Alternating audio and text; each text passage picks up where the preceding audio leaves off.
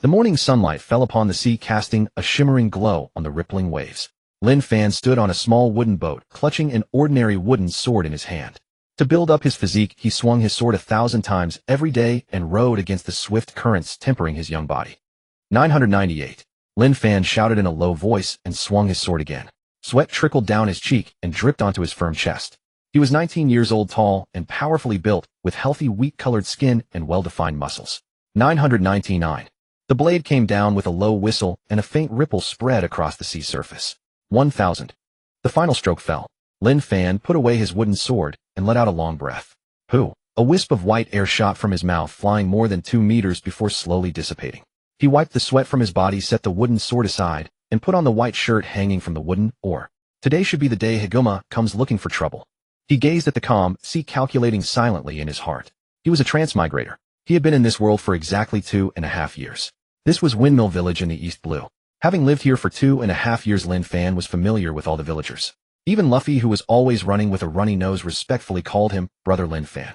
Unfortunately, unlike other transmigrators, Lin Fan did not awaken a powerful cheat ability the moment he arrived. But he was not discouraged.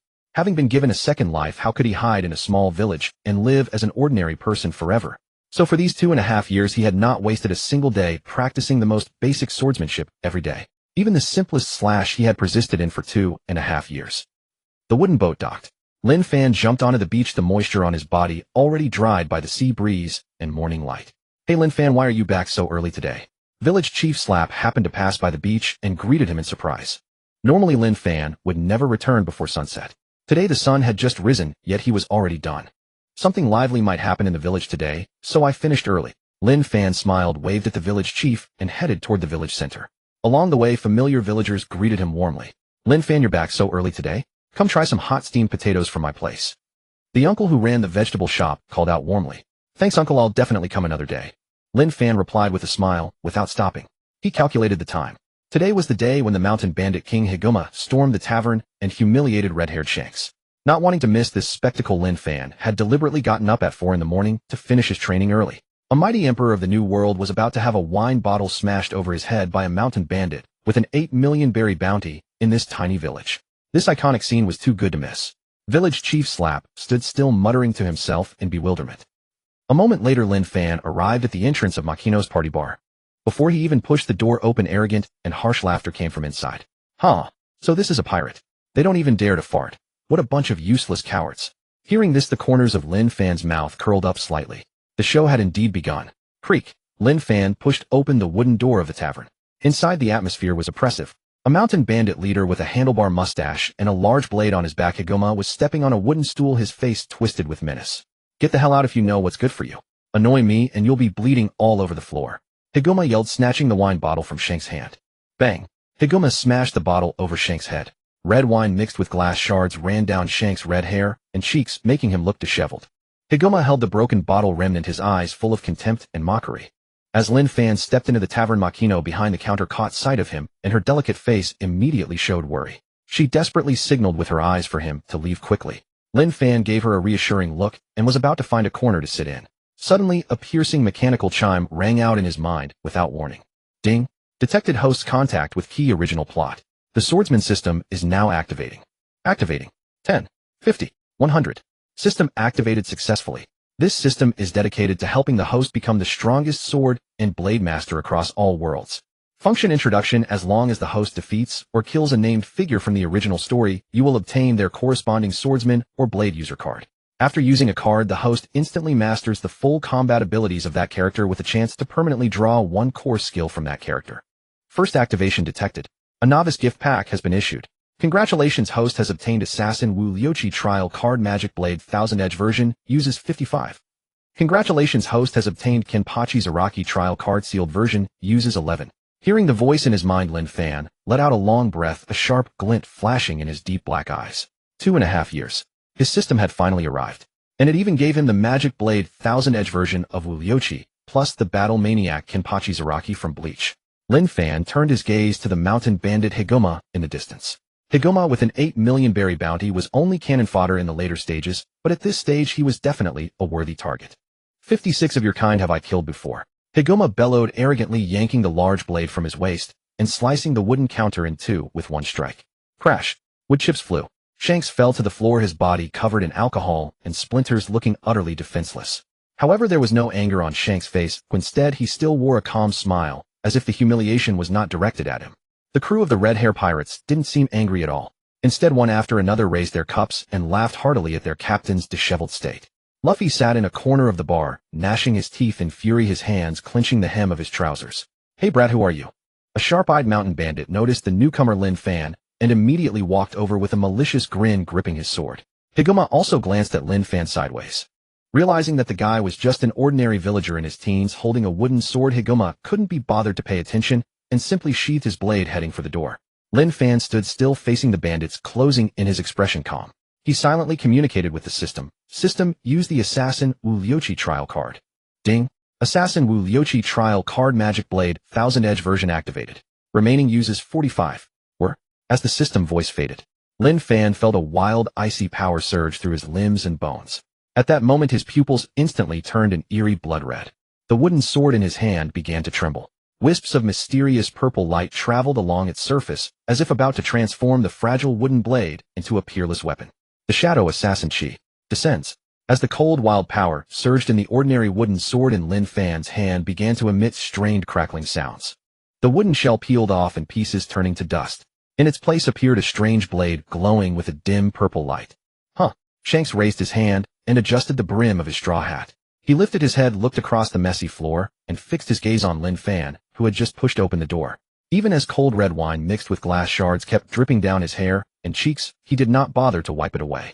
A violet light gathered in Lin Fan's hand. When the glow faded, what he held in his hand was no longer a wooden sword.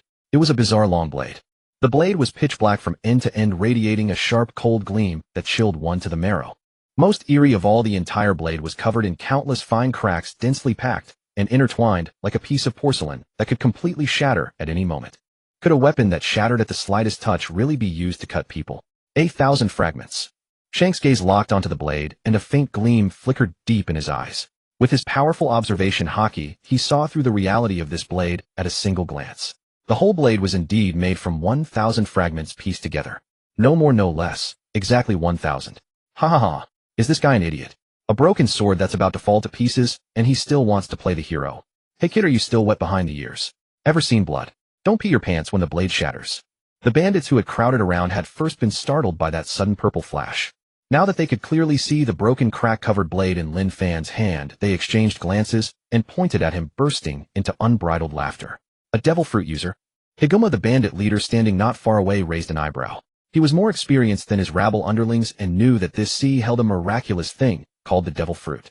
To Higuma, turning a wooden sword into an iron blade out of thin air was undoubtedly some kind of devil fruit power. But rather than fear, a thick greed welled up in his eyes. A devil fruit user usually meant a more valuable bounty or more plunder on their person. Kill him. Higuma licked his dry lips and issued the order in a low voice. Fool. Lin Fan's expression was cold, and he spat out two utterly emotionless words. Hum. The instant his voice fell, the demon blade, 1,000 blades in his hand, began to tremble violently. With a faint metallic hum, threads of deep blue light surged forth from the cracks like dark blue streams flowing through the darkness. The 1,000 fragments vibrated simultaneously as if cheering for their master's awakening. Cold, deathly still, frenzied. In that instant, Lin Fan's entire aura underwent an earth-shattering transformation. He was now the strongest shadow assassin of Xuanwu Kingdom. An ultimate weapon that had abandoned all superfluous emotions and existed solely for slaughter. Shing. The crisp sound of a drawn blade rang through the oppressive tavern. Lin Fan took a single step, and a blurred afterimage remained where he had stood. Swish. There was no ornate technique. This was the purest and most direct assassination. Charge forward, sidestep, slash. His movements were clean and sharp without the slightest bit of hesitation. Swish, swish, swish. Lin Fan's figure darted rapidly through the bandits. Every time he flickered into motion, a streak of blue blade light flashed in passing. Precise. Efficient. Every slash followed a trajectory refined to the extreme, wasting not a single ounce of strength. Thud. Thud. One bandit after another collapsed limply to the floor, without even a chance to scream, eyes wide, hands clutching their necks. Warm blood splattered across the floorboards, releasing a thick, gory stench. This method of killing. Shanks, seated by the bar, narrowed his eyes. Too clean. The bone-in meat in Lucky Roo's hand stopped right before his mouth, and he could no longer take a bite. He stared at Lin Fan's chilling movements, his brows knitted tightly. From Lin Fan, he sensed a bloodthirsty aura that made one's hair stand on end. The aura was almost tangible. Without having stained one's hands with hundreds or thousands of lives, it would be absolutely impossible to nurture such terrifying killing intent. First mate Ben Beckman's smoking motion also came to a halt. A long column of ash dropped onto his clothes, yet he was completely oblivious. Judging by Lin Fan's appearance, he was 19 at the very oldest. To possess such killing skill at that age was simply unbelievable. The members of the Red Hair Pirates were merely shocked, but Higuma was now filled with nothing but boundless terror. Damn it! Seeing his men fall one after another, Higuma could no longer keep his composure. With a furious roar, he drew the broad-bladed sword from his waist and swung it forward in a full-power horizontal slash. Clang! The two blades clashed. The demon blade, Thousand Blades, in Lin Fan's hand firmly caught Higuma's heavy strike. Higuma's face twisted as he glared at the young man before him. At such close quarters, he could see even more clearly that this blade was indeed pieced together from countless fragments. Why? Why could a crack-ridden broken sword cut through iron with such ease and mow down men like grass? Demon blade, Thousand Blades. Lin Fan's scarlet eyes looked at Higuma calmly. His voice was soft yet utterly devoid of warmth. It only attacks, never defends. You? Higuma's eyes widened abruptly. He suddenly felt a chill spread through his chest. Instinctively he looked down. To his horror, Higuma discovered that a clean straight cut had appeared across his chest without warning. The cut was unnaturally neat. Even his bones and organs had been severed in an instant.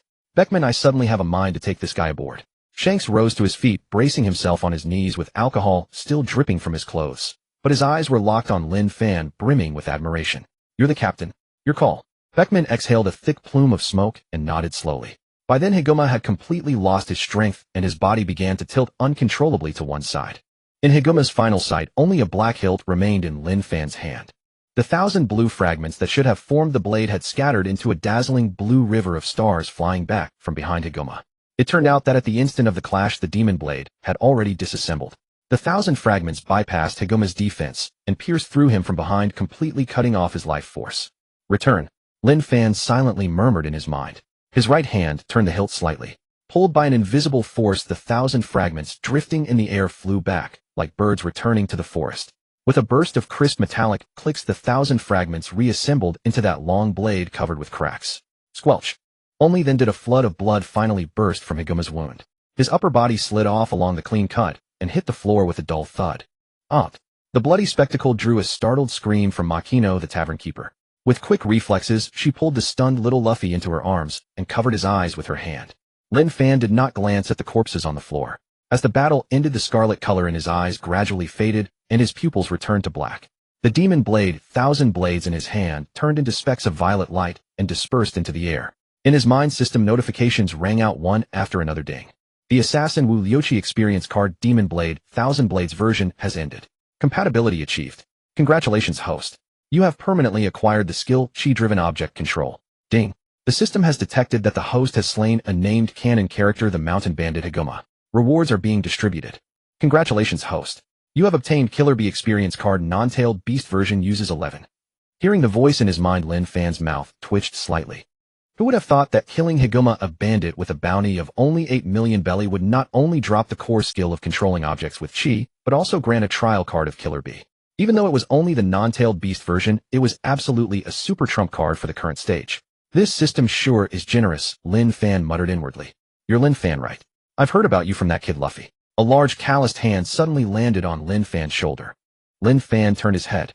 There was Red-Haired Shanks, who had been disheveled moments ago, now grinning broadly and giving him a thumbs up. Young as you are, you didn't hesitate at all.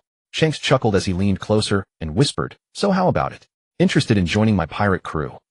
You're a swordsman, and I happen to know the world's greatest swordsman. I can introduce you to him someday. At that moment, Shanks was still covered in sticky liquor, looking nothing like an emperor of the sea. Rather, he seemed quite comical. But that was Shanks. Not interested. Lin Fan brushed the hand off his shoulder, refusing without hesitation. The red hair pirates were indeed formidable, but they didn't fit his plans. Haha, that's a pity. Unfazed by the rejection, Shanks rubbed his damp red hair and gave a hearty laugh. Since you won't be my crewmate then, surely you can at least share a drink with me. At Shanks' invitation, Lin Fan looked at the cup extended toward him and without refusing reached out to take it. Boisterous laughter, the crisp clinking of cups. Today, joy belonged to this tiny tavern. The pirates gathered together, laughing heartily, tearing apart huge chunks of roasted meat with their hands, oil smeared across their mouths without a care. By the counter, nearly 10 empty wooden barrels had stacked up on the floor. Shanks and Lin Fan sat side by side, clinking their cups again and again. Huh. I never would have guessed you could hold your liquor, kid. Shanks slung an arm around Lin Fan's neck, his face flushed, and let out a beer-scented burp between words, clearly already quite drunk. I'm quite surprised myself. Lin Fan tilted his head back and down the ale in one gulp, his expression calm, his heartbeat not even quickening in the slightest. This truly surprised Lin Fan. It was his first time drinking since he had transmigrated into this world. Unexpectedly, this body, tempered through 2.5 years of rigorous training, possessed an astonishingly formidable ability to metabolize alcohol. This is the last barrel. If you two finish this one, I won't have any stock left. Makino struggled to haul over a fresh barrel and gave the two drinking rivals a helpless roll of her eyes. What's there to worry about? If we run out, send Luffy to get more. Shanks slapped the table and turned to tease little Luffy standing nearby. Shanks, you idiot. Luffy, furious, swallowed the mouthful of meat he had stuffed in and yelled loudly. Having just eaten the devil fruit, Luffy couldn't yet control his body perfectly. When he strained, his cheeks suddenly puffed up like balloons, making his whole face round and extremely comical. Huh, a kid's a kid. You can't even carry a few barrels of booze, useless. Shanks laughed so hard he rocked back and forth, slapping the counter with a series of bangs. Who says I can't carry them? Stung by the challenge, Luffy hopped off the bar stool in a huff and dashed out of the tavern like a whirlwind. Makino's tavern was indeed out of alcohol, so this time Luffy was running to Village Chief Slap's house to borrow some. What an energetic little rascal. Shanks watched Luffy's departing figure with a pure smile on his face. Lin Fan also looked at the tavern door, his lips twitching slightly. However, there was a strange, curious glint in Lin Fan's eyes. In truth, he was waiting. The mountain bandit Higuma had already been thoroughly dealt with by him, using the demon blade Shinrin. Lin Fan was curious whether with Higuma dead the world line would correct itself through other means. For instance, making Luffy slip on the way to fetch the liquor and inexplicably fall into the sea to feed the Sea Kings. Before long, however, Luffy returned safe and sound, carrying 5 large wooden barrels. This was the last of the alcohol in the village chief's house. Don't make me go again. Luffy set the barrels heavily on the floor, his cheeks puffed out, still sulking at Shanks. Alright, thanks for the effort, kid. Shanks burst out laughing and ruffled Luffy's black hair forcefully. The barrel top was knocked open. The party continued. Lin Fan no longer joined the drinking contest. Instead, he gently swirled his wooden cup in a corner, carefully recalling the strange state he had entered when using the assassin Wu Yoichi card. The moment the card was activated, Lin Fan felt as if he had become a cold-hearted observer, able to easily see through the lies before him. The bandits' movements, their breathing, even the flaws in their defense. All were as clear to Lin Fan as words written on paper. All he needed was to raise his hand and strike. Then a life would vanish. Lin Fan understood that this was not some specialized technique, but the instinct of a top-tier shadow assassin. Wherever instinct told him to strike, he struck. Simple, direct, efficient. More than a dozen bandits had fallen at his hands, yet Lin Fan's heart remained utterly undisturbed, as calm as if he had simply taken a sip of water. After all, during those 2.5 years of cultivation, Lin Fan had not merely stayed shut in Windmill Village. For actual combat, he often rowed a small wooden boat alone to the nearby seas. Many of those unfortunate pirates lurking in remote corners of the East Blue, with bounties ranging from hundreds of thousands to over 1 million belly, had long been cleaned up by him. It was these genuine life and death battles, combined with the empowerment of the assassin Wu Yoichi card, that had gathered upon Lin Fan a heavy killing intent that even New World powerhouses like Shanks would notice with a sidelong glance. Lin Fan pulled his thoughts back and took a sip of the ale.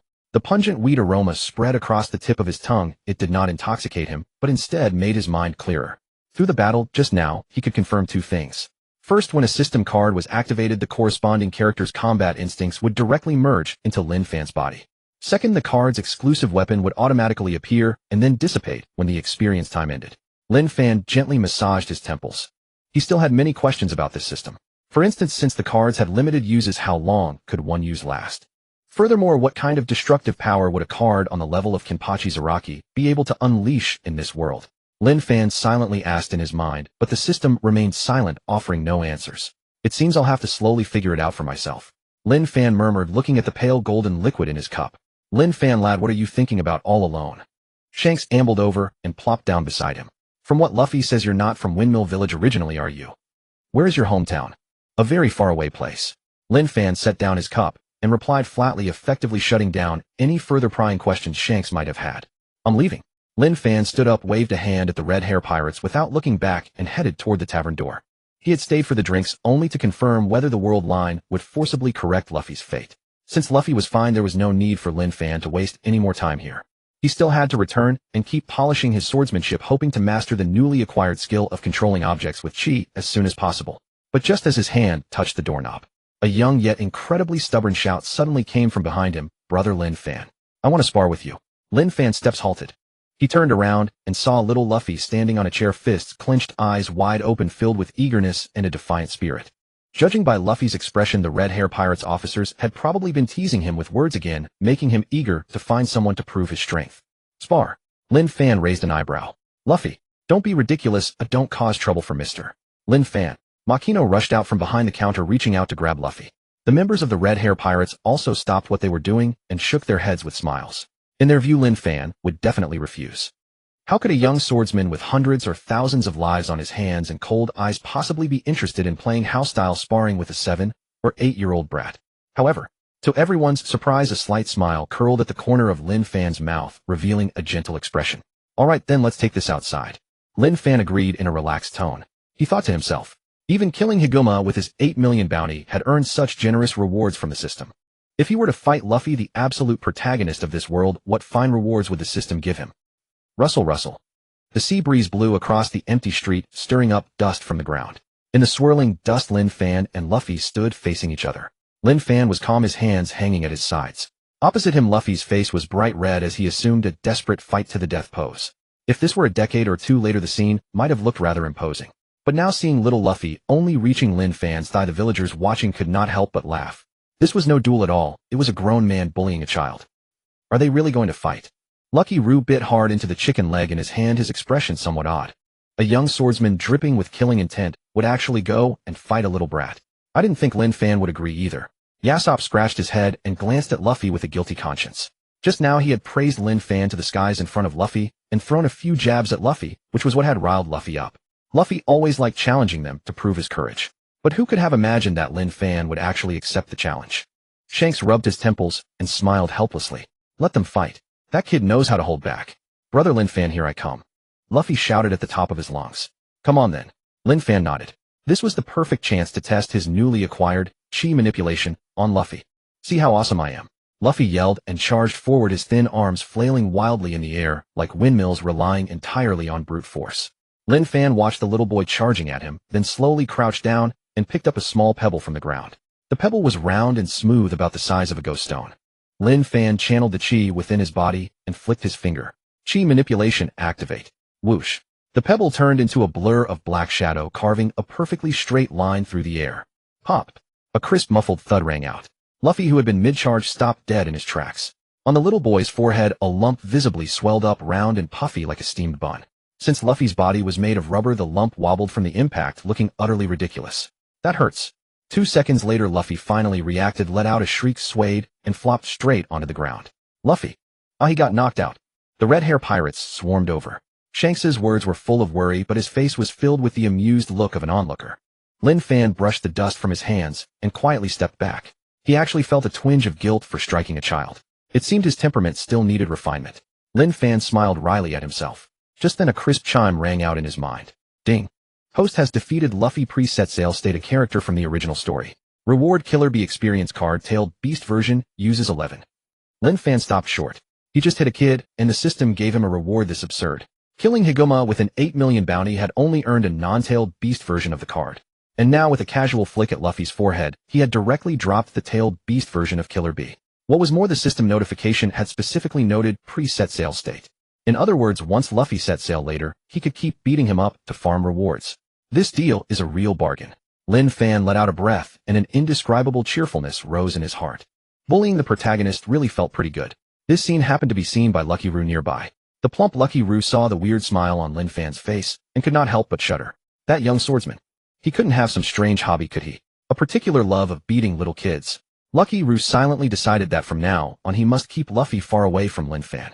Lin Fan ignored the pirate's stares, turned around, and quickly walked away from the street. The Red Hair Pirates did not stop him. Lin Fan's move had been carefully measured. With Luffy's rubber body, the boy would be bouncing around again after lying down for 10 minutes. It was nothing more than a harmless joke. Back on his little wooden boat, Lin Fan set out to sea once more. This time, in addition to his daily 1,000 sword swings, he had another training task, mastering the techniques of chi manipulation. He used chi to control a wooden sword, weaving it through the sea breeze. Although he was not yet proficient, it was already beginning to show real power. Night fell, and stars dotted the sky. After 5 hours of hard training, Lin Fan returned to the room, took a cold shower, and lay down on the wooden bed to sleep. The next morning, Lin Fan was awakened by the noisy shouts from the street. He opened his eyes and listened carefully to the commotion outside. Oh no, Luffy fell into the sea. Help, Luffy is drowning.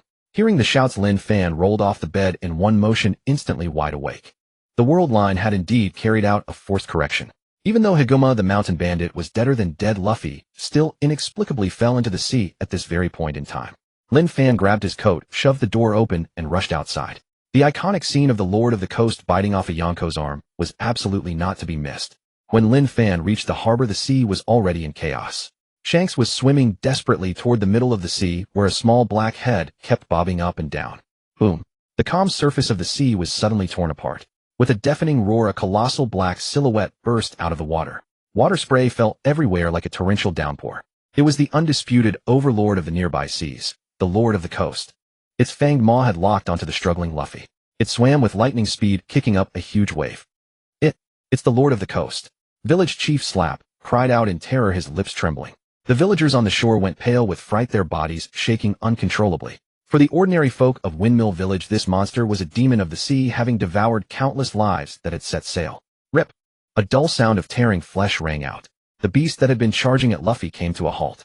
A large patch of bright red blood spread rapidly across the sea, dyeing the azure water a glaring scarlet. In the nick of time, Shanks had clutched Luffy to safety, but his own left arm had already completely vanished into the Lord of the Coast's mouth.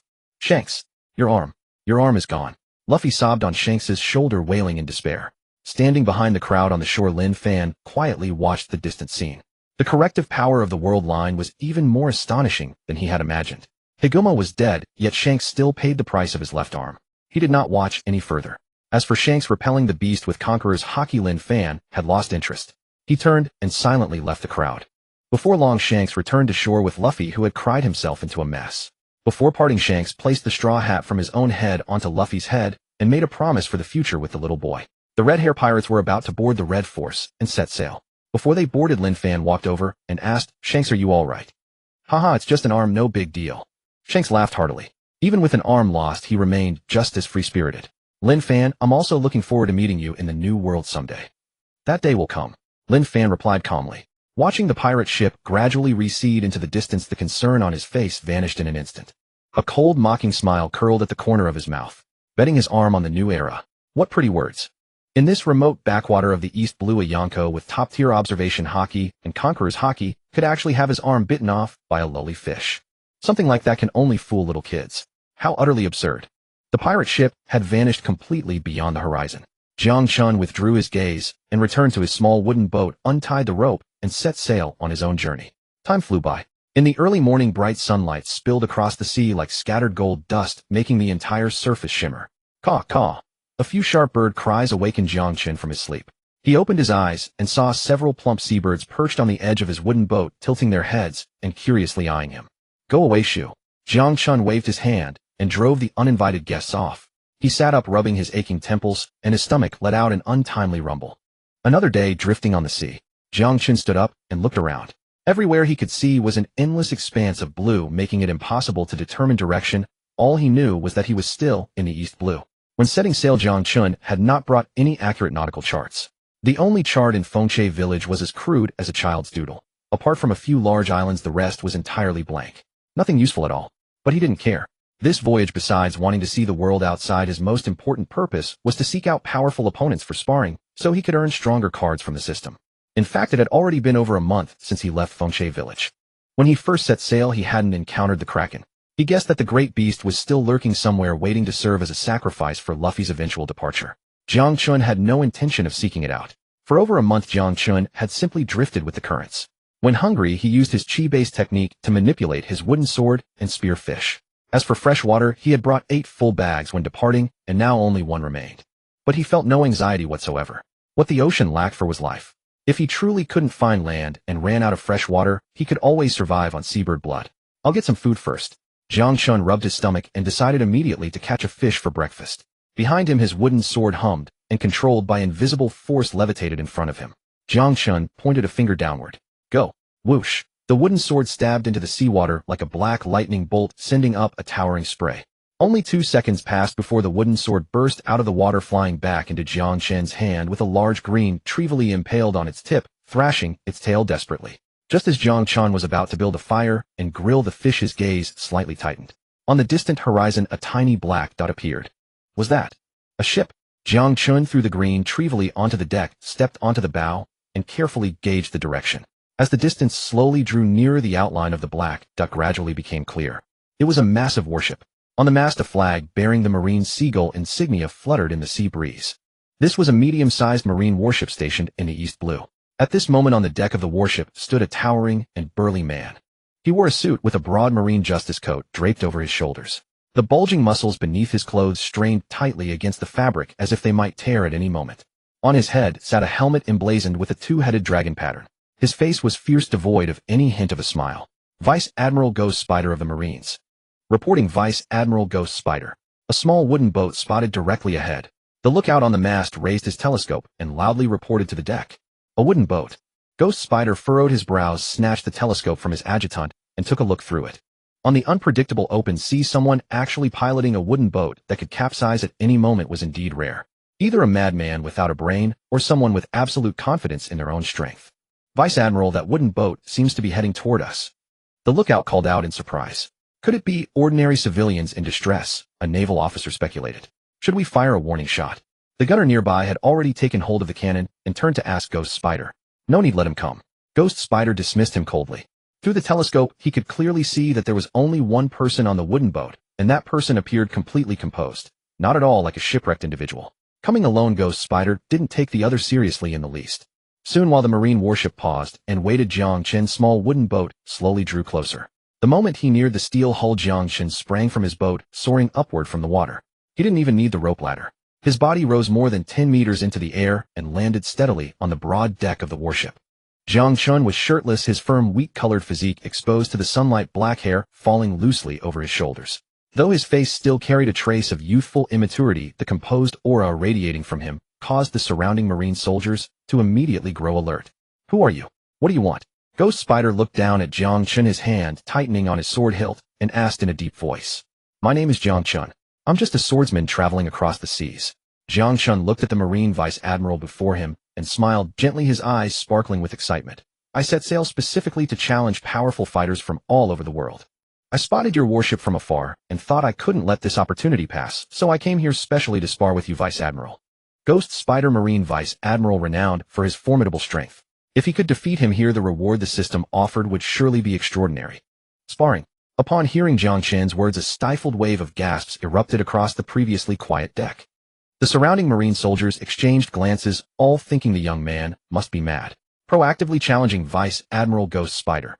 Inside the Marines, everyone knew that Vice Admiral Ghost Spider was infamous for his ruthless cruelty, never showing mercy in battle and not even caring about the lives of his own subordinates. Have you heard my name? A flicker of surprise crossed Ghost Spider's fierce face. Then, sweeping his scrutinizing gaze over Jiang Chen, he asked coldly, Are you a pirate? Not yet. I neither burn, kill, nor loot, nor do I have a bounty on my head. Jiang Chen brushed off the dust from his hands and replied calmly. Interesting. Ghost Spider stared at Jiang Chen and cracked a cruel smile. I'll accept your challenge. However, my dictionary has no concept of holding back. If you're maimed, don't blame me. Since sailing on the open sea was so dull, who would refuse a punching bag that came right to him? Boom. The moment those words left his mouth, a ferocious and wild aura erupted from Ghost Spider.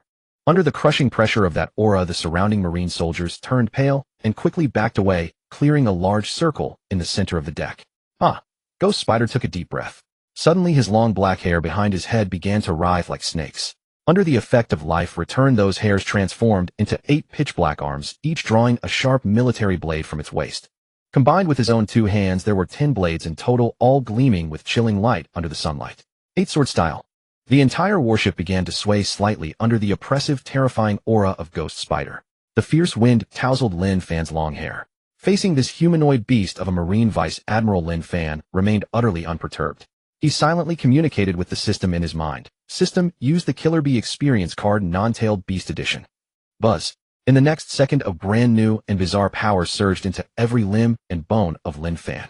As this ancient and violent lightning release energy flowed through his body, the air around Lin Fan began to crackle. Whoosh! Suddenly a fierce gale erupted. Two massive currents of air heavy as mountains collided head-on at the center of the deck, causing the sea to churn with rolling waves. Interesting. Ghost Spider sensed the rising aura from Lin Fan, and a cold gleam lit up in his eyes. Facing an opponent of this level, he finally became excited. Ding. The Killer Bee Experience card Non-Tailed Beast Edition has been used. Listening to the system voice echoing in his mind, Lin Fan took a deep breath. He loosened up his limbs and coldly stared at the Marine Vice Admiral before him. The duel erupted in an instant. Boom. The thick wooden planks beneath Ghost Spider's feet could not withstand the force, instantly splitting into countless spiderweb-like cracks and collapsing into a huge crater. He charged forward like a ferocious beast, descending the mountain carrying a violent aura. Clang, clang, clang. The sound of blades being drawn rang out in unison. Ghost Spider stepped through the air, using moonwalk, wielding 8 sharp sabers. The overwhelming blade light cascaded down like cold moonlight, shrouding the entire deck. Fierce and heavy, every slash sought to take a life. Well struck. Lin Fan stood his ground without dodging. Just then a piercing shriek suddenly came from the sky. Ghost Spider was startled and looked up abruptly. What he saw was a dazzling rain of red light falling from the sky, 7 streaks in total, each carrying a bone-chilling cold gleam. Huh. Ghost Spider's charging movement slowed slightly. The 8 arms formed from his hair at the back of his head madly flailed, gripping sabers and slashing horizontally against the wind. Shing. 8 blades swung out at once. The icy blade light turned into crescent-shaped arcs, violently crashing into the falling rain of light. Clang, clang, clang. The dense clash of metal rang through the air in an unbroken chain. The 7 streaks of red light were forcefully knocked down, and with metallic vibrations one after another they embedded themselves upside down into the wooden deck. Only then did everyone see the true nature of these weapons. Hiss.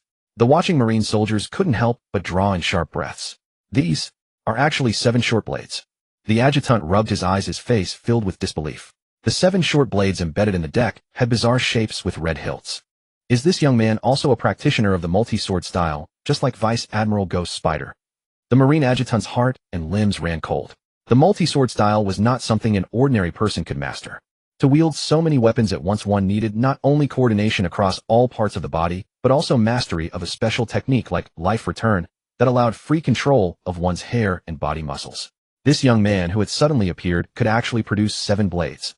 Ghost Spider stopped, coldly staring at the 7 short blades on the deck, then shifted his gaze to Lin Fan's face. Are you a 7-sword style user? No, I am an 8-sword style user. Lin Fan answered calmly, his expression utterly serious. The 8th blade was naturally the wooden sword behind him. Ghost Spider's brows knitted deeper. There were clearly only 7 short blades on the ground. How could this guy claim to be 8-sword style?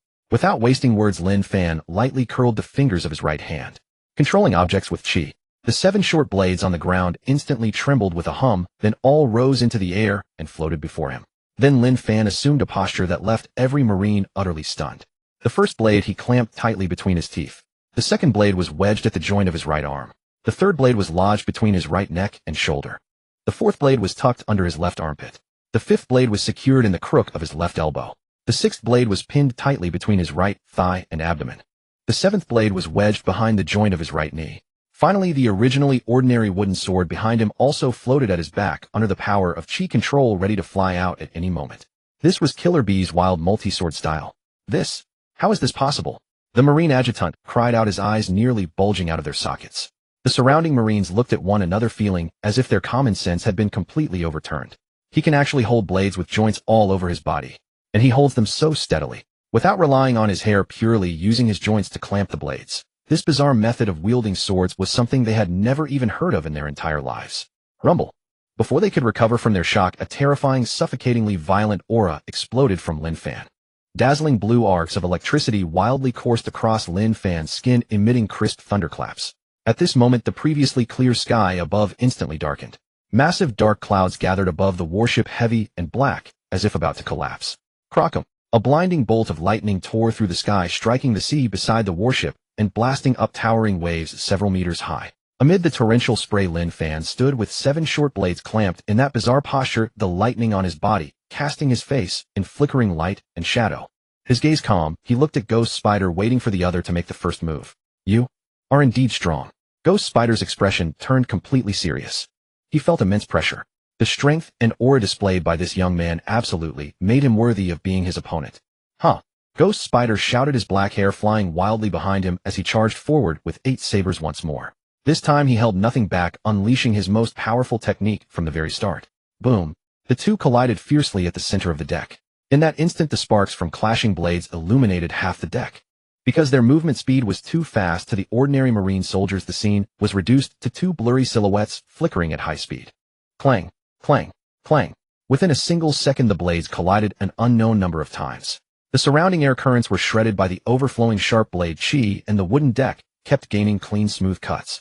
What shocked everyone was that Lin Fan, with only 7 blades in hand, was steadily overwhelming Ghost Spider's 8-sword style in both strength and speed.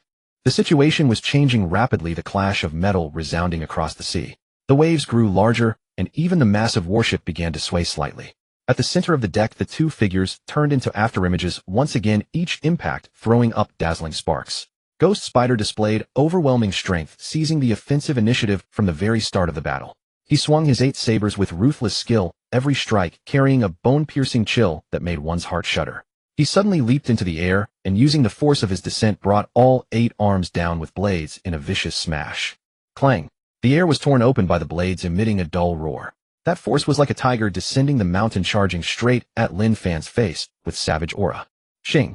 Lin Fan did not retreat. The 7 red short blades clamped on his body lit up with dazzling blue arcs, the powerful current making even the air tremble.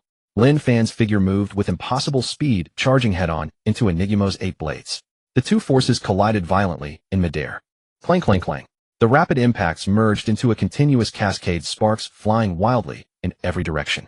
A mighty surge of air expanded outward while the wooden deck was carved with crisscrossing gashes by the overflowing force. At this level of battle, any ordinary person who dared draw near even half a step would be instantly shredded by the scattered aftermath, leaving not even bones behind. Vice Admiral Enigmo is being suppressed. Among the watching Marines, a young soldier rubbed his eyes, his face written with disbelief. To those Marines, Vice Admiral Enigmo's swordsmanship was among the very finest at Marine headquarters. Among Vice Admiral level experts, only Vice Admiral Mamanga, equally adept with the sword, could match him.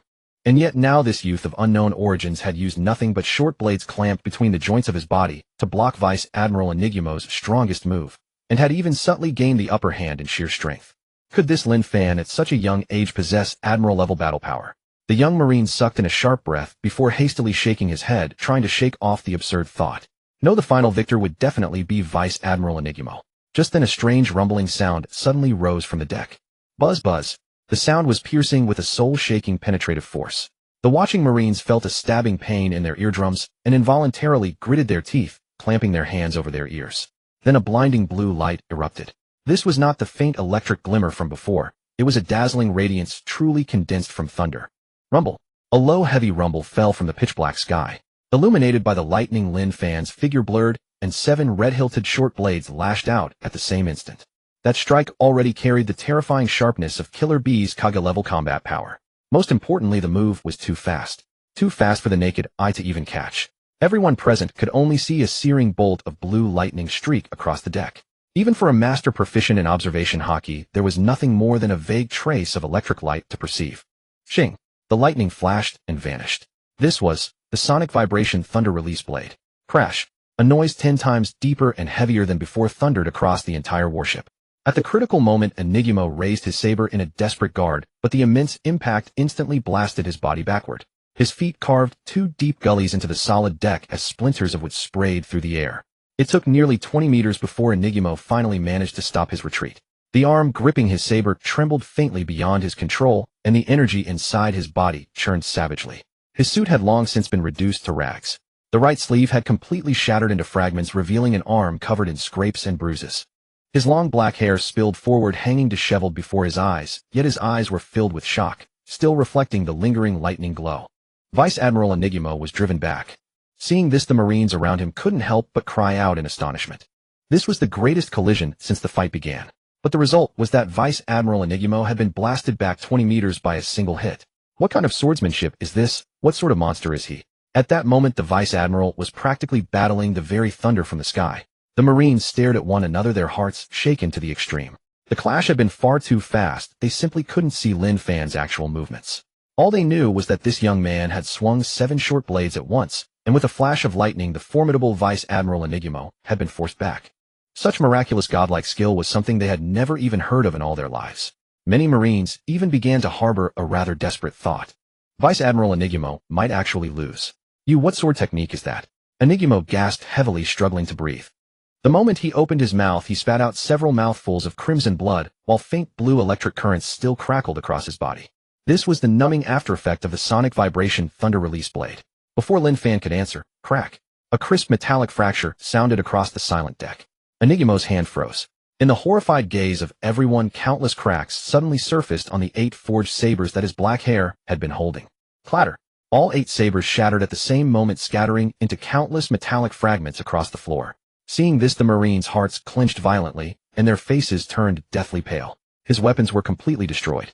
It meant that Vice Admiral Enigmo had truly lost. This unknown youth who had drifted across the sea in a small wooden boat had with absolute power defeated a senior Vice Admiral of Marine Headquarters in a fair head-to-head duel. Sonic vibration thunder release blade. Lin Fan retracted the short blades held against his body, looking at the bedraggled Enigmo, and answered calmly. You said earlier that you wield 8-sword style. Enigmo straightened his somewhat hunched body with effort, casually wiping away the blood at the corner of his mouth. Though he had lost rather miserably, a strange light lingered in his eyes as he stared fixedly at Lin Fan. That's right, Lin Fan nodded seriously. Enigmo's body jolted violently. He could tell that this young man wasn't lying. The opponent indeed had an 8th sword that he hadn't used yet. In other words, he had lost completely, without even forcing the young man to reveal his trump card. The gap between them was like an insurmountable chasm. At that thought, a wave of indescribable shock surged through Enigmo's heart. He was astonished by the young swordsman's terrifying strength, and also puzzled. Why would the East Blue, a notoriously weak sea, suddenly produce a monster like this? But soon the emotions in Enigmo's eyes faded. He looked at Lin Fan, and suddenly broke into a grin. I truly never expected that patrolling the East Blue this time would let me meet someone like you. Enigmo shook his head helplessly, then his expression grew solemn, and he admitted with utmost frankness, I lost. As the Vice Admiral personally conceded, the Marines on the entire warship burst into chaos, voices rising everywhere. The Vice Admiral really admitted defeat. How is this possible? That's Vice Admiral Enigmo. Although everyone had seen how the battle was going, hearing the admission still struck their hearts with immense shock. An unknown young swordsman had defeated a Marine Vice Admiral head-on. If word of this reached headquarters, it was certain to set off a major earthquake. My gains have been considerable too. Lin Fan drew back the 7 red-hilted short blades, suspended before him, a satisfied smile spreading across his face. These words came from the bottom of his heart. Leaving aside the bountiful rewards the system was about to bestow, this life and death struggle against a veteran powerhouse had genuinely enhanced his practical combat experience by a large margin. May I ask your name? Enigmo, enduring the aching pain throughout his body, forced a stiff smile. He now harbored intentions of building a connection. If a powerhouse like Lin Fan could be recommended to join the Marines, it would certainly be a great achievement. Because of his inherently fierce features, the forced smile only made him appear even more ferocious and terrifying. Lin Fan. Lin Fan calmly stated his name. Lin Fan. Enigmo softly repeated it, as if trying to imprint the name into his mind. The sun dipped below the horizon, and darkness swiftly claimed the vast expanse of the sea. The night sky was studded with glittering stars, while cool moonlight cascaded over the ocean, stirring ripples of luminous silver. A colossal naval warship rested silently upon the water, its seagull emblazoned banner swaying gently in the sea breeze. At that moment, from the vessel's dining hall, a rich, savory aroma wafted into the air. Lin Fan was seated at the table, annihilating the food before him like a whirlwind. Roasted sea beast meat, braised potatoes, and a platter heaped with bread were all swept into his stomach. The fierce battle with Ghost Spider had drained much of his stamina, leaving his appetite ravenous. Thank you for the meal. Lin Fan swallowed the last morsel of roast meat, set down his utensils, wiped his mouth, and offered a friendly smile to Ghost Spider across the table. Several hours had passed since the battle ended. Not only had Ghost Spider not given him any trouble, he had even warmly invited him to a shared dinner. Over the dinner table, the two chatted about the situation at sea, getting along rather well. Lin Fan, are you absolutely sure you won't reconsider? Ghost Spider set down his napkin, his ever-ferocious face now utterly serious. With your strength and talent, the moment you join the Navy, the position of Vice Admiral would be practically yours for the taking. Give it a few years, maybe 8 or 10, and you might even have a real shot at becoming an admiral. Lin Fan smiled and shook his head. Sorry, but I'm used to a life of freedom. I don't have any intention of joining the Navy right now. This was already the second time Ghost Spider had extended the invitation. Yet Lin Fan's answer remained unchanged. He simply had no desire to be fettered by the Navy's countless rules, and on top of that, the Navy had those loathsome celestial dragons looming over them. Acting as bodyguard for those people held no interest for Lin Fan at all. Alright, I won't force you. I'll send you off. Ghost Spider was quite magnanimous. Seeing Lin Fan's firm stance, he refrained from urging further and simply stood up. In this world, the strong always earn respect. Lin Fan had defeated him with pure undisputed swordsmanship. Ghost Spider ruthless as he might be genuinely admired those with true power. Since they couldn't be comrades, it was still worth leaving a good impression. Lin Fan followed Ghost Spider toward the deck. After just a few steps he suddenly slapped his head. "Oh right, Vice Admiral. Could you provide me with a detailed chart of the East Sea?" "No problem." Ghost Spider waved a hand and directly ordered the adjutant beside him to prepare it. Before long the Navy adjutant came trotting over. The adjutant carried a thick rolled sea chart in one arm, and in his other hand a pale purple transponder snail. "Mr. Lin Fan, this is the chart you asked for, and this as well." The adjutant respectfully presented the items. Lin Fan looked at Ghost Spider with a trace of confusion. "Take it." Ghost Spider laughed heartily, making a telephone gesture. "If you ever get tired of roaming the sea, or if you change your mind, you can use this transponder snail to reach me anytime. The Navy's door will always be open for you." It had to be said Ghost Spider had put real thought into winning Lin Fan over. A sea chart and a transponder snail were worth little, but they represented the Navy's sincerity. "Then I'll take them." Lin Fan didn't stand on ceremony and accepted both items straight away. He walked to the edge of the deck, turned, and waved at Ghost Spider and the surrounding sailors thanks. With that his toes pressed lightly on the railing, and he leapt nimbly from the deck over 10 meters up, landing steadily on the small wooden boat.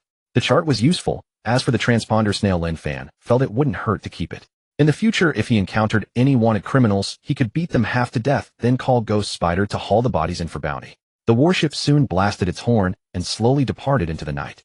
The little wooden boat fell into silence once more. Lin Fan lay in the cramped cabin, hands folded behind his head, gazing at the brilliant starry sky above. He began to check the notifications the system had sent. Ding. Host has defeated Ghost Spider, Vice Admiral of the Navy Headquarters, in a frontal confrontation. Reward obtained Sasaki Kojirō card, Fate's Day Night version, uses available 11. That was the only notification in his mind. No permanent skill rewards appeared afterward. Seems I didn't trigger a permanent skill this time. My luck isn't quite that heaven-defying. Lin Fan let out a sigh, though he felt no great regret. Sasaki Kojirō was a top-tier heroic spirit from another world, and his Tsubame Geishi had nearly reached the realm of divine technique. Being able to get this card was a huge win. Moreover, a real fight with such a genuine expert as Ghost Spider had skyrocketed his combat experience, letting him gradually grasp the essence of the multi-blade style. This transformation brought about by actual combat was more tangible than any reward. So where should I go play next? Lin Fan lit a small fire at the bow, and by its faint light opened the sea chart Ghost Spider had given him. The chart was densely marked with the various factions and sea territories of the East Sea. His finger moved across the parchment, finally stopping on a symbol painted with crossed skulls. The Krieg Pirates, claimed to be the most colossal maritime force in the East Sea, commanding over 50 pirate ships and a manpower of 5,000. Let's try out my new power on you then. Lin Fan stared at the name, a flicker of excitement gleaming in his eyes. Half a month later, the sun rose in the east and sank in the west. Peaceful days on the sea were always fleeting. This morning sunlight cut through the mist and spilled across the surface. Yet here the seawater had taken on an eerie dark red. The air was thick with the acrid smell of blood. The sea breeze rolled through, carrying a heavy stench of rust. For miles around, the ocean was covered with shattered planks, snapped masts, and a great number of floating corpses. The fish that should have been lured here by the scent of blood were absent. At this moment the entire sea was dead silent, with not even a single fish in sight. Because in the void lingered a monstrous killing intent, so thick it nearly congealed into substance. This murderous aura had driven the surrounding air temperature down by several degrees, cold enough to make one tremble. Splash!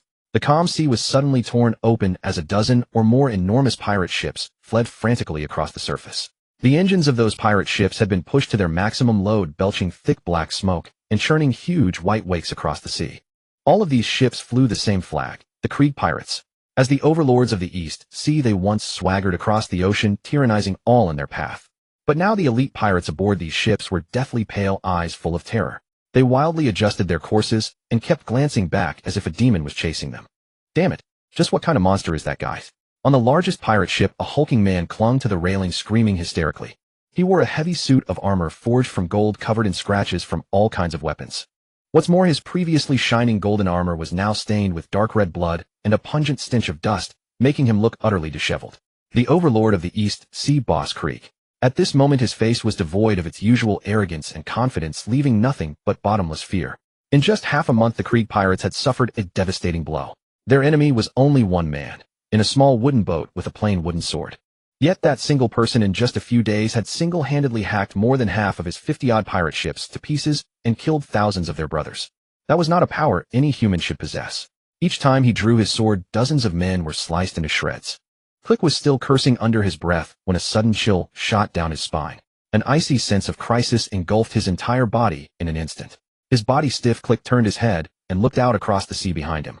On the distant horizon, a snow-white tide was rushing toward their fleet at an inconceivable speed. The wave stood several meters tall, like a gigantic white divine spear that split the entire sea in two, and at the very forefront of the rolling tide, a crude little wooden boat was riding the wind and cleaving through the waves. A black-haired young man stood calmly at its bow holding an ordinary wooden sword. Lin Fan, he's caught up. Fire! Open fire, damn it! Blast him to pieces. Click was terrified out of his wits. With a twisted face, he screamed hoarsely at the gunners on the deck. Dozens of cannons turned their muzzles at once and thundered toward Lin Fan. The shells tore through the air, raining down with piercing shrieks. Yet Lin Fan, standing at the bow, did not even bat an eye. The wooden sword in his hand simply swept forward. A faint, almost translucent, sword aura flashed past. Boom, boom, boom. The iron cannonballs, still hanging in midair, were instantly sliced cleanly in half, then exploded on the sea on either side of Lin Fan, throwing up towering columns of water. Lin Fan's little wooden boat glided through the water spray without losing the slightest speed. This bastard. He never intended to let us live. Click watched this scene. His legs went weak, and he nearly dropped to his knees on the deck, a desperate scream tearing from his throat. Faster. Even faster.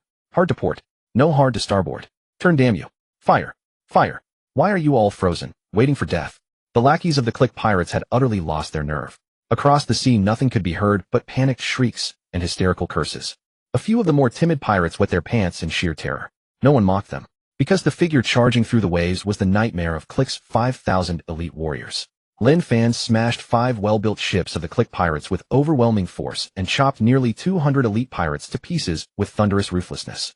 Every time Lin Fan swung the purple long saber in his hand, pirates died in that very instant without even a second of resistance.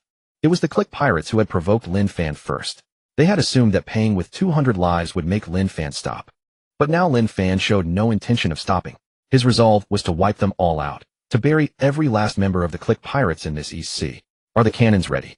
Click ground his teeth and roared.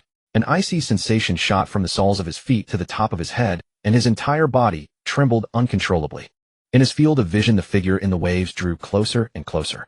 At last Click could see Lin Fan clearly. A sturdy, wheat-colored physique, sleek and solid. His hair flew wildly, and his face was nothing but cold indifference. What drove Click closest to madness were Lin Fan's eyes. Blood-red eyes, as if a sea of freshly spilled blood lurked within them. How can any human have eyes like that? Click's teeth chattered as an endless tide of dread swelled in his heart. Boss Click. The cannons are loaded. The gunner's scream finally rang out across the deck. Hearing it, Click felt a shred of security return, and the panic on his face reluctantly receded. The next second, however, his expression froze completely. Among the towering waves, Lin Fan's speed was unnaturally fast. With one stamp of his foot, his entire body shot out like an arrow from a bow. Boom. The nearest small pirate ship shuddered violently. Lin Fan's figure flashed through the air, the long saber in his hand, tracing a perfect circle. Demon Blade, thousand edges split apart in that same instant. SSSHH. A brilliant blue saber light carved a long arc in the sunlight like a magnificent river of stars stretching across half the sky. At that moment, the world around them seemed to fall silent. Click's eyes were shot through with blood as he stared dead ahead. It was the same scene that had played out 5 times already today. This was the 6th ship. Click even knew exactly what would happen next. But he did not dare move. Besides fear, his mind was utterly blank. Everyone aboard the Click pirates was the same, standing as rigid as wooden sculptures, forgetting even to scream. Crack. Soon the harsh sound of timber splitting came from beneath the hull. Down the center of the small pirate ship, a clean split appeared. The crack was clear and straight, as if drawn with a ruler. Exactly like the mountain bandit Shiga, who had been split in 2 earlier. Thud, thud. As the hull broke apart, the pirates on the deck finally began to stir. But not to flee. The pirates stayed motionless, yet their bodies emitted a series of muffled thuds. It turned out that at the instant Lin Fan swung his blade, a hair-thin line of blood imperceptible to the naked eye had already appeared on each of them. Their bones, internal organs, and vitality were severed completely in the moment the blade light flashed past. No one survived. Scarlet blood burst from the wounds, dyeing half the deck red. Boom. The vessel broke cleanly in half and slammed heavily into the sea. Dozens of pirates dissolved into blood. In a single instant, 1 pirate ship, and 36 elite pirates aboard it, had been wiped out to the last man. Splintered wood drifted across the sea, and the stench of blood was thick enough to make one gag. Run. Run for your lives, damn it. Click was jolted awake by the screams. He scrambled toward the cabin on his hands and knees, a pathetic mess. Snot, tears, and drool were smeared across his face, and shrill screams burst from his mouth. Get the ship moving. Full speed. The pirates needed no orders, they had long since pushed the engines to the limit like madmen. Thick black smoke poured from the stern of the finely built pirate ship, and the engine screamed with an overburdened whine. Click cowered in a corner of the deck, clutching his head in both hands. His whole body trembled without cease, and cold sweat soaked the planks beneath his feet. He was truly afraid now. No one knew how long had passed. At last Click snapped out of his terror. He raised his head cautiously and peered behind him. On the sea behind him the water was a calm, brilliant blue. The god of death that had hounded him relentlessly was nowhere to be seen. Did we escape?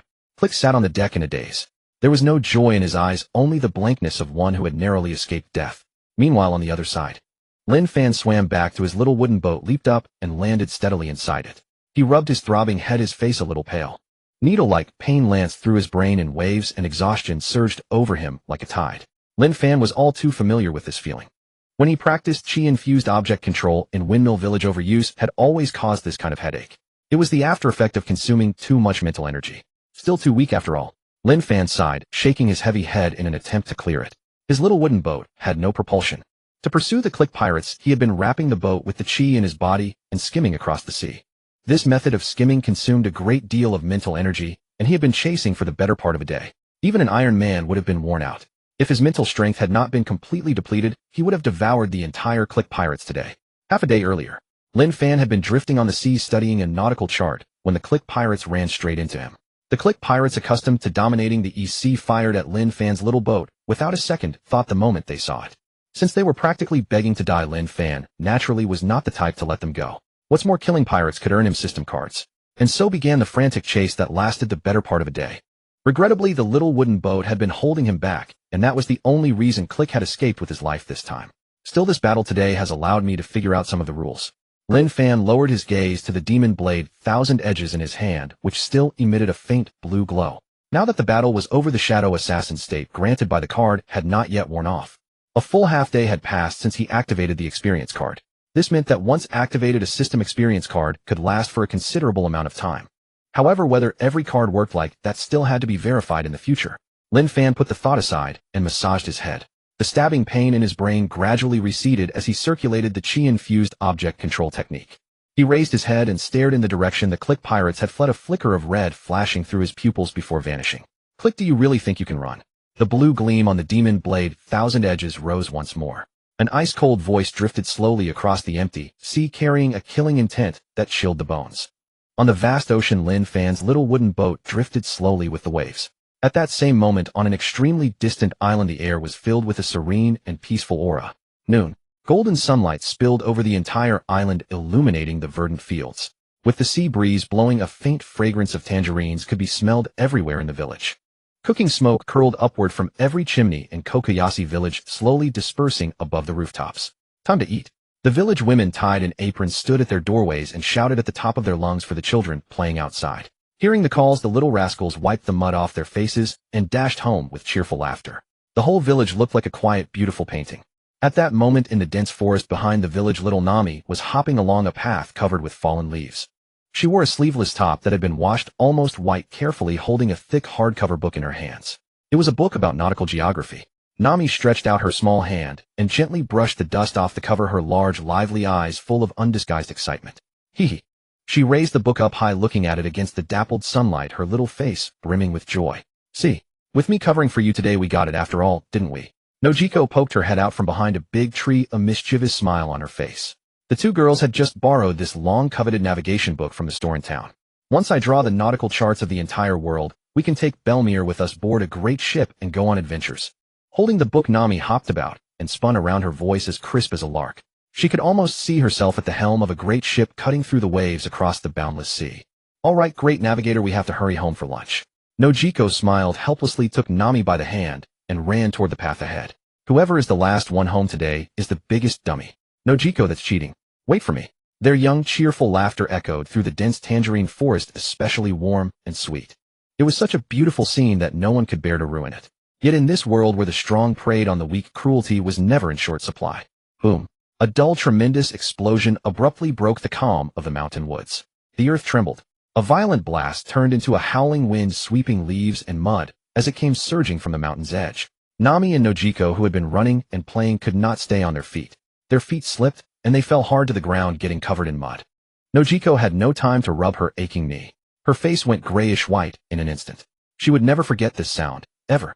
When her hometown was destroyed, the sea had been full of these nightmare-inducing roars. This was the sound of cannon fire. Fire. Nojiko, look, it's on fire over there. Nami sat on the ground, pointing in horror at the mountain a few hundred meters away.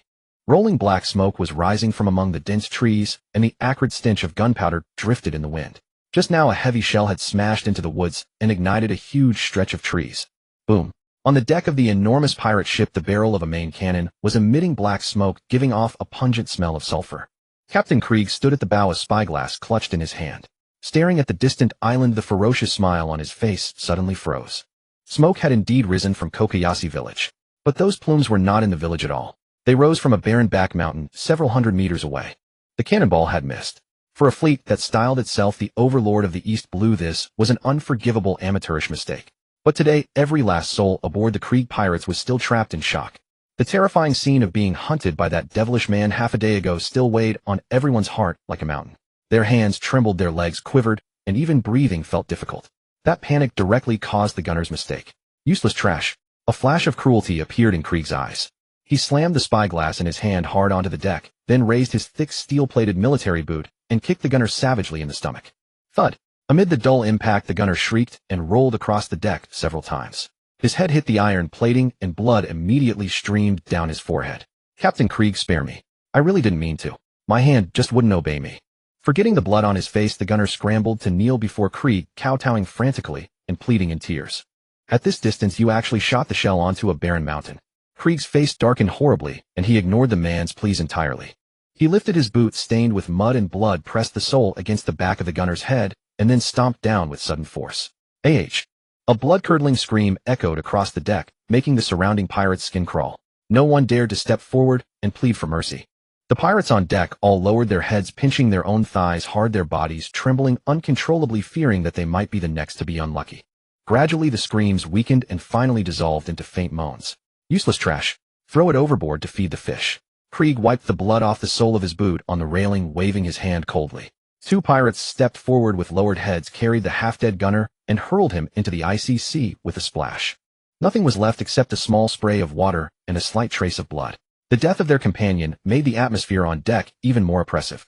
The pirates did not even dare to take a deep breath. Krieg was not killing a man over a single stray cannonball. After being relentlessly hunted by Lin Fan for over half a day, dozens of their fine warships had been chopped into fragments and thousands of elite pirates had been buried in the bellies of fish. This unprecedented frustration and fear was pushing Krieg to the edge of mental collapse. He needed to vent. He needed bloodshed and killing to fill the panic in his heart. And Kokoyashi Village had walked straight into his gun sights. Keep firing. No, forget it. Krieg rubbed his bloodshot eyes, a cruel, bloodthirsty light flashing in them. Full speed ahead. Let this village, let the entire East Blue, know that the Krieg pirates are still the invincible overlords. Yes, Captain Krieg. The surrounding pirates' bodies shuddered violently, and then a wave of suppressed roars broke out. Gradually a scarlet glow began to fill their eyes too. These pirates who had narrowly survived needed to vent as well. Out on the sea, facing that god of death armed with the purple demonic blade, they could only cower and beg like dogs. But when faced with those ordinary villagers, unarmed and helpless, they were the most brutal beasts of all. The engines of the pirate ships groaned under the crushing strain as 12 enormous vessels churned up rolling white waves, bearing down ferociously upon the harbor of Kokoyashi Village. Along the streets of Kokoyashi Village, urgent and terrified shouts rose like thunder from a clear sky. Pirate ships! A large fleet of pirate vessels has anchored at shore. Everyone run. The pirates are attacking. Panic spread rapidly throughout the village. Within mere minutes, nearly every villager had learned of this dreadful news. On the sea not far from the harbor, a full dozen massive pirate ships sailed in single file, advancing toward the village with terrifying momentum. The villagers gathered at the shore, gazing at those black warships, their expressions growing grimmer by the moment. Could it be the cliff pirates? An elderly villager who had once sailed the seas recognized the skull flag fluttering above his legs, buckled in terror, and he collapsed to the ground. We're finished. That's the largest pirate crew in the East Blue. Why would they target our remote little fishing village? What? You mean that cliff with thousands of men? Upon hearing the old man's words, the villagers fell into utter despair. Good heavens, what should we do? We have barely any money in this village. Do they intend to slaughter us all? Women clutched their crying children tightly, while men grasped farming tools, their palms drenched in cold sweat. Shut up. What is there to panic about? At that moment, Kensuke stepped forward. He was the village sheriff of Kokoyashi. Though he wore a childlike toy windmill upon his head and an oversized black military cap, his appearance was somewhat comical. Yet at this critical juncture, not a trace of fear showed on his face. For he knew, if even he lost his composure, the village would be utterly doomed. You few head to the rear mountain immediately and contact the nearest marine branch at top speed. Inform them of the cliff pirates' invasion. Kensuke pointed at several older women in the crowd. Right? We'll go at once. The women wiped away their tears and ran toward the mountain without looking back. As for the remaining able-bodied men, go home and fetch every usable weapon you can find. Gritting his teeth, Kensuke watched the warships draw ever closer, his expression grim. These pirates are shelling us on arrival. They aren't here for plunder. They want our lives. We don't need to fight them head-on. We merely need to hold them off within the village until the marine reinforcements arrive, and we shall survive.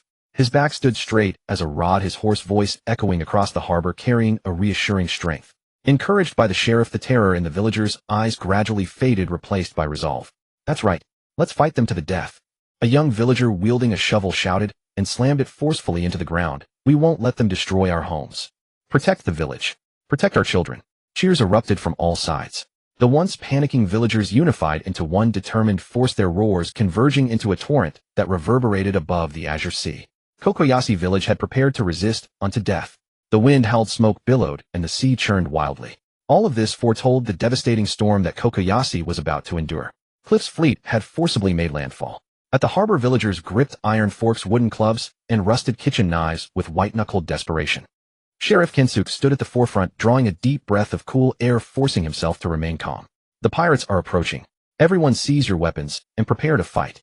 Kensuke's hoarse roar carried upon the sea wind. The villagers' eyes, red with emotion, raised their makeshift weapons one by one. Though their bodies trembled violently, their homes lay directly behind them, and not a single person would retreat an inch. At that very moment, the ship's boarding ramp crashed heavily onto the shore. Ha! Slaughter them all. Cliff leaped from the flagship, raising his golden shield high. Kill! At Cliff's command, hundreds of pirates roared in unison, their eyes bloodshot as they charged down from the deck. Their faces contorted like demons emerging from the depths of hell. They had been hunted by Lin Fan for half a day, their spirits nearly shattered. Now they desperately needed the villagers' blood to wash away their inner terror. Only through slaughter could they temporarily forget the despair of being dominated by Lin Fan. Protect the village. Kensuke bellowed, swinging his iron pipe as he charged headfirst. The villagers erupted into fierce cries, following closely behind. The two forces were about to collide. Meanwhile, in a thicket behind the harbor, Nami, hiding within the bushes, turned pale, her body trembling uncontrollably. It's fighting. Upon hearing the cannon fire, the village had descended into chaos, with villagers rushing toward the harbor. Nami and Nojiko, unable to bear staying behind, had secretly followed and witnessed this brutal scene. Nojiko gazed at the distant battlefield, memories of her hometown's ruins devastated by pirates flooding her mind.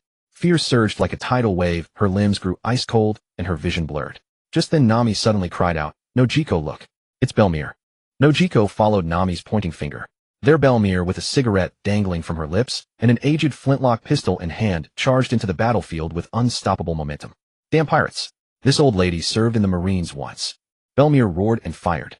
Her short pink hair wild dance in the wind. Upon hearing the cannon fire from the rear mountain, she had abandoned her cooking pot, grabbed her pistol, and rushed out from home. Bang! Flames erupted from the muzzle. A tall young pirate was hit in the shoulder, screaming as he staggered backward several steps, his clothes instantly stained crimson with blood. You damn woman, daring to shoot. The nearby pirate's face twisted in rage, reaching for the short gun at his waist. I'll handle her. Cliff blocked his subordinate, turning his head toward Belmir. His eyes gleamed with beastly cruelty. Pirates, all of you die. Belmir paid no heed to Cliff's ferocious glare, pulling the trigger repeatedly. Bang, bang, bang. Flash after flash of gunfire erupted. Cliff strode forward, his great golden shield raised high. Bullets struck the metal shield, sparking brilliantly, leaving not a single mark. Woman, the gap between you and me is as vast as a mountain. A piercing laugh escaped Cliff's mouth as he advanced step by step. Originally, he could have closed the distance instantly and finished her, but he chose not to. He wanted this woman to experience the deepest terror, just as Lin Fan had tormented him. The surrounding pirates emitted sinister chuckles, spontaneously clearing a path, as if watching a spectacle. Click! Belmir pulled the trigger again, but only black smoke issued from the muzzle. The barrel had warped from continuous firing. Her ammunition was exhausted. Forcing another shot would surely cause the barrel to burst. Belmir discarded the ruined pistol, preparing to fight Cliff barehanded. A cold glint flashed in Cliff's eyes as he swung his arm with full force, hurling his golden shield like a projectile. Bang! A heavy impact echoed through the air. In the terrified eyes of everyone present, Belmir spewed a mouthful of blood and was sent flying backward like a kite with its string snapped. A massive golden shield slammed into her, crushing against her abdomen. Belmir. Kinsuke, disregarding his enemies, sprinted desperately toward her. Belmir. Nami and Nojiko, hidden in the bushes, cried out in anguish. Nami could no longer hold back and prepared to charge from the woods. Don't go, look over there. Nojiko grabbed Nami, her arms trembling uncontrollably. Meanwhile, the pirates charging forward suddenly froze in place. They still held their battle axes raised, their eyes burning with ferocity. Yet they stood utterly motionless, as though time had been paused. Even the droplets of saliva spraying from their mouths hung, suspended in the air. This was not time stopping. A thin crimson thread had appeared simultaneously around each pirate's neck.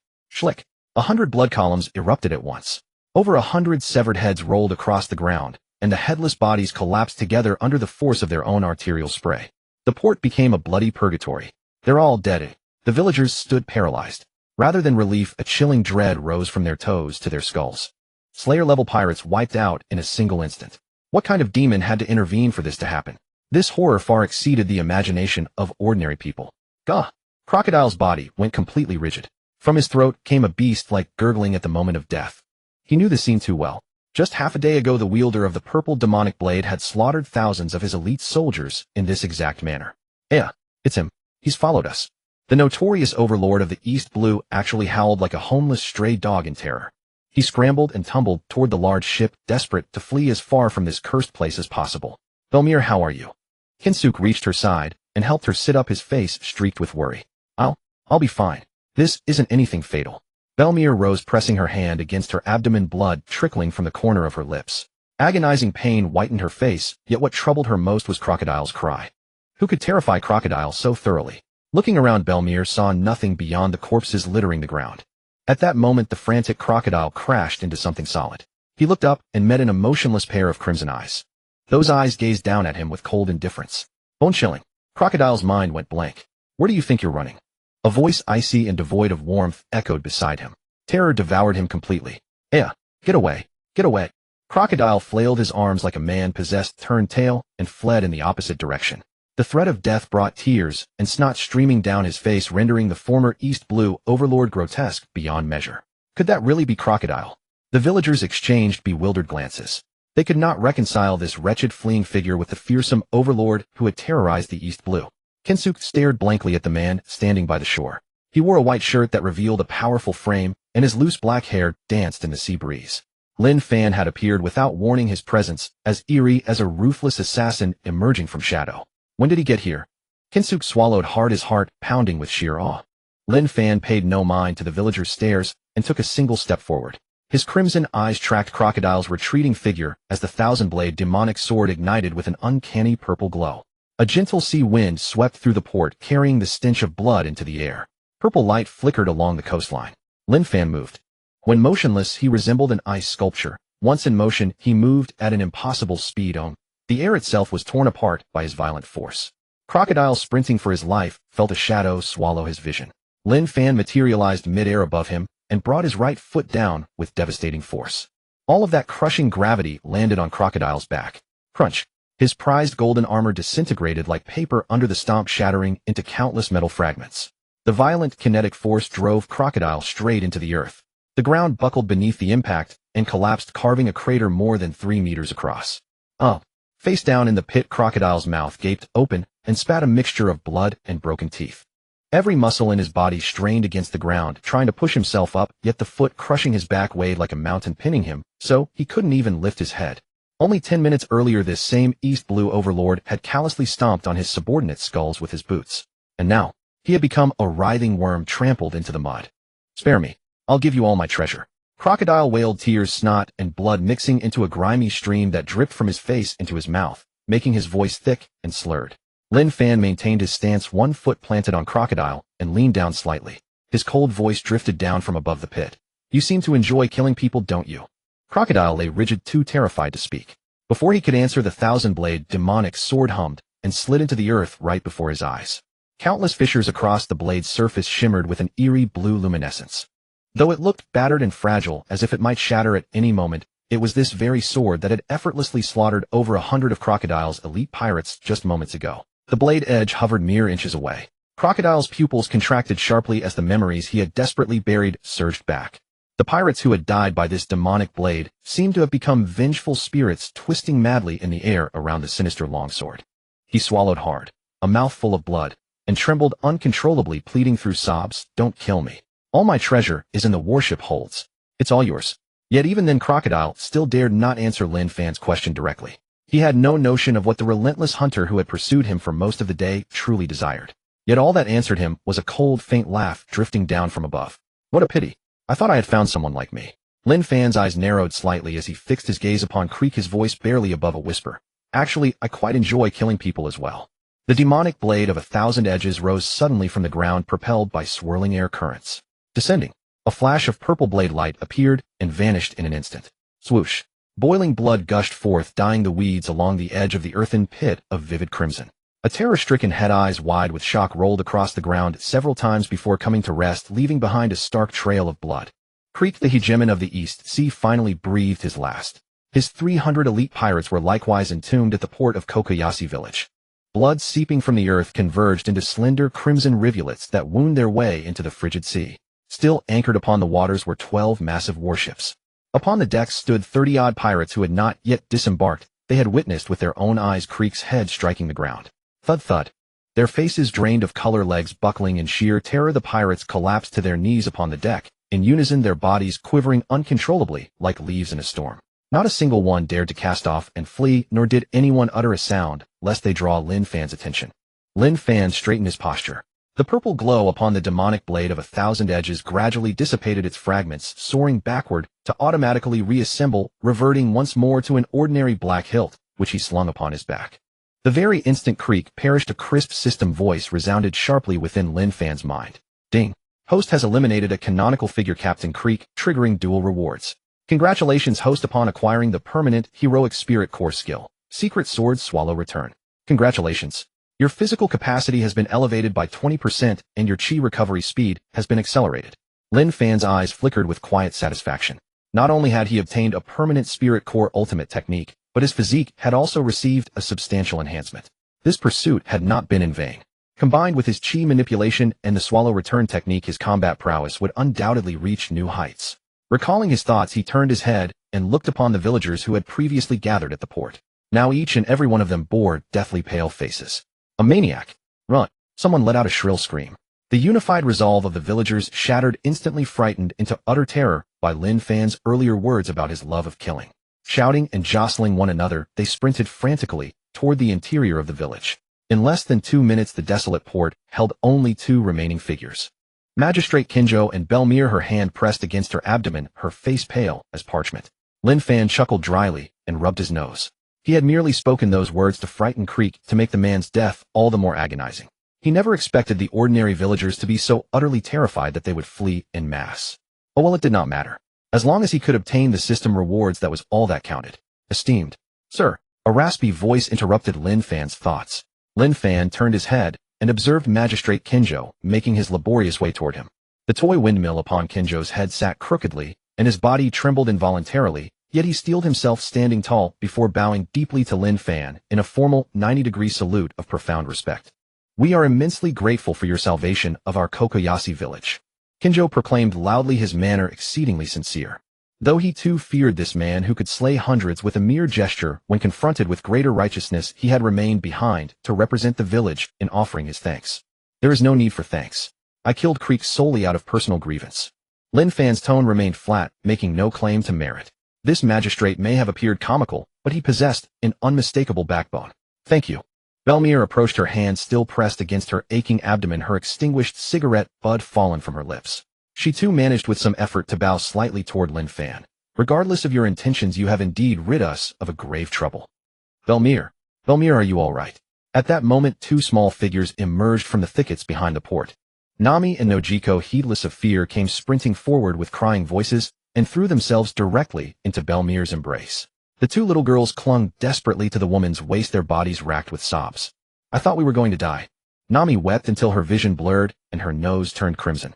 "Don't do anything foolish, Belmere." Nojiko sobbed loudly as well. Belmere, initially flustered, then her eyes softened with warmth as she reached out both arms to pull the children close, gently patting their backs. There. It is all right now. Do not cry." Lin Fan observed this tender scene from the sidelines and brushed dust from his white shirt. Unaccustomed to such warmth, he turned about and raised his foot, preparing to walk toward the small wooden boat moored at the shore. With Creek eliminated, it was time to embark upon the next leg of his journey. But scarcely 2 steps had he taken when the hem of his garment was suddenly tugged by a faint force from behind. Lin Fan turned his head in mild surprise. Little Nami, having somehow slipped free from Belmir's embrace, was trotting after him with quick, determined steps. Her eyes, red-rimmed, traces of dried tears still marking her cheeks. She tilted her face upward to gaze at Lin Fan. He regarded her with a hint of puzzlement. Then he saw Nami extend a small hand, offering him an orange whose skin had been washed pale with repeated use. "Big brother, this is for you. Thank you for saving everyone." The little girl strained to muster a radiant smile, innocent and utterly guileless. Lin Fan regarded the orange, his expression momentarily transfixed. After a brief pause, he reached out and accepted the fruit. Under Nami's awestruck gaze, he allowed for the first time a genuine smile to surface upon his face, one entirely devoid of coldness. Jinzo stood at the harbor, feeling that his mind was somewhat at a loss. At first he had thought Lin Fan was a merciless demon who killed without blinking. But now the long-haired young swordsman was sitting on a rock chatting and laughing with Nami and Nojiko. Little Nami had even woven a simple flower crown from green vines and wildflowers and carefully placed it on Lin Fan's head. Far from being annoyed, Lin Fan smiled and adjusted the crown to sit more squarely on his head. Ordinarily, the 2 little girls hated pirates more than anything because their hometown had been destroyed by pirates. Just earlier, the Krieg pirates had stormed ashore with murderous force. If not for Lin Fan, the whole village would surely have been slaughtered, and even their adoptive mother Belmir would have lost her life. The tragic nightmare of years past had almost replayed itself in Kojirō Village. At the moment of deepest despair, Lin Fan descended from the sky and wiped out the pirates with swordsmanship beyond ordinary common sense, even crushing the arrogant Krieg underfoot. Children are the quickest to develop feelings of admiration. After witnessing Lin Fan's power, the 2 little girls' reverence for him had already reached considerable heights. In their eyes, this big brother was not only terrifyingly strong, but also good-tempered and gentle-spoken. Utterly unlike Uncle Jinzo, who nagged all day long over trivial little matters. "All right, I'll make a call." Lin Fan smiled and ruffled little Nami's hair, sending the little one who had been pestering him for sea stories aside before getting to his feet. Little Nami obediently stepped aside, her big eyes fixed unblinkingly on him. Lin Fan took out the purple den mushi that Higuma had given him from inside his coat. "Pura, pura." The den mushi began imitating the sound of dialing, its mouth moving up and down. In a few seconds the call connected. "Vice Admiral Higuma, I took care of the Krieg pirates while I was at it. Do you have time to come over and take them into custody?" Lin Fan said, casually gazing at the 12 massive warships still anchored on the sea. "What's your location?" Higuma's voice came through the den mushi as crisp as ever. "The harbor of Kojirō Village. I'll bring the warships over right away." As an iron-blooded vice admiral of Marine headquarters, Higuma never minced words. With that he hung up directly. Lin Fan put away the den mushi, closed his eyes, and began to review the system notification he had received after killing Krieg in his mind. Ding. Host has killed the famous canon character Don Krieg, triggering a double reward. Congratulations, host. You have obtained Sasaki Kojirō's permanent core skill, Secret Sword Swallow Reversal. Congratulations, host. Physical limit increased by 20 and stamina recovery speed accelerated. Lin Fan recalled every word of the system notification, lost in thought. He looked at the trial card for Sasaki Kojirō in the system interface. The card indicated it could still be used one more time. Could it be that even if a trial card has multiple uses, the skill drawn is random and not necessarily the same one every time? Lin Fan stroked his chin, silently speculating. Still, obtaining Secret Sword Swallow Reversal and the boost to his physical limit was already no small gain. The system's rules could be slowly tested by killing a few more famous pirates in the future. There was no need to rush. Lin Fan opened his eyes and pulled his thoughts back.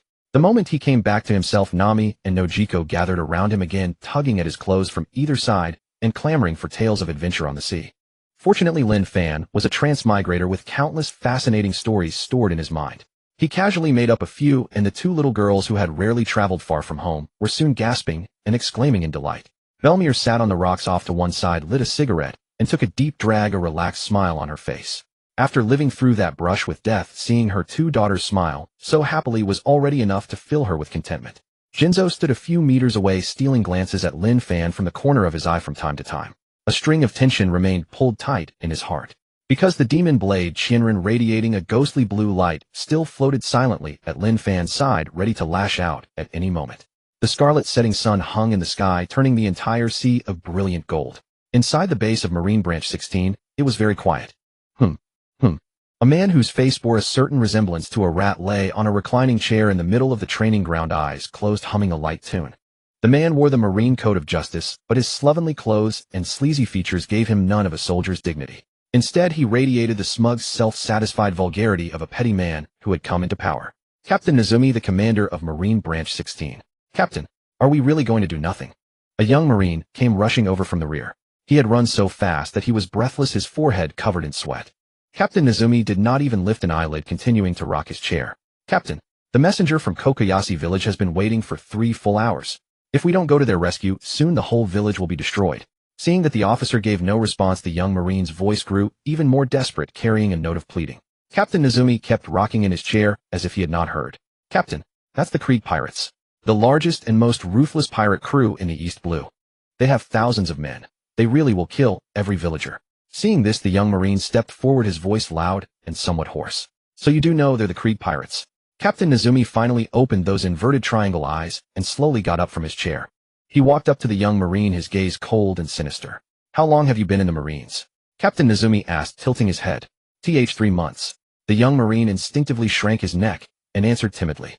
No wonder. Captain Nezumi gave a cold snort. Before the young Marine could react, a sharp pain exploded in his abdomen. Bang! Captain Nezumi slammed a vicious punch into his gut. If you knew it was the Krieg pirates, why did you keep coming to bother me? Captain Nezumi cursed, kicking the young Marine to the ground, then raising his heavy leather boot and raining stomps down on him. The Krieg pirates are coming, and you still want me to lead men out to die? Is your head filled with paste? Take a few hundred men to fight 5,000 pirates. Are you trying to get me killed? Captain Nezumi cursed loudly as he continued kicking. The hard military boot slammed into the young Marine, who curled into a ball from the pain. But what hurt even more was not the physical wounds. It was the Marine justice he had believed in without question at the training camp, shattered into pieces by his superior's violent kicks. Bang! Captain Nezumi's heavy military boot shot out in a brutal kick. The young Marine lying on the training ground rolled 3 times in the mud before barely stopping against a wooden post at the edge. There was not a single patch of intact skin left on the young Marine. His clothes were torn to rags and dark red bloodstains covered the ground. Huh! You blind fool. If you want to throw your own life away, don't drag this officer down with you. Captain Nezumi finally grew tired of beating him. He shook his blood-stained fist, glared viciously at the young Marine, and panted heavily. Throughout the ordeal, Captain Nezumi threw 39 punches and delivered 14 vicious kicks. Around the training ground, 13 Marines in uniform witnessed everything. But not one Marine stepped forward to stop him. Everyone coldly allowed it to happen. When the code of justice is torn apart by selfish desire, the silence around becomes the most ironic accomplice. Under the setting sun, the scene seemed infinitely cold and infinitely real. RR. Report, Captain. An urgent bulletin. Suddenly a frantic shout came from beyond the base gate. A messenger in the same Marine uniform, having run too hard, stumbled and fell flat on his rear. Yet he scrambled up and shouted. Near Kojirō Village. A giant warship has been spotted. Judging by the flag, it's Vice Admiral Enigumo's flagship from Marine headquarters. What? Vice Admiral Enigumo is coming. Captain Nezumi jolted violently. As if struck by lightning, he sprang to his feet. His already rat-like shifty face turned deathly pale in an instant, and cold sweat even broke out on his forehead. Quick! Quick! Assemble every soldier. Set out for Kojirō Village at once to welcome the Vice Admiral. Captain Nezumi shrieked, stumbling and scrambling toward the harbor. The entire 16th branch instantly burst into chaos. Kojirō Village. The dying glow of the setting sun painted the sea a mesmerizing golden red. Lin Fan sat on a reef by the shore, watching the golden sun sink little by little beneath the sea horizon. A great weight had lifted from him. Then suddenly, Lin Fan felt the cold, heavy power surging within his body begin to recede like a tide. The demon blade, 1,000 blades on his back, no longer had its cracks flashing with eerie purple light. In the blink of an eye, the entire demon blade dissolved into countless purple motes of light and scattered into the sea breeze without a trace. Shadow Assassin Chi, trial time ended. Lin Fan lowered his arm and silently calculated the time. About 12 hours. He let out a breath, greatly satisfied with the result. A duration of 12 hours was enough for him to accomplish a great deal, more than enough to fight an entire mid-sized battle. At this moment, the 2 little girls Nami and Nojiko had already been dragged back home by Belmir. Before leaving, the 2 little ones tugged at Lin Fan's sleeves, one on each side, blushing and clamoring loudly for him to come to their home as a guest, promising to treat him to freshly picked tangerines. Lin Fan declined with a smile, because he still had to wait at the harbor for the Marines. Sheriff Jinzo did not leave. Even though the cold sweat on his forehead had not yet been wiped away and his body was trembling, he still clutched a steel pipe and insisted on staying by Lin Fan's side. According to Jinzo, as the sheriff of Kojirō Village, he had to remain there to guard the pirates until the Marines arrived. Mister, Jinzo, you should have contacted the nearby Marine branch before, right? Lin Fan glanced at the darkening sky and asked casually. At this question, Jinzo's hand trembled and an awkward expression crossed his face. Before the Krieg pirates came ashore, we contacted the 16th branch with a din mushy but there was simply no response. Jinzo gave a self-deprecating sigh, gripping the steel pipe. In the end, they even hung up on us. I see. Lin Fan nodded, gently, not finding it strange. At such a critical moment, there was no way the 16th branch had not heard the distress signal. That left only one possibility. Captain Nezumi of the 16th branch, afraid of Krieg's power, had simply become a cowardly turtle hiding in its shell. The Marines of the East Blue had always been in this rotten state. Jinzo lowered his head, the light in his eyes dimming. For a sheriff who had believed in justice all his life, the cold indifference of the Marine branch left Jinzo deeply disappointed and disheartened. But when he looked at the calm-faced Lin Fan at his side, some of the gloom in his heart lifted. Jinzo made a firm decision in his heart. Once tonight passed, he would go door to door and tell the villagers that this terrifyingly powerful young swordsman was absolutely not some murderous demon who killed without blinking. On the contrary, Lin Fan was easy to get along with. Look, the Marines are here. Lin Fan suddenly stood up and pointed toward the sea horizon. Following Lin Fan's direction, Jinzo saw a massive warship cleaving through the waves as it slowly made its way toward the harbor. At the top of the mast, the flag bearing the Marine emblem flapped loudly in the night breeze, still as pure white as ever. Hun! Amid the long melodious whistle, the warship docked steadily at the pier. Enigima's towering iron tower frame strode down from the deck and stopped directly in front of Lin Fan. Lin Fan, what's going on with your head? Enigma had been about to greet him, but his gaze was involuntarily drawn to the top of Lin Fan's head, and his cold, stern face stiffened for an instant. Lin Fan rubbed the tip of his nose somewhat helplessly. He had been so focused on checking the system panel and calculating the card's duration that he had completely forgotten the flower crown Nami had given him. A cute little girl gave it to me. Not bad, is it? Lin Fan pointed calmly at the flower crown on his head. His expression did not change as he met Enigima's gaze with clear dark eyes, not the slightest trace of embarrassment. It suits you. Enigma was silent for a long while before forcing out those words. For a man of his cold nature, saying something half-joking was a real struggle. Did you kill all these pirates? Enigma was not one for idle chatter. His gaze swept across the sandy beach of the harbor. Seeing the headless corpses scattered everywhere and the dark red blood soaked into the sand, a somber light flickered in Enigma's eyes. The cuts on these pirates were clean and smooth. Whoever did this was a master swordsman. In the East Blue, the only person Enigma could think of was Lin Fan. Yet over 100 pirates had died almost in the same instant. A killing technique honed to utter perfection. Lin Fan's multi-sword style and supersonic vibration lightning blade were powerful, but they were not this sort of style. That was what truly surprised Enigma. It was me. Lin Fan inclined his head slightly. An unusual gleam flickered in Enigma's eyes, and his understanding of Lin Fan's strength shifted once again. The remnants of the Krieg pirates are still on their ship. Please arrest them. Without giving Enigma more time to think, Lin Fan raised his hand and pointed at the pirate ship still drifting on the sea in the distance. The remnants of the Krieg pirates had been cowering aboard the pirate ship ever since Krieg's death, not daring to flee at all. Lin Fan had remained at the harbor the whole time, demon blade in hand. Every pirate knew that if they dared to make the slightest move, their end would surely be the same as Krieg's. Capturing pirates is the Marines' duty, Enigma said in a low voice. With a wave of his hand, the elite Marines behind him immediately boarded the ship and began taking the Krieg pirates' remnants into custody. The pirates had long been frightened out of their wits by Lin Fan. Now they docilely put on their handcuffs without so much as a hint of resistance. In less than 15 minutes, the harbor was clean again. The headless corpses, the trembling pirates. Everything vanished from the harbor of Kokoyashi village, leaving only a few bloodstains that the seawater had not yet washed away as proof of the carnage that had been. By the way, where is the local Marine branch? Enigma looked around with a somewhat puzzled expression.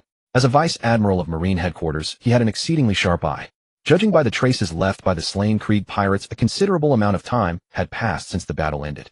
Under normal circumstances, the surrounding Marine branches should have arrived within 5 hours. Yet now, as far as the eye could see, there was not a single Marine from any branch. Lin Fan shrugged helplessly and gestured to Jinzo beside him. Let him tell you. The matter was complicated and troublesome to explain, so it was best to let Jinzo, the local sheriff, do the talking.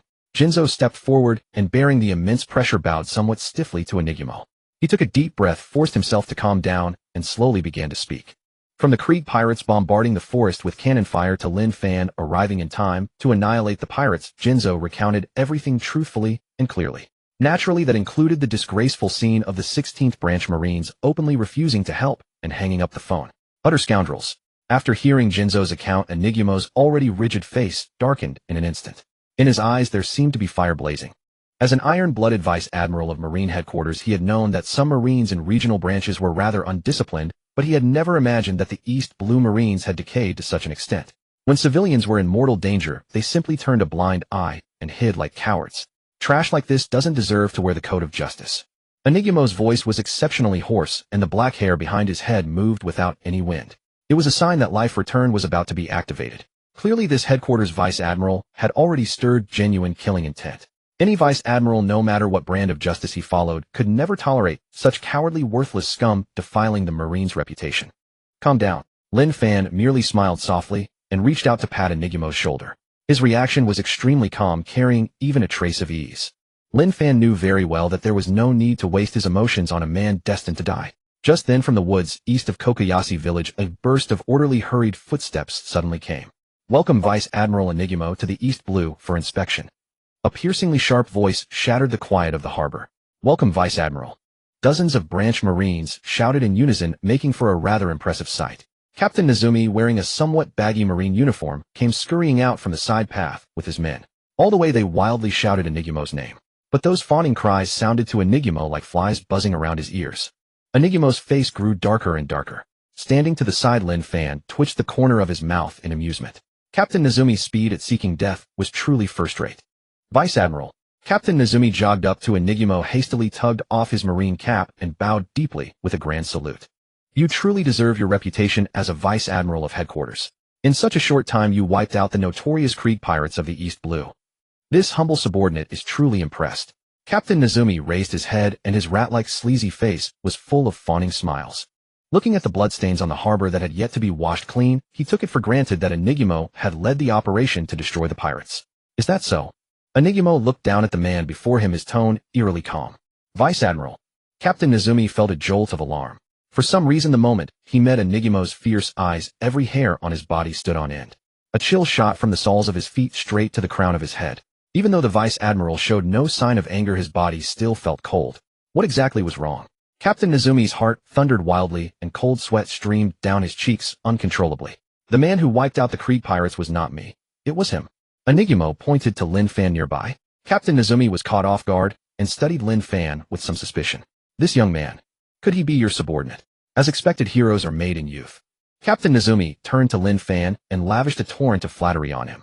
Lin Fan looked at him with a strange smile and simply couldn't be bothered to respond. I am not qualified to be his superior. Enigima's tone was icy, and his palm had already rested on the hilt of the saber at his waist. A dangerous pressure began to rise over the harbor. Let me ask you, did you receive Foosha Village's earlier distress call? Cold lightning flashed from Enigima's eyes, pressing fiercely down on Captain Nezumi. This humble subordinate. Captain Nezumi's mind buzzed, going blank in an instant. He had thought that bringing his men over to flatter could earn him a good impression.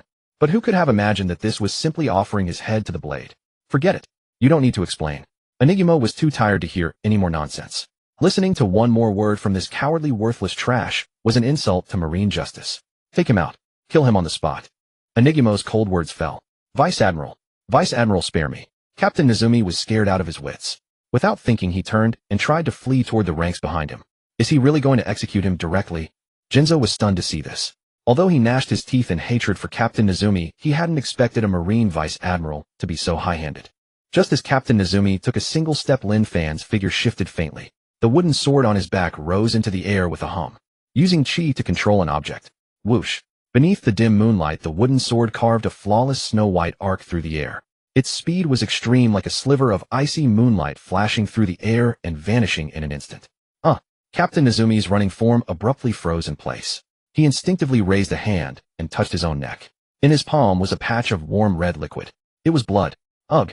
Captain Nezumi opened his mouth only to find that his vocal cords had been completely severed, and from his throat came only two rasping breaths like a broken bellows. Driven by tremendous inertia, a head rolled and tumbled across the muddy ground, leaving a dark red trail behind. The wooden sword spun around in the air, flicked off the blood drops, and returned of its own accord to the sheath on Lin Fan's back. Captain Nezumi's headless body crashed to the ground with a heavy thud and never moved again. Captain Nezumi is dead. The branch 16 Marine soldiers following behind were utterly dumbfounded by the scene. But to Lin Fan's slight surprise, there was not the faintest trace of anger in those soldiers' eyes. Instead, as if a heavy burden had been lifted from them, they all breathed a sigh of relief at the same time. It seemed that Captain Nezumi had oppressed his subordinates at the branch quite often. He deserved to die. At this moment, hearing the system's voice in his mind, Lin Fan broke into a satisfied smile. Ding! Detected that the host has killed Captain Nezumi, a character from the original work. Reward, Ikki Kurigane Experience Card, 11. Even though Captain Nezumi's strength was garbage, he was at least a character who had shown his face in the original work. Being able to make him drop a card meant that Lin Fan's move hadn't been wasted. As for the Ikki Kurigane card, although his power was not top tier, his practical combat skills, and that move, One Sword Shura, did have some unique qualities. Why did you move first? Higuma raised an eyebrow and looked at him in slight astonishment. He had originally intended to have his elite subordinates carry out military justice. He never expected Lin Fan, an outsider, to act first. I couldn't stand that kind of scum, so I took the liberty of cleaning house for your Marines. Lin Fan brushed the dust off his white shirt and said with unusual ease, every extra second that this kind of scum who defiles the name of justice gets to live is an insult to the word justice. Hearing this, a gleam of admiration flashed through Higuma's eyes. If you want to join the Marines in the future, contact me anytime. I will fight with everything I have to secure a vice admiral position for you. Higuma clapped Lin Fan's shoulder with great force, his tone more serious than ever before. Let's talk about it when the chance comes. Lin Fan gave an ambiguous smile. After exchanging a few more brief words with Lin Fan, Higuma did not linger. With his ship full of prisoners and the remaining members of Krieg's crew, he sounded the steam whistle and slowly sailed away from Kokoyashi Village. A sea breeze blew past, and the harbor fell silent once more. Mr. Lin, would you like to join me for dinner? Jinzo pulled his coat tighter and issued the invitation with a smile. Sure, I happen to be a little hungry. Lin Fan nodded. At the same time, he silently said in his mind, System, activate the Ikki Kurigane Experience card. As Lin Fan recited silently in his mind, the card quietly shattered, dissolving into a torrent of pure enlightenment that poured into his limbs and bones. The lamplight flickered faintly. An old incandescent bulb hanging from the ceiling gave off a dim yellowish glow that brightened the entire room. The furnishings were simple, even shabby, with the walls and furniture bearing the marks of time. Every corner, however, had been scrubbed spotlessly clean, without a single speck of dust. In the tangerine harvest season, this somewhat humble room exuded a rare warmth and peace. Omelette rice is here. Little Nami dashed out of the kitchen with a steaming plate of omelette rice and set it steadily down in front of Lin Fan. Big brother, hurry and taste it. This is Belmir's signature dish. Even we don't get to eat it often. The little girl tilted her head up, her big bright eyes fixed on Lin Fan, and her throat bobbed unconsciously. She clearly wanted to eat it too, but she was sensible enough to place the best first serving in front of Lin Fan. Lin Fan could not help ruffling Nami's short hair. He picked up the wooden spoon and took a large bite. Aromatic, this is really delicious. Lin Fan praised without reservation. The egg skin was golden and tender, and the rice wrapped in the sweet and sour tomato sauce melted on the tongue. It was genuinely wonderful. And this? Try this too. Nojiko also came running over with a plate of steaming beef stew, her small face full of an expectant smile. Delicious, you really have great skill. Lin Fan was kept busy as the two little girls piled food onto his plate from both sides. Hee, big brother, it's great that you like it. Seeing their benefactor eat so happily, the two little girls hopped in place, then contentedly climbed onto their chairs and began to eat. Sheriff Jinzo, watching from the side, let out a somewhat sour sigh, his tone full of grievance. Seriously, why don't I ever get such treatment? He had originally planned to treat everyone to a meal, but on the way he had been blocked by Nami and Nojiko and dragged along, pulling and tugging all the way to Belmir's home. More than half an hour later, the plates on the table had been polished off completely. Belmir had clearly had a fair amount to drink. Her cheeks were faintly flushed. Raising her cup, she slapped the table boisterously. Lin Fan, I truly have to thank you this time. If it hadn't been for you, our family might have really met our end here. I should be the one thanking you for treating me to this meal. Lin Fan leaned back in his chair, raised his glass, and took a drink, feeling a warm sensation in his stomach. This was the most comfortable and carefree meal he had eaten since he had come to this world. Big brother is amazing. Little Nami swung her dangling feet, her big eyes sparkling. Suddenly, she cupped her small face in both hands and declared with utter seriousness, when I grow up, I'm going to marry Big Brother. Me too. I want to marry Brother Lin Fan too. Nojiko joined in the excitement and shouted loudly. Huh. Lin Fan almost spat out a mouthful of wine. He simply took it as the innocent ramblings of two little girls and shook his head with a smile. What nonsense are you two little imps talking about? Drunk and bleary-eyed Belmir pulled the two little ones into her arms and pinched their soft cheeks with a gentle but firm grip, drawing surprised yelps from both girls. Jinzo, shaking his head, repeatedly reached for the liquor bottle in Belmir's hand. Stop drinking. Look how drunk you are. Lin Fan was smiling at this warm scene full of everyday life when his heart gave a subtle stir. He was just about to reach for his own glass. Suddenly his movements froze. The noise around him seemed to vanish in that instant, and the world fell into absolute silence. In his mind, two crisp, icy system notification chimes abruptly rang out. Ding! Detected that the host has successfully used the Kojirō Ikki card and acquired the core skill partial foundational swordsmanship comprehension and heart force techniques. Ding! Detected that Nami, a character from the original work, has developed extremely high affection and adoration toward the host. Judgment achieved, heart conquest. Congratulations, host. You have obtained the Ikaruga experience card. Fairy Tail version, uses 11. Lin Fan was completely stunned. Gaining Kojirō Ikki's skill did not surprise him. After all, as the failed knight, Kojirō Ikki had extraordinary attainments in basic swordsmanship and heart force mastery. But the second notification made Lin Fan begin to question life. Subjugation. Adoration. Nami was only 6 years old. What kind of bizarre judgment criteria did this system have? He looked across the table at the innocent little girl who was now horsing around with Belmir and silently complained in his heart. Was he really going to go down the Lilicon path? Lin Fan helplessly rubbed his temples and quickly shook these absurd thoughts out of his head. Hey Lin Fan, are you drunk too? Jinzo snatched the wine glass from Lin Fan's hand and said, swaying. One is shouting about getting married and the other is standing there shaking his head like crazy. You young people really are something. Jinzo's face was red and his speech was already slurred. He was clearly thoroughly drunk. Lin Fan did not try to take the glass back. Instead, he lowered his head and laughed. On reflection, this was actually an unexpected pleasant surprise. He had originally been worrying about how to farm a card from Nami. Luffy was thick-skinned and sturdy, so beating him up a bit would not have been a problem. But Nami was only a 6-year-old little girl. Lin Fan was not insane enough to raise a hand against a child. If affection and adoration could also be judged by the system as a subjugation and grant rewards, then things became much simpler. It seems the system is not only about fighting and killing. Lin Fan said to himself. As for Ikaruga from Fairy Tail, who also wielded a sword, her Mugetsuryu sword style and her sword techniques capable of slicing through space were absolutely overwhelming power. The gains this time exceeded even his expectations. The next morning, golden sunlight pierced through the thin mist and spilled over the azure sea. The wind and waves in the harbor were somewhat rough. The crisis in Kokoyashi Village had been completely resolved and Lin Fan's small wooden boat had been fully restocked. There was no longer any need for him to stay. The large ship and the captives had all been taken away by Higuma, and the port had returned to its former pristine state. Goodbye, brother Lin Fan. Be sure to come back and see us. Nojiko, cupping her hands around her mouth, shouted loudly from the shore. Brother Lin Fan, when I grow up, I'll go out to sea to find you myself. Nami was also waving her arm with all her strength, tears swirling in her small eyes, unwilling to part. The sea is very dangerous. Wait until you grow up. Standing on the small wooden boat, Lin Fan waved to the two sisters on the shore and called back loudly. Facing the slightly cool sea breeze, Lin Fan untied the rope from the dock piling, stirred up the chi within his body, and powered by the technique of moving objects with chi, the wooden boat sailed steadily toward the open sea. The sea sparkled with glimmering light, and the little wooden boat gradually widened its distance from the island. Lin Fan watched Kokoyashi Village shrink to a black dot in the distance and took a deep breath of the slightly salty, damp air. Before Nami grew up, the order of this sea would be completely overturned by him. He withdrew his gaze and looked at the vast, boundless blue sea ahead, a strong light of anticipation rising in his eyes.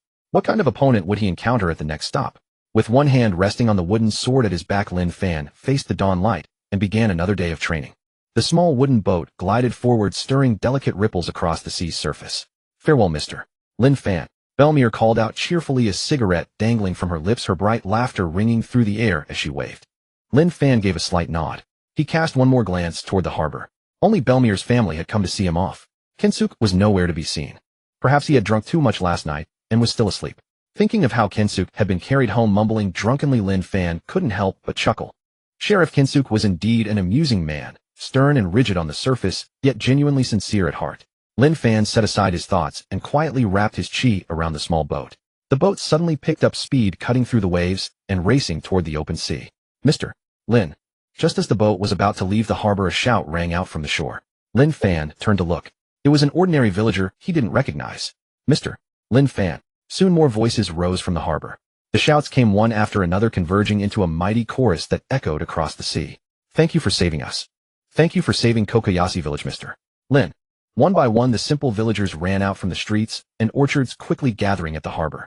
They bowed deeply together toward the direction of Lin Fan's departing boat, sincere and earnest. And at the very front of the crowd stood Sheriff Kensuke, who had arrived at some point. He waved his arms vigorously, his face beaming with pure joy. Kensuke had said he would go door to door throughout the village, making sure everyone knew Lin Fan was the hero who had saved the village, not some demon. And Kensuke had truly done as he promised. Standing at the bow, Lin Fan looked at the dense crowd on the shore, and a strange warmth stirred in his heart. He didn't linger. He merely waved and turned away, letting the sea breeze tousle his black hair. Like an arrow released from a bowstring, the small boat sped across the azure sea, leaving a long white wake as it charged toward the vast expanse ahead. The East Blue was immensely vast, one of the four seas stretching endlessly without a border. At that moment, on its calm waters, Vice Admiral Higuma was commanding a massive battleship on its course. The remnants of the Krieg pirates were locked below deck to be transported to impel down. Having completed his patrol mission in the East Blue, Higuma was leading his men back to the Grand Line. On the return voyage, Higuma encountered a familiar dog-headed battleship at the designated rendezvous point. Standing at its bow was a white-haired but vigorous old veteran, the legendary hero of Marine Headquarters, Garp the Fist. Vice Admiral Garp, what brings you to the East Blue all of a sudden? Higuma boarded Garp's ship and stood beside him at the edge of the deck, looking curious. Garp was munching contentedly on a bag of rice crackers. Hearing the question, he answered casually, "I'm on leave. Heading home to visit, and while I'm at it, I'll go punch my grandson in the face, ha." Garp burst into hearty laughter without a hint of the gravity expected from a marine hero. Higuma nodded, wearing an expression of realization. "By the way, Higuma." Garp paused mid-chew, setting down the crackers as he rubbed his stubbly chin, a strange glint flashing in his eyes. "While patrolling the East Blue, have you heard of a young man named Lin Fan? I heard he's around 20, going around challenging strong fighters." Garp's main reason for returning to the East Blue was to see Luffy, but along the way he'd kept hearing rumors about a mysterious young master from the East Blue. As the East Blue was Garp's homeland, he knew it like the back of his hand. Yet he'd never heard of such a battle-hungry little monster lurking there. That piqued Garp's interest. "I know him. I encountered him not long ago, and even sparred with him." A hint of deep, complex emotion flickered in Higuma's eyes as he spoke in a low voice. "Oh, you sparred with him?" Garp suddenly became animated, setting aside his crackers and asking with keen curiosity, "How strong is this kid Lin Fan? What was the outcome?" Higuma drew a deep breath. His tone was heavy. "I lost." Hearing those words, Garp's laughing face stiffened, slightly surprise flashing through his eyes. "Even you lost? Could it be that Lin Fan's devil fruit ability is something special, something that happens to counter your eight-sword style?" In Garp's view, Higuma was a capable vice admiral, so how strong could some young man like Lin Fan really be? Most likely he'd found a loophole with some strange ability. "No, I lost to him in a duel of swordsmanship, my own strongest field." Higuma shook his head, recalling the image of Lin Fan wielding 7 swords in that bizarre manner and the final bolt of lightning that descended like divine punishment. The radiance of the supersonic, thunder-riding lightning sword was something he would likely never forget for the rest of his life. Higuma sighed and dropped another bombshell that made it hard for Garp to keep his composure. If it came to a life-or-death battle, the kid Lin Fan's combat power could likely reach the level of an admiral. Admiral level. Garp's smile faded, replaced by surprise. The East Blue had always been called the weakest sea, and yet now a monster capable of standing against a marine admiral was about to emerge from it. That truly caught him off guard. "How much do you know about this Lin Fan's background?" Garp lowered his voice, watching the turbulent waves. Lin Fan's extraordinary talent stirred a desire in Garp's heart to recruit him. A young man like that joining the Marines would make the future of the organization far more secure. "I only know his name. I don't know many details about his background." Higuma shrugged helplessly. "But I gave him a den mushy. He can reach me whenever he needs." "Wait, what did you just say his name was?" Garp's body suddenly tensed at the name, his eyes wide with disbelief. "His name is Lin Fan. Is there a problem? Do you know him, Vice Admiral Garp?" Noticing Garp's unusual reaction, Higuma pressed the question with curiosity. "Tell me carefully what Lin Fan looks like," Garp urged at once. Though puzzled, Higuma described Lin Fan in full: his wheat-colored skin, long black hair, and the peculiar wooden sword he carried. "It really is that brat Lin Fan." After hearing Higuma's description, Garp let out a breath of stale air, his expression growing exceedingly strange. "Vice Admiral Garp, you truly know him?" Higuma was genuinely shocked by now. Come to think of it, when Lin Fan was in Windmill Village, he once saved that scoundrel Red-Haired Shanks. Garp crossed his arms, recalling how Luffy had boasted on the Den Mushy about Lin Fan cutting down the mountain bandit Higuma with the shattered demon sword. Red-Haired Shanks. Higuma nearly jumped out of his skin, his eyes bulging. Who was Shanks? He was the captain of the Red Hair Pirates, one of the most formidable pirates in the New World. Lin Fan had crossed paths with such a towering figure, and had even saved Shanks' life. Higuma felt his mind struggling to keep up. A small boat drifted aimlessly along the endless East Blue, carried by the current. Lin Fan lay on the deck sipping fresh water while studying a tattered sea chart in his hand. The sunlight was warm and pleasant against his skin. Lin Fan set down the canteen and rubbed his chin. Relying only on the system's card draws to raise his strength was still too slow. He had to master some of the core powers that existed in this native world. Hockey, for example. In the pirate world, armament hockey and observation hockey were absolutely essential. One could pierce through a defense while reinforcing one's own guard, the other could predict an opponent's movements. At the highest level, it could even let a person glimpse the future. Unfortunately, Lin Fan did not yet have a character card that could teach him hockey. Go find Vice Admiral Higuma at Marine Headquarters. He shook his head and rejected the idea at once. He and Higuma were hardly old acquaintances, and debts of gratitude were the hardest to repay. Better to leave that for later. Since he could not learn hockey for the time being, he would start with equipment. Lin Fan rolled over his finger, tracing slowly across the sea chart. Suddenly it stopped on a name that stood out: Logtown. That was where Pirate King Roger had been born and executed, a place known as the town of the beginning and the end. It was home to a famous weapon shop whose owner Ipponmatsu was said to keep excellent blades inside. Lin Fan immediately rose, poured his inner energy into his feet, and used the art of propelling a boat by chi. The skiff instantly became a sharp arrow, splitting through the waves as it raced toward Logtown at full speed. Night fell. Logtown streets were brightly lit and far more crowded than an ordinary village. Lin Fan walked along the lively stone-paved road, surveying his surroundings. He had hurried too fast during the day, and now his stomach was growling with hunger. Just ahead, he spotted a steaming eel rice restaurant. Fill my stomach first, then search for the blade tomorrow. Lin Fan had barely taken a step forward when a sharp, furious roar echoed from deep within a street corner. Who are you calling a red nose? So what? Miserable clown with a red nose like that, and you don't let anyone mention it. You bastards. I'll tear you all to pieces. Captain Buggy calmed down. Hearing the ridiculous yet familiar voices, Lin Fan stopped in his tracks. Red-nosed Buggy. Lin Fan's eyes lit up and a smile crept across his lips. This was a little boss served up right at his doorstep. Defeating him would definitely drop some nice card rewards. Lin Fan abandoned the eel rice without hesitation. Clenching the long sword at his waist, he hurried toward the source of the sound. At the entrance of a secluded alley, two groups of pirates were facing off. One group was Buggy's crew, marked by their jester hats. The other wore matching black suits. The man at their head was tall and bespectacled, with eyes as cold as a venomous snake. The captain of the Black Cat Pirates, Kojirō of 100 Plans. There was no need for deep hatred between pirates to start killing. A single unpleasant word was enough to cost a man his life. If you want death, I'll grant it. Kojirō gave a cold snort and pushed up his glasses with the heel of his palm. The next moment, cold light flickered from his fingertips. 10 long, sharp cat claw blades shot out from his gloves. Shing! Kojirō's figure vanished from the spot in an instant. This was his signature technique, the silent step. Before Buggy could even react, several bright, white slashes of claw light intersected in midair. Squelch! Buggy's body was sliced into more than a dozen pieces and scattered across the ground. Kojirō reappeared behind Buggy and pushed up his glasses with his palm once more, saying with undisguised contempt, "A clown who crawled out of nowhere dares to make noise in front of the Black Cat Pirates." As expected of Captain Kojirō. Simply magnificent. Django cheered excitedly from the side. But before the Black Cat Pirates could celebrate for long, the lumps of flesh and severed limbs on the ground began floating upward by themselves. Buggy's completely unharmed head laughed loudly in midair. "Idiots. I'm the man who ate the chop-chop fruit. Swords are useless against me." As he spoke, the detached pieces of his body rapidly reassembled into their original form. Kojirō's expression turned extremely sour. The subordinates of both crews drew their weapons, and the tension reached a boiling point. Just as both sides were about to come to blows, a young man's voice drifted out from the dark shadows of the street. "You two are having such a lively time. How about adding me to the mix?" Lin Fan strolled out. By now, an absurdly long sword over 5 feet in length had appeared in his hand, its hilt adorned with a long blue tassel. The famed blade, Monohashizo. The Sasaki Kojirō card has been successfully loaded. Under the pale moonlight, the 5-foot-long blade in Lin Fan's hand radiated a piercing, frigid gleam. A single glance at it was enough to make one's eyes ache, as if the blade's edge was so sharp it could sever even a gaze. "Who are you?" Kojirō turned to stare at Lin Fan. His wariness instantly soared to its peak, and every hair on his body stood on end beyond his control. In Kojirō's perception, the young man before him emanated not the faintest trace of aura. He was like a lifeless stone or a silent, tranquil pine tree. Yet the long blade in Lin Fan's grasp ceaselessly released a sharp, bone-piercing sharpness.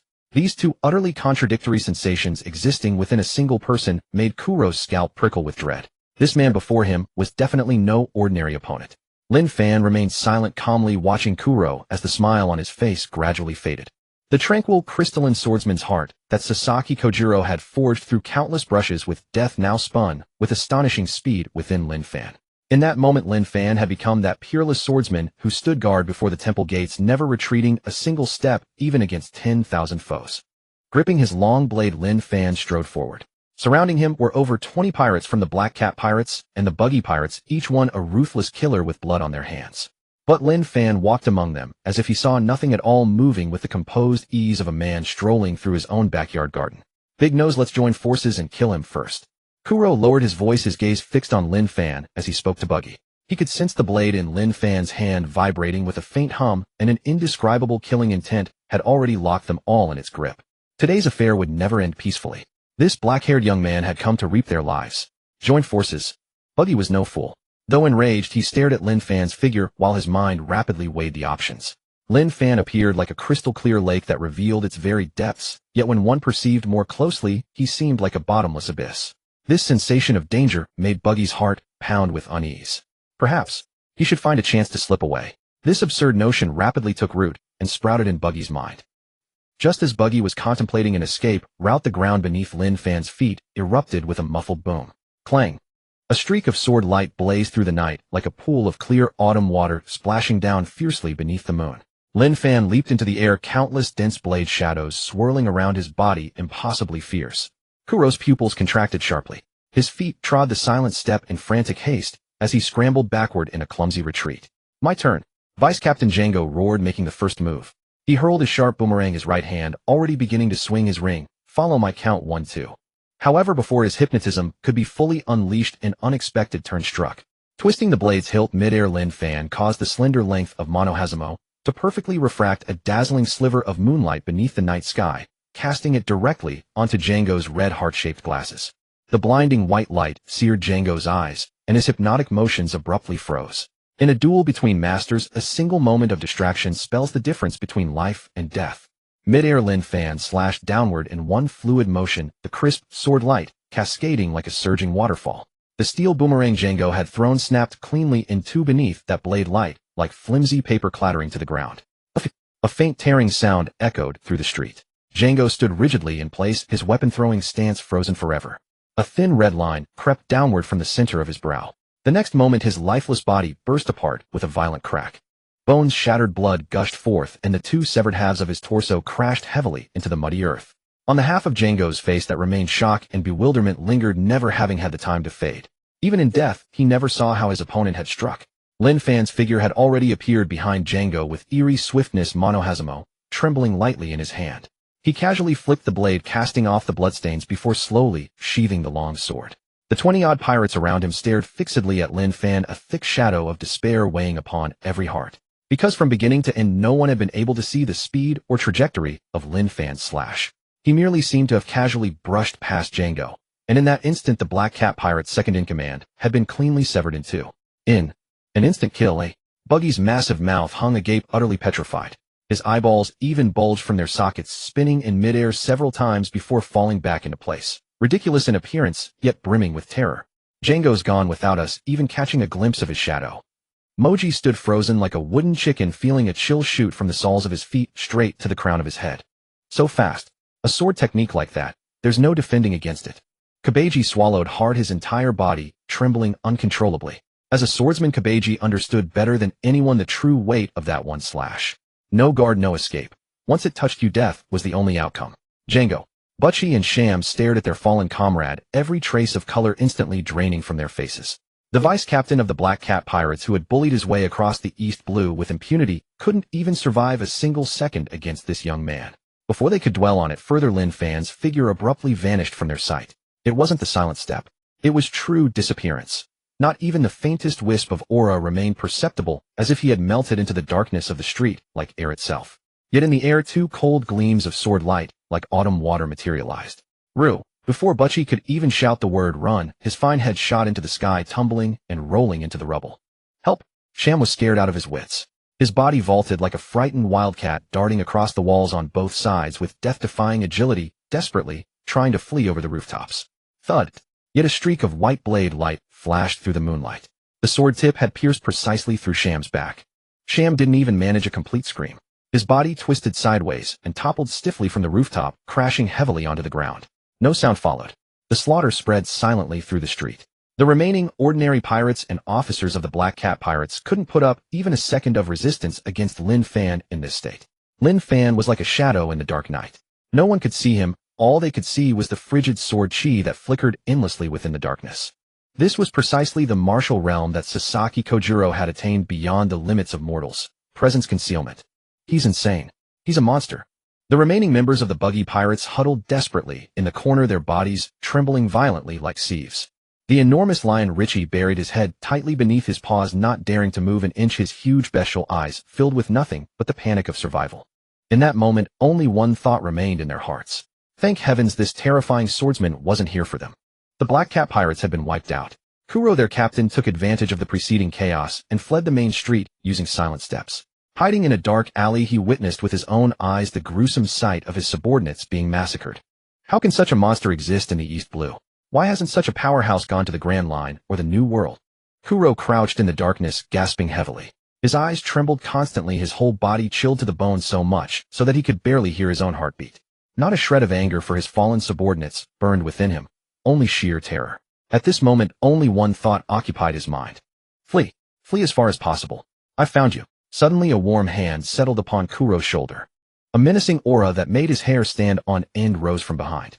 Excruciatingly close. Nearly pressed against him. The black-haired youth who had annihilated the Black Cat pirates in an instant stood right behind him. Kojirō could sense that the youth behind him bore a placid expression utterly devoid of emotional fluctuation. And the long wogan could pierce his body at any moment. Kojirō panicked. A desperate fear crawled over his entire frame, his legs trembling uncontrollably. Kojirō, who prided himself on his cunning and manipulative prowess, was as feeble as an ant before Lin Fan. Before absolute power, all scheming and treachery became a laughing matter. Thwip! A crimson flash illuminated the night.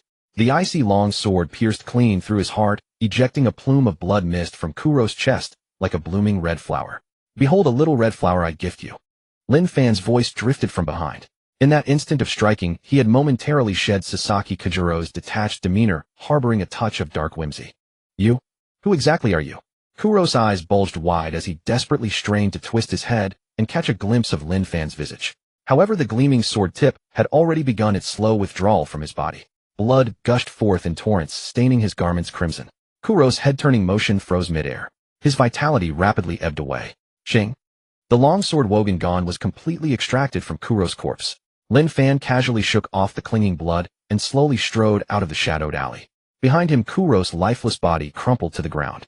Lin Fan's face revealed no extraneous emotion, his composure almost unnerving. As though he had not just slain a pirate lord with a multi-million bounty, but merely crushed an inconvenient ant beneath his foot. This was the apex mental state of Sasaki Kojirō, forged through countless brushes with death and sharpened by near-death experiences. The street had descended into utter pandemonium, teeming with townsfolk's frantic screams. Someone's been killed. So many have perished. Quick, summon the Marines. This is a major incident. Why panic? They're all pirates. Indeed, it's better if every last pirate dies. Lin Fan stood in the street's center, heedless of the surrounding clamor, and slowly closed his eyes. Mind's eye activate. Though his eyes were shut, the whispers of wind, the rustle of grass, and the aura of living beings around him were vividly rendered within his consciousness. He detected a presence hurtling toward the coast at tremendous speed. Buggy was sprinting wildly in that direction. Thank goodness I'm clever. Facing such a monster head-on would be like an elderly man deliberately consuming arsenic, shortening one's lifespan needlessly. Buggy had separated his body into numerous segments. His feet paddled frantically across the ground, while his upper torso and arms soared through the air, moving with astonishing velocity. Move quicker, even faster. Richie, run. Moki clung desperately to the lion, Richie's mane drenched in anxious perspiration, barking urgent commands. Captain Buggy, that opponent's strength likely rivals a Marine Vice Admiral. Kabaji rode his unicycle, cold sweat streaming unabated down his cheeks. As a swordsman himself, he could most keenly appreciate the desperate, unblockable velocity of Lin Fan's blade just now. It was utterly beyond human capability to guard against. I see the coast. My ship is right ahead. Buggy, suspended midair, cried out loudly, his eyes brimming with euphoric relief at having escaped death. Quick, board the vessel and set sail. Buggy's crew members charged forward with suicidal fervor, expending every ounce of their strength, and finally reached the coastal sands. The colossal pirate ship lay moored at the shore. Thanks to those unlucky fools from the Black Cat pirates for drawing his attention. Buggy's upper body flew straight toward the ship's mast, unable to suppress his raucous laughter. He harbored no lingering resentment toward Zango for mocking his prominent nose. The Black Cat pirates were truly great allies. Buggy patted his chest, reveling in his triumph, but then sensed something amiss. Moki and Kabaji, who should have been urgently boarding, had actually halted beneath the deck. Buggy felt a twinge of dissatisfaction. At such a critical juncture, what were they dawdling for? He extended both hands and bellowed downward. What are you standing around for? Get aboard and flee immediately. Yet Moki and the others remained statuesque. Upon his companions' faces Buggy discerned a palpable suffocating dread. Buggy involuntarily swallowed hard. His entire frame stiffened, and with trembling reluctance he turned his head toward the deck. Right there upon the pirate ship's deck, a black-haired youth stood serenely.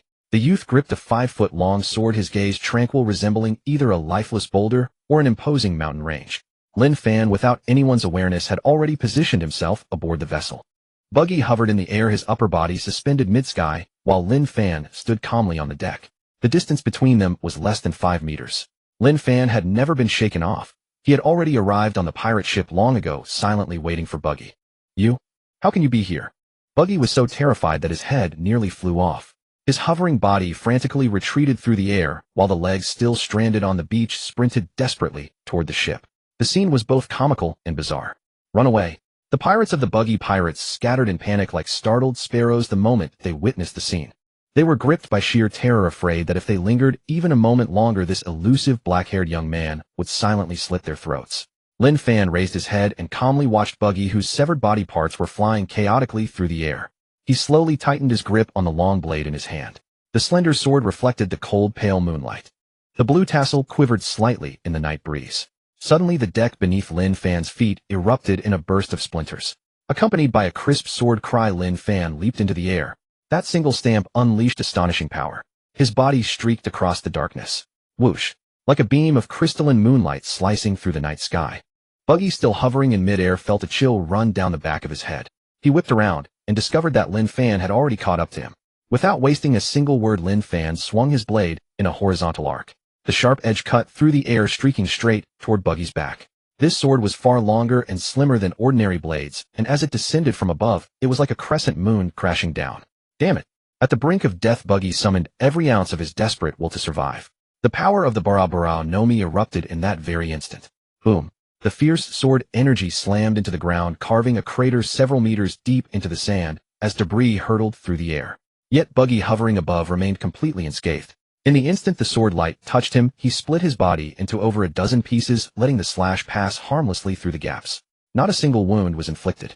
This was the first time since setting sail that Lin Fan had failed to claim an enemy's life in a single stroke. Buggy, now split into pieces, paused for a moment before ecstatic joy flooded over him. He burst into arrogant laughter. Ha ha! I am the great Buggy, the Chop Chop Man. Your swordsmanship is completely useless against me. Buggy shouted with bravado, but his forehead was slick with cold sweat. Shaken by the horrific carnage of the Black Cat pirates, he had nearly forgotten that he was immune to blades. Even so, Buggy still lacked the courage to fight Lin Fan head-on. His wild laughter was nothing more than a desperate act to embolden himself and scare Lin Fan off. Captain Buggy actually dodged it. The pirates of the Buggy pirates stared blankly at the scene, and hope surged within their once despairing hearts. They were cowards who bullied the weak and feared the strong. Seeing this, their instinctive arrogance crept back. Over a dozen pirates had renewed light in their eyes, and they pointed at Lin Fan while shouting, "So this guy can't do anything to Captain Buggy. It's all because those useless trash from the Black Cat pirates were too pathetic, making us think this swordsman was something special. Captain Buggy, finish him off." The taunts rose one after another as the pirates frantically cheered Buggy on. The words reached Buggy's ears, but instead of confidence they drained the color from his face and filled him with absolute dread. "Shut up." He whipped his head around and roared furiously at Moji Kabeji and the others. The pirates shrank back, cowed by his fury, and fell silent, though confusion still flickered in their eyes. If the captain's power completely counters this swordsman, why does he look so terrified? These idiots, Buggy cursed inwardly.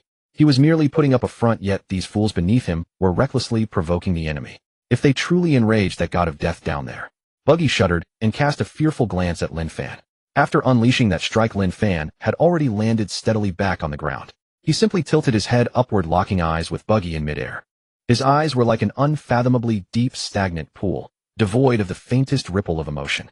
That ethereal, almost inhuman calm seeped into Buggy's bones with an even deeper chill. "If you're scared, get the hell out now. I just might be generous enough to let you live." Buggy forced down the panic rising in his chest, gritting his teeth as he bluffed from the sky. And in the very instant the last syllable left his lips, Lin Fan's arm twitched slightly. At that moment Kabeji, a true swordsman, felt his pupils contract violently. He was witnessing something he could never comprehend in his lifetime. In Buggy's pupils, 3 dreamlike sword lights reflected. They blazed like 3 bolts of lightning, flashing simultaneously across the night sky, blindingly brilliant. There was clearly only one blade, yet in that same instant it struck out from 3 different trajectories. No sequence, no priority. 3 sword paths sealed off every possible route of escape for Buggy. This was a transcendent martial art that even the swallows of the sky could not evade. This was a killing strike that permitted no dodging whatsoever. Secret Sword Swallow Reversal. A swallow relies on the wind to evade the edge of a blade. This has nothing to do with the speed of the draw.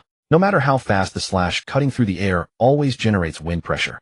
It is precisely that faint disturbance in the pressure that alerts a swallow mid-flight and allows it to alter its trajectory. Therefore, no matter how powerful an ordinary slash may be, it is merely a simple straight line, utterly incapable of capturing a swallow that weaves and dodges with grace. And Swallow Reversal. That is the supreme spatial technique that can forcibly sever even a darting swallow from the sky. At that moment, 3 lightning-like sword shadows interwove simultaneously, completely engulfing Buggy in midair. A swallow. Buggy's mind went completely blank. In his daze, he seemed to see a swallow spreading its wings and dancing among the 3 intersecting sword shadows. The blade light was blindingly bright, and the swallow fluttered gracefully through the crisscrossing onslaught, its movements exquisitely beautiful. Buggy was mesmerized, his gaze unconsciously drawn to the swallow, forgetting even to dodge the deadly sword shadows before him. Just as the swallow soared past the apex, the 3 beams of light merged into one in an instant, like a meteor streaking across the night sky. The swallow in midair was ruthlessly cut down. Buggy lowered his head blankly. On his chest appeared 3 intersecting sword wounds so deep that bone was visible. The wounds did not split open, instead at the same moment gushes of warm blood burst forth. Buggy suddenly understood. The swallow that had been cut down and fallen to its death was actually himself. Swallow Return. Lin Fan's figure materialized behind Buggy without any warning. He slowly sheathed his sword, uttering those 2 words in an extremely calm tone. The moment the words fell, Buggy's upper body, which had been suspended in midair, plunged with a splash into the icy seawater, while his legs, which had remained running on the beach, collapsed limply. Captain Buggy. Did his splitting power fail? Impossible. Captain Buggy's ability clearly counters all swordsmen. The surrounding surviving pirates all froze in place. The fear they had thought they had overcome swept back over them, even more hair-raising than before. Because the power displayed by this young man before them had exceeded the limits of their understanding. The sea breeze blew. Moji was trembling all over. The huge lion Richie buried its head in its paws, and whimpered. Kabeji stood slack-jawed, utterly dumbfounded. At a time like this, they had no idea how to react. Run away. They had already experienced Lin Fan's ghost-like, uncanny speed on the main street. Fighting back wasn't even worth considering.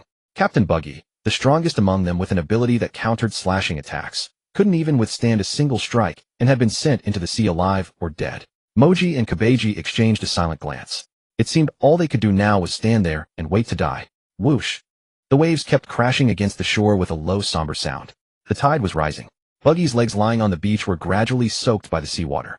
Lin Fan stood quietly beside the wreckage of the pirate ship, making no further move. The entire coast fell into deathly silence. No one dared to stir. Suddenly, the slender wooden sword in Lin Fan's hand began to emit a faint blue glow. Starting from the tip, Monahashizo dissolved into countless glittering fragments, slowly scattering in the night breeze. In his pair of dark eyes, as still as dead water, the lucid state of mind, representing the heroic spirit, gradually faded, restoring its gentle color. Ding! Detected that the host has completely annihilated Kojirō, the leader of the Black Cat Pirates.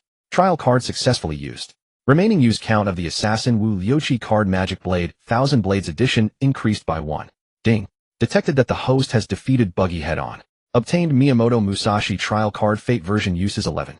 Ding. Detected that the host has successfully used the Sasaki Kojirō card and permanently acquired the ultimate technique Secret Sword Swallow Return. 3 crisp system notification sounds rang out in his mind in succession. Not only had he recovered the use count of Magic Blade 1000 Blades and obtained the card of the immortal swordsman Miyamoto Musashi, he had even successfully retained Swallow Return as a permanent divine technique.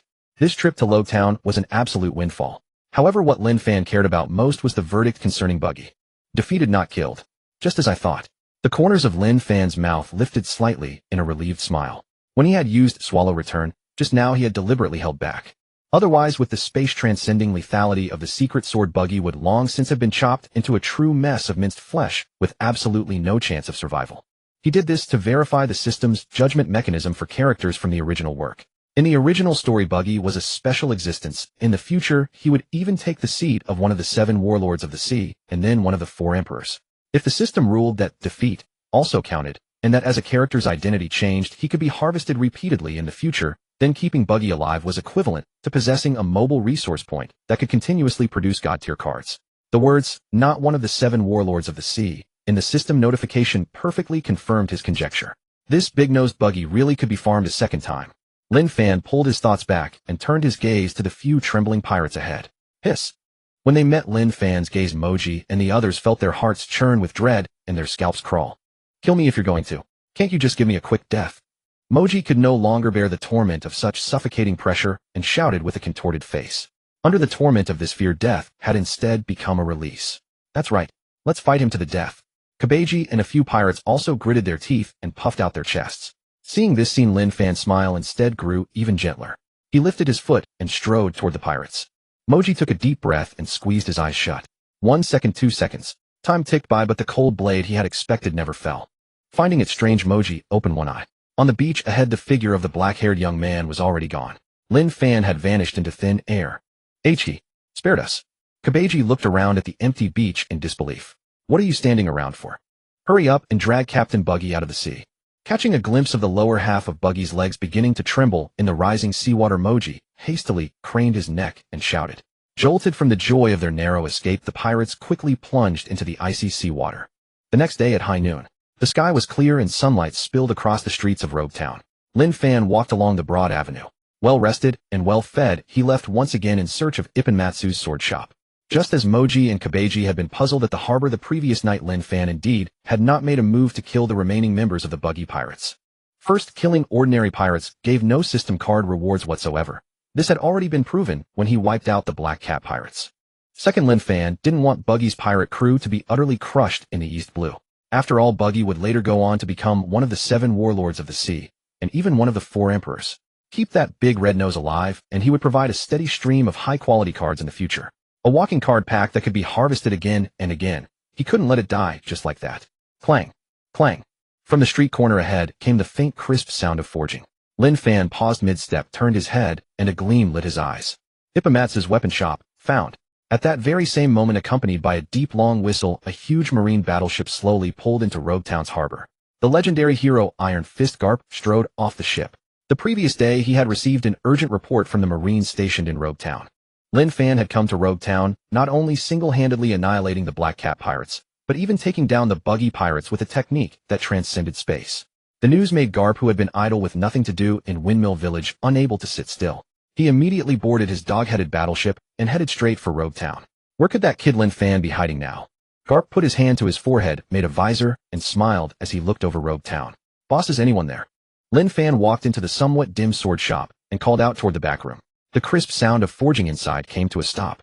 Soon a man emerged from the back room, wiping his hands with a towel. He had only a few strands of hair on top of his head, long hair trailing from both sides of his head, and a red nose. "Be right there. A sword or some other weapon." Ipponmatsu pulled off his forging gloves and tossed them aside, looking Lin Fan over. "Take a look here. Pick whichever you like." Ipponmatsu gestured at the various weapons arranged on the walls and racks. Lin Fan did not look at the neatly arranged fine weapons on the racks. Instead, his gaze moved to a dusty, shabby basket of odds and ends in the corner. The basket was crammed with old, even discarded iron tools. But in the middle of it all, one sword stood out as especially remarkable. Its scabbard was somewhat mottled, its guard was cross-shaped and plain, and a short strip of white cloth was wrapped around it. The blade was fairly long with a pronounced curve. It had no blood groove, and the hilt lacked even a Makugi pin, yet the temper line displayed a very classic flame pattern. The blade was 88 centimeters long and 7 centimeters wide. Sandai Kitetsu, the East Blue's infamous cursed blade, and the very thing Lin Fan had come for this time. "Sir, these are all discarded odds and ends. Not worth a look, and they'll dirty your hands." Ipponmatsu noticed Lin Fan's gaze and offered the advice on his own initiative. But before he could finish speaking, Lin Fan's hand had already reached out and seized Sandai Kitetsu's hilt with perfect precision. "Wait! Don't touch it." Ipponmatsu's face sharply changed as he cried out in alarm. Lin Fan, as if he had not heard at all, applied force with his wrist. Shing! A flash of fiery red blade light suddenly blazed forth. Sandai Kitetsu was drawn clean from its sheath, its flame pattern seeming to come alive in the air, exuding a cold and faintly sinister aura. The cursed blade certainly lived up to its name. Feeling the faint resistance and chilling aura coming through the hilt, Lin Fan nodded with satisfaction and then looked at Ipponmatsu. "Boss, I'll buy this sword." "How much?" "Sir, this sword is a cursed blade. It will turn on its master." Ipponmatsu said hastily. "I know it's a Kitetsu." Lin Fan answered calmly. "And you still want to buy it?" Ippenmatsu's voice rose, his face full of astonishment. Lin Fan lightly gripped the hilt with 5 fingers and held Sandai Kitetsu level in front of him. The gleaming blade reflected Lin Fan's calm, gentle face. He smiled faintly and said in a very peaceful tone, "A sword is a weapon. If it behaves itself as a weapon, that's fine. But if it refuses to be used, or even tries to devour its master, I'll smash it into scrap iron with my own hands." Those calm words made Ippenmatsu break out in a cold sweat. He could sense that Lin Fan was absolutely not speaking casually. If this Kitetsu dared to make trouble, Lin Fan would truly smash it to pieces without a moment's hesitation. Just a moment after Lin Fan's words fell, Sandai Kitetsu, which had been trembling slightly, suddenly withdrew the strange red light from its blade and let out a clear low hum. This low hum was not resistance. Rather, it was total submission to the stronger one. Ippenmatsu rubbed his red nose, utterly stupefied. When he looked again, Sandai Kitetsu was already resting obediently in Lin Fan's hand with no sign of anything unusual. "Boss, how much for this sword?" Lin Fan asked. "Just pay whatever you think is right." Ippenmatsu spread his hands a little helplessly. This cursed blade had been nothing but a menace in the shop. Whoever touched it was in for bad luck. Since Lin Fan had the means to tame it, Ippenmatsu was all too happy to sell it. Lin Fan simply pulled out a large money pouch and handed it over. Inside was the bounty for the Black Cat pirates that the Rogue Town Marines had cashed in for him the previous day, a full 15 million belly. When Ippenmatsu opened the pouch, he was instantly stunned. He handed 10 million belly back to Lin Fan. "It doesn't need this much, a 5 million is enough." Lin Fan didn't stand on ceremony. He put the 10 million directly back into his pocket, then pointed at a gleaming famous sword on a nearby rack. "Boss, how much is this sword?" What Lin Fan pointed at was none other than Yubashiri. "Sorry, this is the treasure of the shop, and is not for sale." Ippenmatsu hastily shook his head and refused. He had no intention of letting his Yubashiri be taken by Lin Fan, and threatened with smashing at every turn. Lin Fan sighed inwardly. In the original story, Zoro had demonstrated his boldness by taming Sandai Kitetsu in the shop, completely winning Ippenmatsu over, and making Ippenmatsu give Yubashiri to him as a gift without a second word. But when it came to Lin Fan, Ippenmatsu only had a face full of wariness with not a trace of admiration. It seemed the treatment given to the protagonist's crew was truly beyond comparison. But Lin Fan didn't mind. Although Yubashiri was one of the 50 skillful grade blades, it was not the absolute top tier. Once he challenged all the powerhouses like Garp and Hawkeye, how could he worry about not having a good sword? He put away the money pouch, sheathed Sandai Kitetsu hung it at his waist, and pushed open the door to walk out of the sword shop. However, just as he set one foot onto the sunlit street, a towering figure like an immense mountain stood silently in front of the weapon shop. His coat fluttered in the breeze. The newcomer had come precisely to intercept Lin Fan. Lin Fan's gaze flickered with subtle intensity. The elderly man before him towered tall with broad shoulders, his suit strained taut across well-defined muscles. A prominent scar ran from the old man's left eye corner, his deep blue pupils contrasting with the graying temples on both sides. Most striking of all was the comical dog-headed hat perched atop his head. His white coat fluttered gently in the breeze and blazoned across the back with 2 bold black characters: Justice. Admiral Karp, a legendary hero of the Navy renowned for his lofty status. At this moment, Karp regarded Lin Fan with a light smile, clearly having come here specifically to intercept him. "We meet again." Lin Fan smiled faintly and waved casually at Karp. "Young Lin Fan, you look even sturdier than before." Karp burst into hearty laughter, striding confidently toward Lin Fan.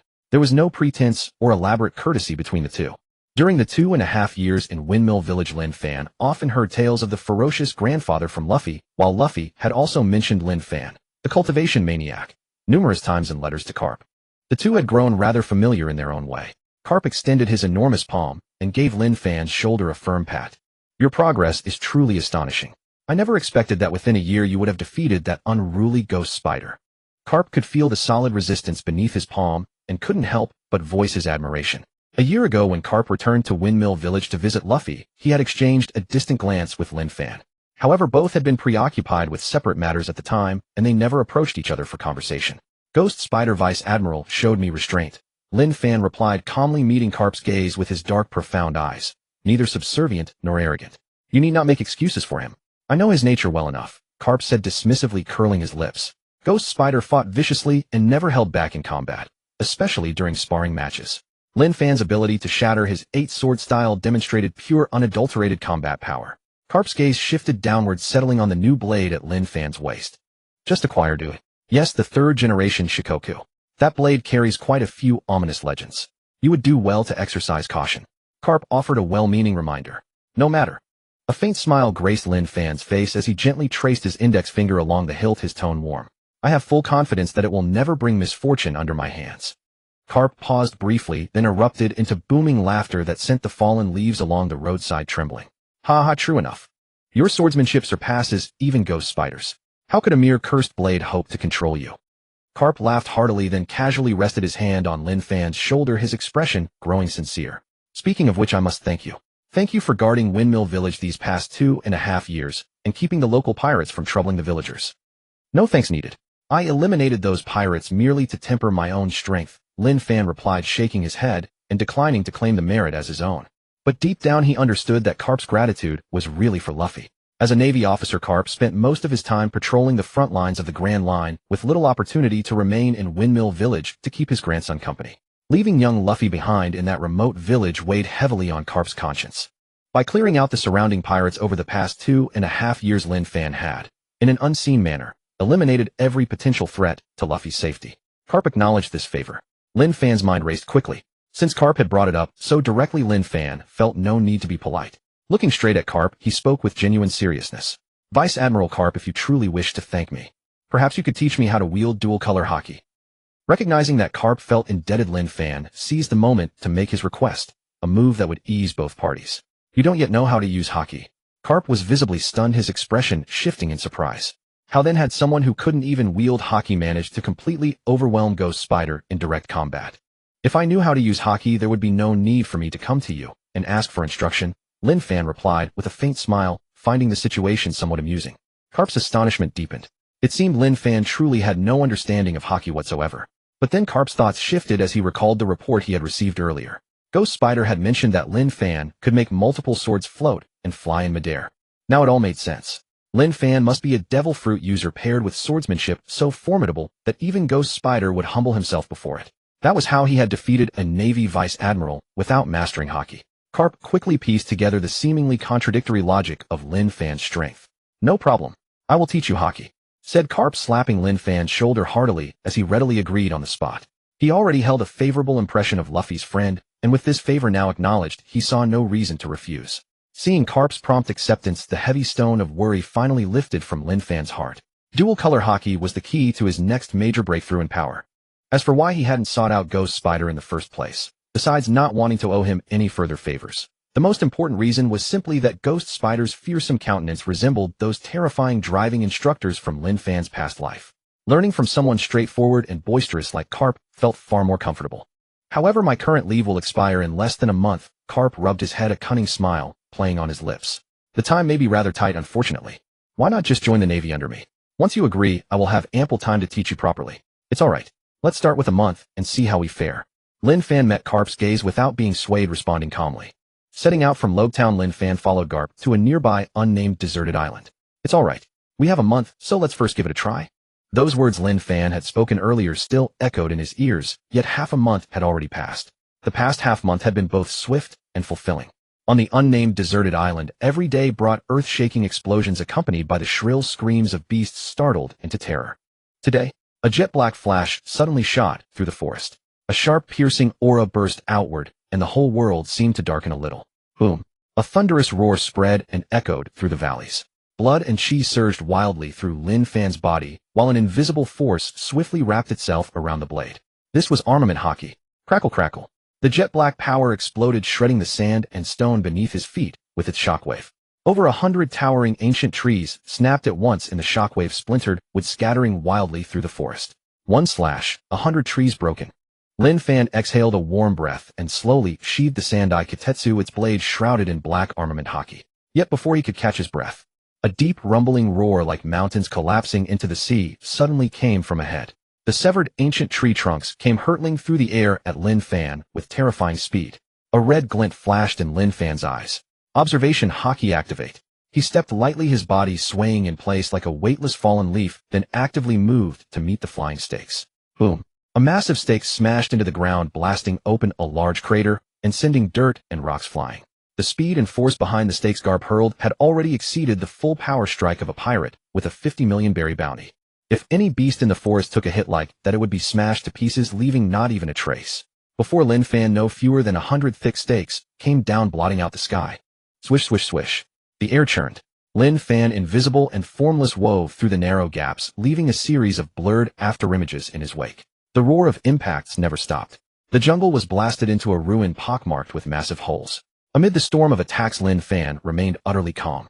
Observation haki let him foresee the trajectory of every falling stake in advance. All he needed was a slight shift of his body to dodge with ease. 3 seconds later, all 100 enormous stakes hit the ground. Lin Fan stood at the center of the crater completely unharmed. Congratulations. You've fully mastered observation haki too. Garp walked out from the haze of sawdust, his eyes filled with shock and admiration. This speed was simply inhuman. In just half a month, he had learned both armament and observation haki, and could wield them to such perfection. It seems I took a little too long. Lin Fan exhaled, his expression somewhat dissatisfied. He had originally planned to search Lowtown for a few more fine swords, but he'd unexpectedly spent half a month stuck on haki training, delaying his plans considerably. Hearing Lin Fan mutter, Garp stumbled, nearly pitching headfirst into the ground. Half a month to master both colors of haki, and this guy still thought it was too long. Every marine prodigy on the seas measured their haki training in years. If the vice admirals in the New World who had trained for over 10 years heard this, they would probably vomit blood on the spot. Garp rubbed his aching forehead. The urge to recruit Lin Fan grew even stronger. Letting a person like this slip away would be a huge loss for the Marines. Garp's expression turned serious and his tone was more earnest than ever. Lin Fan, why not join the Marines? With your talent, you're sure to accomplish great things in the Marines. Don't you like getting stronger? If you nod, I can teach you the 6 powers. You've also seen Higuma's life return. I can have him teach it to you from the ground up. At that point, Garp offered the greatest goodwill he could extend. I know you love freedom and hate being restrained. I can go discuss it with Sengoku, and within the rules give you the greatest freedom possible. What do you think? If those terms got out, they would absolutely shock the entire Marine headquarters. Garp genuinely wanted to bring Lin Fan onto the right path. After half a month together, he knew that Lin Fan had his own bottom lines and principles, and was by no means a villain. A man like that joining the Marines would be a blessing to the people. Garp, thank you for your kindness. Lin Fan looked at the sincere Garp and slowly shook his head. But I still don't intend to join the Marines. Garp frowned, asking with some reluctance. Why? Is there something wrong with the Marines? Lin Fan was silent for a moment. Then, meeting Garp's gaze, he said flatly, because behind the Marines, the Celestial Dragons are the weight pressing down on them. The Celestial Dragons. The moment those 3 words came out, Garp froze in place. He opened his mouth awkwardly, but in the end not a single word came out. Garp's character was just as repulsed by the Celestial Dragons. That was also the fundamental reason he had refused to be promoted to Admiral his entire life. Because an Admiral is a direct subordinate of the Celestial Dragons, and must always be ready to answer their call. The reason Lin Fan gave struck Garp hard in the heart, leaving him no way to argue. Garp smiled helplessly, patted Lin Fan on the shoulder, and sighed. Forget it. Everyone has their own path. If you ever change your mind, come find this old man anytime. As long as you don't betray the justice in your heart, the Marine's door will always be open to you. Okay. Lin Fan nodded. Garp released his hand, stretched, and said with a smile. My vacation is almost over too. No more training today. Let's head to town for a few drinks. Lin Fan pressed his hand on the hilt of the Sandai Kitetsu at his waist, and looked up. His long black hair brushed across his cheek in the breeze. Before drinking, shouldn't we get some exercise, Vice Admiral Garp? A smile brimming with fighting spirit appeared on Lin Fan's face. Let's have a spar. The moment the words left his mouth, Lin Fan silently communicated with the system. System used the sealed Kenpachi Zaraki experience card. Boom. A nearly insane, terrifying aura exploded from Lin Fan's body. It was an oppressive presence born purely from a mixture of battle intent and bloodlust. A violent gust rose from beneath Lin Fan's feet and shot into the sky as if to tear the gloom above to shreds. The smile on Garp's face vanished in an instant. His eyes widened and his gaze turned grave. A spar, is it? Garp clenched his fists, fingers cracking. He grinned, blazing flames kindled in his eyes. This old man's fist happened to be a little itchy too. A low voice echoed across the deserted island while a mighty aura as grand as a towering mountain soared from Garp's body into the sky. Cap's overwhelming aura erupted skyward, and the towering trees around him snapped and toppled in droves under the oppressive force of his conqueror's haki. At that moment, a strange long blade had already appeared in Lin Fan's hand. Rough white cloth was wrapped around the hilt. The guard was polygonal, and most striking of all was the blade itself, covered with uneven, jagged notches. This was none other than the sword of Kenpachi Zaraki, captain of the 11th Division of the Godai 13. The instant the long blade settled into Lin Fan's grasp, an unimaginable spiritual pressure erupted from his body. Golden spiritual pressure surged toward the heavens like a raging ocean, violently shredding the dark clouds overhead. Cap's expression shifted, a flash of astonishment in his eyes. The young man before him seemed to have become an entirely different person, radiating an uncontrollable madness. It was a bloodthirsty craving etched into his very bones, a hunger that existed for nothing but the sheer joy of battle. Entering battle mode, are you? Then I won't hold back. Cap bellowed as armament haki instantly cloaked his fists. He stamped a heavy step forward, charged in with long strides, his fist wind tearing through the air and carving a trail of vacuum in midair. Lin Fan stood where he was unmoving. A dull thunderous boom resounded from his chest as his heart pounded like a war drum. The savage power of Kenpachi's Araki had fully awakened within his body. Cap's fist came crashing down. Lin Fan gripped the blade with both hands and swung it overhead. Clang! The edge and the iron fist collided violently in midair, unleashing a piercing metallic shriek. Shockwaves erupted in every direction. Trees within a radius of hundreds of meters were instantly blasted skyward, reduced to nothing but swirling splinters in the fierce gale. The ground could not bear the tremendous force and caved in, sinking nearly 10 meters, while shattered rocks in midair were crushed into dust by the violent torrent of air. The white sleeve on Lin Fan's right arm could no longer withstand the pressure and burst apart, with a sharp crack exposing the taut muscular arm beneath. Cap meanwhile took a step back, the armament hockey covering his right fist shattered and dissolving into black smoke. Ha ha ha, ha ha. In the midst of the rubble, Lin Fan lowered his head and let out a wild maniacal laugh. His laughter was drenched in exhilaration. Cap's heart jolted. Lin Fan's face was filled with unbridled arrogant delight, his eyes bloodshot and blazing with the fierce gleam of battle lust. This was nothing like the gentle, composed Lin Fan he knew. Lin Fan gave Cap no time to think. An earth-shattering power exploded from the long blade, and golden spiritual pressure surged upward like towering flames, dyeing the entire sky gold. This was sword pressure. A savage golden sword pressure swept out like an overwhelming golden tide, its searing heat rushing straight at Cap. Cap did not retreat. He drew a deep breath, then lashed out with his left fist, hockey swirling around it. The fist scraped brilliant sparks from the air as it slammed into the golden tide like a comet. Boom! Cap's transcendent strength shattered the golden tide with that single punch. The tide burst apart into countless golden fragments, spraying across the sky above the island like rain. Ha ha ha! What a thrill! Lin Fan laughed as his wrist kept swinging without pause. Golden sword pressure was unleashed in wave after wave, the dazzling radiance sweeping away every remaining wisp of cloud in the heavens, while the small hills on the desolate island were sheared flat one after another beneath the golden tide. Cap blocked with both fists, retreating hundreds of meters in an instant, inwardly muttering in disbelief. This kid fights like a wild beast. The commotion on the desolate island was far too great. The dull tremors even reached Logetown miles away. Townsfolk on the streets stopped in their tracks, staring in alarm at the distant coastline. Is there an earthquake? No, look at the sky. The clouds on the horizon had been dyed gold, with blinding flashes flickering from time to time. The Marine branch stationed in Logetown immediately blared its alarms. Find out now? Who's fighting on that island? A Marine officer shouted frantically in the command room, his face a mask of panic. Within minutes, a Marine messenger burst into the command room drenched in sweat and yelled, "Report. We've found out. It's Vice Admiral Cap sparring with Lin Fan, the one who defeated the Black Cat pirates." The voice echoed through the room. The entire command room fell into absolute silence. Everyone was stunned. By now the ground in Logetown was shaking violently, the buildings lining the streets trembling along with it. The colossal golden light bridging heaven and earth on the horizon had become the only spectacle on the sea. This is definitely the biggest scoop in the East Blue. I have to get there right now. Leica, a veteran reporter from the East Wind News Agency, grabbed a din-din mushy transmitter and scrambled out of his office, sprinting wildly toward the harbor. Quick! Launch the warships immediately. We're supporting Vice Admiral Cap. The gates of the Marine base burst open, and the station Marines poured onto the decks like a flood. They had just received an urgent report. The one clashing with Vice Admiral Cap on the desolate island was none other than Lin Fan, the mysterious young man who had annihilated the Black Cat pirates. The Marines were frantic. Vice Admiral Cap was a great hero of the Marines. They absolutely could not let anything happen to him in the East Blue. Everyone had to set sail at once to reinforce him. For a time, the harbor of Logetown was a maelstrom of activity, with over a dozen warships and the reporter's small boat cutting through the waves at full speed toward the desolate island.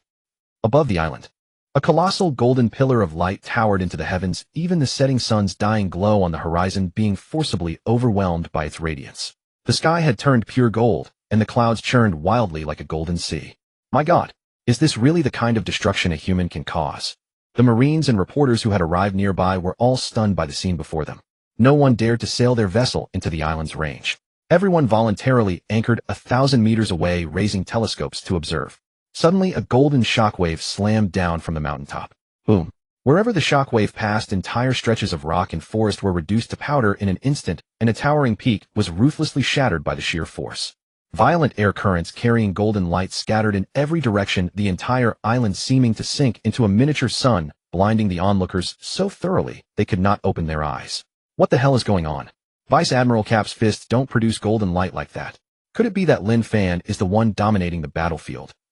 The Marines in the rear stared through their telescopes, their minds going completely blank. The battle unfolding before them had completely overturned their common sense. Click. Reporter Leica's hands trembled, his professional instinct alone making him press the shutter. A specially made photo soon slid out from the bottom of the camera. Leica hurriedly lowered his head to look. Hiss. The image on the photo stunned him. In the midst of the golden radiance, two blurred figures were locked in savage hand-to-hand combat. One was a young man with a bare upper body, both hands gripping a battered, jagged long blade. The other, an old soldier wearing a coat of justice and swinging iron fists, was Cap himself. Though their expressions could not be seen clearly, the distortion their two auras left on the film was already staggering on its own. Leica clutched the photo tightly. He could already sense that tomorrow's newspaper would sell out instantly. Boom. Another tremendous roar erupted from deep within the island, splitting the earth and shaking the mountains. Lin Fan, if that's all you've got, you're still far from defeating me. Cap roared, every bone in his body crackling like popping beans. His fighting spirit had been thoroughly ignited. He kicked off with moonwalks soaring into the sky and hammered down an impenetrable barrage of iron fists upon Lin Fan, who was shrouded in golden light below. The air was detonated by his fists. Thousands of pitch-black fist shadows fell from the sky like a meteor shower, crashing down with overwhelming monstrous force. Rumble. The mountaintop where Lin Fan stood was instantly obliterated. Even the mountain range behind him shattered and split apart under Cap's violent fist pressure. Dust filled the sky. Cap had gained an overwhelming advantage in the offensive for the moment, yet not a trace of joy appeared on his face. On the contrary, his eyes grew even more solemn. Because in their previous exchanges, every time Cap thought he had suppressed his opponent, the golden spiritual pressure inside Lin Fan would surge another notch and counterattack with even wilder ferocity. This reckless style of fighting was clearly one of thriving on battle itself. The longer he fought, the stronger he became. Just then Garp's eyes contracted sharply. The all-encompassing dust and smoke was forcibly torn apart by an unstoppable mighty force. Lin Fan endured the storm of meteor-like punches and stepped out of the ruins step by step. Ha ha! Come on, Garp! Lin Fan burst into loud laughter. His voice was filled with pure madness and excitement. Lin Fan's shirt had long been shredded to pieces by the punching winds, leaving his solid chest printed with glaring purple and blue fist marks. Covered in mud and dust from head to toe, he looked utterly bedraggled. But at this very moment, none of the onlookers could sense even a trace of bedragglement from Lin Fan. With his wheat-toned upper body bare and serrated long blade in hand, his pair of blood-red eyes held nothing but boundless hunger for battle. Come on, keep fighting. Lin Fan's unbridled laughter crashed into the sky above the deserted island like a series of heavy greatswords. Out on the sea, all the spectators were stunned dumb. They watched the black-haired youth standing at the center of the golden ocean. Alongside a speechless dread, the dormant heat within their blood was forcefully awakened. This was a surging power beyond any words. In a daze, every reporter and Marine present felt the same thought arise in their hearts. Today they were witnessing with their own eyes the birth of a brand new era. An era belonging to this man, radiant as dazzling gold and ferocious as a wild beast. Some soldiers who fanatically idolized the Marine headquarters and Vice Admiral Garp, upon hearing Lin Fan's unadorned provocation, initially wanted to yell abuse and belittle this arrogant madman who knew no bounds. Yet looking at the ruins of the battlefield, they opened their mouths but could not force out a single word. After all, everyone had seen clearly from 1,000 meters away how terrifying Vice Admiral Garp's iron fist was shattering great mountains and rending the earth. And under such world-destroying fist force, Lin Fan had endured it all with his own body. Not only did he show the slightest sign of defeat, he instead emerged from the ruins and dust step by step in an even more savage and soaring posture. Such a terrifying existence had every right to utter any arrogant words. For an instant the sea fell into a deathly silence. The vast majority of people were left with only one thought: where in the world did this black-haired youth, who had wiped out the entire Black Cat pirates, come from? Is this really the kind of commotion a human can create? Want a good fight? You're not the only one. Garp stared at Lin Fan and suddenly inhaled deeply. His chest swelled abruptly, as if an ancient giant beast were drawing in water, like a leviathan forcibly gulping down all the air within 100 meters in one breath. That roar blasted the clouds in the sky completely apart and made the waves on the sea even more frenzied. Boom. Before his words faded, Garp shot up like a raging dragon. He stomped down, and the hard surface instantly burst apart.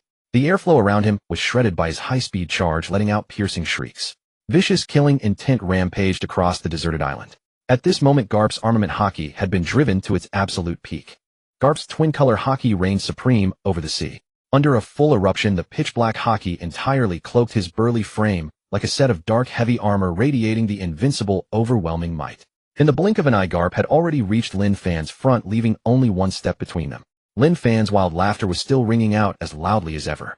He lifted the serrated long blade overhead with both hands, clearly with no intention of backing off. In that instant, Garp's 5 fingers clenched his black right fist, charged to the extreme. He drew his fist back. Then he threw it. No ornate techniques, no extra movements. It was an utterly direct punch, containing not a single practiced form. But the simpler the heavy fist, the more devastating its power. Boom.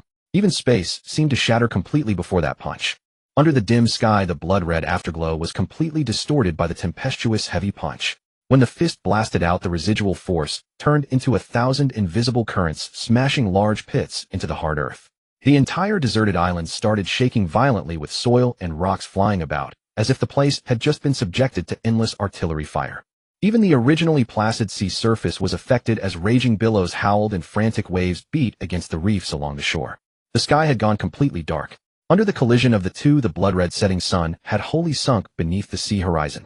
The surrounding marines and reporters trembled uncontrollably all over.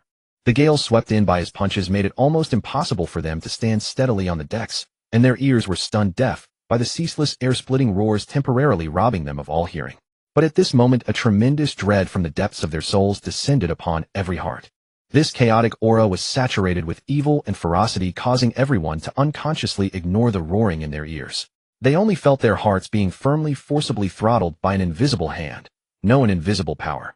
All eyes shifted unanimously to the deserted island. Because the one delivering this terror was not Garp, it was Lin Fan. In their sight, Lin Fan's figure had been completely drowned in golden light. From within that wildly tumbling radiant gold, a colossal ferocious skull abruptly soared upward. This skull was formed from solidified golden spiritual pressure, as if cast from the purest gold. It bore a murderous aura that chilled one's hands and feet, yet revealed an indestructible sacredness. This was the strongest manifestation of Kenpachi Zaraki's spiritual pressure defense, materialization of spiritual pressure. The hallowed yet ferocious golden skull opened its mouth wide and let out a soundless roar at the pitch-black sky. And Garp's iron fist, black as iron condensed with the peak hockey of his entire body, slammed squarely into the golden skull's forehead. Boom. A deafening explosion erupted in midair, the sound penetrating dozens of kilometers away. The two devastating forces crashed together, and the horrifying aftershock transformed into violent air currents that burst outward, even reaching dozens of kilometers away. The raging wind pressure was as sharp as a blade. Vast expanses of ancient trees and bushes on the island instantly turned to flying splinters under the shockwave's sweep. Even the hard rocks and mountain crests were ground to powder by the force. The colossal beasts on the island could not even manage a single scream before they burst into massive clouds of blood mist under the strangling grind of fist wind and spiritual pressure, their bones instantly pulverized. The unbroken mountain range collapsed and was flattened in an instant, the originally steep valleys completely transformed into an endless arid plain. My God, is this really a power human beings can possess? Leica from the East Wind Press turned pale. The camera in his hand fell to the deck with a crack, its lens shattering into pieces on the spot. As a journalist, the camera was his life, but he could no longer care about it. His eyes were wide open. He even forgot to breathe, entirely standing at the bow like a statue. The Marine captain on the warship also stumbled backward a few steps in shock, crashing against the mast behind him, his eyes full of confusion and dread. At this moment, no soldier laughed at him, because on every vessel across the sea, every person was dumbly staring at the island ahead. The deserted island ahead was shaking violently. Amid the groaning sounds of wood and stone splitting under unbearable strain, the entire enormous island, battered by the crazed attacks of Lin Fan and Garp, was about to be torn in two by the two forces. A deep rumbling crack split the earth, a dull, ominous groan like some ancient behemoth roaring from the abyss. Across the surface, arm-thick fissures stretched into a dense web, racing toward the island's edge with unstoppable speed. On the open sea, the crews aboard the warship and the reporters' boats stared in stunned disbelief at the land before them. Then, a thunderous crash. The entire colossal island shuddered violently. Dust and shattered rock erupted skyward, swallowing the faint starlight above. The ground trembled and split wide open. Seawater surged crazily into the crevices, sending a blinding white mist cascading into the air. Amid the falling spray and flying debris, two formidable figures remained utterly motionless, radiating a savage aura that chilled the blood. Kapu and Lin Fan, the ones who had unleashed this doomsday scene. Neither of them stepped back. Howling gales whipped torrents of broken stone across the deserted island. Come on, Kapu. Keep going. I haven't had my fill yet. A hoarse, brutal voice laced with wild excitement drifted out from the churning dust. As the voice echoed out, the desolate island finally buckled under the pressure. Mountaintops collapsed in cascading landslides, the earth split apart with violent cracks, and seawater poured like a runaway stallion into the colossal fissures as fire and smoke erupted simultaneously. A subterranean rift several meters wide brutally carved the entire island in two, tearing it cleanly apart. On the left, half the once dense forest had been crushed into flat ground, leaving nothing but wood shavings and splintered roots. On the right, half the terrain abruptly lurched upward. Seawater churned over broken rocks and flooded into the rift, forming a natural waterfall-like spectacle at the boundary, the thundering water audible for miles. How is this possible? On the warship, the Marine captain stationed at Rog Town turned pale and shouted in utter losing composure. The two of them had merely clashed head-on once, and yet they had shattered an entire massive island in half. And from the sound of it, Lin Fan was still hungry for more carnage. If they kept fighting, would the island simply explode right here in the East China Sea? Fear filled the Marine captain's eyes. Kapu looked at the young man, not far away, the corner of his mouth twitching. This madman who lost all sense of humanity once battle began was truly a handful. Kapu's suit had been reduced to tattered strips, and the doghead cap he wore had long since flown off to who knows where, leaving him looking thoroughly disheveled. Come on. Lin Fan laughed heartily, resting the serrated long sword on his shoulder as he strode step by step toward Kapu through the rubble and dust. The golden spiritual pressure around his body flickered and danced like flames once again. His steps were somewhat unsteady, but the fighting spirit blazing in his eyes had not dimmed by even half a fraction. Kapu stared at Lin Fan for a long moment, then finally deactivated the pitch-black Conqueror's haki covering his body and let out a deep sigh. No more fighting. I concede. Kapu voluntarily withdrew from his battle stance, signaling that the spar was over. No more fighting. Lin Fan stood frozen on the spot, the manic smile on his face instantly stiffening into bewilderment. In the instant his mind went blank, the system's cold but crisp notification rang abruptly in his head. Ding. Host has defeated Vice Admiral Kapu, the Navy's great hero. Reward: Zaraki Kenpachi experience card, unsealed version, time limit 3 minutes, uses 11. Ding. Host successfully used the Zaraki Kenpachi experience card, sealed version, and permanently acquired the skill sword pressure. As the system's chime faded, the golden spiritual pressure burning on Lin Fan's skin began to collapse, shattering into countless fragments of golden light that scattered and dissolved completely into the night sky. He exited Zaraki Kenpachi's berserk state, his clear black eyes returning to normal. Shock surged in Lin Fan's heart. Permanently obtaining the sword pressure skill had been within his expectations. But the Zaraki Kenpachi card the system dropped after Kapu's defeat came with a stat he had never expected: a 3-minute time limit. That meant the moment he used this experience card, he could spend 3 whole minutes burning through the fully unsealed power of Zaraki Kenpachi, without any restraint. That unsealed combat strength was absolutely far beyond the earlier sealed version. This was a true trump card, one that could save his life or turn the tide in a desperate deadlock. Lin Fan let out a long breath, a satisfied smile spreading across his face. Nearby, Kapu watched the shifts in Lin Fan's expression and felt a twinge of wariness as he muttered uneasily to himself. They had traded blows for nearly 2 hours just now. Although Kapu had not resorted to the trump cards that would risk life and limb, his stamina had already been drained by more than half. But the young man before him was like some kind of freak. The spiritual pressure within him only grew stronger the longer they fought, with not the slightest sign of exhaustion. This was, after all, only a spar. If they truly fought to the death, not only would the island be destroyed, but the reporters and Marines out on the sea would also be caught in the crossfire.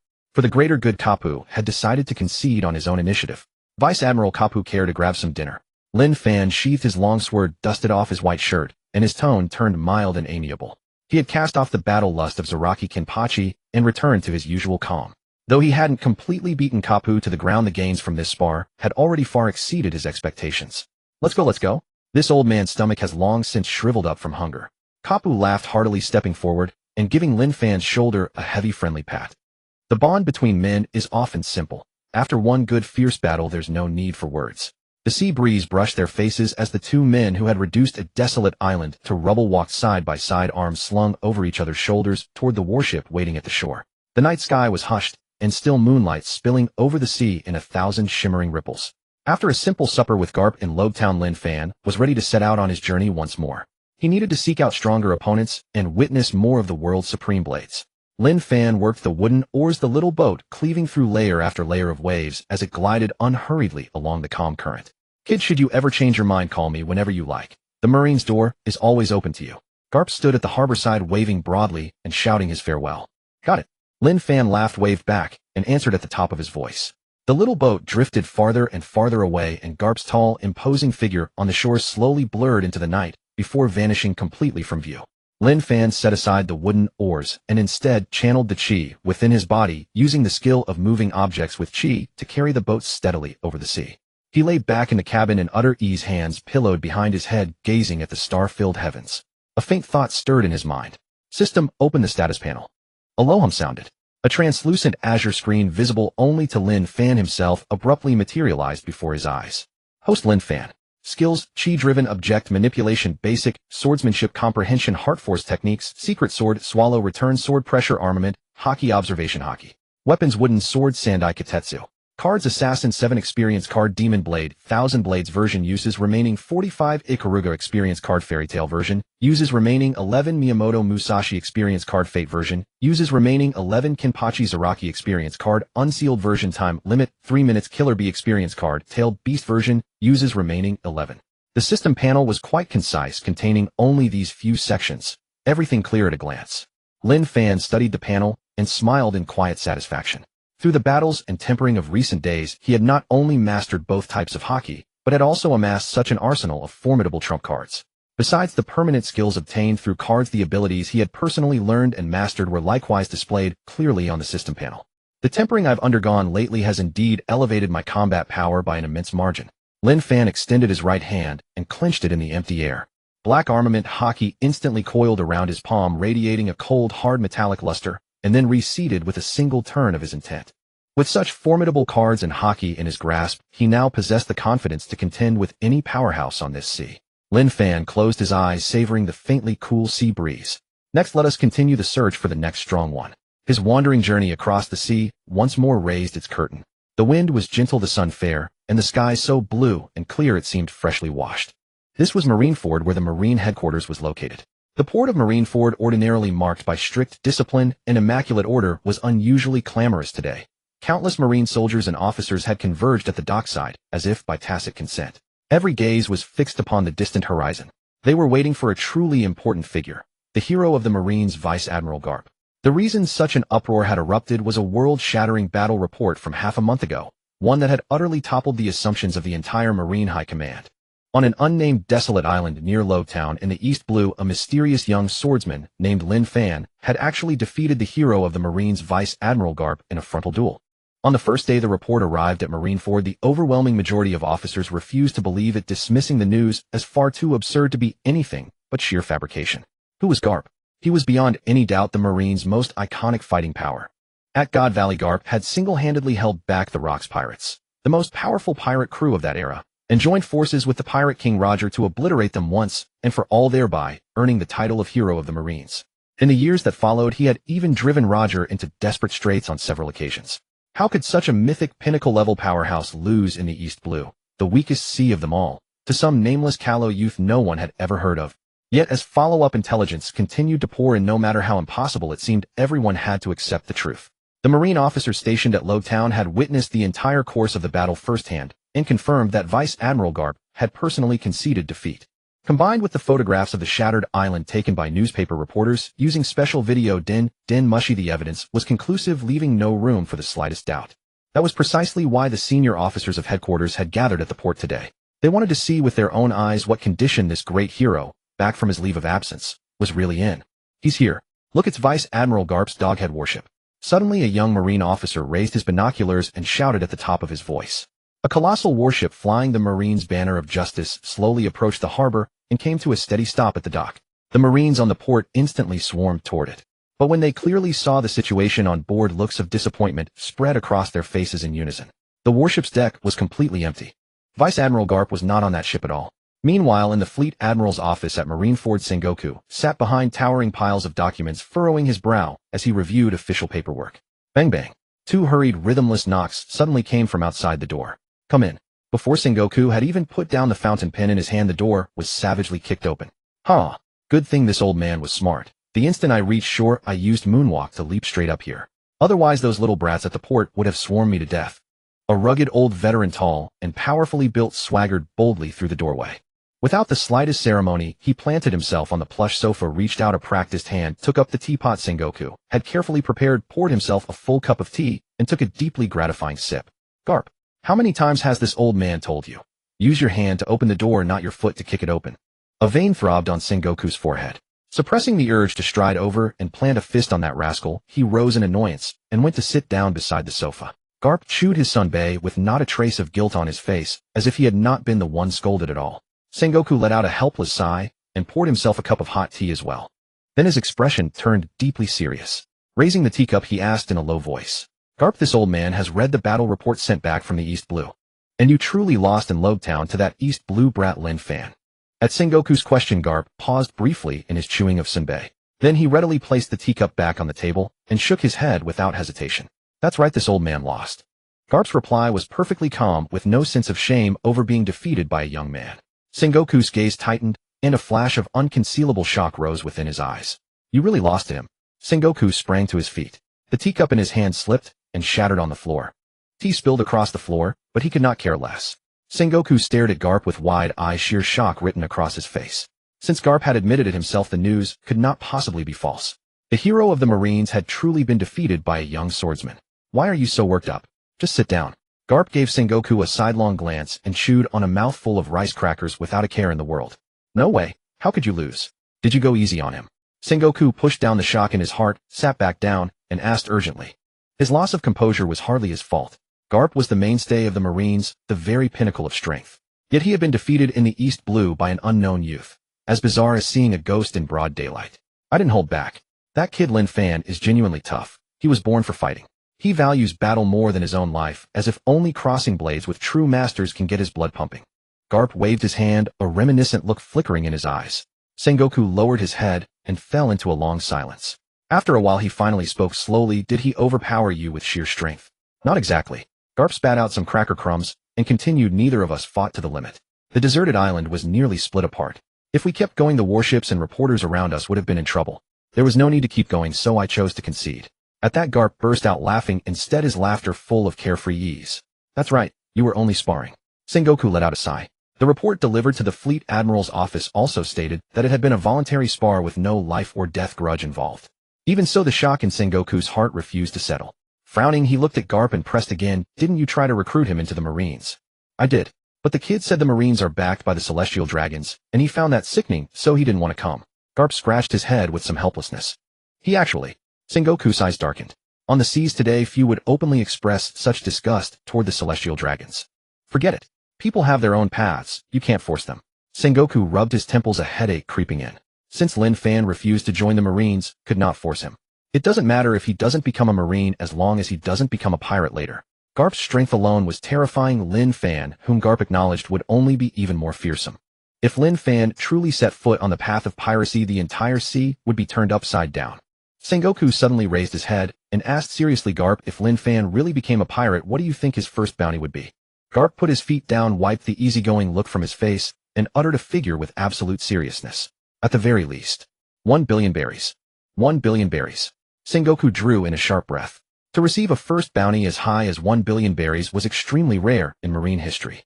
"At least he isn't a pirate now," Sengoku said with a relieved sigh. "If he really became one, this sea would become very interesting, ha." Garp seemed to imagine something amusing and once again laughed with utter abandon. "You bastard, Garp. How can you still laugh?" Sengoku slammed the table in anger. "Relax. Lin Fan has his heart set entirely on cultivation and challenging the strong.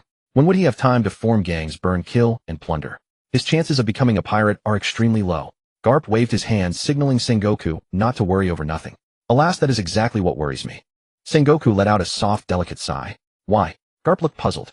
"Lin Fan enjoys challenging the strong, but not every strong person in this world has your good temper. If he offends someone he is bound to stir up trouble." Sengoku's voice turned low. "In this world, sometimes those who are wanted have not necessarily done anything wrong." Sengoku's words echoed through the empty Fleet Admiral's office, carrying an indescribable helplessness. The East Blue. Crash. Dark clouds filled the sky. Though it was high noon, the sea was black as the dead of night. The wind howled, and the storm came without warning. Waves several meters high rolled endlessly, and a medium-sized transport ship pitched violently in the storm, as if it could capsize at any moment. Directly ahead of the transport ship, a tiny wooden boat was quietly resting on the sea. The raging wind and rain thrashed around the wooden boat, yet were blocked half a meter from its hull. An invisible layer of chi covered the wooden boat, holding it steady amid the surging waves. This was precisely the art of controlling objects with chi. Boom. A thunderous boom rang out. Lin Fan's figure shot up from the wooden boat. Braving the torrential rain, he was as light as a swallow. In a few bounds he crossed 100 meters of sea and landed steadily on the transport ship's deck. He wore a soaked white shirt, his black hair draped over his shoulders. The sparring begins now. Lin Fan looked at the deck ahead, his voice calm. He reached back and patted the hilt behind him. With a low hum, Sandai Kitetsu flew out on its own, turning into a crimson flash that drove straight into the hard deck. The blade still trembled slightly, radiating an eerie red glow. And across from Lin Fan, a tall figure stood silently.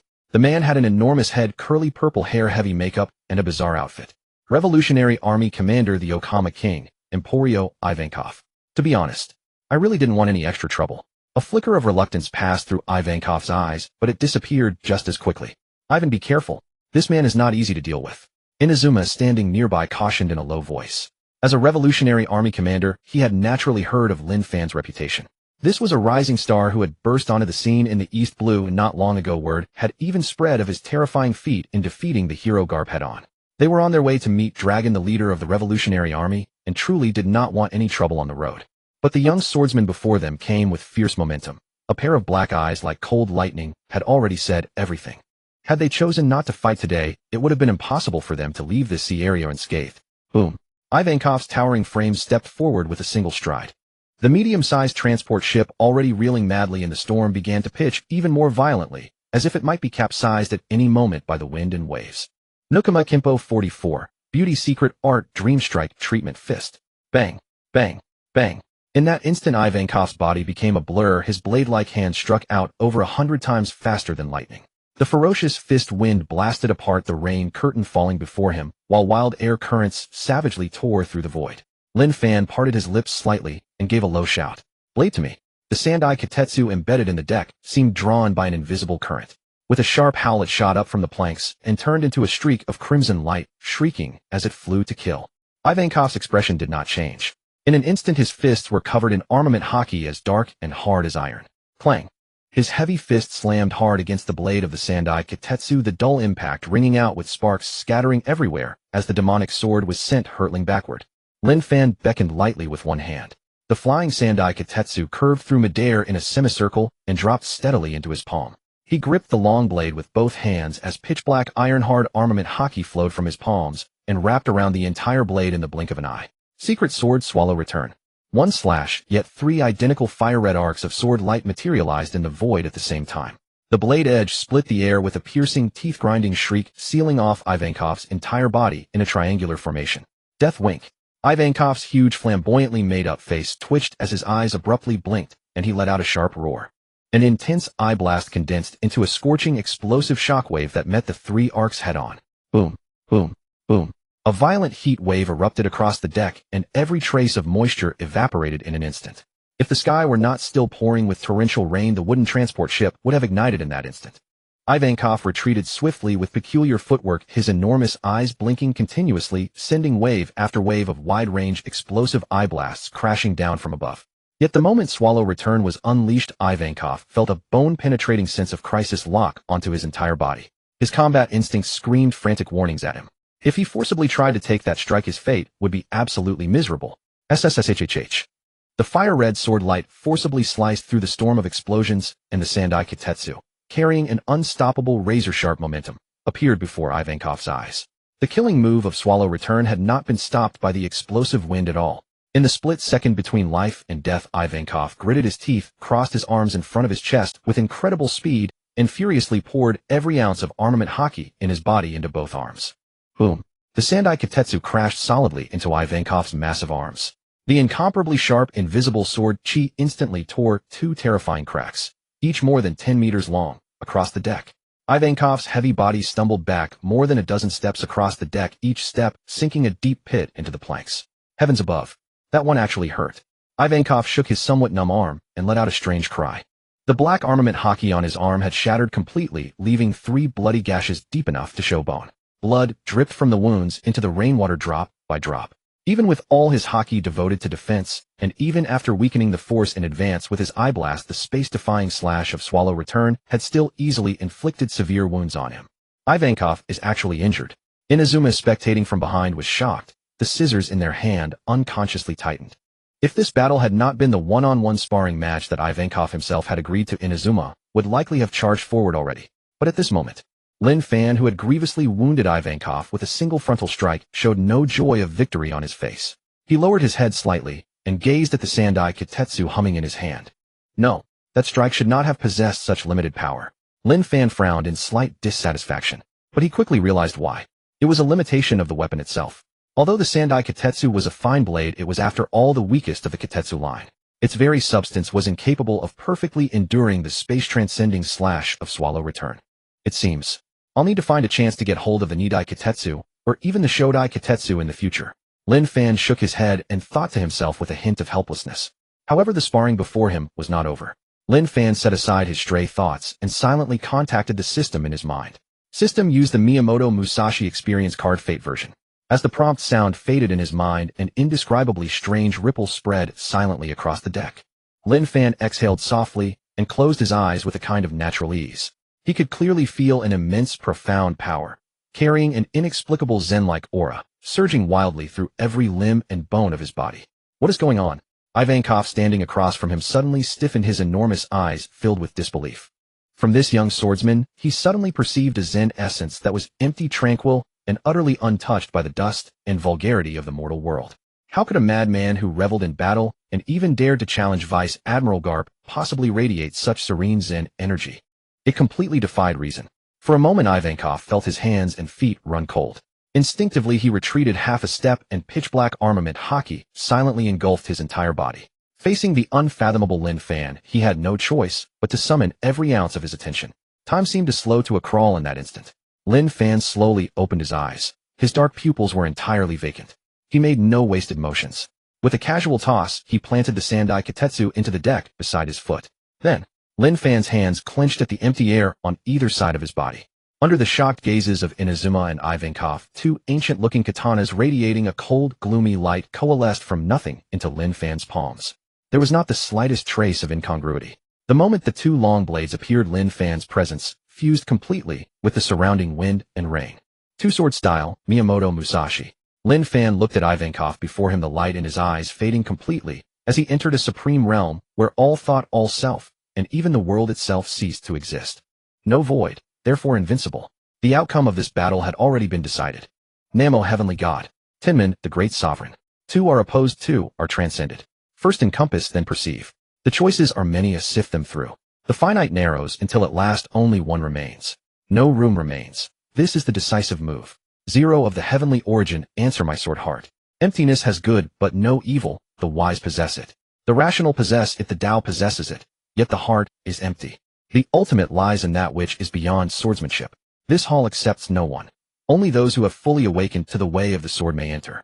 An ancient, mysterious Zen chant slowly echoed around Lin Fan's ears, as if crossing infinite space, and time drifting out from the depths of a time-worn temple. Lin Fan stood quietly amid the torrential rain. The icy rain had long since soaked through his white shirt, yet he still held his twin blades unmoved as a mountain. For a time he had transcended the limitations of this world, and his soul had traced all the way back to the realm of emptiness he had pursued his entire life. Namo Tenman Dage's attention. Horse-headed Guanyin, sever all evils with this wrath. Lin Fan's lips parted slightly as he chanted in a soft voice. There was not the slightest ferocity in that voice. Instead, it was like a warm spring breeze instantly dissolving the cold of the night and carrying away the chill of wind and rain, gentle and serene. Oi! Ivankov's enormous pupils suddenly constricted. The soaring battle intent in his heart was frantically fading away. In his eyes, the black-haired youth standing opposite was no longer an ordinary mortal, but a true Buddha walking among men. What was even more blood-chilling was that behind Lin Fan, a towering colossal phantom Buddha was slowly taking shape between heaven and earth. The Buddha's eyes were wide with wrath like a guardian Vajra. It had 4 arms, each wielding a golden divine sword, while a wheel of blazing fire burned behind it amid the wind and rain, as if it could burn away every evil in the world. This was the Tenman Dage's attention. Ivan stopped trying to take him alone. Let's go at him together. Inazuma, standing beside him, was completely panicked. The oppressive weight of the colossal Buddha statue was so immense that it felt like an invisible mountain pressing down on his head. His legs went weak, and he almost couldn't stop himself from kneeling then and there. This one slash is my way of emptiness, my very life. Lin Fan was still whispering, his expression as still as an ancient well. In his sight, the storm, the sea, and the transport ship had all vanished, leaving only the ultimate will carried by the twin blades in his hands. Don't come any closer. Ivankov swung his huge head around and bellowed at Inazuma. Standing at the center of it all, he understood the horror of Lin Fan's move better than anyone. His instinct was screaming warnings at him. Even if he used every trick he had and gave up every card in his hand, he could never block Lin Fan's blow. If Inazuma forced his way in, now the fight would turn from a contest into a true slaughter. Once Lin Fan's killing intent was roused, the two Revolutionary Army commanders would meet their end here in the East Blue today. Ishana, great heavenly aspect. When Lin Fan's soft chant reached this point, his voice suddenly rose. Radiant light soared from beneath his feet, shining 10,000-fold and illuminating the sea for 1,000 meters around, as if a blinding sun had sunk into this very place. At that very moment, all the golden light gathered forcefully, and a brilliant 7-colored heavenly origin flower bloomed open on the deck. The dazzling radiance poured completely into the katana's blade, becoming the only light in heaven and earth. The 10-man Daijizenjin behind Lin Fan moved all 4 arms at once, and the golden divine sword swept down. 6 paths, 5 wheels, Kurikara, heavenly aspect. Lin Fan barked the name of the noble phantasm, and his twin blades slashed out in the same instant. A breathtakingly vast sword aura surged forth like a river from the 9 heavens, breaking its banks, roaring as it charged outward.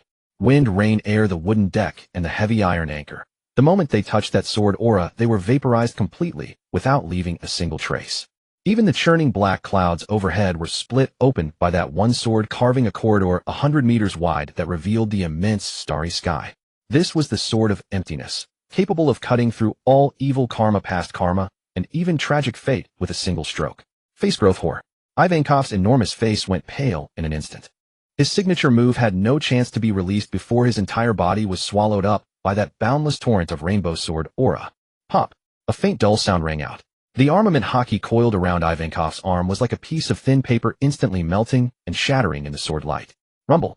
The rainbow sword aura tore through the transport ship's hull, swept all the way into the distant night, and carved a terrifying bottomless abyss more than 10 meters wide across the sea. The wind and rain stopped abruptly. The night sky brightened again, clouds parted and mist scattered.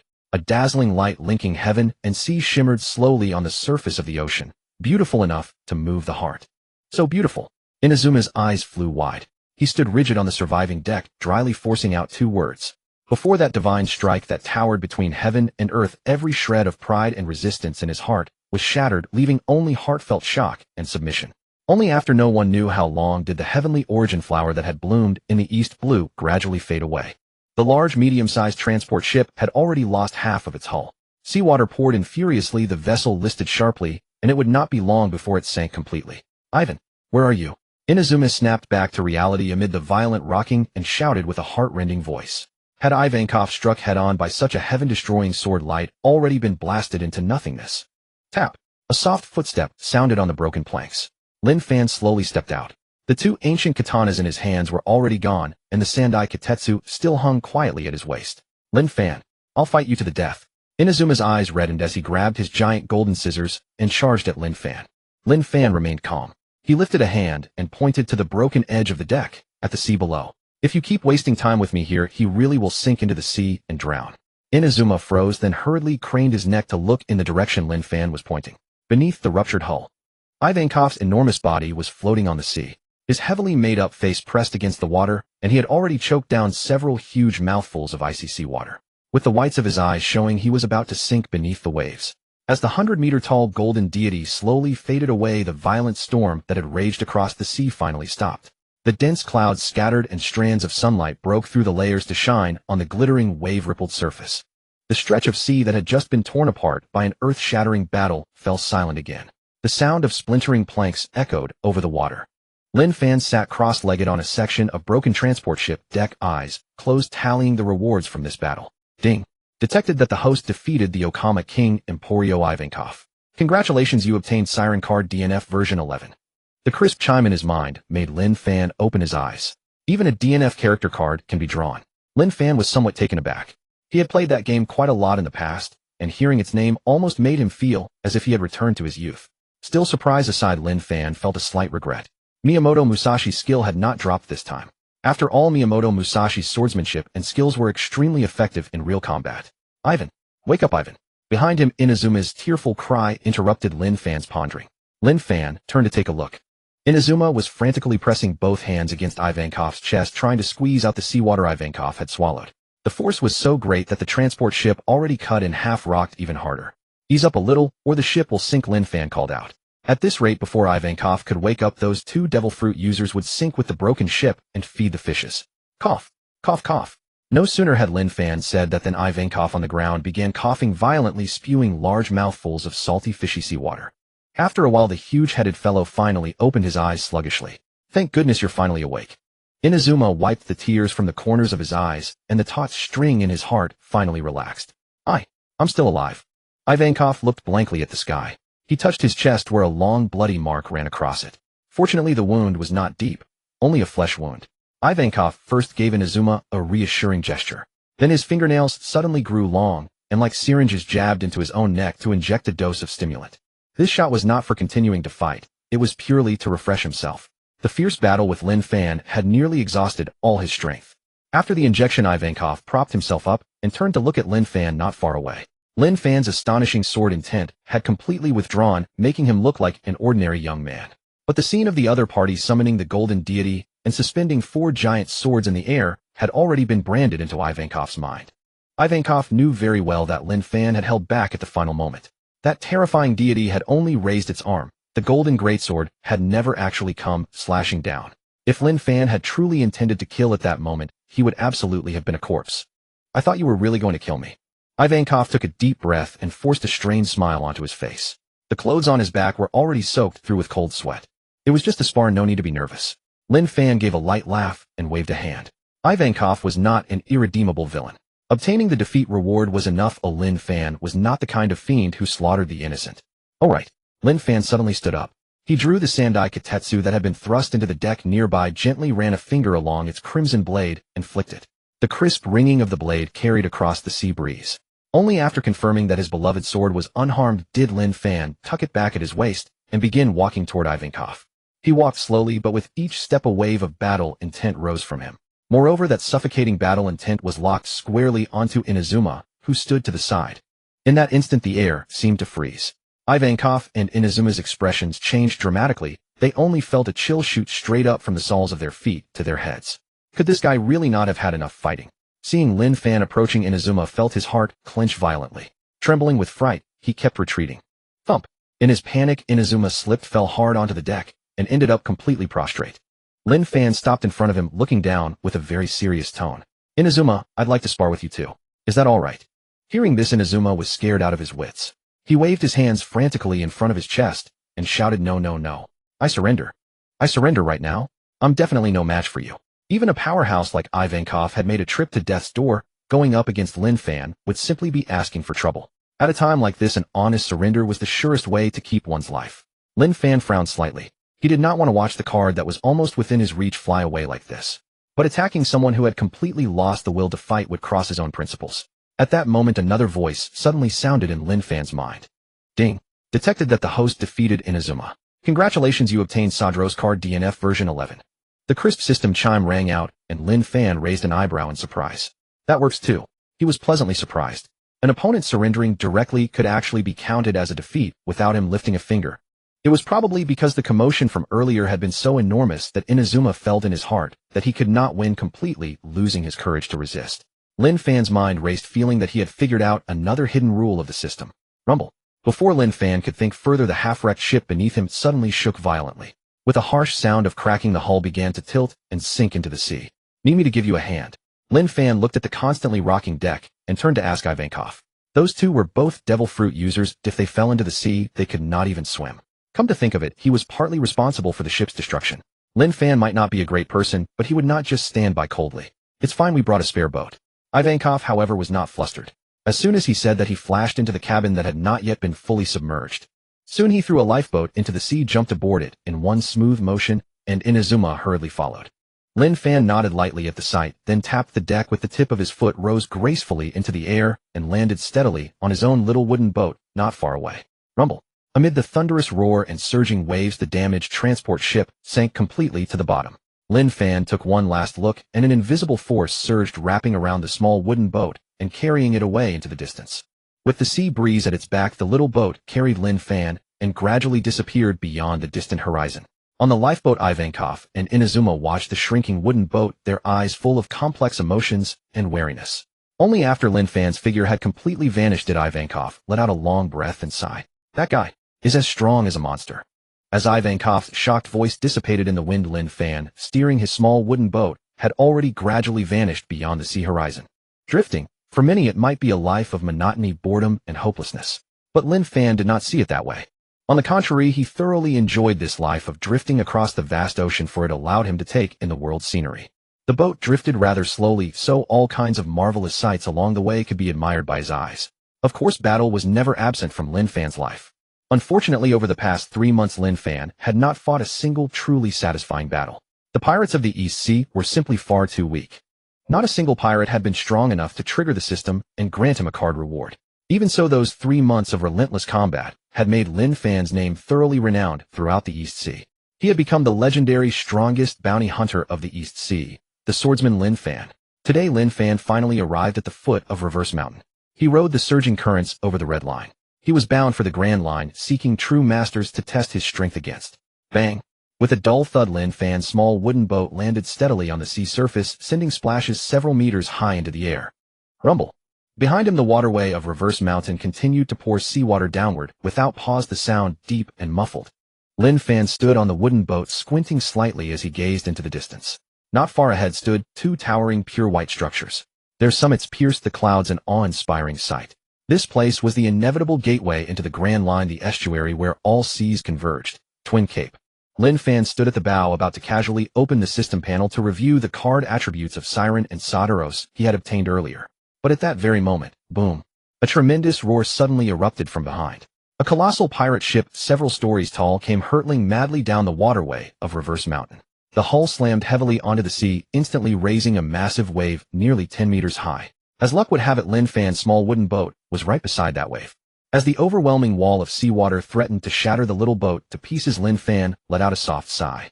He did not even draw his blade. He merely extended a single finger and pressed it lightly forward.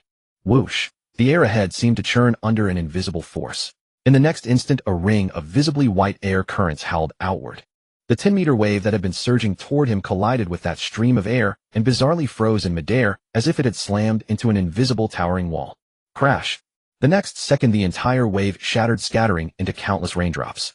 Yet neither Lin Fan nor his small wooden boat was touched by even a single drop of seawater. We finally made it. So this is the Grand Line. From today on, this Grand Line belongs to the Kojirō pirates. From the enormous pirate ship behind him came bursts of excited shouting. Leading the group was a short, stout pirate with a thick beard. He wore a black eye patch over his right eye, laughing with outrageous arrogance. Lin Fan turned his head and gave them a dismissive glance. The pirate ship was large, but its hull was covered with fresh collision marks. They were clearly left from just having crossed Reverse Mountain. If they could not even traverse an unobstructed waterway steadily, it meant these pirates were extremely lacking in strength. At that thought, Lin Fan immediately lost interest and looked away. Rather than waste energy on such weakling pirates, he might as well go directly to meet the keeper of the lighthouse, provokes. With a flick of his thought, the invisible force beneath him once again propelled the wooden boat swiftly toward the lighthouse. It was precisely the movement of that small boat that drew Kuro's attention at the bow. Kojirō narrowed his eyes and peered toward Lin Fan's boat. But the next second, his pupils abruptly constricted, his entire body froze on the spot, and even the smile on his face solidified completely. A small wooden boat, a rather ordinary-looking youth, a wooden sword, and a crimson demonic blade hanging at his waist. That outfit. Wasn't this the strongest swordsman currently shaking the entire East Sea? Lin Fan. Boss Kojirō, there's a rundown little boat ahead. Should we just take care of him while we're at it? He seems like easy prey. 2 underlings sidled up, lowering their voices, greed glinting in their eyes. Idiots. Shut your mouths. Have you got a death wish? Kojirō was so terrified he shuddered violently, hastily clamping his hands over both underlings' mouths. Cold sweat instantly beaded on his forehead, terrified that those words might reach Lin Fan's ears. MMPH. Boss. The 2 underlings were nearly suffocating, rolling their eyes, completely baffled as to why their captain had suddenly flown into such a rage. You morons. That's Lin Fan. Kojirō hissed, his voice trembling uncontrollably as he spoke. Lin Fan. According to the rumors, he was a terrifying battle maniac. Any pirate he set his sights on would be relentlessly defeated and then handed over to the Marines for bounty money. It was said that several thousand pirates had already died at his hands. For a moment, the entire deck of the pirate ship was filled with nothing but the tense sound of nervous gulps. The 2 underlings who had been blustering moments ago now had legs trembling like sieves, nearly pissing themselves in fear. Lin Fan, of course, had heard the commotion behind him. His observation hockey had been honed to great proficiency, so every word of those fellows' conversation landed distinctly in his ears. It was not that he was magnanimous enough to let them off. It was simply because those fellows were too weak. In Lin Fan's eyes, they were like the weakest slimes at the entrance of a beginner village, not even worth the desire to lift a finger against them. The small boat sped swiftly forward under the invisible current. Soon Twin Cape arrived. The sunlight today was gentle, the breeze soft. A perfect day for basking in the sun. On the open ground by the shore, an old man with graying hair and feather ornaments on both sides of his head was lounging comfortably on a white reclining chair. He held a newspaper in his hand, looking thoroughly at ease. This old man's true identity was none other than the former ship doctor of the Roger Pirates, Crocus. Good day, old sir. Lin Fan docked his small wooden boat at the shore and lightly leaped onto the ground. He stopped about 10 meters away from Crocus and took the initiative to greet him. His voice was gentle as he had no desire to disturb the old man's peace. Don't you know to state your own name before speaking to someone? Crocus abruptly folded the newspaper in his hands, turned his head, and glared fiercely at Lin Fan. I'm Lin Fan. Lin Fan was taken aback for a moment, then shook his head with a hint of helplessness. He had nearly forgotten this old man's peculiar temperament. Crocus. Just as Lin Fan spoke his name, Crocus likewise uttered his own name with an expressionless face. But in the next instant, Crocus suddenly reacted. You're Lin Fan. Crocus finally sat up straight, tossing the newspaper aside, completely, a flicker of vigilance appearing in his eyes. He usually enjoyed reading the newspapers, so he had naturally seen the recent news about Lin Fan clashing with the marine hero Garp on a deserted island. He had a deep impression of this formidable young man, but he hadn't expected the other to cross Reverse Mountain so quickly. That's right. Lin Fan looked at Crocus and said calmly, I came here today to request a sparring match with you, Mr. Crocus. Almost the moment Lin Fan's words fell, the large ship of the Crocus pirates behind him finally drifted slowly toward Twin Cape. Although they were terrified of Lin Fan, this was the only passage to the Grand Line, and they had no other choice. As it happened, Kojirō and the others on the ship overheard the conversation on the shore. Oh my God! The subordinate who had offered the idea earlier gasped sharply, his eyes almost bulging out of their sockets. A sparring match. This guy actually wanted to spar with an old man who looked like he could kick the bucket at any moment. How cruel was that? The rumors are true after all. This Lin Fan really is a battle maniac. Another pirate swallowed hard, cold sweat pouring down his body, his voice trembling as he spoke. But this bastard. He won't even spare an old man. At that moment, everyone in the Crocus pirates regarded Lin Fan as a terrifying demon devoid of any compassion. You want to spar with me? Hearing Lin Fan's words, Crocus's originally fierce expression froze, instantly twisting into something exceedingly bizarre. He had just been wondering what purpose this young powerhouse who had even defeated Garp could have in traveling such a great distance to see him. And yet, it turned out he wanted to spar with an old man already halfway into the grave. Did young people these days have no sense of martial honor at all? Crocus twitched the corner of his mouth and gave Lin Fan a few extra speechless glances. Indeed, I humbly request your guidance, senior. Lin Fan stated calmly. Sensing Crocus's odd gaze and the sharp gasps of the pirates behind him, Lin Fan felt his own face grow slightly warm. He had no choice. He didn't want to lay a hand on an elderly man either. But as the former ship doctor of the Pirate King, Roger Crocus held considerable significance in the original story. As long as he sparred with the other, he was certain to trigger the system and obtain a card. To enhance his strength, Lin Fan had no intention of letting any opportunity slip by.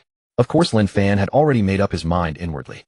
He certainly wouldn't strike this old man with real force. When the time came, he only needed to use a deft touch to gently knock him unconscious. Lin Fan was now extremely confident in his control over his own strength. Cough, cough. Crocus choked on his own saliva, letting out a series of violent coughs. He turned around expressionlessly, placed the newspaper back over his face, and pretended he hadn't heard what Lin Fan just said. The scene instantly turned cold with an awkward atmosphere hanging in the air. Lin Fan remained where he stood, not leaving, merely watching the other man with a calm gaze. Being stared at by an unfathomable powerhouse like Lin Fan, Crocus felt a chill run down his spine, even through the newspaper. After a long while, Crocus finally pulled the newspaper away and broke the dead silence. I won't fight you. I can't win. He let out a sigh and forced out these words with some resentment. Though he appeared calm on the surface, Crocus's heart was actually racing with unease.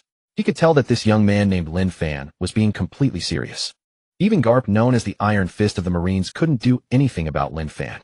If this old bag of bones insisted on fighting, he'd likely end up beaten black and blue, and his reputation in his twilight years would be utterly ruined. It was better to simply admit defeat. The moment Crocus finished speaking, the system's voice sounded in Lin Fan's mind, as expected. Ding. Host has defeated Crocus, ship doctor of the Roger Pirates. Congratulations on obtaining Kenshin Himura card Rurouni Kenshin version 11. Alright, sorry for the disturbance. After receiving the reward, Lin Fan didn't stay another second. He turned around briskly and walked toward the small wooden boat. Yet as he walked, Lin Fan felt somewhat amused. It seemed his earlier speculation was correct. As long as the opponent yielded out of fear and conceded, the system would directly judge it as a victory. This feeling of exploiting a loophole was indeed satisfying. However, the card obtained this time left Lin Fan slightly disappointed. Kenshin Himura. In a martial arts or low martial world, he would indeed be a top-tier swordsman.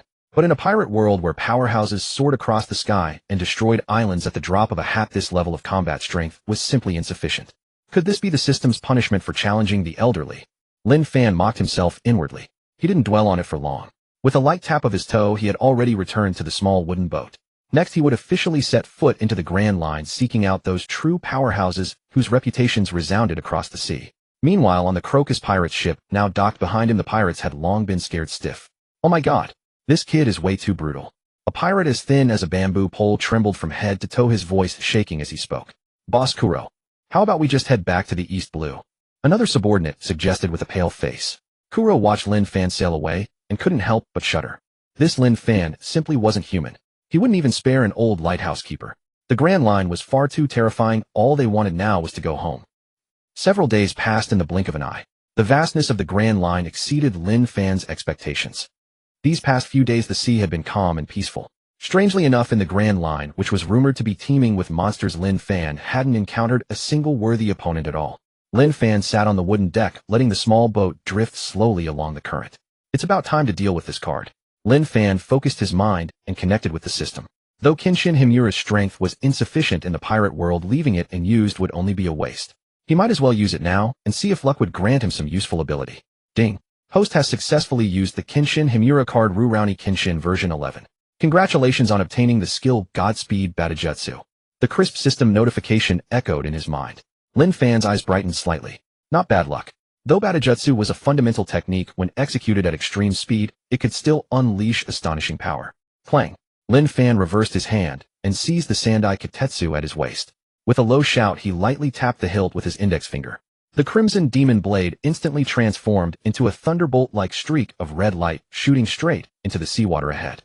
Seconds later, the blade returned and landed steadily back in Lin Fan's hand. On the tip of the blade was precisely skewered a deep-sea fish as thick as a man's arm. Plump, solid, and fresh. With a light flick of the long blade, every scale was peeled cleanly off in midair, without a single bit of flesh being harmed. A pity I don't have fire on hand. Lin Fan looked at the fresh catch with some regret. He raised his head and cast his gaze toward the distant horizon. Far off in the extreme distance, a rather peculiar island appeared in his sight. The island as a whole gleamed with a translucent crystal-like cyan. Seen from afar, it resembled a cyan flame quietly burning upon the vast sea, refracting a gorgeous glass-like radiance under the sunlight. The island was immense in scale, by no means comparable to an ordinary deserted isle or a small village. Lin Fan pulled a nautical chart from his robe and began searching carefully against the map's markings. Soon, in one remote corner of the map, he found the island's annotation. Beneath the cyan flame-shaped island icon were written 3 clear, distinct characters: Land of Cyan. Meanwhile, along a remote shore of the Land of Cyan, a small, unmarked transport vessel silently moored beside a cluster of reefs. The terrain there was extremely treacherous. The shore was lined with dense, jagged black rocks. Any ordinary ship that came near would instantly be torn apart, with its hull destroyed and its crew killed. However, at the moment the ship came to rest, whoosh, whoosh, whoosh, several dark silhouettes shot out of the cabin with astonishing agility like bats in the night.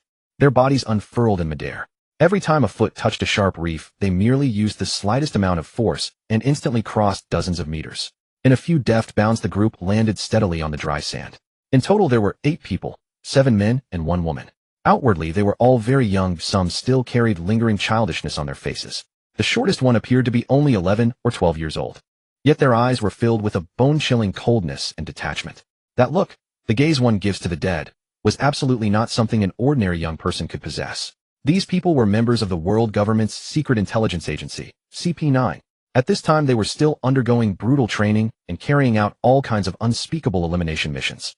The leading youth, with black curly hair and a white pigeon perched on his shoulder, was none other than the young Rob Lucci. Lucci sneaking in like this. Will we really not attract the attention of the royal guards? Blueno, tall and somewhat simple-looking, flexed his wrists and asked in a low, muffled voice. No. Lucci did not even glance at him, coldly spitting out 2 words. Stop dawdling. The sooner we act, the sooner we can return. Beside him, Jabra, long-haired with the face of a wolf dog, curled his lips in displeasure. Although he was talking to Blueno, his gaze kept drifting almost imperceptibly toward Lucci. Clearly, he was deeply irritated by Lucci's arrogant, condescending attitude. The other young CP9 members said nothing, but their murderous intent was already beginning to gather. A bloody purge was about to unfold in the land of Cyan. But just then, whoosh, a violent gale suddenly swept across the sea without the slightest warning. The originally calm sea appeared to be sliced cleanly through from the center by something razor-sharp, revealing a long channel. Then, a silver-white wave shot straight toward the coastline where Lucci and the others stood like an arrow tearing through empty space, accompanied by the sharp sound of ripped air.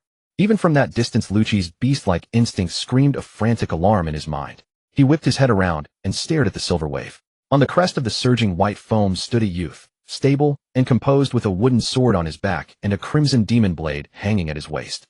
It was Lin Fan. Rumble. The furious wave slammed against the shore, and the small wooden boat was launched upward by the swell. It cleared several sharp black reefs and landed firmly on the sand. Great inertia drove a skyful of seawater crashing toward the shore. Yet just as the water was about to drench the ground, it suddenly stopped still in midair. An invisible current formed a wall as hard as iron before it. The seawater could only slide slowly down this chi wall, and not a single drop touched the earth. Lin Fan stepped down from the small wooden boat. His posture at the moment was rather unusual. In his right hand he carried the crimson demon blade Sandai Kitetsu, and on its tip was still skewered a lively plump deep-sea fish. The land of Cyan really is interesting up close, Lin Fan muttered softly. His gaze drifted deeper into the island, and was immediately drawn to the forest before him. Vast stretches of translucent cyan trees, flowers, and grasses swayed in the wind. As the sea breeze passed Cyan, leaves whirled through the air. From this angle the entire island truly looked like a burning mass of cyan flame. Who goes there? Rob Lucci, standing on the beach, barked at once. His voice still carried a boyish immaturity, but the murderous intent within it made one's entire body run cold. His hands were hidden behind his back, and his fingertips trembled slightly. This was not fear. It was the mark of a man ready to strike at any instant. This youth before him, holding a fat fish impaled on his sword, gave Lucci a very dangerous feeling. With just a single ability to control water, he could not be underestimated. Kaku Jabra and the rest of the CP9 members also closed in, staring at Lin Fan with hostile eyes, everybody tensed. A bunch of brats. Lin Fan snapped back, pulling his gaze from the scenery and looking at the uninvited guests before him. After just one look he paused in surprise. Although these people were still young, the leading Lucci appeared only 15 or so. Lin Fan recognized them immediately. This group was none other than the future world government's most powerful espionage organization, CP9. Lin. Lin Fan pointed at himself, just about to introduce himself. The operation cannot be leaked.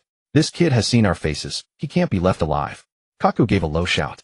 Without wasting a word he stamped the ground and shot forward. Following his lead, the other CP9 members moved in perfect unison, sealing off every possible route of escape for Lin Fan.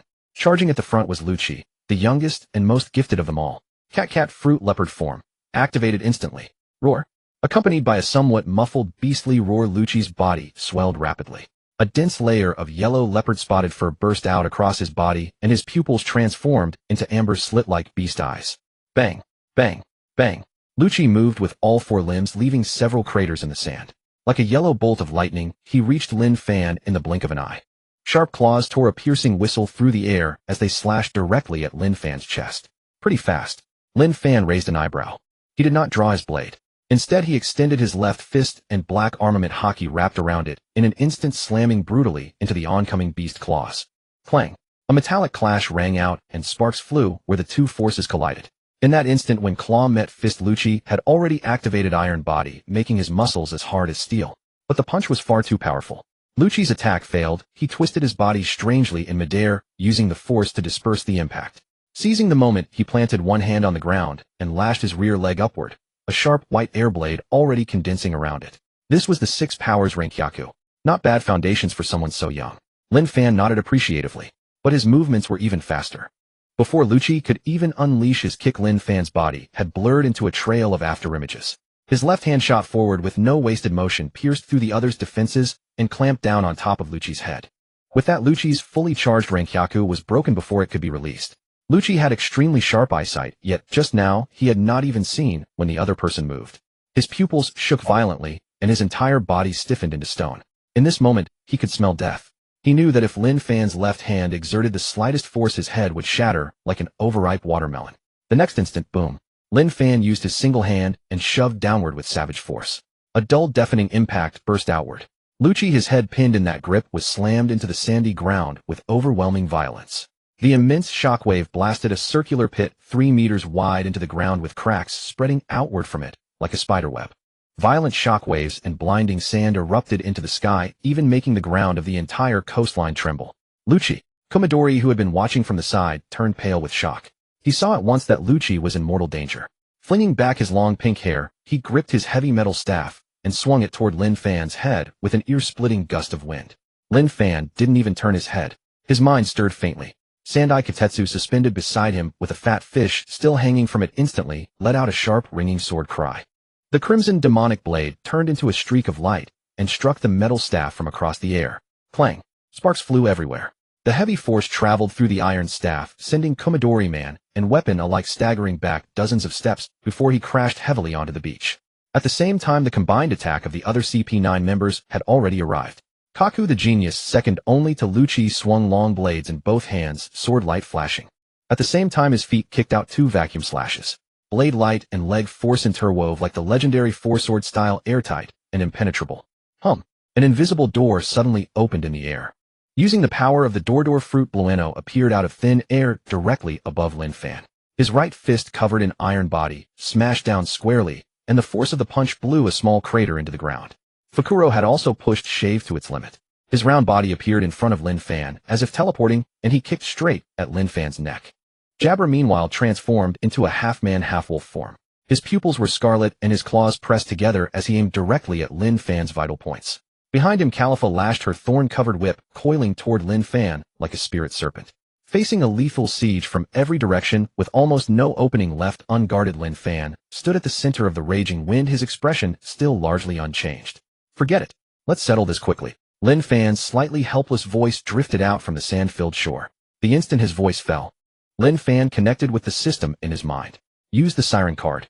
As the power within him surged like a mighty river, Lin Fan closed his eyes with a faint, helpless look. To soothe his conscience, he decided to knock all these kids down as fast as possible. Boom. In the raging sandstorm, a blinding white light flashed past like lightning. Immediately afterward, ring after ring of rippling cold light flooded out madly. The cold light was extraordinarily vast, as if an invisible ocean had suddenly descended its surface, rolling with towering waves. Blueno had meant to launch a sneak attack amid the chaos. But the moment his right fist touched the rippling cold light, he felt an agonizing pain pierce straight to his heart. Hiss! He sharply sucked in a breath and unleashed the door fruit's power to its fullest. Forcing open an air door in midair, he scrambled inside in a somewhat bedraggled state. When he reappeared more than 100 meters away, his right hand was trembling slightly, and blood was already dripping steadily from between his fingers at the knuckles. Shhk. At the same moment, a spray of blood burst from Fukuro's right leg. A fierce sense of crisis made him stomp out Shave by force, violently altering his trajectory in midair. His round body grazed past the hem of Lin Fan's clothes, then slammed heavily into the sand like an out-of-control cannonball. He rolled more than a dozen times along the ground, snapping an ancient tree as thick as 2 men before barely managing to shed the terrifying force. So terrifying. Fukuro's round eyes shrank to pinpricks. He propped himself up on the sand with one hand and struggled to his feet. A deep gash had split open on his right leg, and blood had completely dyed his trousers red. But only he knew that if he had been even half a beat slower, just now his entire leg would probably have been severed. Careful. Don't touch that cold light. Jabra let out a low growl. His wolf-like body twisted fiercely in midair, traced a semicircular arc, and quickly distanced itself from Lin Fan. He was not the only one. All the remaining agents were driven back by the terrifying area attack. In an instant, everyone's offensive was forcibly shattered. This is sword light flying out. Kaku hovered in midair on Moon Step, his eyes fixed on the battlefield ahead, his face written with shock.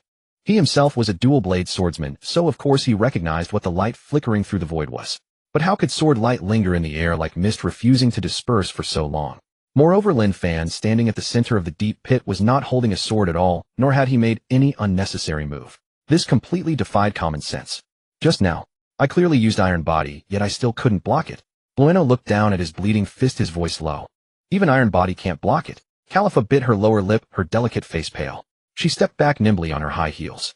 This boy with a red sword at his waist gave her a deeply uncanny feeling. Even though they had undergone ruthless agent training, faced with power beyond their comprehension, a sense of helplessness still rose unavoidably from the bottom of their hearts. The remaining agents all focused their attention on the center of the pit. But Lin Fan's position was already covered by thick dust, making it impossible to see what was happening inside. Damn it, the intel was wrong. This mission has changed. Kaku made an instant decision and barked from midair, "Rescue Lucci, first, then retreat. Kids, this isn't sword light. This is sword intent." Lin Fan's teasing voice drifted out from the rolling sand and dust. His tone sounded somewhat different from before. The earlier gentleness was gone, replaced by an indescribable freedom and casualness. It was like a wandering, carefree swordsman who had weathered the mortal world and drifted through life at will. This was precisely the unique aura belonging to Siren, the Sword Saint.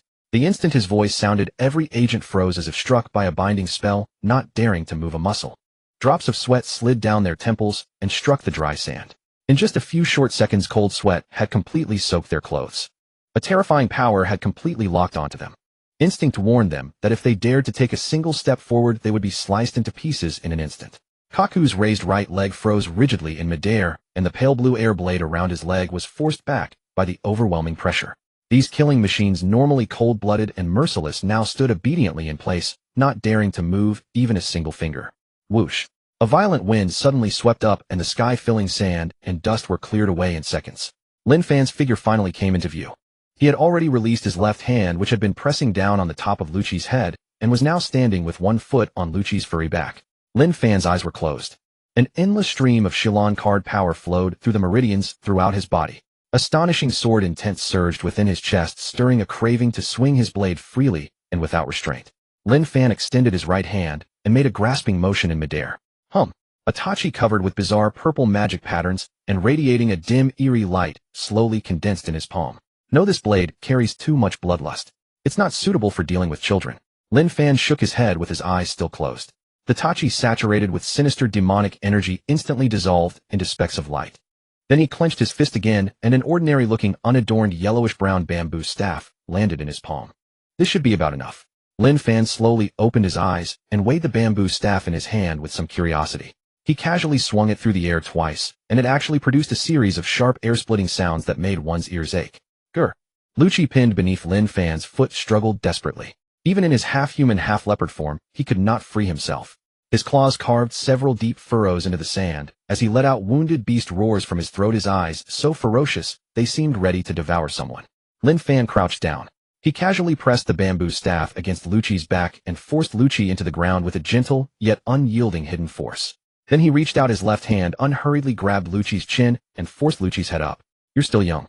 Why do you always wear such a dead look on your face? There's not even a trace of human warmth in it." Lin Fan carefully studied Lucci's still somewhat youthful face. Although his words were teasing, his tone was serious, and an easygoing smile lingered on his face. "Bastard. Let me go?" Lucci felt he had suffered an unprecedented humiliation. His amber eyes instantly filled with bloodshot veins blazing with vicious light. Children are much more likable when they're gentler. Lin Fan sighed with slight regret. The moment the words left his mouth, he flicked his wrist, and the bamboo staff struck Lucci precisely on the back of the head. Thud! A dull sound rang out. Lucci's struggling body stiffened abruptly, then collapsed limply into the sand pit, like a deflated ball, completely unconscious. Watching Lucci topple over in the sand pit, completely unconscious, the surrounding air fell into an unnerving silence. The young CP9 agents stood frozen, at first the coldness in their eyes finally crumbling. "Lucci!" A heart-rending shout instantly shattered the silence on the shore. The expressions of these young agents had changed completely. A crazed wildness overwhelmed their reason, bloodshot veins creeping through their eyes, as if they were ready to fight to the death. "I've always said I don't like dealing with disobedient children." Lin Fan slowly straightened up. He sighed helplessly and raised a hand to pat his ear as if he had been bothered by the noise. "I'll kill you." Kaku was the first to charge out through the air, his face twisted with rage. He had cast aside all discipline and orders. Only one thought remained in his mind: to tear the young man in front of him into pieces. Let this end. Lin Fan's gaze turned slightly cold. He bent over slightly and lowered his center of gravity. His right hand naturally gripped the bamboo staff. Phantom. Sword dance. Whoosh. In that instant, the ordinary bamboo staff erupted with a brilliant light too blinding to look at. Wave after wave of sword chi surged outward like a golden sun, falling in front of Lin Fan, so bright that no one could keep their eyes open. This was a sword move inherited from the will of Shilon, one of the four sword saints. The very first sweep of the staff stirred up rolling gales, and the sea waves began to churn wildly. The green trees around them shook fiercely, sending countless leaves and flowers into the air until they filled the sky and covered the ground. Kaku had already closed in, gritting his teeth as he unleashed two powerful blue tempest kicks. This was an attack delivered with everything he had. Its razor-sharp air blades could even cut through the iron plating of a warship. Yet before the vast golden light, Those two air blades scattered silently like popped bubbles without causing even the slightest obstruction. The presence within the golden light current was as heavy as a mountain carrying a berserk force that could sweep away everything. Kaku's heart clenched as his charging body was pinned motionless by the crushing pressure. Before such heaven-reaching sword arts, the surrounding scenery seemed to lose all its color. Lin Fan's arm merely moved at a speed too fast for the naked eye to follow. Swish, swish, swish. Dense beams of sword light poured endlessly from the tip of the bamboo staff, each one dazzling beyond measure, like countless rainbows slicing through the air. This. How can anyone withstand this? Kaku's eyes were full of terror. He was the agent second only to Lucci and the team, but now he felt despair. Before a true suppression of overwhelming power, his combat skills meant nothing. Moreover, Lin Fan's momentum was still climbing. He and the bamboo staff in his hand seemed to become one. His entire being was like a sky-piercing divine sword, its incomparably sharp sword intent stabbing straight into the clouds. The light swept out by the bamboo staff became more terrifying with each wave, and in the blink of an eye over 100 sword chi had been unleashed. These golden currents were like over 100 roaring flood dragons rampaging along the shore, a spectacle of overwhelming shock, yet laden with deadly killing intent. Flowers, grass, trees, soil, and the black reefs on the beach were all swept up by the fierce sword wind. Even a flock of seabirds flying by several hundred meters away could not escape. They were shattered by the invisible pressure and fell into the ocean as fragments. The shore trembled as splintered wood and gravel whirled through the air. Facing such a world-obliterating strike, the remaining CP9 members could only stare in a daze. They were like pebbles before a tsunami, unable to summon even the slightest strength to resist. Boom. The surging golden torrent swallowed several of them in an instant. The tremendous roar lasted for nearly 10 seconds. When the smoke and sword light finally dispersed, only 7 collapsed figures were left on the shore. These young agents were dressed in tattered clothes, their bodies covered in wounds and blackened bloodstains. Fortunately, they all still had a breath in them. They had not died. Ding. Detected that the host has defeated the CP9 squad young version. Congratulations, you have obtained Kurosaki Ichigo card Bankai version 11. The system notification sounded in his ear. Lin Fan slowly exhaled a plume of white breath. The bamboo staff in his hand dissolved into green glowing light, and the power of the Shilon card faded away completely. He had not struck to kill. Although they were cold-blooded agents, in the end they were just a group of children. It was enough to teach these noisy brats a lesson. Killing them outright would have been too cruel. As for whether the severely wounded agents could survive in the Qing country, that would depend on their own fate. Lin Fan lowered his head to glance at Lucci, who was still unconscious. Is it because of this guy that the system judged I could receive a reward again? Lin Fan rubbed his chin. After all, Lucci was the future captain of CP9. It seemed that when the system judged a squad as defeated, it gave priority to the key core figures. A town on the edge of the Azure Nation. Here the beautiful scenery of the other side of the island was nowhere to be found.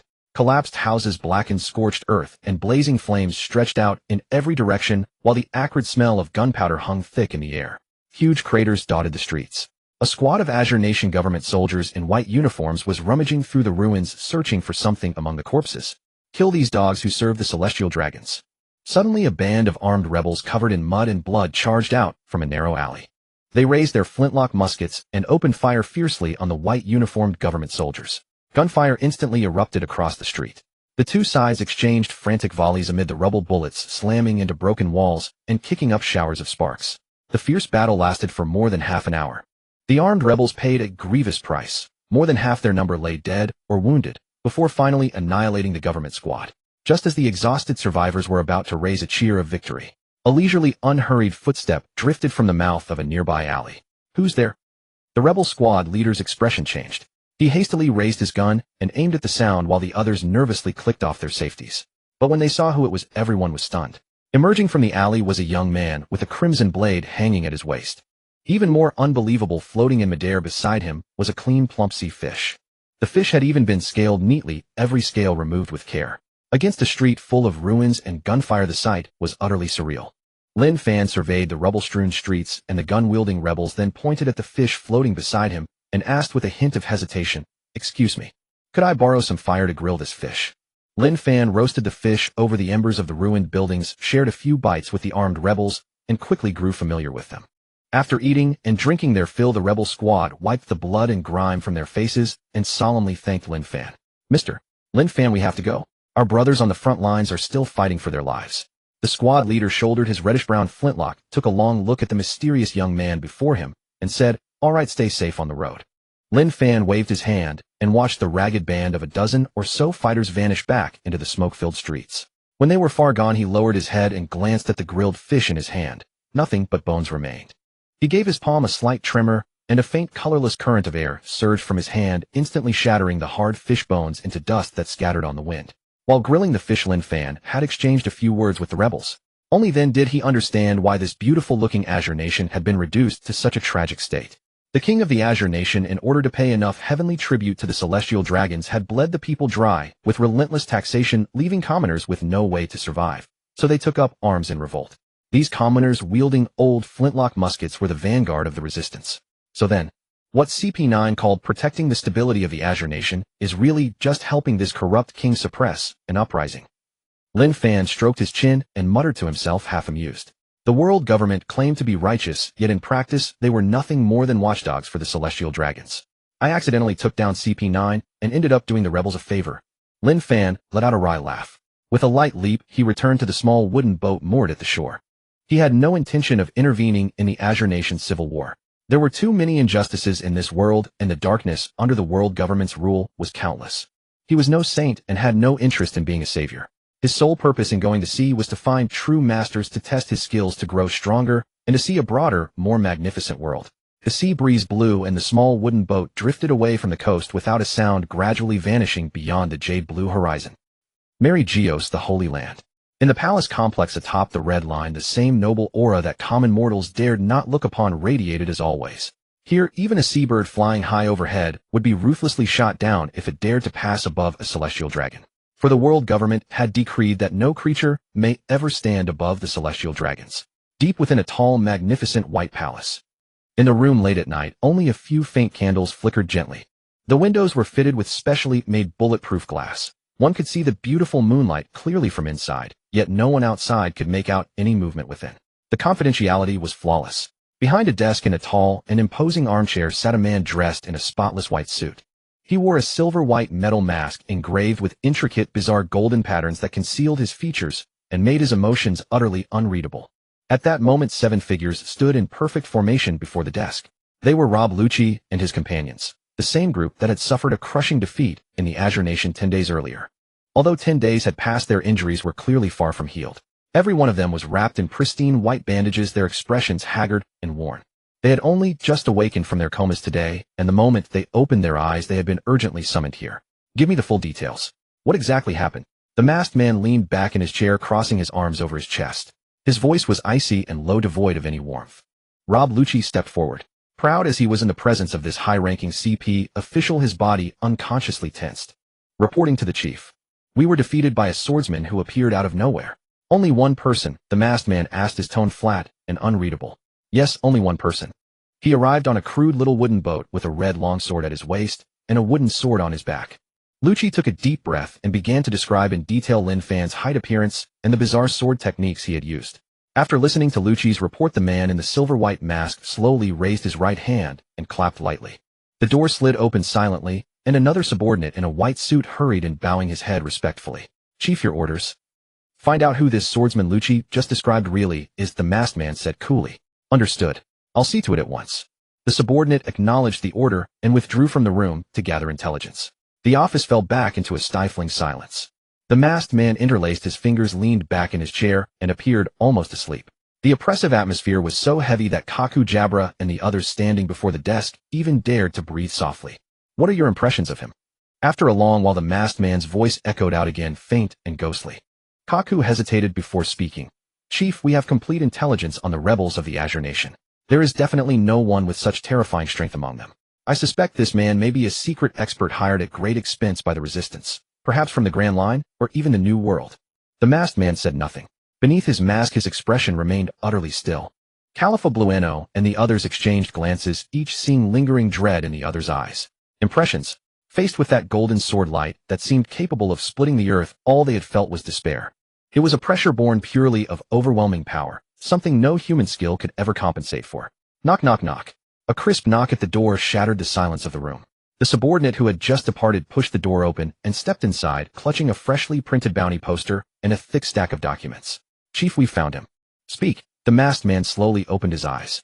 His name is Lin Fan. Not long ago he crossed the reverse mountain and entered the Grand Line. Before that he was the most renowned bounty hunter in the East Blue, known as the strongest swordsman. The subordinate bowed and reported, according to intelligence from the East Blue, this Lin Fan is an erratic madman with no regard for rules, and he is obsessed with challenging the strong. Not only did he gravely injure Vice Admiral Garp of the Marines, but on his very first day in the Grand Line, he went to challenge the dying old lighthouse keeper at Twin Cape. He is a complete lunatic. He injured Garp. The masked man's tone finally showed a faint ripple of emotion. He tapped the table gently with his white-gloved fingers, each dull thud echoing through the silent room. If a man dares to lay hands on a hero of the Marines and sabotage the world government's cleansing operation, if he is not eliminated, what authority would the world government have left? Whether he is a madman or a genius, anyone who dares to attack government agents must pay the price. Through the slits of his mask, the man's eyes gleamed with an icy cold light. Notify Marine Headquarters. Issue a bounty for this Lin Fan, dead or alive. Wanted Lin Fan. Those 4 words fell with crushing weight, carrying a cold, rust-like tang of iron, branding an unmistakable mark of criminality upon the rising swordsman. In the boundless expanse of the sea, what kind of person would warrant a wanted order personally issued by the world government? A criminal. Once this wanted poster spread across the sea, the fugitive would face not just the harassment of bounty hunters, but the relentless, frenzied manhunt of Marine Headquarters. In an instant, there would be no place left in the entire ocean for him to stand. Chief. The white-suited subordinate's eyelid twitched. He lowered his head uneasily and continued in a voice so low it was almost inaudible. Vice Admiral Garp and Vice Admiral Higuma of Marine Headquarters have both dealt with Lin Fan before. Both of those Marine big shots think highly of him, and they've even been trying to persuade Lin Fan to join the Marines. So you're telling me how to do my job? The man in the silver-white mask let out a cold snort, his emotionless, piercing eyes fixed directly on the subordinate who had spoken. So what if the Marines thought highly of him? He had offended the celestial dragons and challenged the world government's grand cleansing plan. Even if the fleet admiral himself came to ask for him personally, Lin Fan would not be spared. This subordinate wouldn't dare. I was wrong. A chill shot from the soles of his feet to the top of his head. The terrified man crashed to his knees on the cold floor, trembling violently, not daring to lift his head. Get in touch with Marine Headquarters. Lin Fan's initial bounty will be set at 1 billion berries. The masked man withdrew his oppressive gaze, his long fingers resting on the table as he calmly uttered a staggering number. As you command. The subordinate's heart pounded wildly. 1 billion.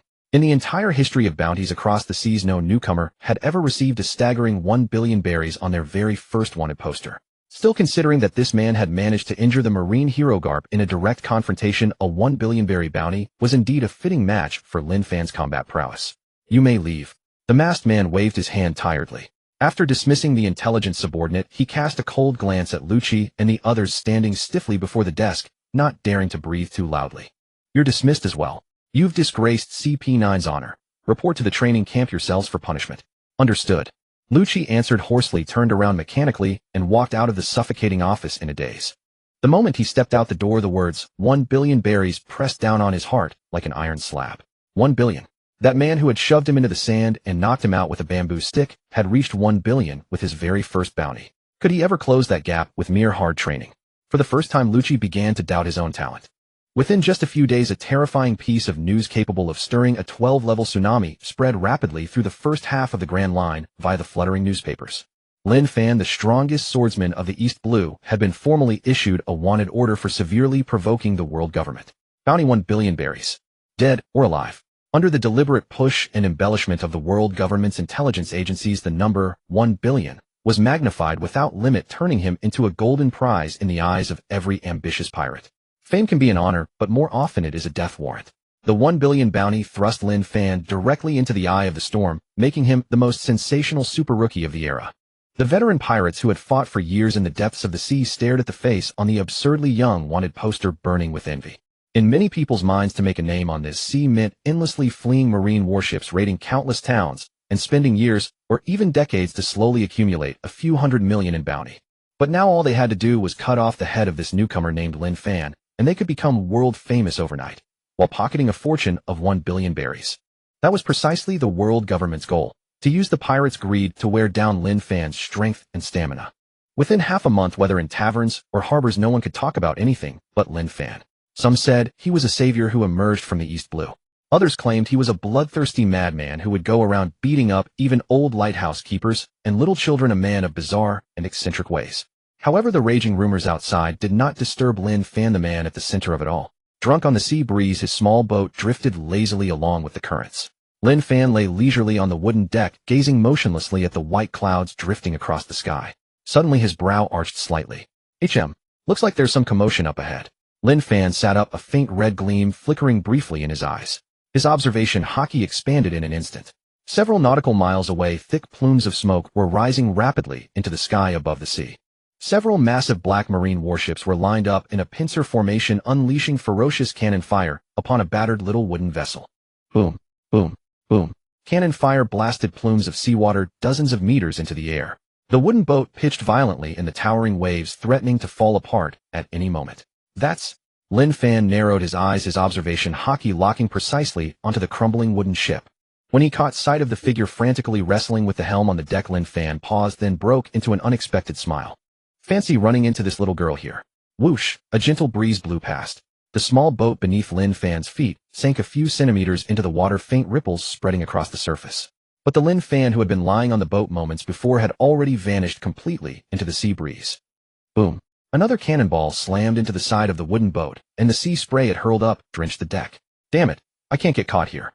Barely in her teens, young Robin clenched her jaw tightly, her long black hair soaked and plastered against her forehead. Though still young, her long years of wandering among various factions and betrayals had forged a calm and resilience far surpassing that of her peers. Her beautiful blue eyes locked dead ahead upon the net of encirclement, her hands spinning the ship's wheel in desperation, seeking even the slimmest crack of escape amid the rain of shells. Yet no matter how skilled a mortal might be, skill alone could not erase the chasm in performance between a small wooden boat and the main warships of Marine headquarters. Bang! With a dull, heavy crash, an iron-hulled warship on the left forced its way alongside, its hull slamming viciously into the edge of the small wooden boat, shattering the wooden railing to splinters. Bang! A thunderous impact rang out from the right, as the second colossal warship drew alongside as well. The two ships, towering like great mountains, locked the wooden boat dead center between them, leaving it utterly trapped. Completely cornered. Robin released the wooden wheel in defeat, gazing at the dark muzzles lining the decks on both sides, her small body trembling with an uncontrollable chill. Nico, Robin abandoned this pointless resistance. If you behave and come quietly to Eni's lobby, I can guarantee that the Marines will not harm you needlessly. At the bow of the left warship stood a Marine officer draped in a coat of justice, his face marked with several vicious scars, one hand pressing on the long blade at his waist as he looked down at Robin from on high. He was none other than Vice Admiral Doberman of Marine headquarters. Robin bit her lower lip, a glint of despair flashing through her clear eyes. She knew all too well what the Marines truly meant by no harm. But before she could even open her mouth to answer, whoosh, a remarkably gentle breeze swept across the deck of the left warship with not the slightest warning. Vice Admiral Doberman's hand on his sword hilt clenched abruptly. His beast-like instincts made every hair on his body stand on end in an instant. Under Doberman's shocked and vigilant gaze, that wisp of breeze slowly began to coalesce upon the railing less than 5 meters before him.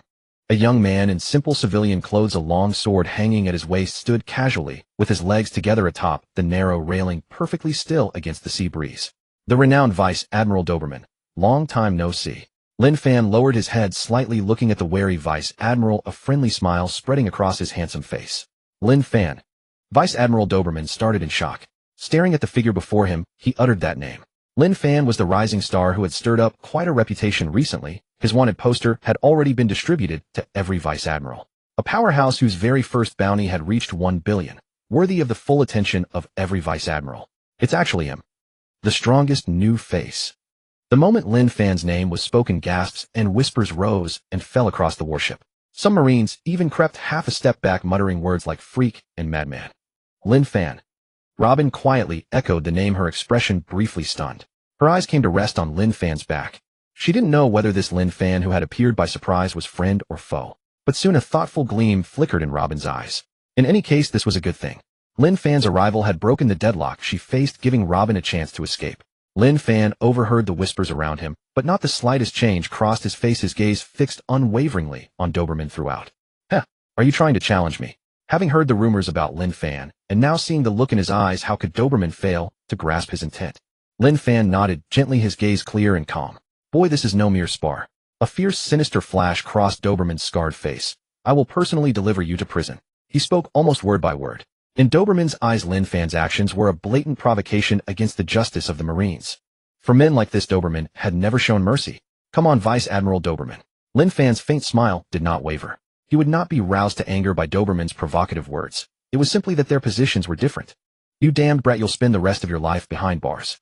Doberman's low murderous words thundered across the warship as a wild and ferocious aura surged from him. An aura of pure belligerence like a beast of the wilderness ready to fight for dominance.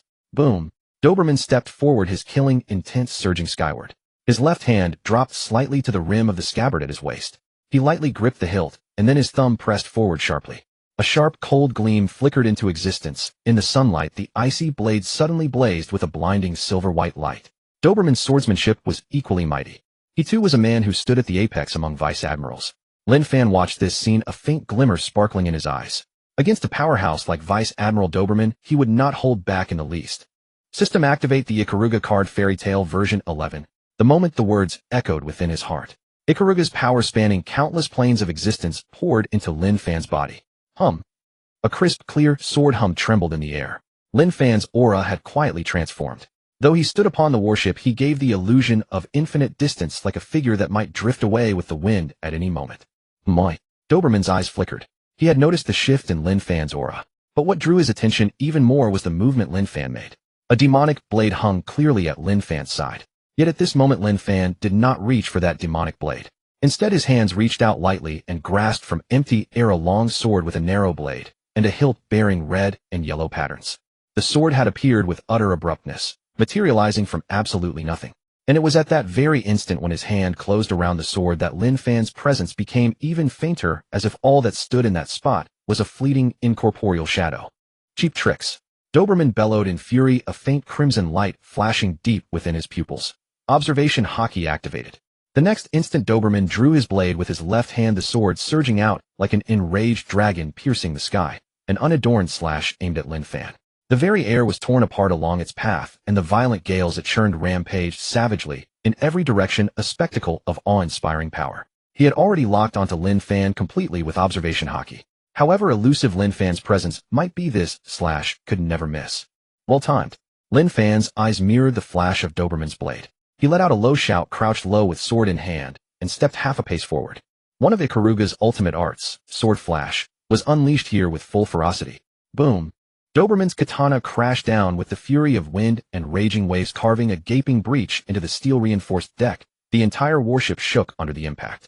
But Doberman's eyes were blazing with fierce, unconcealable disbelief. That slash had failed to land on Lin Fan. He turned his head, stiffly dazed. Crack. The armament Haki covering his abdomen suddenly split, with fine cracks bursting apart with a brittle snapping sound. Sword flash. That low murmur lingered beside Doberman's ear, spoken no one knew when from no one knew where. At some unknown moment Lin Fan had already appeared behind Doberman. He stood with sword in hand as a single drop of crimson liquid slid silently down the body of his red blade. Drip. The deck was stained red.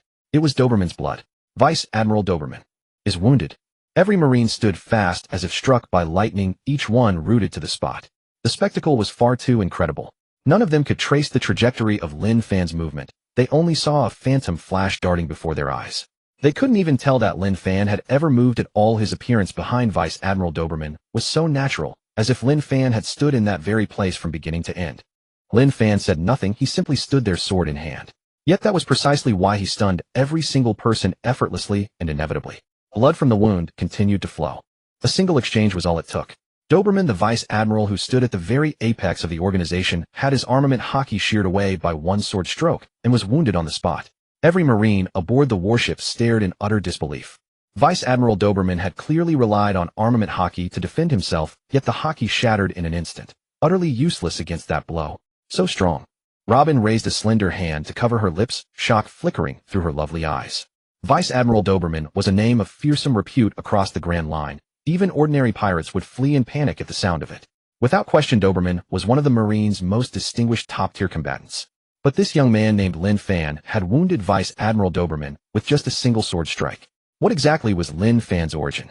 Robin frowned slightly, rapidly rifling through her memories for any intelligence on Lin Fan. Meanwhile, on the deck of the warship, as expected of the strongest rookie of this era, without so much as glancing at the wound on his abdomen, Doberman fixed his gloomy eyes on Lin Fan and said in a low voice, "You really are strong, but you have one fatal weakness. I've read your file and studied every one of your battle records." Suddenly a fierce gleam flashed in Doberman's eyes. Pitch-black armament haki coiled madly around his right arm. According to the records, every time you engage an enemy, a different weapon appears in your hand out of thin air, and the moves you display are entirely different as well.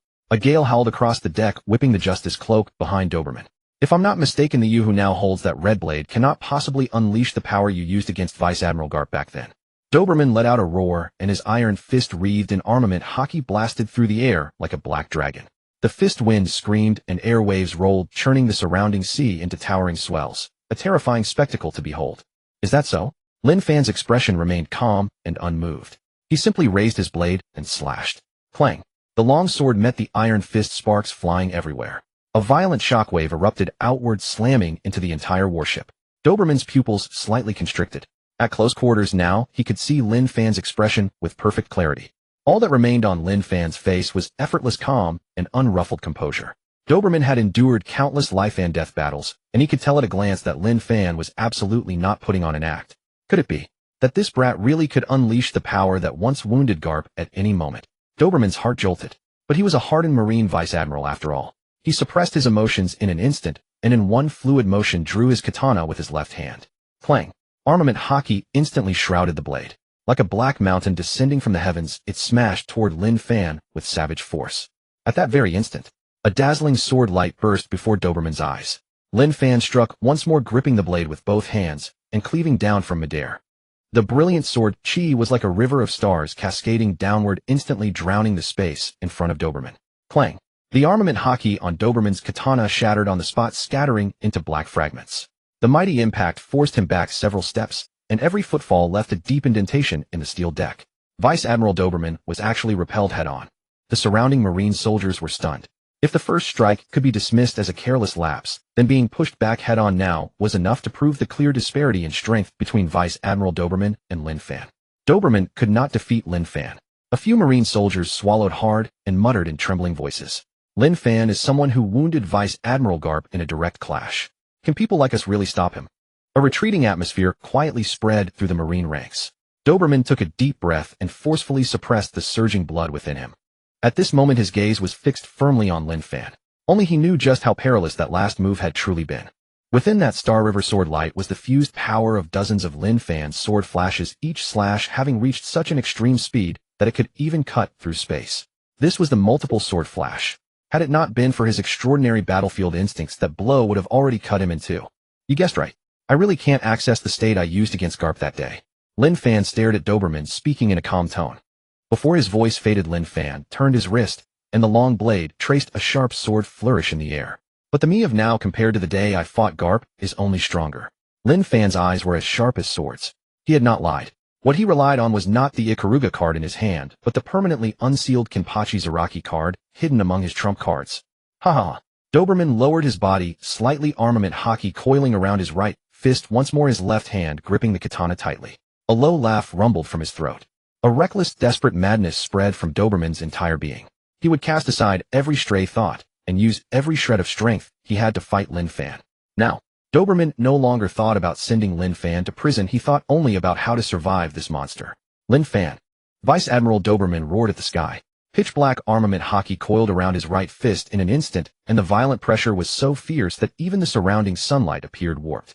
One step shattered the deck beneath him. His powerful frame was like a furious black bear, muscles bulging as the force of his entire body converged into that one fist. Boom. The punch aimed at Lin Fan's face carried terrifying might, accompanied by rolling thunder and booming winds as it stirred up wave upon wave. Facing this world-destroying punch, Lin Fan remained utterly composed. A faint red light swirled in his eyes as his right index finger flicked the sword hilt. Shing! A cold light burst from the sheath. A dazzling sword rain suddenly erupted. The cold silver sword light turned into countless dancing moons in midair, dense as rain, charging head-on into Doberman's iron fist with a killing intent that could sever everything. Moonless-style Yasha flash. SHHK, SHHK, SHHK, SHHK. Harsh tearing sounds filled the deck in a dense, unbroken chorus.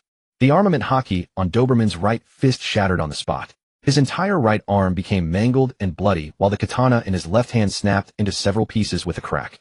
Thump!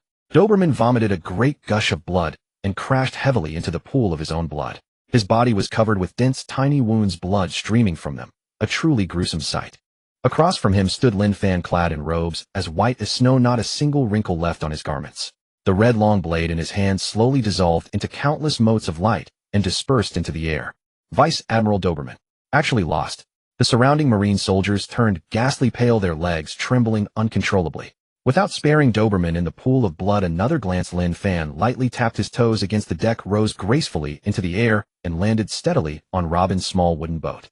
Behind him, Robin's delicate frame trembled slightly. She took a wary half-step backward, but her beautiful eyes remained fixed on Lin Fan's back, her heart churning with shock. In the pool of blood, Doberman gritted his teeth and struggled to prop himself halfway up. Watching Lin Fan, who had already landed on Robin's boat, Doberman knew full well that today's arrest operation had failed completely. All troops, this is an order, retreat. Doberman roared with all the strength he had left. A sweet taste surged in his throat, and he fell into unconsciousness once again. Vice Admiral Doberman. The Marine soldiers swarmed around him in a frenzy, hastily turned their ships around, and retreated in humiliation with the fleet. The sea fell calm once more. Lin Fan stood with his hands in his pockets, watching the Marine fleet flee into the distance. He had spared Doberman's life a moment ago. After all, both sides merely held different positions, and Lin Fan also knew that the real driving force behind this bounty was the Cipher Pole organization. There was no need to blame the Marines for everything. Ding. Detected that the host defeated Marine Vice Admiral Doberman. Congratulations. You obtained Sasaki Kojirō card, Fate Stay Night version 11. Hearing the crisp notification sound in his mind, Lin Fan raised an eyebrow slightly. Another duplicate card. The last time he had slain the assassin Kojirō, the system had increased the number of uses for the Wu Yoshi card. Lin Fan rubbed his chin with practiced familiarity, lost in thought. If these duplicate cards kept piling up and accumulating, would they eventually trigger some kind of full ability transformation? Caw-caw. A few seabirds swept across the azure sky, their sharp cries cutting off Lin Fan's train of thought. He retracted his focus and turned his head, a little surprised. Young Robin had already activated her devil fruit power. Forming a small bridge with her arms across the sea, she walked lightly onto his small wooden boat. HM. Lin Fan's brow lifted slightly, then relaxed. With a gentle tap of his toe against the wooden planks, he rose lightly into the air and landed steadily back on his little boat. His landing was so featherlight that the boat did not even sway much. Thank you for saving me. Robin looked at Lin Fan, who had landed in front of her, and tucked the sea-dampened long hair at her temple behind her ear, lowering her head slightly. Though she was still young, years of drifting and wandering gave her a knowing air far beyond her age. In the moment she lowered her head, calculation and weighing flickered in Robin's eyes. She claimed she had come to thank him, but her real intention was to find shelter with a top-tier powerhouse like Lin Fan. I should be the one thanking you. Lin Fan looked at Robin, saying something she had never expected. Thank me. No matter how clever Robin was, hearing those words left her stunned on the spot. She did not press the matter, however. Instead, she blinked her large eyes and asked tentatively, Mr.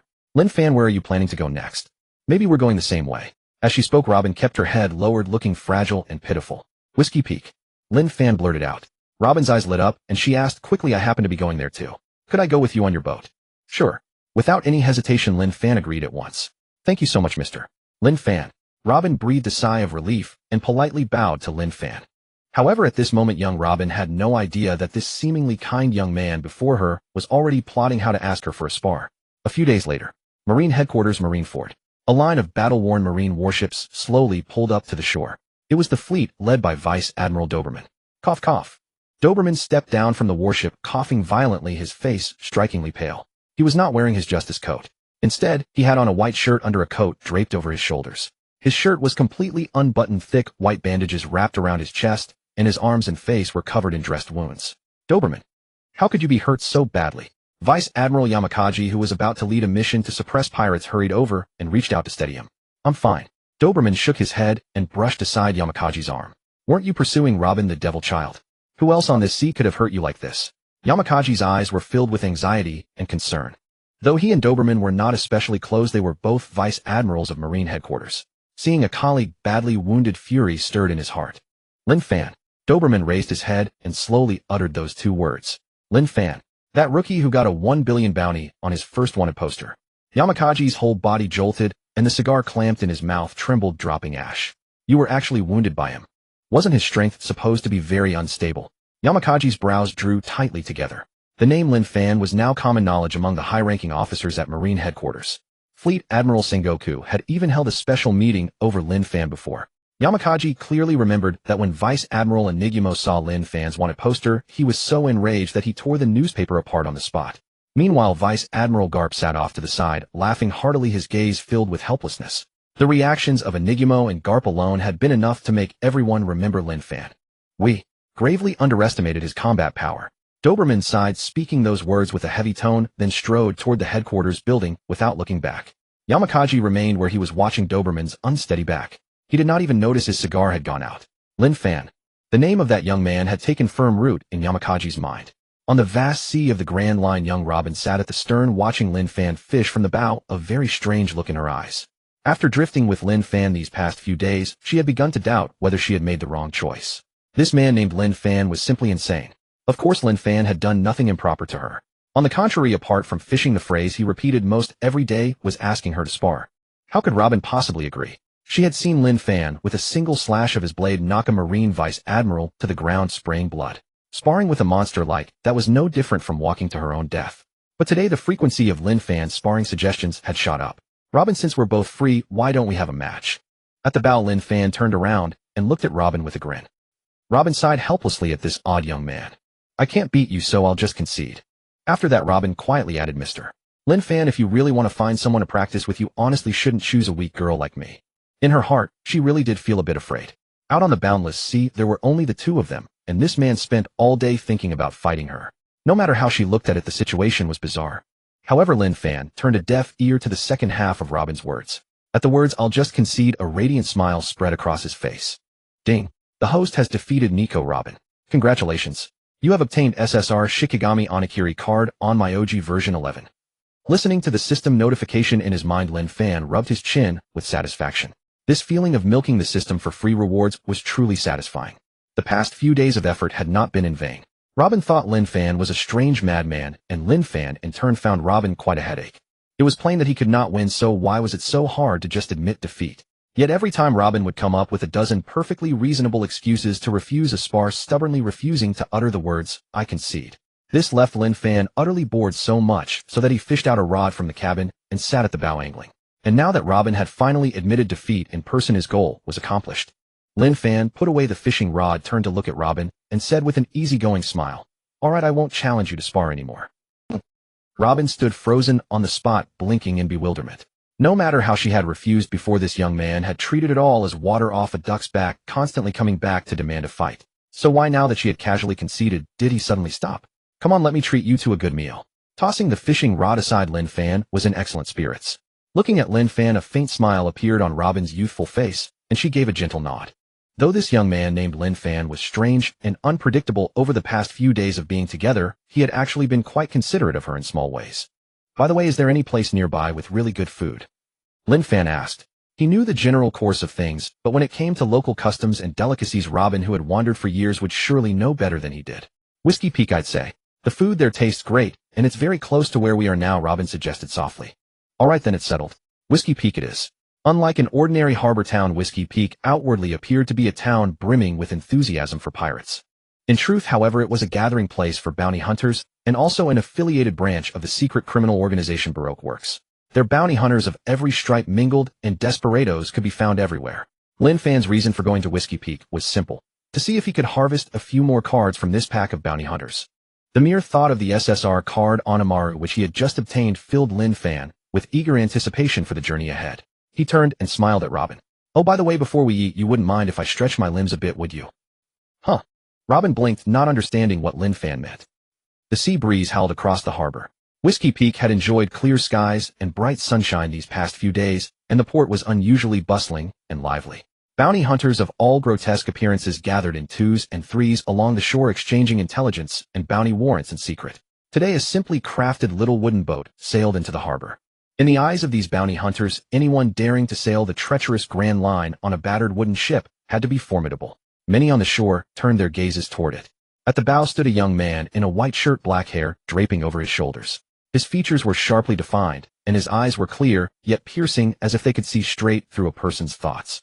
Beside the young man stood a girl in a white robe. She wore a neat ponytail, had an intelligent air about her, and carried an aura that set her apart from everyone else. The two were none other than Lin Fan and Robin. At a single glance, the bounty hunters at the harbor shuddered, their pupils contracting sharply as low exclamations erupted from the crowd. Wait, that's Lin Fan from the East Blue. That super rookie who got a bounty of 1 billion on his very first wanted poster. He's actually here at Whiskey Peak. And that girl with him looks familiar. Who is she? After the initial gasps, the atmosphere across the harbor suddenly turned ominous. Many bounty hunters slowly lowered their heads, their eyes betraying barely concealed frenzy and greed. 1 billion berries. That head was worth a fortune. Lin Fan keenly sensed the hostile stares converging on him from all directions. Far from growing angry, he looked pleased, instead a gleam of light flickering in his eyes. You're not thinking of. Robin noticed the shift in Lin Fan's expression and cast him another glance, vaguely guessing what this young man was planning. But before Robin could finish her sentence, a look of eagerness and excitement had already spread across Lin Fan's face. These days aboard the ship had been suffocating for him, and with so many heads now delivered right to his doorstep, he could finally cut loose and fight to his heart's content. Lin Fan stepped forward, planting his foot on the bow. The crimson cursed blade at his waist, Sandai Kitetsu, slipped half an inch from its sheath, flashing with a dazzling cold gleam under the sunlight. Few of the bounty hunters here were worth a second thought, so when the fighting broke out, there was no need to show any mercy. Bang! The very moment his foot landed on the wooden planks of the shore, a muffled gunshot suddenly rang out from the shadows. A heavy sniper round screaming through the air hurtled straight toward Lin Fan's temple. Bang! A shrill piercing sound erupted without warning. The heavy sniper round tore through the air, kicking up waves of searing heat as it flew straight at Lin Fan's face. Lin Fan narrowed his eyes. Clang! Sandai Kitetsu flew out, tracing a blinding arc of cold light. The incoming bullet was sliced cleanly into the two halves, clattering onto the wooden planks with crisp, clink sounds, their cuts perfectly even. Who fired that shot? That was way too fast. Many bounty hunters on the shore gasped sharply, unable to hold back their cries. These men were just as greedy at heart, but they dared not make a move rashly due to Lin Fan's 1 billion bounty. Now that someone had stuck his neck out first, it sparked the hidden avarice buried in everyone's hearts. Dozens of bounty hunters with murderous eyes pressed their hands onto their weapons, their killing intent no longer concealed. Yet before they could fully make their move, everyone froze in place. At the bow of the wooden boat, Lin Fan's figure had already vanished. He had disappeared into thin air. Whoosh! A streak of white afterimage shot into the sky, charging straight toward the crowd behind the harbor. Lin Fan radiated a suffocating razor-sharp aura. A mighty gale swept outward, knocking several bounty hunters in his path staggeringly aside. His target was unmistakable, the attacker hiding in the two-story loft behind the crowd. With a cold expression, Lin Fan pressed his right hand on Sandai Kitetsu, and pitch-black armament hockey instantly coiled around the blade. You!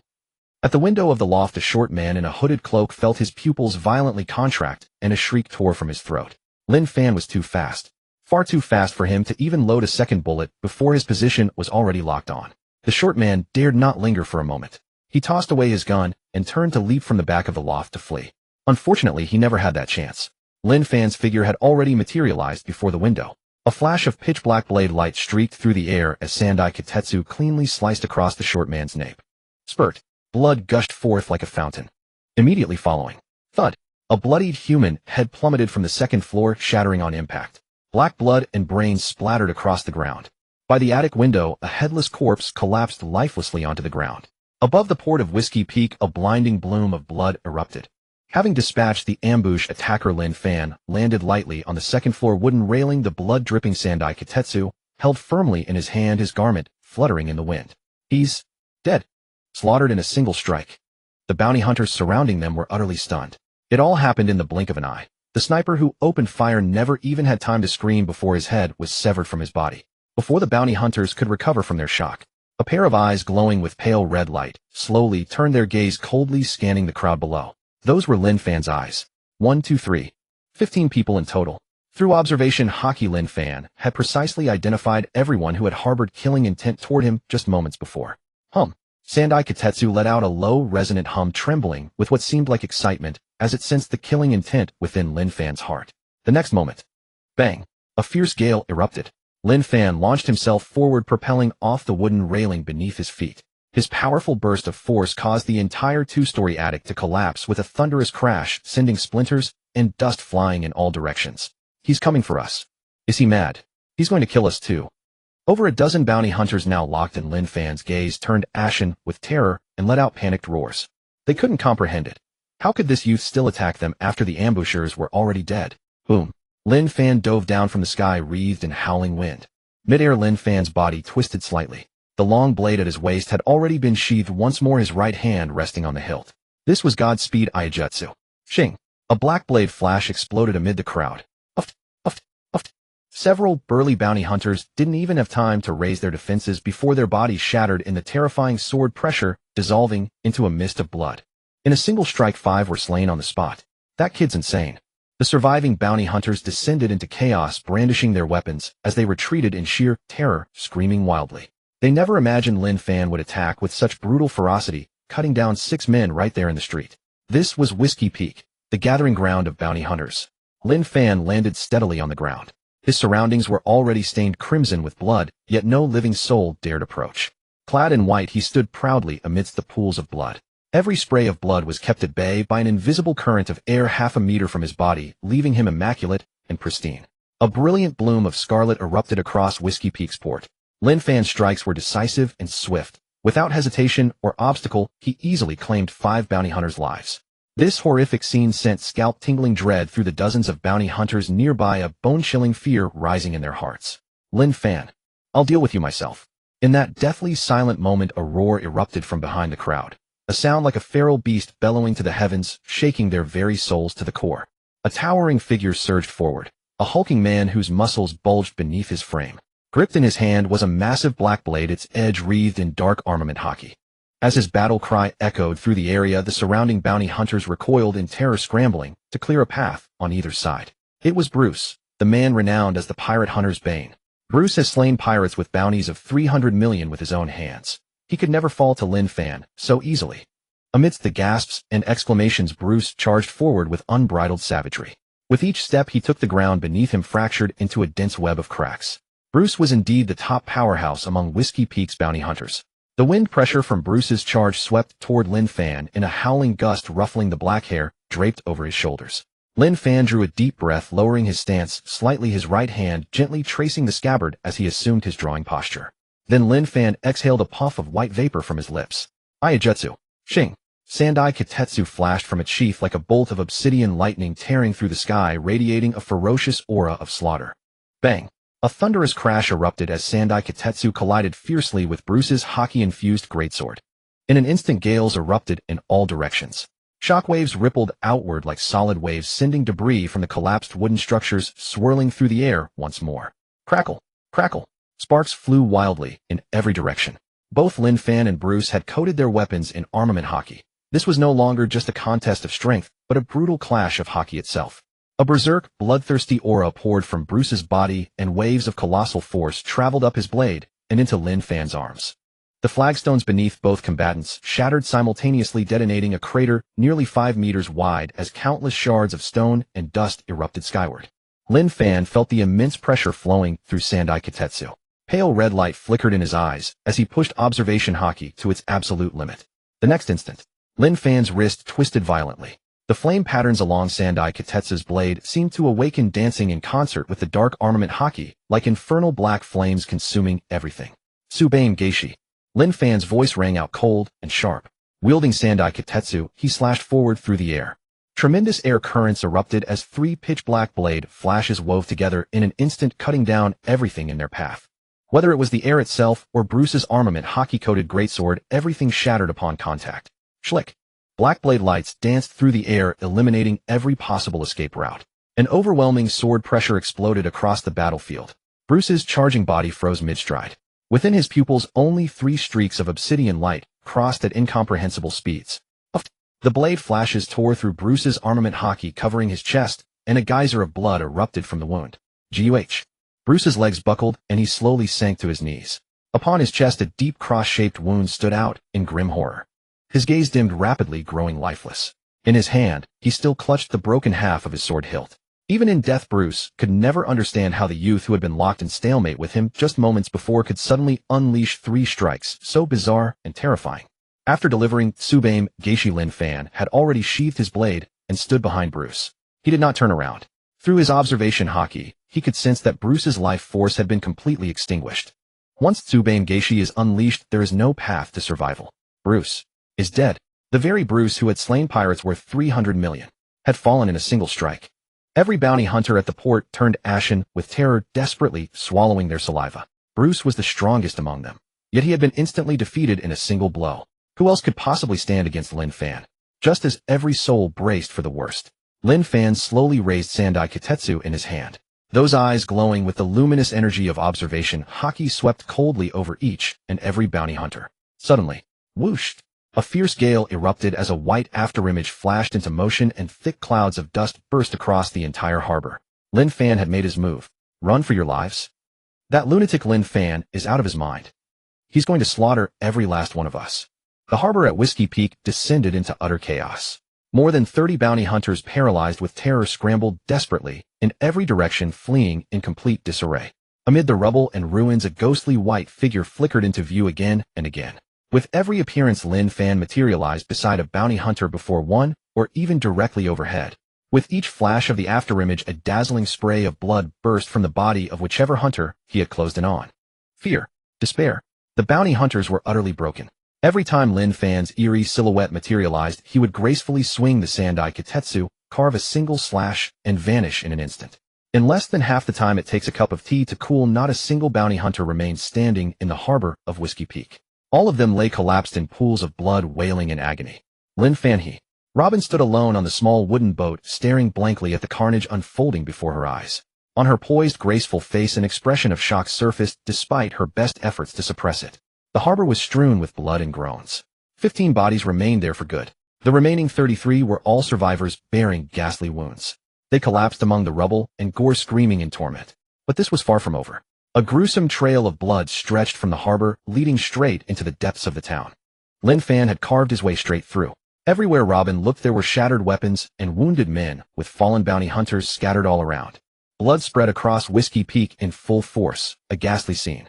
A breeze swept through, carrying the thick stench of gore. Roughly 20 minutes later, Lin Fan emerged from the end of the narrow alley, long blade in hand, his footsteps slow and relaxed. His white shirt remained pristine, untouched by even a single drop of blood. Only the Sandai Kitetsu in his right hand continued to drip crimson fluid. TSK. Lin Fan exhaled a wisp of white breath as the faint red glow of observation haki faded from his eyes, and the jet-black armament haki coating the blade receded as well. Clang. Lin Fan slid the Sandai Kitetsu back into its sheath, then swept a glance of disdain and dissatisfaction across the bounty hunters sprawled on the ground. I didn't even get a card after all that. Lin Fan couldn't help but grumble inwardly, adding a quiet, scornful spit. Sure enough, unless the opponent was a true powerhouse of repute or a famous figure from the original story, the system wouldn't grant a card reward. Still, Lin Fan didn't feel he had lost out. After all, this fight hadn't consumed any card uses. At worst, he simply hadn't gained anything. Besides, he had needed a cathartic battle to vent the frustration Robin had caused him these past few days. Lin Fan shook his head, scattering the stray thoughts from his mind, and walked toward Robin on the wooden boat. Come on, let's go eat. He looked at Robin with a casual, gentle smile. Okay. Robin glanced at the bounty hunters wailing and writhing on the ground, then at the smiling Lin Fan, and gave a subtle twitch of her lips. Recalling the brutal way Lin Fan had cut down everyone in sight 20 minutes ago, ignoring even those who begged for mercy on their knees, he had single-handedly carved his way through all of Whiskey Peak. This guy is nothing but a complete and utter maniac. Robin overturned her earlier impression and became utterly convinced of this conclusion. Inside Whiskey Peak, at the entrance of a cowboy-themed restaurant, the grayish-brown door was already soaked with blood. Bounty hunters lay sprawled haphazardly, both outside and inside, clutching their wounds and crying out in pain. Deep within the blood-scented restaurant, two people sat calmly at a dining table. They were none other than Lin Fan and Robin. For Lin Fan, all of this was his own doing, so he paid it no mind whatsoever. And Robin, having spent years on the run and witnessed far crueler scenes, naturally wasn't alarmed either. "Yes, sir. Here is your steak." The restaurant owner, his legs weak, approached trembling and placed the freshly grilled steaming steak before Lin Fan. Lin Fan responded with a faint nod. The owner, as if granted a pardon, scrambled back into the kitchen in terror. Seeing this, Lin Fan curled his lip. If he hadn't needed this owner to cook, he would have taken him down earlier too, given the den of scoundrels this place truly was. In this lawless town, no one was innocent. Lin Fan pulled out a plastic bag he had bought from the general store next door, tossed it onto the table, and raised an eyebrow at Robin. "Here, I got these for you. Your favorite food." Robin froze for a moment. She opened the bag and glanced inside, a strange look crossing her delicate face. Inside were indeed her usual favorites, low-sugar cake and delicate sandwiches. "How do you know what I like?" Robin's gaze instantly turned wary. She was certain she had never met Lin Fan before, yet he knew her preferences with uncanny accuracy. This meant that Lin Fan had investigated her thoroughly before finding her. Years of drifting and betrayal made Robin in that instant even consider bolting out the door. Just as Robin's body tensed, Lin Fan's easygoing voice rang out at the right moment. "Relax. I know you're Robin the Demon Child, but I don't mean you any harm." As he spoke, Lin Fan picked up his knife and fork and with practiced skill neatly cut the steak into even pieces. Robin stared at him for a while. After a moment of silence, she gave a slight nod, picked up the sandwich, and began eating it in small bites. What Lin Fan said was indeed the truth. If Lin Fan had truly wanted to capture her and turn her into the world government for the bounty, he would have had countless chances along the way. He wouldn't have waited until now. Actually, I was quite interested in you before, but now, I'm not anymore. Lin Fan speared a piece of steak, dipped it in black pepper sauce, and said casually while chewing. Hearing this, Robin's hand holding the sandwich paused slightly. She raised her beautiful blue eyes to look at Lin Fan and asked flatly, "Oh, am I really that unattractive?" As a mature, composed woman, she was a little curious about his remark, and also slightly doubtful of her own allure. "That's not what I meant." Lin Fan blinked and went back to devouring his meal. What had interested him was only the card she carried. Now that the card was in his hands, there was naturally no need to keep sparring with her every day. Seeing Lin Fan so absorbed in his meat, a flicker of unreadable light passed through Robin's eyes. She asked nothing more, lowered her head, and quietly ate the low-sugar cake. To the south of Whiskey Peak, a middle-aged man covered in blood and bearing a hideous scar across his face crawled out from a blood-stained thicket. His visage twisted with fury, he gritted his teeth and cursed, "Bastard. That bastard Lin Fan." The moment he moved even slightly, the wound on his face convulsed violently, sending cold sweat streaming down his face. Only 20 minutes earlier, he and his companions had run into Lin Fan on the road. Before they could even announce who they were, Lin Fan raised his hand and slashed at them without a word. Terrified, they rolled into the bushes and held their breath, not daring to make a sound until they were certain Lin Fan had gone far away. Only then did they dare crawl out. "Boss, that Lin Fan is a complete madman. He slashes at anyone he sees."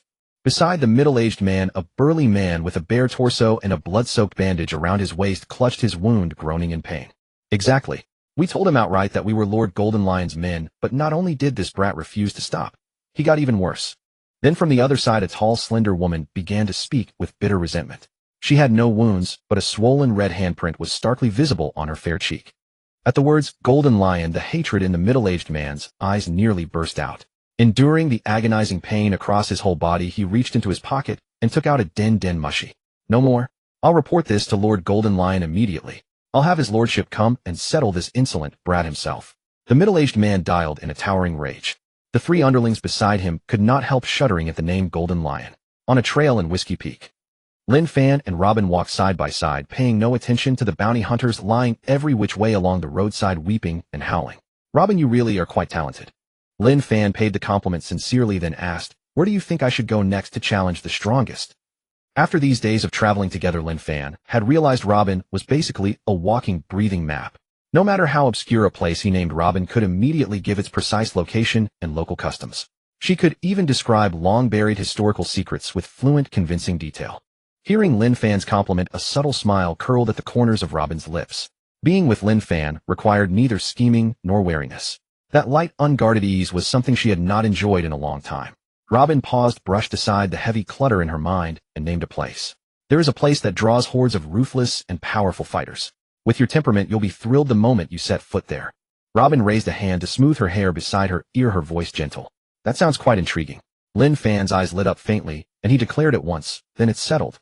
On the Grand Line, night had fallen. Stars glittered in the sky, and silver moonlight shimmered across the sea. Ahead stood a massive island exuding a rich Eastern European atmosphere. Ringed by bonfires, the island was a riot of celebration. Crowds of people danced and sang around the flames, street artists performed fire-breathing tricks, and the entire island pulsed with warm, exuberant revelry. Yet behind one ordinary bar on the island, down a narrow, gloomy corridor that stretched to its very end, lay a hidden world of wonders. Passing through the secret tunnel, the view suddenly opened up. A boisterous clamor of voices swept over them like heat. The space before them was a colossal cavern carved into the heart of the mountain, extending more than a kilometer into the depths. Blazing with light, the cavern was lined with layer after layer of circular corridors, every floor crammed with taverns, casinos, and shops peddling stolen goods. Every railing along the corridors was draped with pirate flags of every sort, and from iron chains suspended at the highest level hung a massive wooden sailing ship. This was Hannibal, the underground carnival island that hosted the deadly sea race every year.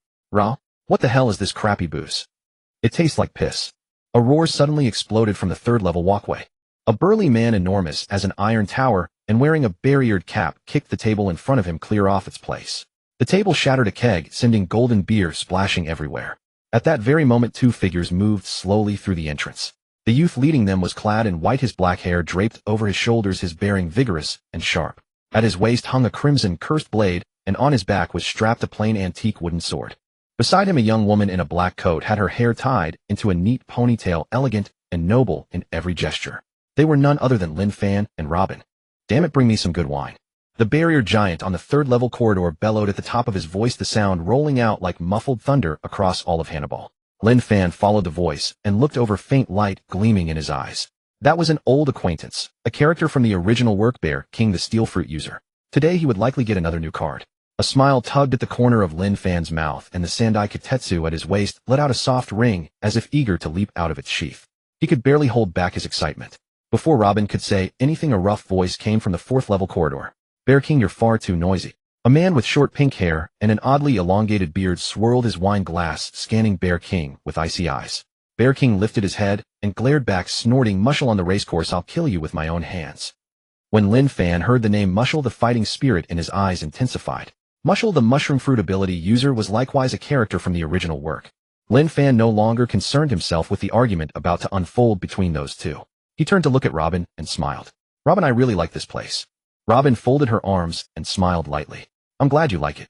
Lin Fan turned and walked to a nearby counter where entry fees were being registered. Leaning half of his body against the wooden counter, he toyed with 2 100-berry coins. "Bookie has registration closed." "Huh." The fat bookmaker, one arm around each of the 2 beautiful women and dripping with gold jewelry, raised his head.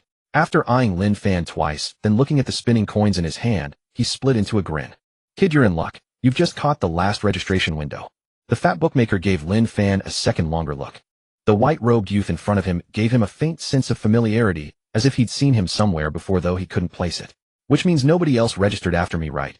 Lin Fan arched an eyebrow and pressed. "What do you mean, eh?" The fat bookmaker frowned, utterly confused. Lin Fan did not answer the question directly. Instead, he said something that only deepened the man's confusion. "You're a character from the original work too. If I kill you, you should drop a card." The fat bookmaker could not understand a word of this, but at that very moment a dreadful aura locked onto him and made his hair stand on end. It was a fierce, unstoppable killing aura that sent a jolt through his scalp and dragged an icy chill up from the depths of his heart. Shing! The Sandai Kitetsu flew out from nowhere, and a flash of pale white cold light cut through the air. The fat bookmaker's plump head flew through the air, blood gushing out like a fountain and drenching the 2 women beside him in an instant. The woman stared blankly at the headless corpse beside her. The very next moment, the scream had barely left her lips before it was abruptly cut short. Lin Fan's figure materialized out of thin air behind her. He raised his hand and delivered a sharp chop to her neck, rendering her unconscious. "At least now it's quiet." Lin Fan brushed off his hands. Sandai Kitetsu transformed into a streak of red light and automatically returned to its scabbard, not a single drop of blood staining its blade. Robin watched the scene calmly, her expression utterly unchanged. Having witnessed firsthand how Lin Fan swept through the port on Whiskey Peak, she naturally understood his true purpose in coming here. She held no affection whatsoever for these wicked pirates. Someone's been killed. The dealer is dead. Damn it. Someone's here to crash the place. The surrounding pirates had witnessed Lin Fan dispatching the dealer, sending shockwaves through Hannibal. Shrieks and gasps erupted from all directions. "You bastard. How dare you ruin my 100 million belly prize. I'll kill you." On the 3rd floor, Deshion Wang noticed the corpse on the ground and let out a furious roar. His colossal frame shot down like a cannonball, aiming directly at Lin Fan. With the dealer dead, the match was inevitably cancelled, and the 100 million belly prize vanished with it. Confident in his own strength, Deshion Wang blamed Lin Fan entirely for the loss. Lin Fan took a deep breath, a faint smile playing on his lips. That was the fighting spirit befitting a top-tier swordsman. System deploy the SSR Shikigami Hizamu card. A low hum echoed within his mind. Boom! A ferocious shockwave erupted from Lin Fan's feet, causing the entire massive mountain to tremble slightly.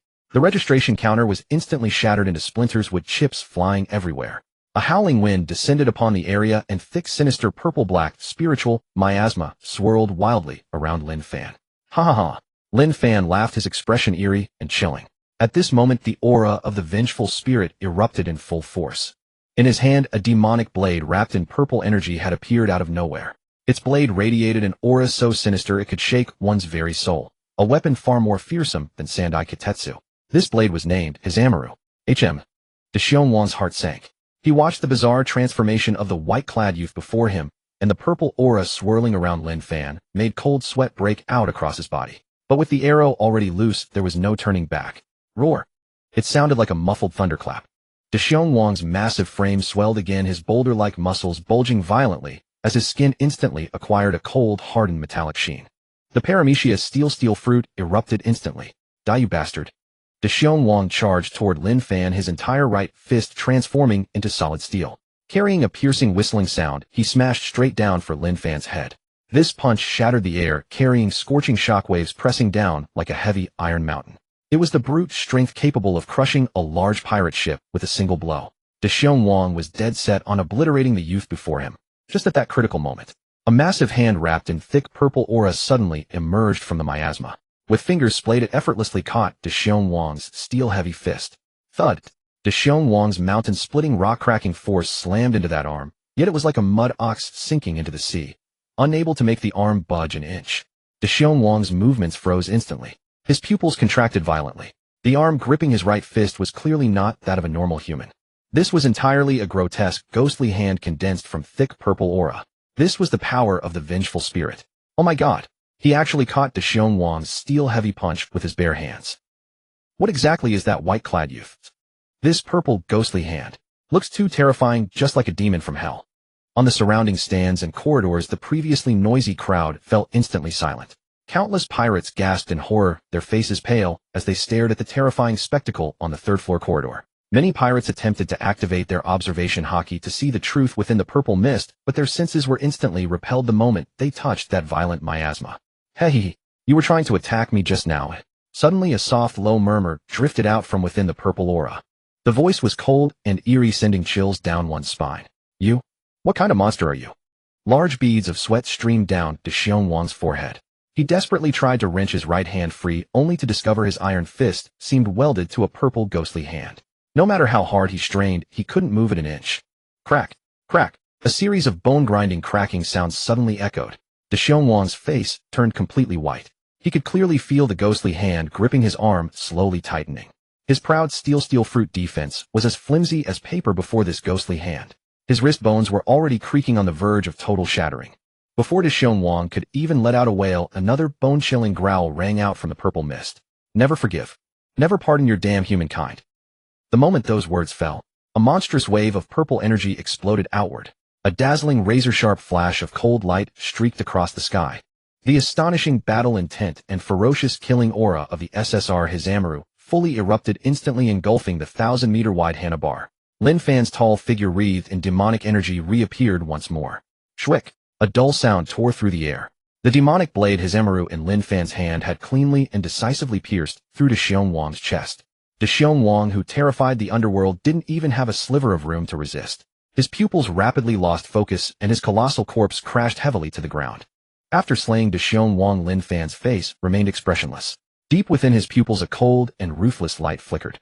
The vengeance-driven obsession inherent to the Hizamaru card had transmuted into the purest combat-killing intent, at this moment fully unleashed by Lin Fan. Deshion Wang. Was he just slaughtered in one strike? Hanabar fell completely silent before erupting into deafening shrieks of shock. Every pirate's heart pounded wildly. However, as the purple aura cleared, the crowd finally caught a clear view of the youth's face. That's the super new star with a 10 billion belly bounty, Lin Fan. How could it be him? A 12-point earthquake seemed to ripple through everyone's minds on the spot. But before they could recover from their shock, Lin Fan, wreathed in demonic energy, had already transformed into a purple afterimage charging toward his next target. Beside him, apart from the Hizamaru in his hand, two additional demonic blades radiating boundless sinister might were eerily floating in midair. Named Tamakiri and Shishiko. The Hizamaru three-sword style was born in a flash. You? On the fourth floor, Mu Xiolu's expression drastically changed. Watching Lin Fan burst right before his eyes in the blink of an eye, every hair on his body stood on end. Wherever Lin Fan passed, the purple miasma rolled over like dark clouds, suffocating with oppressive pressure. I have no grudge against you. Why do you insist on attacking me? Mu Xiolu screamed in terror, his heart filled with dread. His entire body's muscles trembled violently as he activated his spore fruit ability to its fullest extent. His figure retreated at high speed, while both hands swung forward aggressively, spraying a massive cloud of highly poisonous fungal spores. Facing the sky full of swirling, deadly spores, Lin Fan's only reply was two utterly calm words. Ghost slash. Ghost slash. Barely had the two words left Lin Fan's mouth when the entire Hanabar seemed to shudder. An icy, terrifying purple demonic aura erupted outward in all directions like a violent sea surge.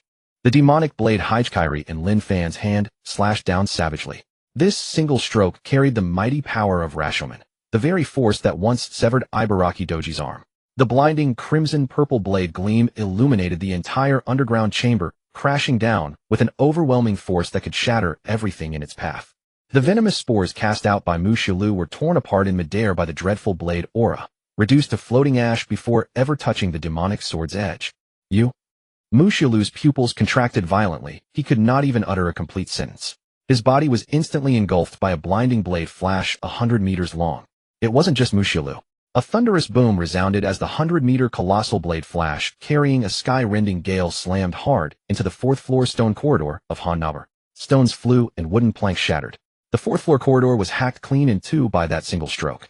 Dozens of pirates standing on the corridor were vaporized into bloody mist before they could even scream, consumed by the overriding blade flash. Oh, rocks are falling. This kid's insane. Run. The whole Hanabar shook violently as massive chunks of fractured rock and rubble crashed down from the fourth floor onto the third. Hundreds of pirates, frightened out of their wits, scattered in panic amidst the rolling smoke, their screams echoing everywhere. Boom. Mere seconds later, the entire fourth-floor corridor collapsed completely, smashing the passages of the third floor to pieces. The whole mountain trembled violently, as if on the verge of collapsing at any moment. Nearly 10,000 pirates gathered in Hanabar were all enraged. Countless bloodshot eyes glared fixedly at the white-clad youth at the center of the smoke, and dust veins bulging on their foreheads. That Lin Fan has lost his mind. He wants to slaughter us all. We can't let him keep swinging. Everybody get him. Kill this brat. That's right. Kill him. Otherwise none of us will leave here alive. The roars of over 10,000 pirates merged into a deafening thunder that rattled everyone's ears. These scoundrels who normally terrorized others had all been driven to the brink of despair. It was one thing that the Great Bear King had been killed after making the first move, but Mushilu had merely been standing by, and yet he too was struck into ash by a single slash. Now Lin Fan's very slash had destroyed most of Hanabar, a blatant declaration that he would single-handedly take down every pirate on this island. Everyone. Suddenly, a voice as cold as ice rang out through the swirling dust. Though not loud, it carried a blood-curdling, murderous air that reached the ears of every pirate distinctly. None of you is leaving this place. As the dense smoke gradually dispersed, Lin Fan's figure reappeared in midair. His left eye blazed with a deep crimson light, while dense ink-like purple demonic aura coiled around him, making him look like a vengeful fiend emerging from the abyss of hell. Kill him! Someone roared wildly. The pirate's savage nature was fully unleashed. The foremost 1,000 pirates, brandishing broadswords and spears, surged toward Lin Fan like a tidal wave. The pirates in the rear raised flintlocks, and some even hoisted rocket launchers, firing madly at Lin Fan in the air. Bang! Bang! Bang! Boom! Boom! Bullets and cannonballs wove into an impenetrable web of fire, while the acrid stench of gunpowder filled the entire mountain. The murderous intent erupted from over 10,000 pirates simultaneously was enough to frighten any ordinary marine soldier to death on the spot. A human wave tactic of this scale would drain even a vice admiral's stamina and grind him into pulp if he were caught inside. One force against 10,000. Out on the sea, it was an impossible myth. Facing this sky-obscuring storm of bullets and gunfire. Hovering in midair, Lin Fan suddenly let out a low laugh. Ha ha ha. The wild, sinister laughter echoed through the hollow mountain, unsettling everyone's heart and sending chills down their spines. The next instant, a blast of indescribably ferocious pressure swept out from Lin Fan's body. The purple-black demonic aura swirling around him suddenly swelled several-fold, warping the surrounding light and space. Countless bullets and cannonballs hurtling toward him seemed to strike an invisible wall of air half a meter from Lin Fan, hanging eerily suspended in midair, unable to advance an inch further. The 1,000-plus pirates charging at the front shuddered violently, their legs turning weak, nearly collapsing to their knees. Within the rolling, overwhelming demonic aura that filled the sky, a ferocious demonic hand condensed from purple aura seized the demonic blade Higiri. Meanwhile, in Lin Fan's left and right hands, two other demonic blades materialized out of thin air, Tamakiri and Lion Cub, leaping from their sheaths with dazzling cold light. The Onigiri three-sword style had truly descended. Gripping three blades, Lin Fan looked down coldly at the dense swarm of people below. The astonishing fighting spirit of a vengeful demon reached its peak at this moment. Lin Fan strode through the void, fierce purple-black demonic aura swirling madly around him. Around him hung dense clusters of hundreds upon hundreds of suspended bullets and rocket shells. These bullets glimmering with sparks, and the rocket shells trailing flames hung eerily still in midair. It was as if the sky itself had frozen at that moment. Only the demonic aura swirling around Lin Fan rumbled on and on, emitting a deafening sound like the roar of a wrathful fiend. Lin Fan stood suspended in the air. The arm holding the demonic blade gave a slight tremor, and a dazzling cold light burst open out of nowhere. Ghost Blade Rashomon Gate. Bang! Bang! Bang! Blade light too fast for the naked eye to follow swept outward. Hundreds of bullets and rocket shells exploded in midair on the spot. The blaze of explosions linked into one expanse, as if igniting a whole glittering galaxy behind Lin Fan.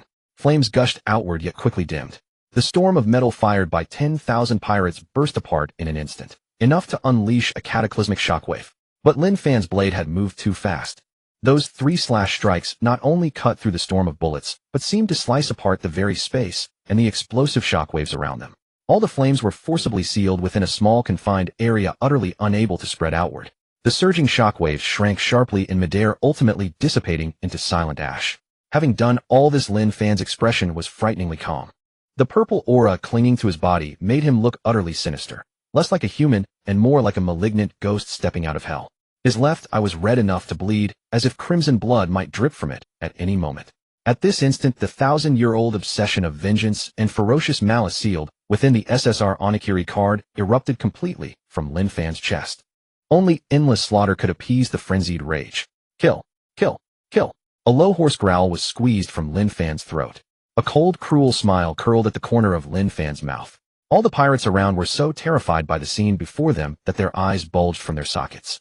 As they gazed at Lin Fan suspended in midair, radiating terrifying murderous intent from his entire being, the charging steps they had been taking suddenly faltered, and waves of bone-piercing chills surged from the depths of their hearts.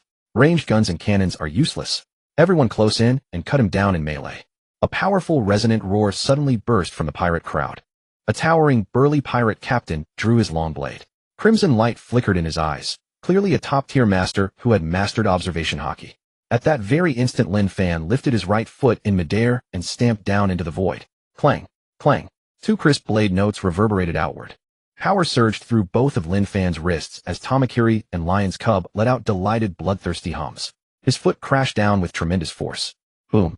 The air beneath Lin Fan's feet exploded on the spot. His entire body turned into a streak of purple light and blasted outward in a killing rush. Fierce wind pressure swept in all directions, scattering every bit of the dense dust that filled the air.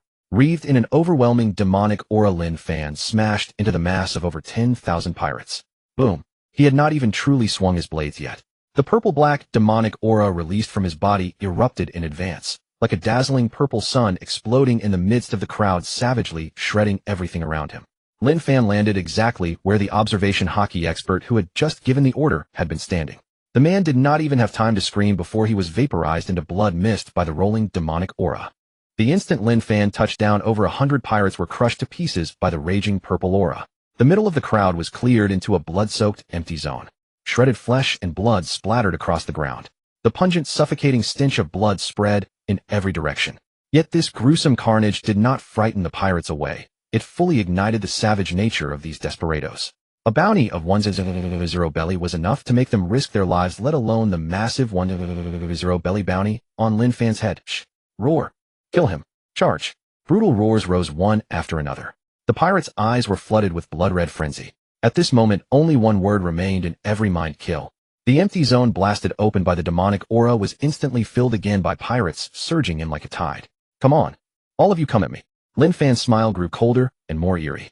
Dazzling blood splashed across his body, staining his white garments a deep scarlet.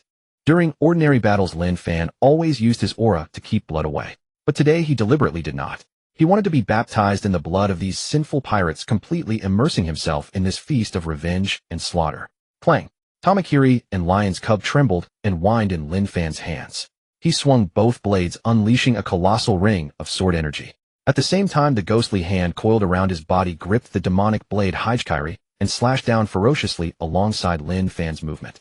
Onigiri 3-sword style, fully unleashed. SHHK? Tamakiri tore through the air. A bitterly cold blade light swept outward. Wherever the blade aura passed, the blood inside nearby pirates instantly froze and flowed backward. Before the edge had even really touched them, over 100 pirates could not withstand the terrifying killing intent and vomited blood, dying on the spot. Lion's Cub was unmatched in ferocity. One swing stirred up a devastating, world-destroying hurricane. The armor and shields around the pirates were sliced apart as easily as thin paper. More than 200 pirates were cut in half at the waist by that one slash amid terrified screams. And the demonic blade Higuma was even more overwhelmingly fierce. The instant its blade light descended, the surrounding gravity seemed to increase several-fold. The agile pirates felt their bodies as heavy as mountains, unable to move even half a step. All they could do was watch helplessly as the sweeping purple blade light reaped their lives. 3 blades struck out together. 1,000 foes perished. Blood dyed Hanabar red. But Lin Fan's slaughter was only just beginning. SHHK. Lin Fan's figure flickered at high speed through the crowd. His left and right hands wielded Tamakiri and Lion's Cub, while the ghostly hand formed from purple aura gripped Hijikiri. 3 blades swept across in intersecting arcs.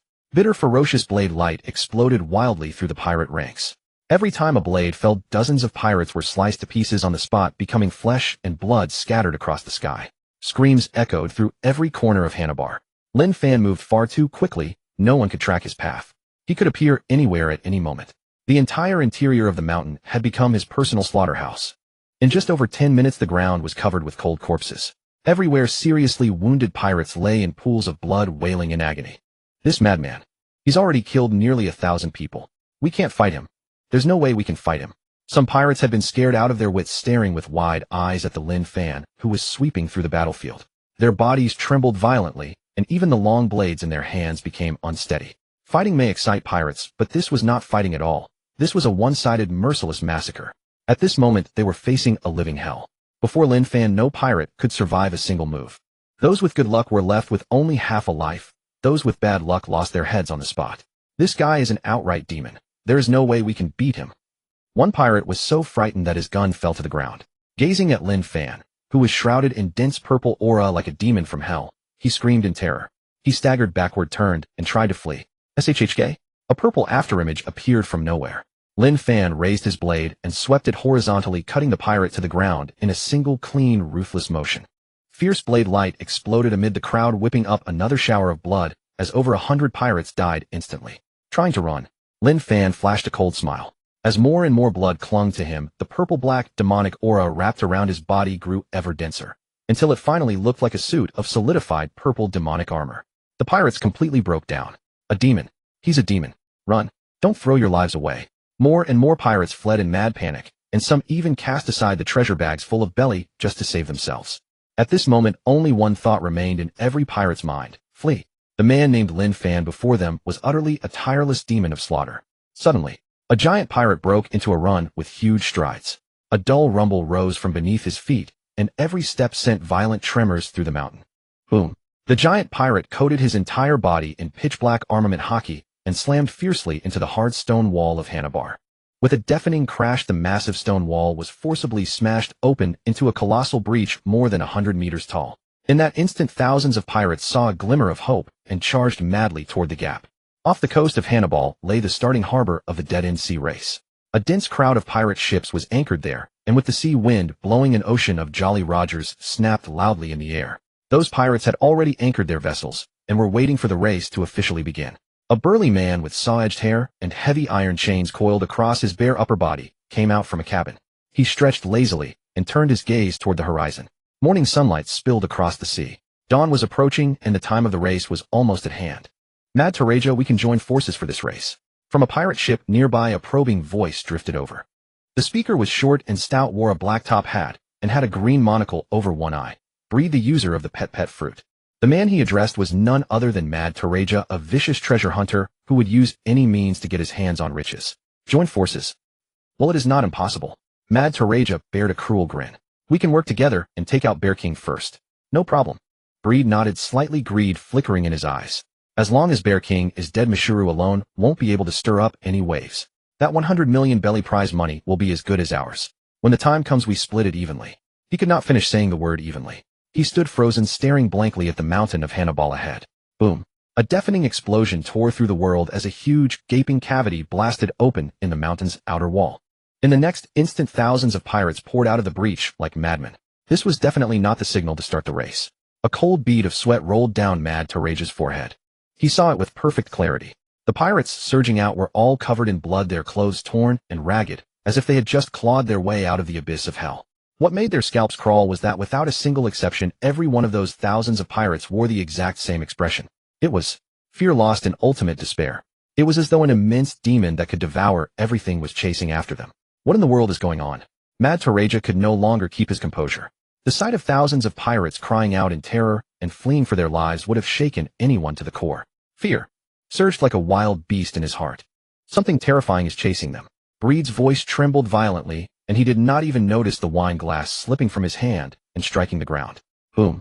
From the opening in the mountain of Hannibal, a blinding slash of purple-black sword light exploded outward, hurling over 100 pirates into the air and shredding them into a blood mist that filled the sky. Breed and Mad Toraja hastily raised their telescopes. Crack. Breed's hand jerked violently, and the spyglass slipped from his grasp, hit the deck, and shattered into pieces. His lips quaked uncontrollably, and he could not choke out even half a coherent sentence.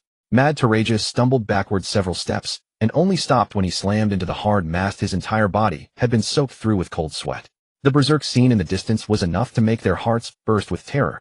Behind the fleeing crowd, a white-clad figure wreathed in dense purple aura stood silently.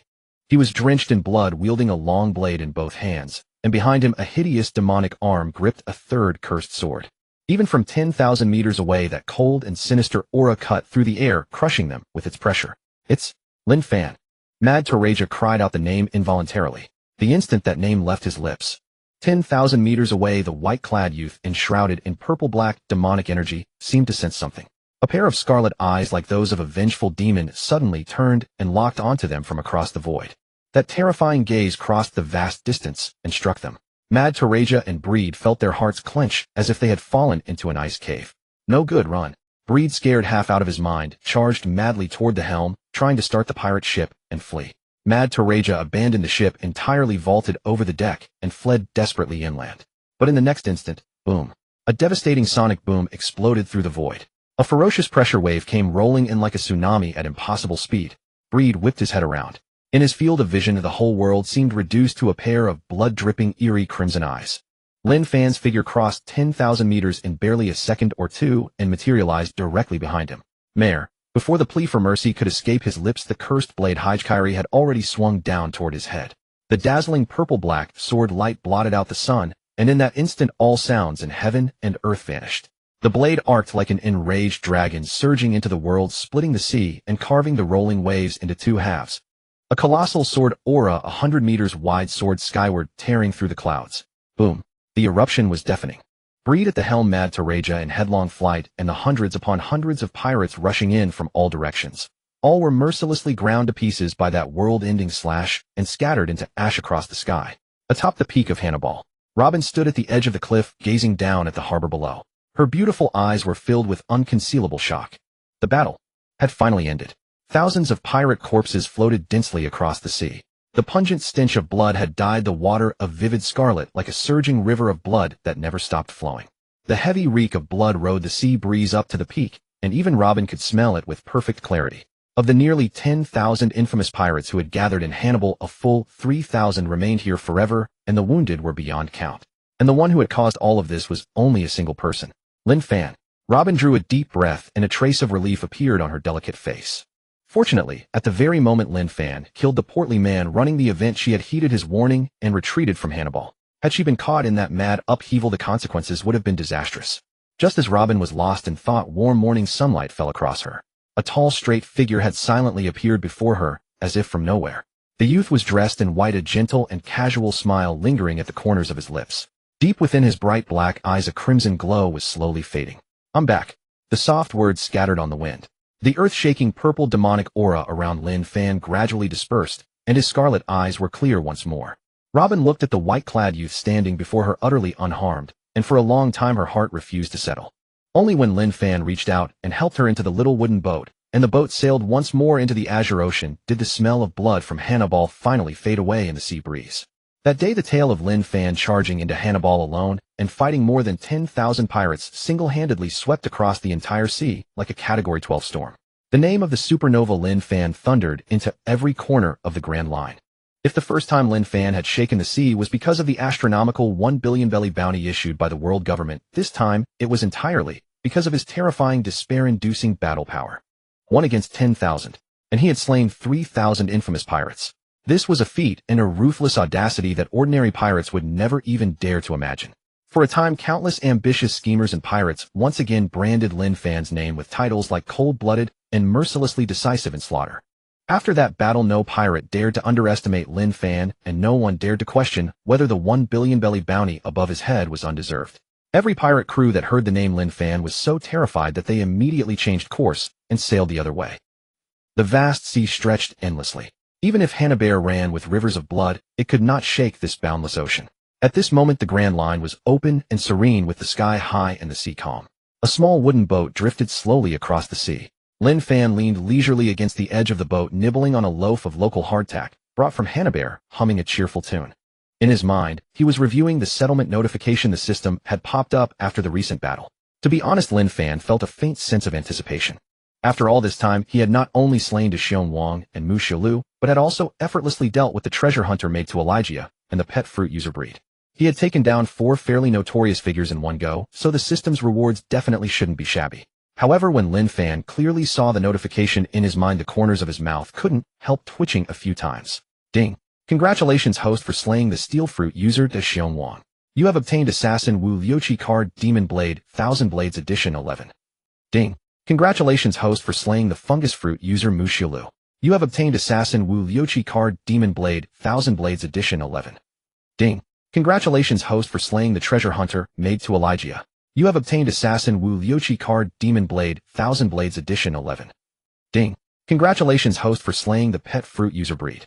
You have obtained Assassin Wu Liuqi card Demon Blade, Thousand Blades Edition 11. Lin Fan swallowed the bread in his mouth and fell into deep thought for a moment.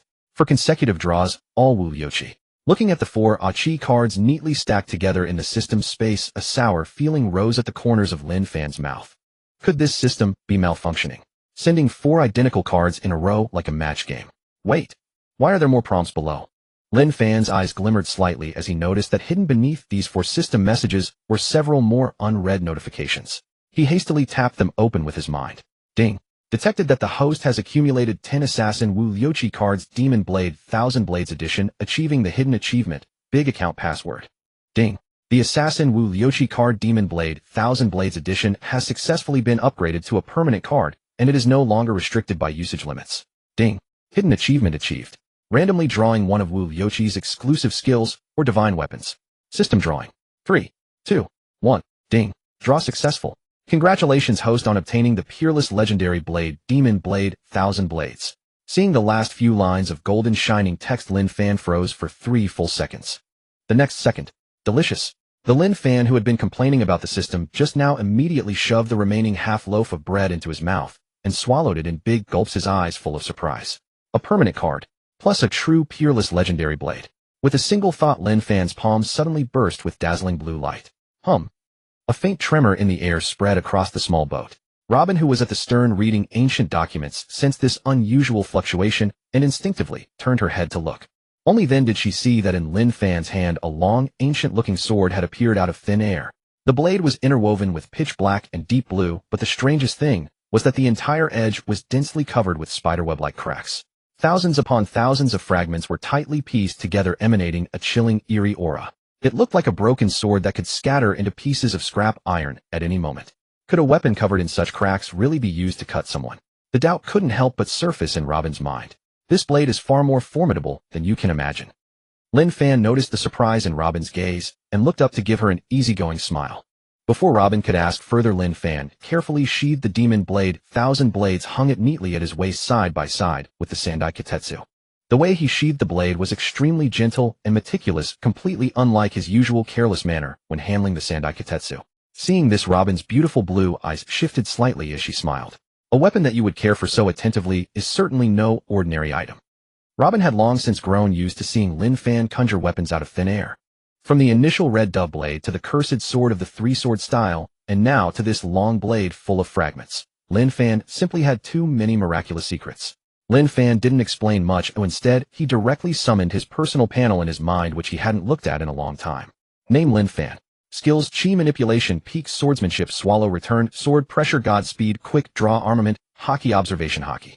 Weapons: Wooden Sword, Sandai Kitetsu, Demon Blade, Thousand Blades, Exclusive Divine Weapon. Cards: Assassin Wu Liuqi, Demon Blade, Thousand Blades Edition. Permanent Killer, B-Tailed Beast Edition, 11 Kenpachi, Zaraki Unsealed Version. 3 minutes, Suitalisi DNF Edition, 11 Sasaki Kojirō Fate Edition, 11 Ichigo Kurosaki Bankai Edition, 11. Looking at the completely refreshed panel, Lin Fan let out a long exhale and felt utterly pleased. This trip to Hana-Bear was an absolute jackpot. Not only had he successfully upgraded the Wu Yoshi card to permanent, he had also obtained the divine weapon Demon Blade, 1000 Blades, which attacks without defense and sends 10,000 fragments soaring through the air. More importantly, he had figured out another hidden rule of the system. As long as one accumulates 10 copies of the same card, it triggers an achievement that directly evolves the card into a permanent form and also randomly grants a matching skill or weapon. If I could collect 10 cards of Kenpachi Zaraki or Sudolusi. Just imagining that scene made Lin Fan's heart burn with fervor. Lin Fan, where are we going next? Robin closed her book and asked softly. Lin Fan gathered his thoughts, stood up, and looked toward the end of the vast sea with a confident smile at the corner of his mouth. To find the next powerhouse who can let me unleash my blade joyfully. Meanwhile, at Marineford, the Marine headquarters on the Grand Line. In an old soba noodle shop near the port, two heavyweights of great importance arrived today. Fleet Admiral Sengoku and the hero of the Marines Garp. Sengoku sat on a crude wooden chair holding a large steaming bowl of soba noodles and loudly slurped a big mouthful. The noodles entered his mouth, but there was not a trace of enjoyment on Sengoku's face. His brows were tightly knit. All he could think about was the top-secret battle report that had just been transmitted to headquarters from Hanabear. Lin Fan alone had overturned the entire underground pirate paradise, slaying a full 3,000 pirates. This incident had completely triggered a violent earthquake in the Marine High Command. Sengoku took a heavy gulp of the soup, feeling his temples throbbing with a headache that reached its peak. At the Navy headquarters, inside a small noodle shop in Marineford, Sengoku slowly set down his bowl of noodles, his brows knitted tightly. Lin Fan's massacre at Hanabar made him begin to wonder whether the sea was about to add another merciless, killing-crazed pirate. Sengoku, are you still fretting over that kid, Lin Fan? Garp, who was loudly slurping his noodles, looked up and saw the grave look on Sengoku's face. He grinned broadly. How could I not worry? Sengoku raised a hand to rub his temples. That kid alone turned Hanabar into a river of blood. With such a cold-blooded temperament, if he ever truly loses control. Before Sengoku could finish, Garp waved his hand. Don't worry. I know Lin Fan's character. Even if we don't keep an eye on him, he won't harm ordinary people. Garp's tone was very calm, as though he was completely confident. Sengoku didn't answer. He picked up the water glass beside him and took a sip of light tea. Besides, all those he killed were wanted criminals and villain pirates. When all is said and done, he saved the Navy a good deal of trouble. Garp added with a cheeky grin. Sengoku fell silent for a long while, then the stern look on his face finally relaxed into a helpless smile. I don't trust that kid, Lin Fan, but I trust you, Garp. With that, Sengoku lifted his bowl again, and amid Garp's rough, booming laughter swallowed the rest of the noodles. Wiping the soup stains from the corner of his mouth, Sengoku seemed to think of something and turned to Garp. By the way, the cipher pole put out a bounty on Lin Fan over our heads. What are your thoughts on that? Sengoku knew very well that Garp had always admired Lin Fan and had even considered bringing the young man into the Navy. Now that the world government had issued a 1 billion berry bounty, it was tantamount to pushing Lin Fan completely to the opposite side of the Navy. Hearing this, Garp did not lose any of his smile. The road was Lin Fan's to choose. With a temper like his, it was only a matter of time before he stirred up the celestial dragons or the higher-ups of the world government. But for that kid, this might not be such a bad thing after all. A good thing. Sengoku raised an eyebrow, not quite understanding. With a sky-high 1 billion berry bounty on his head, countless powerhouses who fancy themselves extraordinary will go looking for trouble with him. Isn't that exactly what he wants? Garp couldn't help but throw his head back with laughter, the sound echoing through the little shop. On his face, there was no hint of worry for the younger generation. Instead, he seemed to think Lin Fan's days ahead would be brimming with excitement. You really are confident in him. Sengoku sighed helplessly, then abruptly changed the subject. By the way, did you know that Lin Fan has gone to the Land of Fire? The Land of Fire. Garp's smile faded, replaced by confusion. Sengoku folded his hands on the table, pushed up his glasses, and said slowly that Kazan happens to be in the Land of Fire right now on a mission. High above, white clouds drifted across the sky. A massive black shadow like a whale skimmed across the sea of clouds. It was no giant flying monster, but a floating island soaring through the air. At the center of the floating island stood a colossal building shaped like a fierce lion, roaring with its mouth wide open. Inside the magnificent palace, a man with golden hair falling like a waterfall sat upright on a stone throne. He rested one hand under his chin, eyes slightly closed, dozing. He was none other than the infamous great pirate, Golden Lion Shiki. Lord Golden Lion. We've just received the latest intelligence on the super rookie Lin Fan. A subordinate rushed into the palace at a trot, dropped to one knee, and wore an expression of deep respect. Golden Lion did not even open his eyes, remaining as steady as a mountain. The subordinate dared not delay, and quickly reported at Hanabar Lin Fan took on over 10,000 pirates by himself, killing exactly 3,000. Even the great bear king of the steel fruit died by his hand. Before he could finish, Golden Lion's eyes snapped open.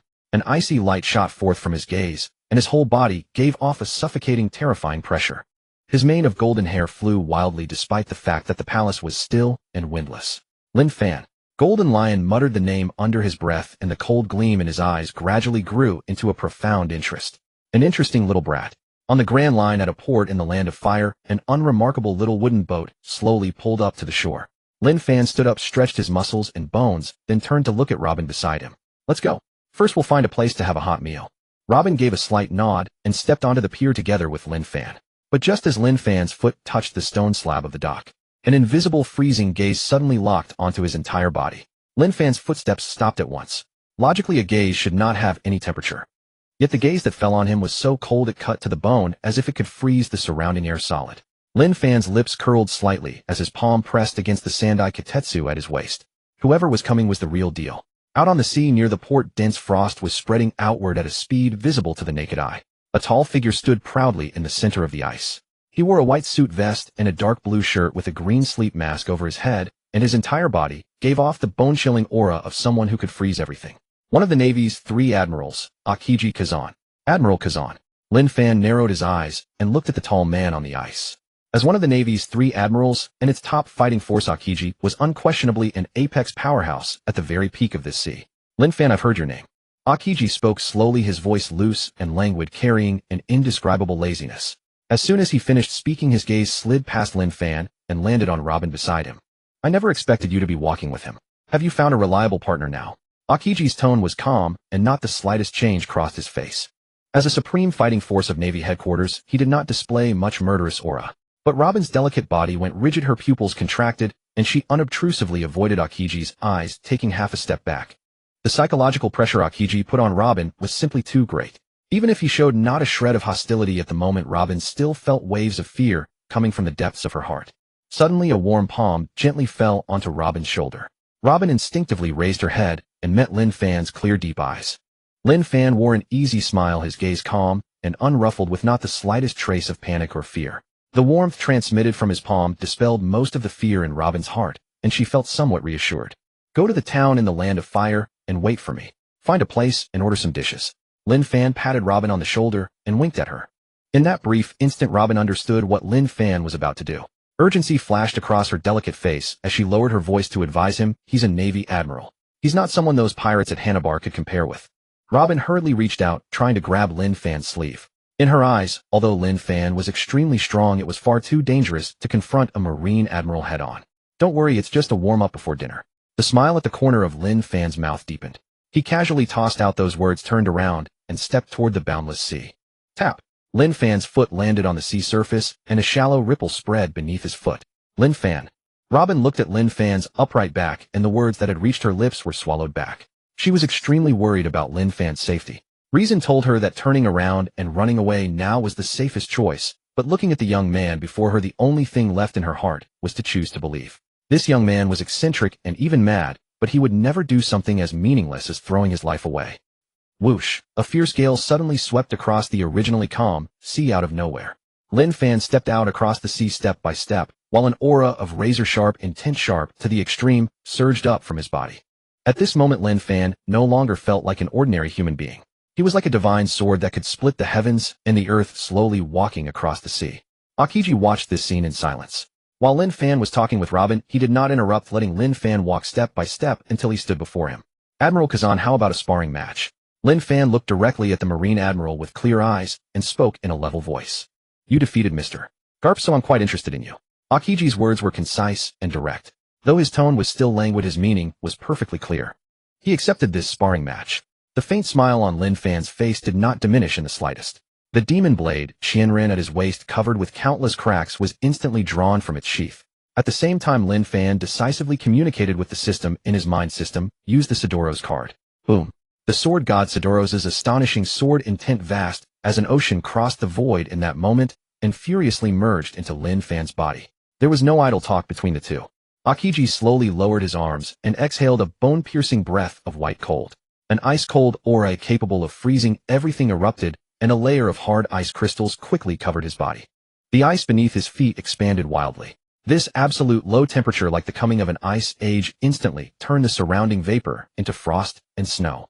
Suddenly, Lin Fan moved. He took a heavy step toward Akiji. A brilliant sword light soared into the sky, piercing heaven and earth, blazing like a light dragon leaping through the air. Rumble! A muffled enormous roar burst from the sky like countless war drums beaten at once like 10,000 horses thundering in stampede. This was not the sea raging. It was Lin Fan wielding the demon blade, Shinran unleashing an earth-shattering slash. One slash and 1,000 slashes followed. Hundreds of blue blade lights cascaded down like the Milky Way, violently splitting the entire sea ahead. Waves churned as tens of thousands of tons of seawater were blasted into the air by the immense sword pressure, blotting out the sun. Facing this horrifying scene of a world-drowning flood, Aokiji slowly raised his right hand. Crack! A grating sound of freezing echoed between heaven and earth. The rolling 100-meter-high waves eerily froze in midair. Aokiji turned his wrist, and endless terrible cold air gushed forth.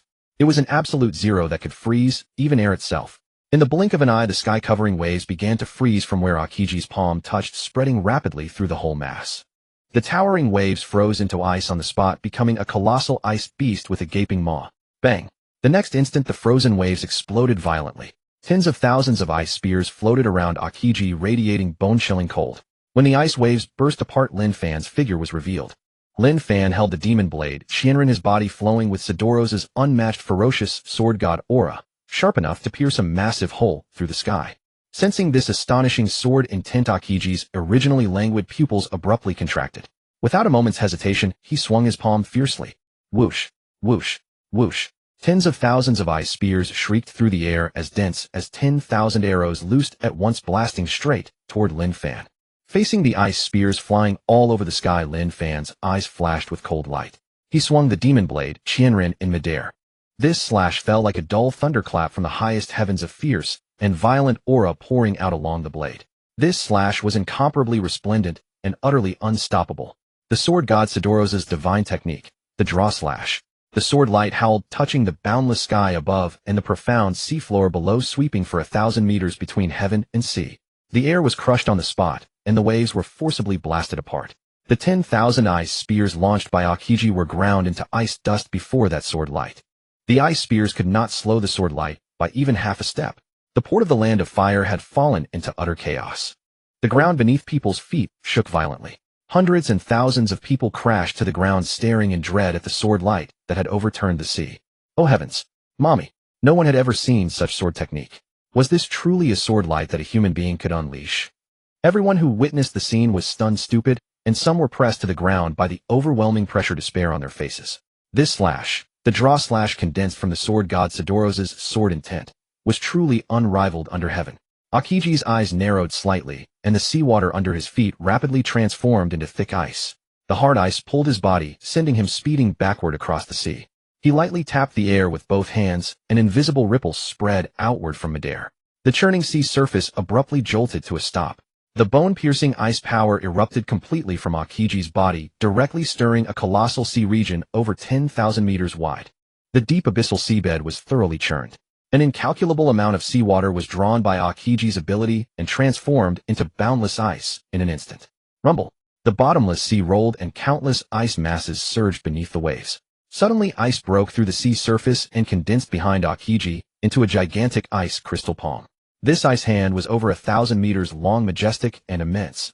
It was as if a giant monster lurking beneath the sea had reached out its palm and viciously slapped toward the sword light. Aokiji stopped retreating. He threw his right fist forward, and the 1,000-meter ice hand behind him smashed head-on into the sword light with world-destroying power. This punch had no ornaments at all. It was pure terrifying power born of overwhelming size, roaring in fury. The sound was deafening, yet not a single drop of seawater splashed out, because all seawater within 10,000 meters had been frozen into solid ice. It was an incomparably fierce sword stroke and an utterly ferocious punch. In an instant, the crystal ice fist heavily collided with the dazzling sword light. The sword light seemed to solidify, halting abruptly in midair. The 1,000-meter ice hand also stopped midair, pressing heavily against the sword light. Akiji's figure paused on the sea surface, his vest slightly lifting, and the marine coat of justice behind him fluttered in the wind. In the distance, Lin Fan hovered in midair, one hand holding his sword, his long black hair flying upward, dancing ceaselessly. Suddenly, Qingji's sleeve slid down lightly, revealing his wrist. In that very instant, boom! An earth-shaking explosion detonated. The sound seemed to surpass every noise in the world, as though a gigantic bomb had detonated right there. Raging shockwaves soared into the sky, slashing in all directions like a massive blade. The 10,000-meter sea surface frozen by Qingji shattered apart with a tremendous crash. The seawater, restored to its liquid state, was raised by the blast, and hurled thousands of meters into the heavens. Silver-white colossal waves danced across the sky as if heaven and sea were turned upside down. At the harbor of the Hua country, people froze in their tracks, their minds emptied. They stared blankly upward as a 1,000-zhong wave came crushing down upon them. Within that terrifying surge were countless fragments of ice as sharp as knives. If this kilometer-high wave were allowed to slam into the harbor, every person left standing on the ground would die, without question. Naturally, Luo Bin was among them. Luo Bin stared blankly at the howling seawater rushing toward her. It had all happened so fast that she couldn't even react. She had even foreseen the moment she would be swallowed by the giant wave. Suddenly, swish! A streak of sword light caught up to the wave like a meteor falling from the horizon and slashed into the sea in an instant. The sword light, like an iron chain severing a river, ruthlessly smashed through half of the wave. At the same moment, a savage cold current surged, freezing the seawater into ice wherever it passed, the freezing speed even outpacing the tumbling of the giant waves. This catastrophic wave was forcibly halted just half a meter short of the harbor. One half had been severed and blasted apart by the sword light. The other half had become a sculpture of ice. In the farther distance, Lin Fan stood holding the 1,000-blade demon sword in a horizontal slash, the blade's eerie blue light rising and falling. Qingji raised his left arm lightly, cold air still swirling in his palm. The two actually withdrew their attacks at the same instant and instead blocked the wave that would have slaughtered over 1,000 people. All the civilians stared in shock, jaws agape, watching the scene in a daze. The feeling of surviving death made their hearts pound violently. Luo Bin's face paled slightly, and her clear eyes settled on Lin Fan. At this moment, her mind was not on the fact that she had snatched her life back from the jaws of death. Instead, it was on how she no longer had to fear that Lin Fan would be harmed by Qingji. After the brief clash just now, she knew very well that Lin Fan would never be at a disadvantage in his confrontation with Qingji. Luo Bin turned around decisively. As she made her exit, first she shouted at the stunned crowd, "Staying in the harbor is life-threatening. Everyone get out of here now." After shouting, Luo Bin began actively using her devil fruit power, forcibly moving the civilians who had collapsed to the ground in terror away from the harbor. More and more people snapped back to reality at Luo Bin's shout and fled the coast in a panic. It's normal for Admiral Kuzan to save us. But why did that pirate Lin Fan also strike? Someone unable to resist looking back, while fleeing, murmured to himself as he watched the white-clad youth standing far away on the sea. That question was branded into the minds of those 1,000 people, becoming a mystery they couldn't explain for a long time. At last, the crowd at the harbor had completely left. Nothing could anymore obstruct the duel between Lin Fan and Qingji. You actually stepped in to save civilians. Qingji exhaled a breath of white cold air. His breathing had grown somewhat heavy, and his right wrist trembled slightly. That was the lingering shock from clashing with Lin Fan a moment ago. You seem to know me quite well. Lin Fan flicked his index finger against the 1,000-blade demon sword, producing a crisp ring from the blade as tens of thousands of fragments quivered, ready to erupt at any moment. Qingji did not reply. His trembling wrist quickly steadied, and his 5 fingers clenched fiercely into a fist. At that moment, the entire sea began to tremble violently once more. Rumble. Qingji stood on the sea, the ice beneath his feet spreading tens of thousands of meters in every direction. His curly black hair flew in the wind, and from his entire body burst a murderous aura that towered to the heavens, a stark contrast to his usual lazy demeanor. The savage aura shot straight into the clouds, causing invisible ripples to appear repeatedly in the surrounding air, spreading layer by layer into the depths of the sea. Lin Fan raised an eyebrow. This aura from Qingji was all too familiar to him. It was a sign that his fighting spirit had reached its peak. Qingji was about to unleash his true, full strength. If we're fighting, let's make it a glorious fight. Lin Fan shouted in a low voice. The 1,000-blade demon sword in his hand suddenly shattered apart. 1,000 fragments floated in midair, each radiating a deep, dark blue glow like a brilliant galaxy suspended between heaven and earth. Suidalusi's astonishing sword intent exploded completely. The 1,000 fragments of the 1,000-blade demon sword poured out simultaneously, transforming into countless dazzling sword beams that cascaded forward, blotting out the sky and the earth. At that very instant, the bright sky was overwhelmed by a sea of blue radiance. A huge black shadow rose with a thunderous presence, like a dark canopy shrouding the whole sky. The sea area for tens of thousands of meters in every direction was plunged into darkness at that moment. Along with it came a deafening, violent roar. Boom! The sea shook violently, and the sky itself seemed to sway with the force. It was not the water moving. The entire ocean was being lifted straight out of its bed. Tens of thousands of meters of solid ice were torn up from the seabed by Qingji, transforming into a colossal, towering iceberg. This was the ultimate eruption of Admiral Qingji. With his own strength alone, Qingji created an iceberg chasm spanning tens of thousands of meters. At the same moment, the 1,000 fragments of the 1,000-blade demon sword descended and slammed violently into the iceberg. Boom, boom, boom. The iceberg began to shatter layer by layer while the sword light encasing the demon blade's fragments exploded wildly. 1,000 fragments pierced deep into the iceberg only to be blasted out by the terrifying cold within, flashing with blinding cold light in the air. Bang! The seawater burst apart from the ferocious impact, countless sea creatures torn to shreds in the shockwave, leaving the entire sea area in total chaos. The blade fragments, scattering in all directions, slammed into a remote, nameless, deserted island. The island's vast forests were instantly flattened to the ground. Ridge upon ridge of mountains were blasted apart. Countless boulders were hurled into the air before crashing down, kicking up towering waves of dust. Mountains roared and seas raged, a veritable apocalyptic scene of destruction. Far away in the towns of the Hua country, civilians and pirates alike raised telescopes or activated observation haki, staring intently at the sea where the duel raged. It was extremely rare for the Marine's top combat power to act, let alone against a super rookie like Lin Fan, who had once injured Kapu. Heavens! Admiral Qingji actually built an iceberg out of seawater. Lin Fan can actually fight Admiral Qingji to this extent.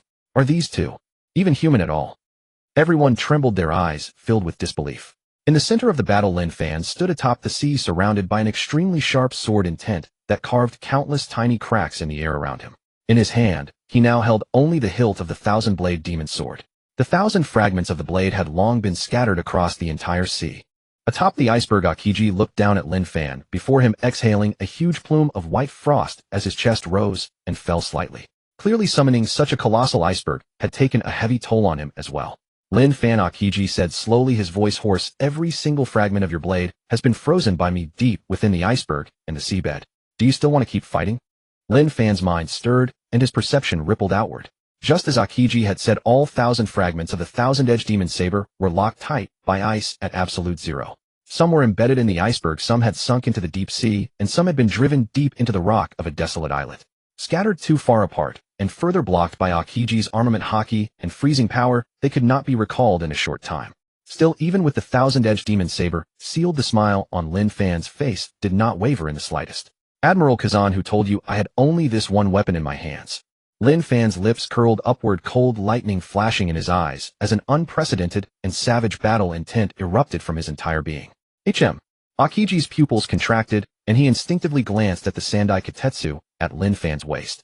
Yet as fine a demon blade as it was, in a battle between opponents of this level, it would probably shatter before surviving even half a move. Could it be? Akiji's gaze fell on the wooden sword on Lin Fan's back. But he had already swept that wooden sword with his observation haki countless times. It was simply an ordinary wooden sword with no hidden trick whatsoever. But the next second, Akiji knew he had been wrong, utterly wrong. Lin Fan raised his left hand and beckoned lightly into the air. An invisible wave of resonance centered on Lin Fan exploded outward and thundered across the entire island of the Land of Fire. What this move summoned was neither the Sandai Kitetsu nor that wooden sword. Instead, it summoned every weapon in the entire city of the Land of Fire. What is happening? Inside a town of the Land of Fire, a pirate's long saber at his waist suddenly trembled violently. With a sharp clang, it drew itself from its sheath, broke free of his hand, and flew into the sky. My sword is flying away. Elsewhere, the treasured blade of a supreme swordsman likewise let out a crisp ring as if summoned by a sovereign. It tore completely out of his control and shot into the sky as a streak of cold light. Throughout the city, countless sabers, longswords, and spears lost control at that same instant. This was the exclusive ability of the sword god Sidoro's, resonance of all things. On that day, as Lin Fan raised his hand and swept it down, thousands upon thousands of weapons throughout the Land of Fire tore into the air, simultaneously weaving into a sea of blades that blotted out the sky and howled toward Lin Fan over the ocean. Inside the city of the Land of Fire, the long sabers worn by several hundred swordsmen sprang from their sheaths at the same time, while weapons of every description soared skyward one after another. Thousands upon thousands of weapons howled across the sky, interweaving into a massive steel torrent that surged toward the boundless sea, darkening the heavens. Its momentum was in no way inferior to Akiji's 10,000-meter iceberg. It was even more shocking. It's Lin Fan. Lin Fan has taken control of our weapons. How could he control other people's weapons? What kind of move is this? The Land of Fire descended into chaos. Seeing their weapons fly away beyond their control, the people felt a chill rising from the bottom of their hearts. If they were ever locked in combat with Lin Fan and their own weapons suddenly turned to hack at them, who could possibly react in time? This bizarre method filled everyone with deep dread. At the heart of the battlefield, Lin Fan hovered in midair, slowly raised his hand, and made a light beckoning gesture. The weapons flying in from all directions circled him, ringing as they orbited. Lin Fan was connected in spirit with the countless weapons driving them with smooth, flawless ease. Countless blades faced an unyielding mountain of ice. Two terrifying forces shrouded the sea, and in an instant the sky fell into dim gloom. Lin Fan, you truly are powerful. Aokiji looked up at Lin Fan hovering in the sky, like a sword immortal descended to the mortal world, and could not help but voice his admiration. Lin Fan looked down at the tall figure standing atop the iceberg, and said calmly, Admiral Kazan, let us continue the spar. As his calm voice spread out, the arm suspended in midair slashed down heavily. Boom. Vast currents of air rolled violently outward. Countless weapons howled down at Aokiji with razor-sharp cold light, as if the sky itself were collapsing, suffocating, and overwhelming. A roar burst from Aokiji's throat. The colossal iceberg shook violently beneath his feet, and then stood up like a giant propping up the heavens. The nearly 10,000-meter-tall ice giant raised its colossal arm, and brought it smashing down, blotting out sky and earth. The next instant, the countless weapons collided with the ice giant in a thunderous impact. Bang! The ice giant's palm struck down, bringing a bone-piercing cold that froze everything. Over 100 weapons were knocked away on the spot, turning into ice shards that scattered into the sea. But the ice giant's palm was also split open by the countless weapons, chunks of ice flying everywhere. Bang! Bang! Bang! Within seconds, the countless weapons and the ice giant clashed in insane frenzy. Every exchange made the sea shudder violently, throwing up white waves 1,000 meters high. The shockwaves rippling from the battle shook even the land of fire tens of thousands of meters away. Under Lin Fan's control, the countless weapons danced nimbly around the ice giant, hacking at it madly, each strike shearing away large chunks of solid ice. The ice giant, however, was wildly ferocious. The overwhelming power of its size combined with its icy breath destroyed the surrounding weapons at every moment. While the countless weapons fought, the ice giant Lin Fan and Aokiji also clashed directly. Sword light flashed, and cold air lunged like blades. Savage waves of force rose higher and higher, while shrill impact sounds swept in all directions. Many civilians in the land of fire were dizzied by the shockwaves, clutching their ears as their blood and chi surged and churned. Admiral Kazan, the Marines stationed in the land of fire, heard the terrifying sounds coming from the sea, though every hair stood on end and horror filled their faces. Robin stood on a high mountain in the land of fire, watching the battle far out at sea and praying silently in her heart. Suddenly, boom! A deafening, earth-shaking explosion erupted. The ice giant chasing the countless weapons drove its fist into an unnamed islet. The already battered island burst into fragments, blasted apart in every direction. At that very moment, Lin Fan used invisible air currents to drive the Sandai Kitetsu, cutting through the ice spikes flying toward him. He twisted his right wrist and gripped the thousand-edged demon saber, now reduced to nothing but its hilt. Clang! Clang! Clang! Thousands of crisp, ringing collisions erupted in the depths of the sea. The deep ocean was set ablaze with light. 1,000 points of blue light flickered wildly in the dark seabed, like brilliant stars fallen into the deep sea. They were the 1,000 fragments of the thousand-edged demon saber. At last, Lin Fan forced open the ice, sealing the fragments. Like dazzling little suns, the fragments bloomed once more in the sea with brilliant light. Fierce dragon sky-rending slash. Lin Fan's will moved, cold, fierce light shooting from his eyes. With the bladeless hilt in hand, he unleashed that sword strike with a thunderous crash. This was the famous world-shaking ultimate move of sword god Sidoro's, fierce dragon, sky-rending slash. As that single swing was unleashed, the 1,000 fragments that had sunk to the seabed burst out of the water, dragging pale blue trails of light across the sea, as they flew toward Lin Fan in a sky-covering flood. In this moment, Lin Fan was a sword, and even more a dragon. A blazing golden divine light soared from his body, its radiance overwhelming everything in the world. Roar! A vast dragon's cry rippled across heaven and earth. Golden light swirled around Lin Fan as the gargantuan phantom of a divine dragon materialized in midair. The divine dragon was a brilliant gold, radiating an incomparable and majestic divine might. It opened its huge jaws and roared toward the sky, its voice shattering the white clouds for 1,000 miles. The returning 1,000 fragments of the demon blade did not fly back to the hilt. Instead, they merged completely into that radiant golden dragon. 1,000 blades united as one. Roaring, it struck out. Roar! The dragon's cry was ear-splitting. At this moment, every pair of eyes on the battlefield could only watch as the golden divine dragon sword light, unleashed by Lin Fan, soared violently into the sky. The speed of this strike was utterly beyond Aokiji's expectations. Lin Fan merged completely with the dazzling sword light, crossing 1,000 meters in an instant, descending with the might of a divine dragon in a furious slash. Fast, too fast. This speed shattered the limits of both the naked eye and the human body, so swift that even top-tier observation haki could not track it with precision. Aokiji's gaze turned icy cold as an utterly frigid aura erupted violently from his body. Countless sheets of ice materialized out of thin air, as if an ice age had descended in an instant, freezing the sea for 1,000 li in every direction. The rolling waves, the seabirds soaring tens of thousands of meters above, and the shattered ruins of the crumbling island. All were frozen into exquisite ice sculptures in that single moment. Bitter winds howled, biting through flesh and bone. Yet even this absolute zero, capable of freezing all creation, could not stop that radiant golden divine dragon sword light. Roar! The dragon's howl shook the heavens as the roaring dragon's sky-severing strike came crashing down. In that split second, Akiji's body suddenly turned ethereal, dissolving into drifting, formless white, cold air.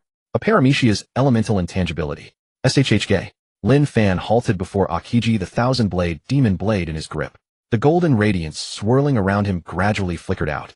Time itself seemed to freeze in that instant. What's going on? Tens of thousands of people in the towns of the Land of Fire all stared wide-eyed, holding their breath at the scene. No one could understand why the devastating sword strike from moments ago had suddenly come to a halt. Had Lin Fan's attack been blocked by Akiji? Just as everyone was reeling in confusion and shock, Akiji's body suddenly bent at an unnatural angle. Though no earth-shattering impact could be heard, Akiji's body was hurled violently backward like a bolt of white lightning. The sea surface had long been frozen into an unyieldingly hard ice bed. As Akiji flew backward, his feet first sank into the ice, then his calves, then his thighs, until his entire body was driven deep into the frozen depths by that tremendous force. His body plowed savagely across the frozen surface, carving a deep, frost-laden gully in its wake. Only after being hurled back several thousand meters did Akiji's body gradually come to a stop. Yet the violent shockwave continued to rage behind him, causing the ice to shatter and heave violently to both sides. This ice fissure stretched a full 5,000 meters forward. That single ferocious clash between Lin Fan and Akiji had carved out a colossal glacial canyon on the ice, 5,000 meters long and hundreds of meters wide. From that day onward, the southeastern side of the Land of Fire was no longer flat, open sea. A 5,000-meter abyssal ice ravine had been added to its landscape. Hua! Akiji suddenly spat out a large mouthful of blood. His white suit was already tattered beyond recognition, and he looked utterly disheveled. Even his breathing had become ragged and weak, each exhale of cold air mixed with a mist of fresh blood. And at the very beginning of the abyssal ice ravine, Lin Fan still stood silently, and placed the thousand-blade demon blade in his hand, his spine as straight and unyielding as a pine. The weapons that had filled the sky lost their resonance, breaking apart midair and flying back to their respective masters. The colossal ice giant, nearly 10,000 meters tall, collapsed with a thunderous crash, scattering into countless shimmering shards that dissipated between heaven and earth. With the disappearance of those two behemoths, the dark clouds dispersed, and gentle sunlight pierced through the clouds, once more cascading down upon Lin Fan. A calm, tranquil aura emanated from Lin Fan's body. No longer was he as sharp and aggressive as moments before. Instead, he appeared ethereal and utterly transcendent. Because Lin Fan knew full well that this battle had come to a definitive end, Lin Fan slowly raised his head, his clear, profound eyes sweeping toward Akiji at the far end of the great ravine. I lost. Feeling Lin Fan's gaze, Akiji coughed up another mouthful of blood, his voice hoarse and weak as he spoke. Almost the instant he admitted defeat, the system's notification chimed crisply in Lin Fan's mind. Ding. Detected host defeat of Navy Admiral Akiji Kazan. Congratulations. You have obtained Toshiro Hitsugaya card complete, Bankai version 11. A flicker of brilliance crossed Lin Fan's eyes. Akiji was a pinnacle ice wielder, and the card the system had drawn this time was also the ice-type supreme Toshiro Hitsugaya. The system certainly knew how to match things perfectly. Lin Fan cast the thought aside, gave a slight shake of his head, and smoothly slid the thousand-blade demon blade back into its sheath. Admiral Kazan. Lost. He actually lost. In a town of the Land of Fire, a powerful swordsman who had awakened observation haki stared rigidly at the great ravine on the sea, his face completely frozen in shock as he blurted out in disbelief. As his cry spread through the crowd, everyone around stared with bulging eyes, their gazes filled with terror and utter incredulity.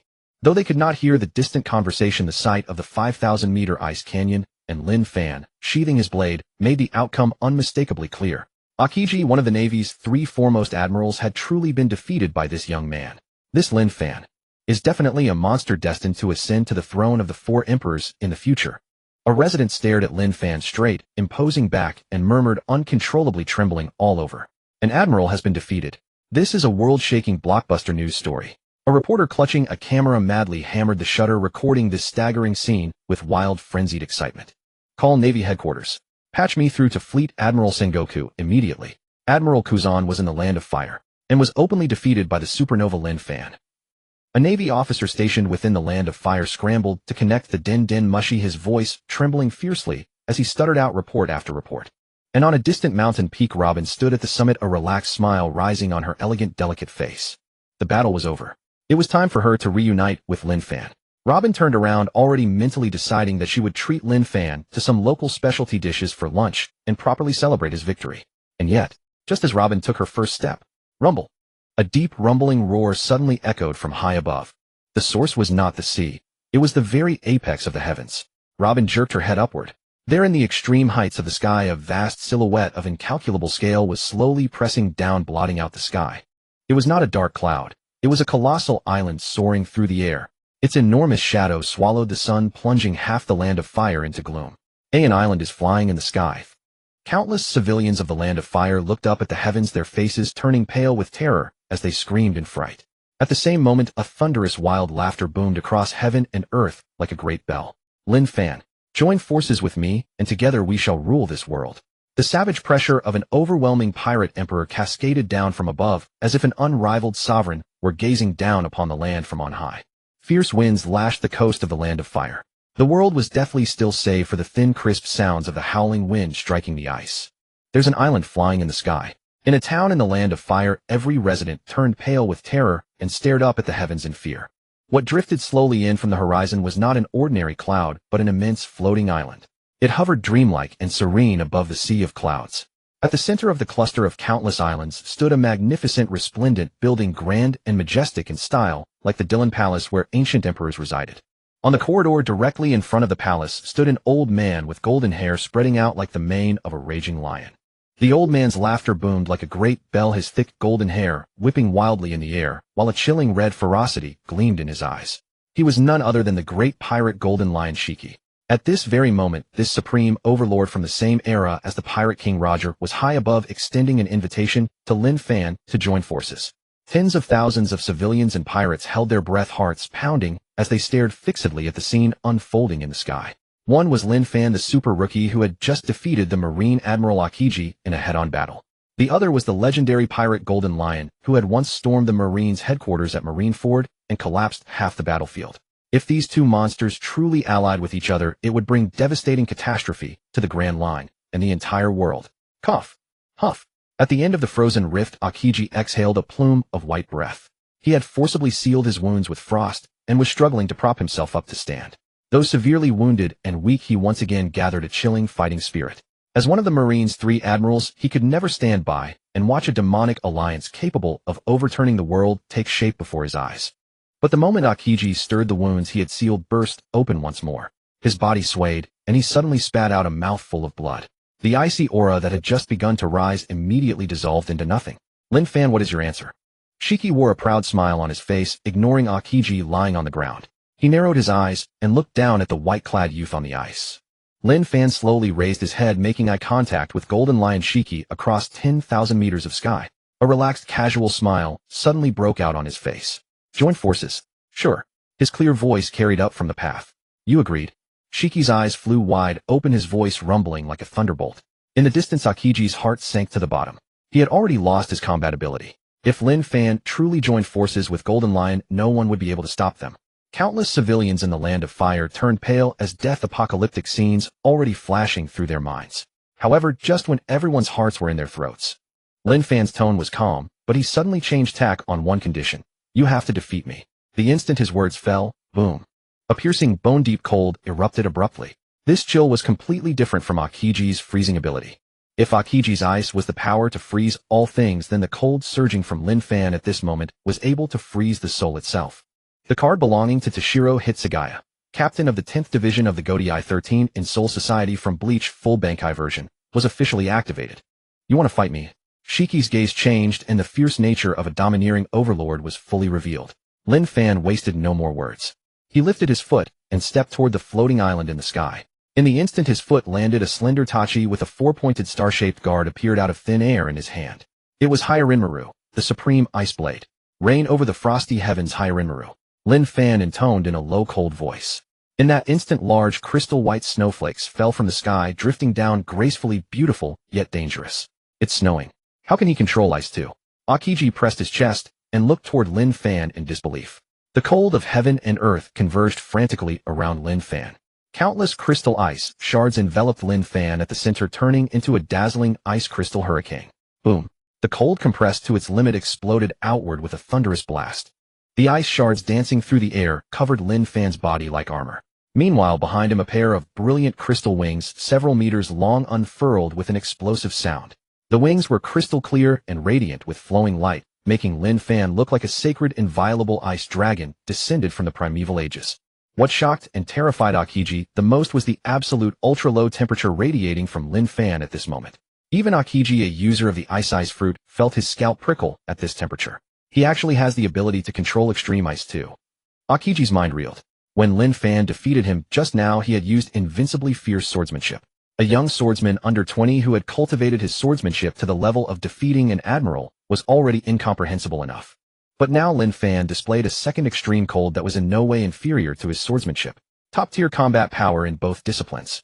Aokiji's mind churned like a stormy sea, and he even began to wonder, could the power Lin Fan used to defeat him earlier have been nowhere near the young man's limit. Before Aokiji could sort out his thoughts, whoosh. A violent howl that rent the sky exploded in an instant. The crystal wings behind Lin Fan beat down heavily. His figure transformed into an ice dragon roaring across the heavens. It rose from the ground and soared upward, charging at tremendous speed toward the floating island where Golden Lion stood. "Ha! Well done. This old man will not disappoint you." Golden Lion Shiki burst into bold laughter, red light flashing fiercely in his pupils. A wild, sky-shaking fighting spirit surged from his body. Like a furious lion, Shiki charged toward the rising Lin Fan with his golden mane whipping in the wind, savage and untamed. Boom. With a heavy beat of his crystal wings, Lin Fan descended on the floating island amid a flurry of frost and snow. Higuma slashed downward through the air, and an overwhelming absolute zero condensed in an instant into a towering glacier stretching 100 meters, which howled as it smashed toward Golden Lion Shiki. A strange light flashed in Shiki's eyes. He raised his hand and waved. The power of the float fruit was activated instantly. A vast invisible force flung the incoming glacier sideways and slammed it deep into the frozen rift below. A thunderous boom resounded, ice shards splashing like heavy snow as a bone-piercing cold that seemed able to freeze the soul itself spread madly in all directions. He can fly, and he can even control extreme ice to this degree. Below, Aokiji looked up at Lin Fan darting through the air, deep surprise flashing in his eyes. This technique looked almost like a superior version of the ice fruit, truly astonishing. Meanwhile, Shiki, who had forcibly knocked away the glacier, wore a slightly unnatural expression. A muscle in Shiki's face twitched. He lifted his hand and stared gravely at his palm. At some point, a thick layer of pitch-black frost had already covered the center of his palm. Shiki was absolutely certain he had merely wrapped his palm in armament haki and lightly touched the glacier's surface, yet the entire glacier had been hurled away. Yet even with the protection of supreme armament haki, he had still been frostbitten by that unbelievable ultra-low temperature. Blood in his palm congealed, and his flesh even began to necrotize. Lin Fan, you truly are full of surprises. Shiki's grim expression vanished in an instant, and he burst into a hearty, unrestrained laugh. His 5 fingers clenched into a fist as violent armament haki surged forth, shattering the ice, covering his palm into powder. Washed over by haki, his blood flowed freely once again, and the necrotic blackness recovered in the blink of an eye. Join forces with me, Lin Fan.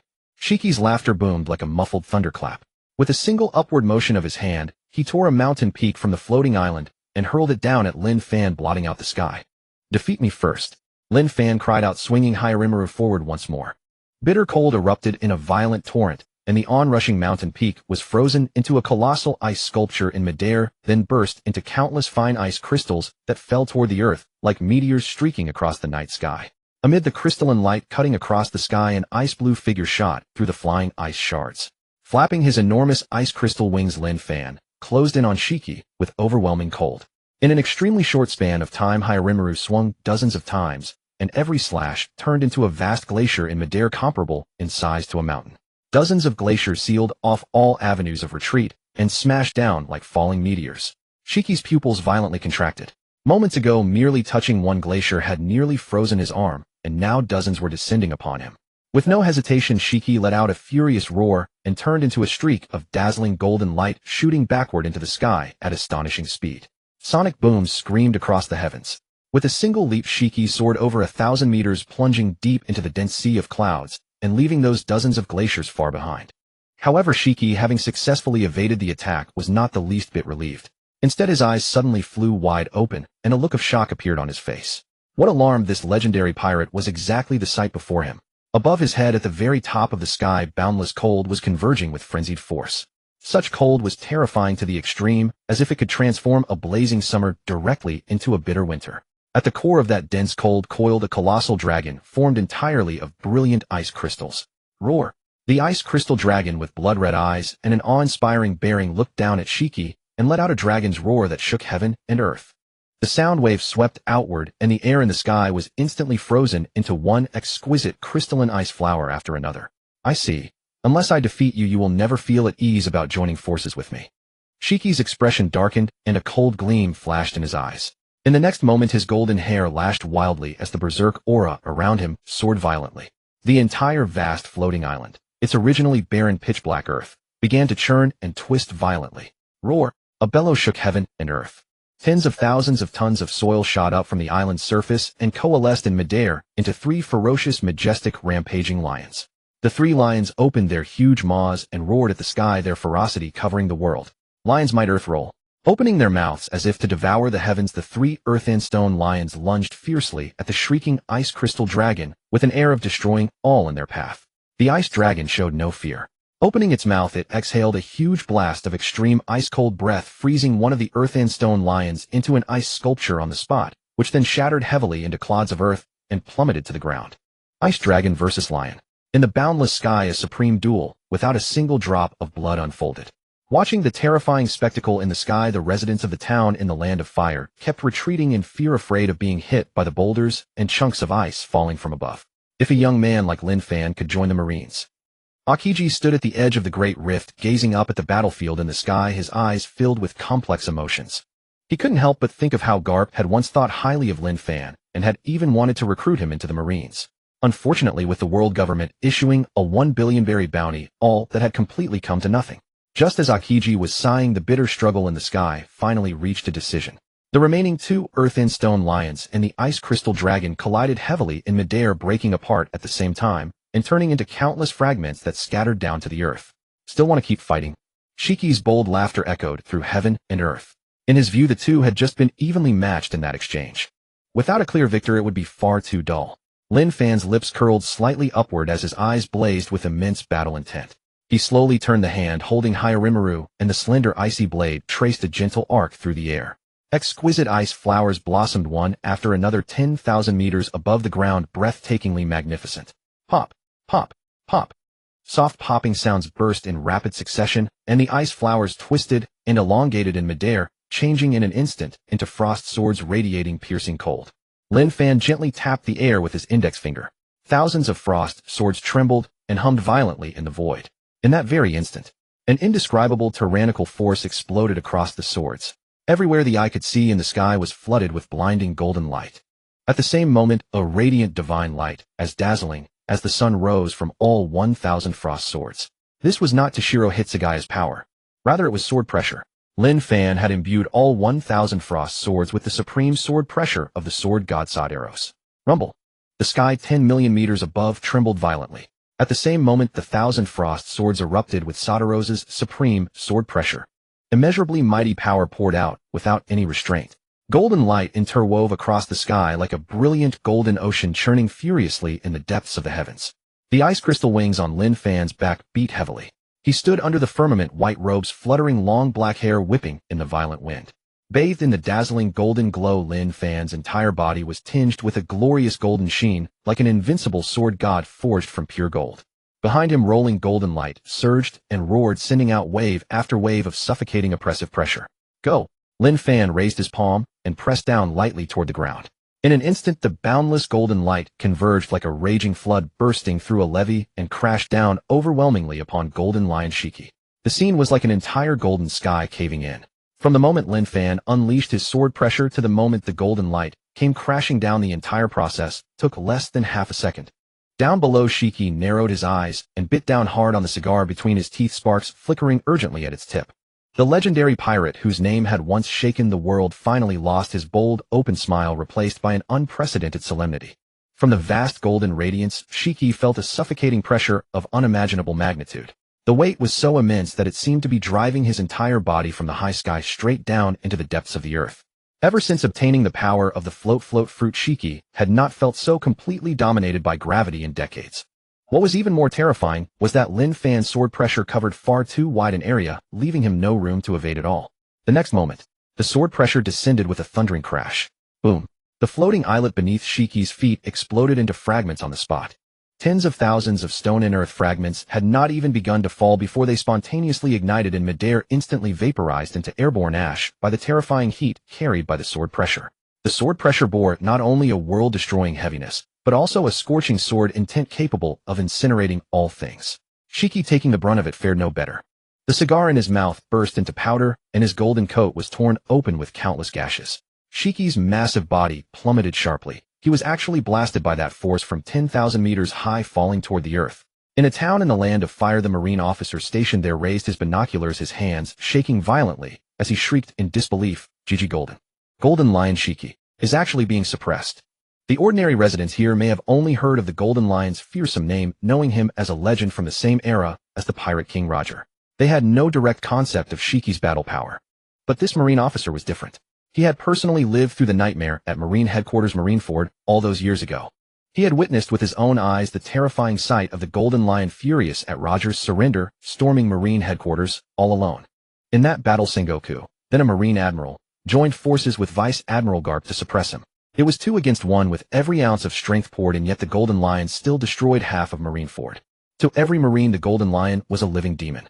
But now, yet this Marine officer saw with his own eyes that the legendary giant, who had once reduced Marine Headquarters to ruins, was struck down by a newcomer under 20 years old. Lin Fan. You think this old man can be beaten by such tricks? You're not even close. Just as his body was about to smash into the earth, Shiki suddenly let out an earth-shaking roar. The armament haki covering his entire body shattered and reformed, unleashing savage power as he forcibly halted his fall a mere 100 meters above the ground. Before anyone could breathe a sigh of relief, however, a cruel smile curled at Shiki's lips. He actually turned around of his own accord and, like a golden meteor, hammered downward into the frozen great rift on the ground. Boom! Shiki crashed deep into the solid ice. Dust and shattered ice sprayed in all directions. In the next moment, the entire 5,000-meter frozen great rift began to shake violently. It was as if a primordial beast sealed in the abyssal depths was thrashing wildly, trying to break through the ice and burst to the surface. Crack! Crack! The grating sound of fracturing ice echoed across heaven and earth. Countless spiderweb-like fissures tore violently across the glacier. The next moment, boom! The 5,000-meter rift blew apart completely. Tens of thousands of tons of giant ice broke away from gravity, rose from the earth, and screamed into the high sky. Countless enormous ice masses spun around Shiki like azure planets orbiting the sun. Shiki's golden hair whipped wildly as his entire body erupted with the devastating menace of a volcanic blast. Wildness, fierceness, unmatched fury, all of it, rise. His eyes bloodshot. Shiki thrust both arms upward. The pitch-black armament haki coiled around his body spread madly, instantly dyeing the tens of thousands of tons of azure ice a cold, hard pitch-black. Roar! The roar was deafening. The black ice-coated and armament haki twisted and gathered at terrifying speed in midair, finally forming a black lion nearly 1,000 meters in size. The black ice lion loomed behind Shiki, its colossal body covering the sky and blocking every ray of sunlight from falling upon the land of fire. It was simply a despairing sight. Countless civilians in the land of fire turned deathly pale, their ears aching from the ferocious pressure, clutching their heads and collapsing to the ground in agony. Is this the Golden Lion Shiki's real power? On a far-off mountaintop, Robin watched the sky darken before her and listened to the piercing lion roar from the horizon, her delicate body trembling uncontrollably with cold. At the edge of the frozen great rift, Akiji's gaze grew even graver. The combat power the Golden Lion had revealed far exceeded his expectations. If he had not retreated earlier, that shockwave alone would have cost him, already badly wounded, half his remaining life. High above, Shiki stood on the black ice lion's head, looking down from on high at the white-robed youth across from him. The black ice lion opened its enormous maw, its gaze locked tightly onto Lin Fan's figure, while the air currents swirling around its body ripped the air itself to shreds. Facing this world-destroying strike, Lin Fan's expression remained peaceful and calm. He did not look at the 1,000-meter black ice lion, nor at the Golden Lion whose aura had risen to its peak. Lin Fan tilted his head up slightly and quietly watched the great snowflakes drifting down from the sky, as if from nowhere. They swirled in the fierce wind, tracing elegant, sorrowful lines. Amid the sky-filling snow, a faint smile lifted the corner of Lin Fan's mouth as he softly uttered 5 words, "Frozen Sky. 100 Flower Burial." As the words left his lips, a mass of dense black clouds suddenly surged across the sky. The clouds spread out, blotting out sun and sky, packing the heavens so completely that even the edge of the horizon vanished. What's going on? Everyone within tens of thousands of meters in the land of fire felt the light darken. Weather on the sea was always capricious, but it had never been as unnatural as this. The black clouds had appeared as though out of thin air, throwing the entire world into shadow. Countless civilians and pirates turned pale with fright and instinctively stepped backward. Then suddenly, at the very moment the clouds grew thickest, a gap was ripped open directly above the golden lion Shiki. A glaring white light streamed down through the gap. It was dazzling beyond all measure, far more piercing than sunlight. Out of the great rift in the clouds, countless snowflakes plunged like a levee-breaking flood, like an avalanche pouring off a peak, surging overwhelmingly toward the golden lion Shiki below. Roar! Shiki was extremely vigilant. From the moment the snow began to fall, he had not allowed a single snowflake to touch him. Seeing an avalanche of this scale pouring down from the sky, he was even less willing to let those snowflakes near him. The black ice lion moved. The black lion lurking behind Shiki extended a front paw as massive as a mountain range and swept it viciously toward the snowflakes cascading down from the sky. A violent wind suddenly rose. The lion's 100-meter-wide giant claw, empowered by the float fruit, moved like lightning and slammed into the snow with a howling blast of wind pressure. Thud! The lion's giant claw shattered a huge swath of snow. But even as the snow scattered, countless ice blossoms burst open at once across that jet-black claw. As a crisp cracking sound rang out, the black armament hockey covering the lion's right paw exploded into a sky full of ice shards on the spot. Those ice shards fell, and in the blink of an eye they merged into the falling snow, bearing down on the black ice lion with even more ferocious momentum. What? The golden lion's eye shot out a piercing cold light. His body moved abruptly as the 2 famous swords that served as his legs slashed again and again, sending out dazzling arcs of golden sword light. The sword light rent the sky, carrying an edge that could cut through all things and forcibly severed the snowflakes rushing at him. As a supreme overlord of the same era as Roger, Shiki was not only a float fruit user, but also a swordsman of the highest caliber. But before Shiki could breathe a sigh of relief, even more ice blossoms quietly bloomed across the black ice lion's body. Even Shiki's own golden coat and the surface of his skin began to bloom with one ice blossom after another. One after another, they were tragic and gorgeous, yet carried the despair of death descending. What is going on? Shiki stared at the ice blossoms blooming on his skin and clothes, and for the first time disbelief and shock appeared in his eyes. He realized in horror that he could not use the power of the float fruit to strip these ice blossoms away from his body. Crack! Crack! In the sky, tens of thousands of ice blossoms bloomed and overlapped at the same time. Centered on Shiki's position, these ice blossoms connected the sky and the earth, forcibly forming a colossal pillar of ice blossoms several thousand meters long. The 1,000-meter-tall black ice lion and the golden lion Shiki were all frozen inside that enormous ice pillar, unable to move. At that very moment, Lin Fan raised his head slightly, his clear, deep eyes calmly fixed on the golden lion frozen within the ice pillar. Clang! Clang! Clang! Suddenly, a crisp metallic resonance erupted around Lin Fan. The 1,000-plus frost longswords he had used with his sword pressure earlier had been hanging in the void all along without the slightest sign of melting. Driven by Lin Fan's will, the 1,000-plus frost longswords trembled violently at the same moment. On every ice sword's blade a sharp light began to rise into the heavens. 1,000 ice swords streaked through the sky, carving dazzling trails behind them as they shot straight toward the ice-sealed golden lion Shiki. The bone-piercing cold of the ice and the razor-sharp sword light fused perfectly into a world-destroying tidal wave. Moreover, as they flew, every ice sword eerily split into 3 blinding beams of sword light. One sword became 3. Every beam of sword light was perfectly real. 3,000 ice swords slashed out together. Divine art, swallow return. Boom.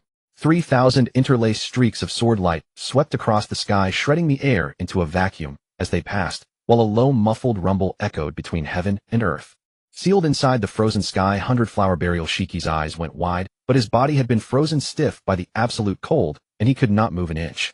Even a peak powerhouse of the previous era like the Golden Lion Shiki could not possibly break free from the frozen sky 100 Flower Burial within that single second. Rumble. The 1,000-meter pillar of ice blossoms standing between heaven and earth shattered with a thunderous crash. The biting extreme cold spread wildly in all directions, and more than half of the city in the Land of Fire was covered with a layer of white frost from the shockwave. The 3,000 ice swords, after unleashing Swallow Return, could no longer withstand such violent power and shattered one after another, dissipating into the air. But those 3,000 world-destroying swallow return slashes had genuinely all struck Shiki's body. The cold gradually faded. Shiki's figure reappeared. His entire body was covered in ice crystals, and even his long golden hair had frozen into ice. The next moment, shink, shink, shink. 3 intersecting blinding sword lights burst across Shiki's chest, instantly shattering the hard ice on his body. Lin Fan still stood tall in midair, the crystalline ice wings behind him flapping gently and scattering bits of sparkling ice. Feeling the searing pain in his chest, and the fact that his body could not move, Shiki froze for half a second, then erupted into a burst of extremely heroic laughter. Forcing his arms apart, Shiki roared at the sky, "Jaha! Lin Fan, you're actually stronger than this old man. In this old man's eyes, the future era of this sea belongs to you. Roger. Is this the brand new era you wanted back then?" Jahaha. The next second, the residual colossal sword pressure exploded with a bang. The legendary powerhouse of the previous era, Golden Lion Shiki, was sent flying backward like a meteor, tearing across the sky and crashing heavily into an unknown distant sea. Almost at the same time, a crisp system notification rang out in Lin Fan's mind. Ding. Detected that the host has defeated Golden Lion Shiki. Congratulations. You have obtained Byakuya Kachiki card complete Bankai version 11. Hearing the voice in his mind, Lin Fan let out a long plume of white breath. The giant crystalline ice wings behind him gradually broke apart, and the ice crystal armor on his body dissolved into fragments of light. The heavy dark clouds in the sky dispersed, and gentle sunlight spilled down on him once more. Lin Fan drifted down through the sunlight and landed with both feet on solid ground. Having just faced the Marine Admiral Akiji and the legendary pirate Golden Lion Shiki, 2 of the era's top powerhouses, even he had nearly exhausted the mental and physical energy in his body. Now all he wanted was to find a place and get a good sound sleep. A full week had passed since the earth-shaking war in the Land of Fire. News that shook the entire world spread like a hurricane, leaving countless listeners stunned and exclaiming that it was impossible. Lin Fan, the supernova, first gravely wounded Marine Admiral Akiji Kazan in a direct confrontation, then sent the legendary pirate Gold Lion Shiki crashing down from the sky. The defeat of Akiji, one of the 3 Marine admirals, was already enough to throw the entire ocean into violent turmoil. Even more unbelievable was that after defeating Akiji, Lin Fan still had the strength to trade blows with Gold Lion Shiki in succession, and even sent that overlord of a bygone era flying once again. That battle thoroughly burned Lin Fan's name into the world's consciousness. He had truly stepped into the ranks of the current era's top powerhouses, his dreaded fame sweeping through the first half of the Grand Line and spreading even into the new world beyond. Before such terrifying battle achievements, the title Supernova could no longer match his actual strength. Every word Lin Fan spoke, and every move he made drew the close scrutiny of countless forces. This was the terrifying influence of supreme combat power. Under this influence, more and more people began to worry just how enormous a threat Lin Fan, this ferociously rising great pirate, would pose to the world. His dreaded name was so resounding that even children crying in the dead of night would be struck silent in fear the moment they heard Lin Fan's name. Countless pirates and civilians were left so anxious that they could not eat or sleep, tossing and turning. Apart from that, one regrettable thing had also happened during this great battle. Gold Lion Shiki had been knocked from the sky by a single blow from Lin Fan and plunged into the sea, yet the marine warships that hurried to the scene afterwards still failed to capture him. This peerless schemer of the previous era vanished from the world's sight once again, somewhere in the Grand Line. Today the weather was bright and clear with a cloudless sky. Warm sunlight scattered over the sea and a gentle breeze drifted past, making him feel utterly relaxed and comfortable from head to toe. Lin Fan was lounging leisurely on the small wooden boat, enjoying this rare session of sunbathing. Name: Lin Fan. Skills: Chi-controlled object manipulation, supreme swordsmanship, Tsubaime, Geishi, sword pressure armament, Haki observation, Haki godspeed, Iajutsu. Weapons: wooden sword, Sandai Kitetsu demon blade, Shinrin exclusive divine weapon. Cards: Assassin Wu Yoshi demon blade, Shinrin version, permanent killer, B-tailed beast version 11, Kinpachi, Zaraki seal released version 3 minutes, Sasaki Kojirō fate version 11, Ichigo Kurosaki Bankai version 11, Byakuya Kachiki complete Bankai version 11. Lin Fan finished checking the system panel. Although the Sidoro's card had been consumed, he had gained a complete Bankai version of Byakuya Kachiki's card. The successive battles in the Land of Fire had not directly granted him new skills, but in his heart Lin Fan had gained something far more precious than any specific ability. It was a deep, spontaneous enlightenment born from life and death encounters with top experts. If he were given some time to let it mature, that enlightenment might allow him to create peerless sword techniques entirely his own. Rob and I intend to pause our voyage for now. Lin Fan sat up, casually closed the system interface, and turned his head toward Robin, who was reading at the bow. Counting the time, more than half a year had passed since he set out to sea. The series of intense battles had made Lin Fan clearly realize that he still needed to temper his foundations further.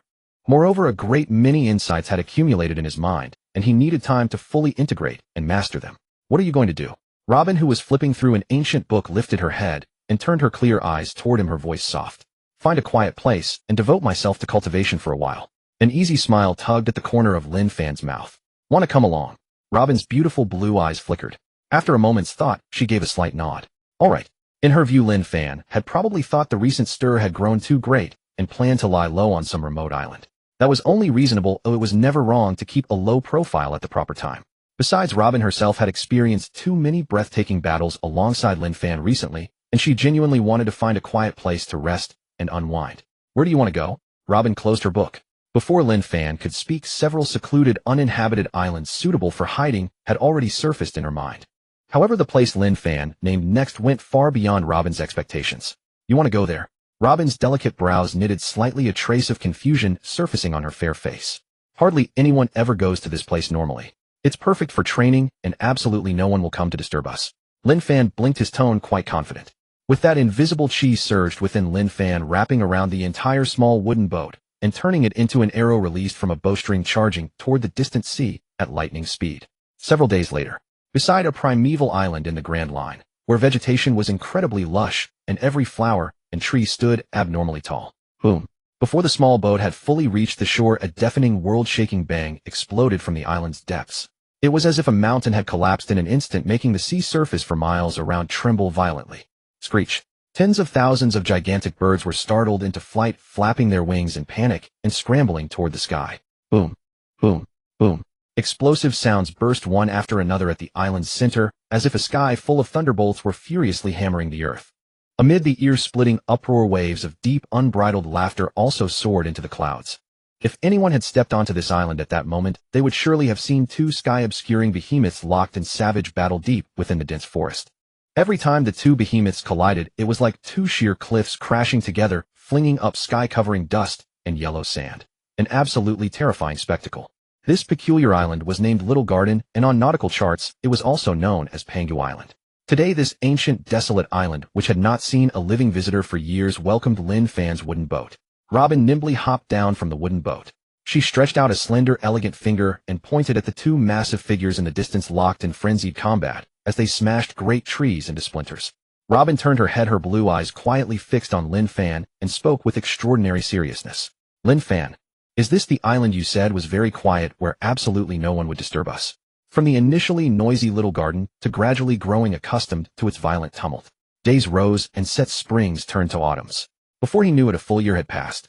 A year might seem long to ordinary people, but to this vast ocean it was but the blink of an eye. During this year, the Grand Line witnessed no world-shaking event on the scale of what had occurred in Fire Country. Overall, it was a year of tranquil calm. Looking back at a year ago, Lin Fan's sudden disappearance had sent shockwaves through the entire world, sparking a flood of speculations. But by now, fewer and fewer people discussed the matter, and his name had gradually faded into mere tea-time gossip. Some claimed that after defeating Aokiji in Fire Country, Lin Fan had actually suffered severe injuries and was secretly imprisoned and impelled down by the Marines. Others whispered that Lin Fan had struck a deal with Shiki the Golden Lion, and the two were hiding in the shadows, plotting to overthrow the world government. But whatever the tale, these were merely groundless speculations from the outside world. No one knew Lin Fan's true whereabouts. Little Garden, eastern coastline. Boom. Accompanied by a deep, thunderous report, a terrifying commotion erupted from the coastal forest, as if the earth itself were collapsing. Massive clouds of dust rolled out from the thick vegetation. Grr. A beast's agonized roar came to an abrupt halt. From the dense forest, a colossal tyrannosaurus, towering over 10 meters tall, burst forth. Its immense body carved a trench dozens of meters long into the beach before crashing down, its life force completely extinguished. Crimson blood gushed relentlessly from the T-Rex's forehead, instantly dyeing the yellow sand beneath it a deep scarlet. The next moment, a pitch-black blade of cold light shot out from above the beast's head, cutting through the sky. The dark flash soared upward, refracting a chilling gleam in the sunlight. A demon sword bearing flame-like engravings, Sandai Kitetsu. The demon's sword traced an elegant arc through the air and landed precisely in a clean palm. Lin Fan casually flicked the blood from the blade, gave his wrist a sharp shake, and smoothly slid it back onto his waist. His white shirt, worn for a year, showed signs of age, but remained well-kept and tidy. Gazing at the giant T-Rex felled in a single strike, a flicker of satisfaction flashed across Lin Fan's eyes. Huh. Looks like I've got fresh dragon meat to eat today. Lin Fan, your strikes are as decisive as ever. Two booming, thunderous laughs exploded near Lin Fan's ears. The forest parted on either side, and two colossal figures no smaller than the T-Rex strode forth with heavy steps. Their towering frames blocked out the sunlight, casting vast shadows across the beach. They were the giant warrior tribe Dori and Bragi. I'll leave the cooking to you two. Lin Fan looked up and offered these two giant friends a relaxed, easy smile. No problem. Watch us. With hearty laughter, Dori and Bragi skillfully set up an enormous grill and iron cauldron on the sand. The massive T-Rex was swiftly divided into several pieces and placed over crackling flames to roast. Before long, the rich aroma of meat drifted on the sea breeze. The fragrant charcoal-grilled T-Rex meat was quickly devoured by the three. This tastes even better than I imagined. Lin Fan finished the piece in his hand, tossed the oversized bone aside, and praised with a smile. Hearing Lin Fan's praise, Dori and Bragi broke into uncontrollable grins, their hearty laughter causing nearby birds to scatter in panic. Over this past year, Lin Fan had become inseparable friends with these two straightforward giants. Even the absurd century-long duel between Dori and Bragi had been resolved through Lin Fan's mediation. After eating his fill, Lin Fan sat quietly cross-legged on the beach, gazing toward the distant horizon of the vast ocean, lost in thought. What's wrong? Still thinking about that young lady? Having finished clearing the utensils, Dori sat cross-legged beside Lin Fan and teased him. His enormous frame made the sand tremble slightly. That girl is indeed quite something, Lin Fan. Don't you think about making her your wife? Ha ha. Bragi also came over, his roaring laughter like distant thunder. Lin Fan withdrew his gaze, smiled, and did not answer directly. He knew which girl Dori and Bragi were referring to. Robin. Robin had bid him farewell half a year ago and left Little Garden. In truth, the longer Robin spent with Lin Fan over this year, the more fear stirred within her heart. This fear was not distaste, but rather a terror of becoming trapped within this comfort. By Lin Fan's side, Robin no longer needed to worry about any threats from the outside world. She could truly let down her guard. But for someone who had spent a lifetime on the run, losing vigilance and blunting sensitivity to danger would prove fatal. Robin feared that if she stayed any longer, she would grow entirely dependent on Lin Fan's protection and lose the courage to face the cruelty of the world on her own. Moreover, Robin knew very well that she was the wanted demon child of the world government. Her identity was far too sensitive, and countless factions sought her death. She did not wish to bring endless trouble to Lin Fan simply because of her existence. After intense inner struggle, Robin ultimately chose to depart. Lin Fan did not forcefully detain her. Everyone had their own destiny and path to fulfill. Robin needed to find the true history, all while Lin Fan held no interest in those stones. At their farewell, Lin Fan simply told Robin that whenever she encountered danger she could not handle, she could come to him at any time. Nothing of the sort, don't joke around. Lin Fan shook his head at the two giants, pulling himself from his thoughts. Before Dori and Bragi could continue teasing, Lin Fan slowly rose to his feet. An invisible current swirled around him, ruffling his black hair, and a suffocating razor-sharp aura erupted from within his body. Dori, Bragi. Now that we've eaten, shouldn't we stretch our legs a bit? Lin Fan rested one hand on the hilt of Sandai Kitetsu at his waist. The turbulent energy surging around him kicked up swirls of sand, forming miniature cyclones across the beach. Huh. Dori's eyes lit up instantly. Lin Fan. You've mastered that technique. Bragi's face twisted in astonishment, his tone brimming with disbelief. Come then. Lin Fan exhaled a long breath of white vapor, his eyes gleaming with fierce determination. Over the past half year, besides absorbing the insights from his battle in Fire Country, the thing Lin Fan did most often was learn from the two giants about the application of power. And today was the day Lin Fan had decided to leave Little Garden.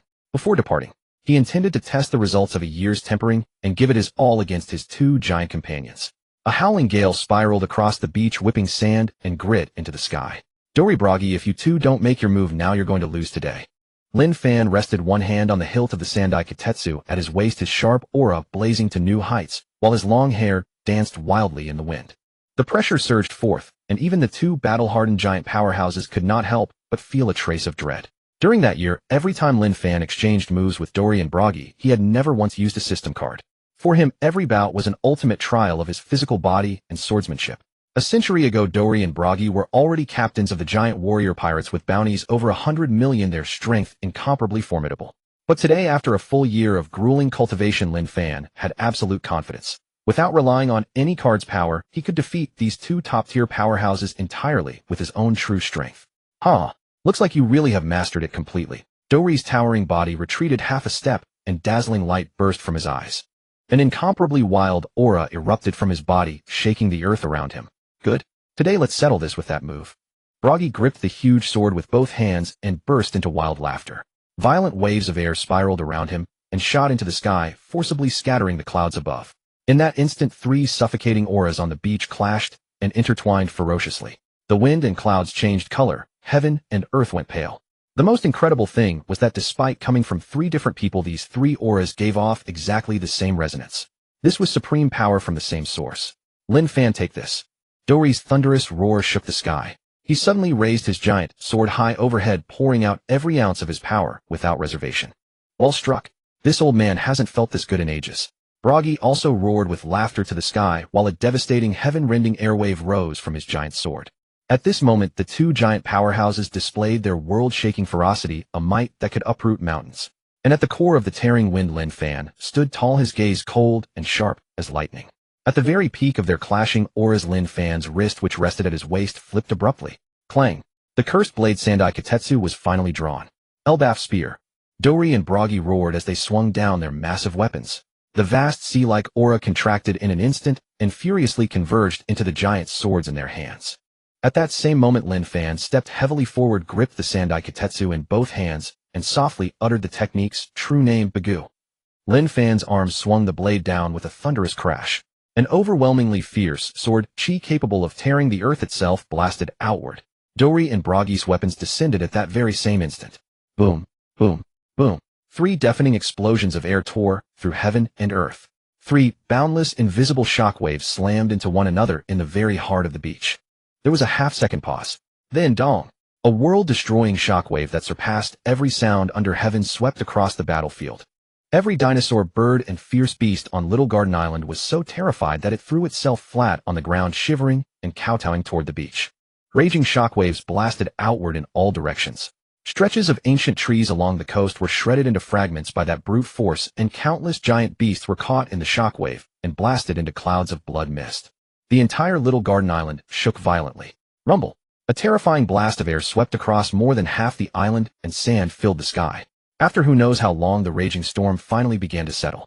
Seawater rushed back toward the center of the beach, producing a dull and heavy sound. At the very place where Lin Fan and the 2 giants had fought, a colossal pit now yawned, fully 300 meters in diameter, and so deep that no bottom could be seen. The enormous pit ran straight through the beach and connected to the vast ocean. Countless blue waves surged in through the breach, hurling up sky-high spray and dust like the work of gods.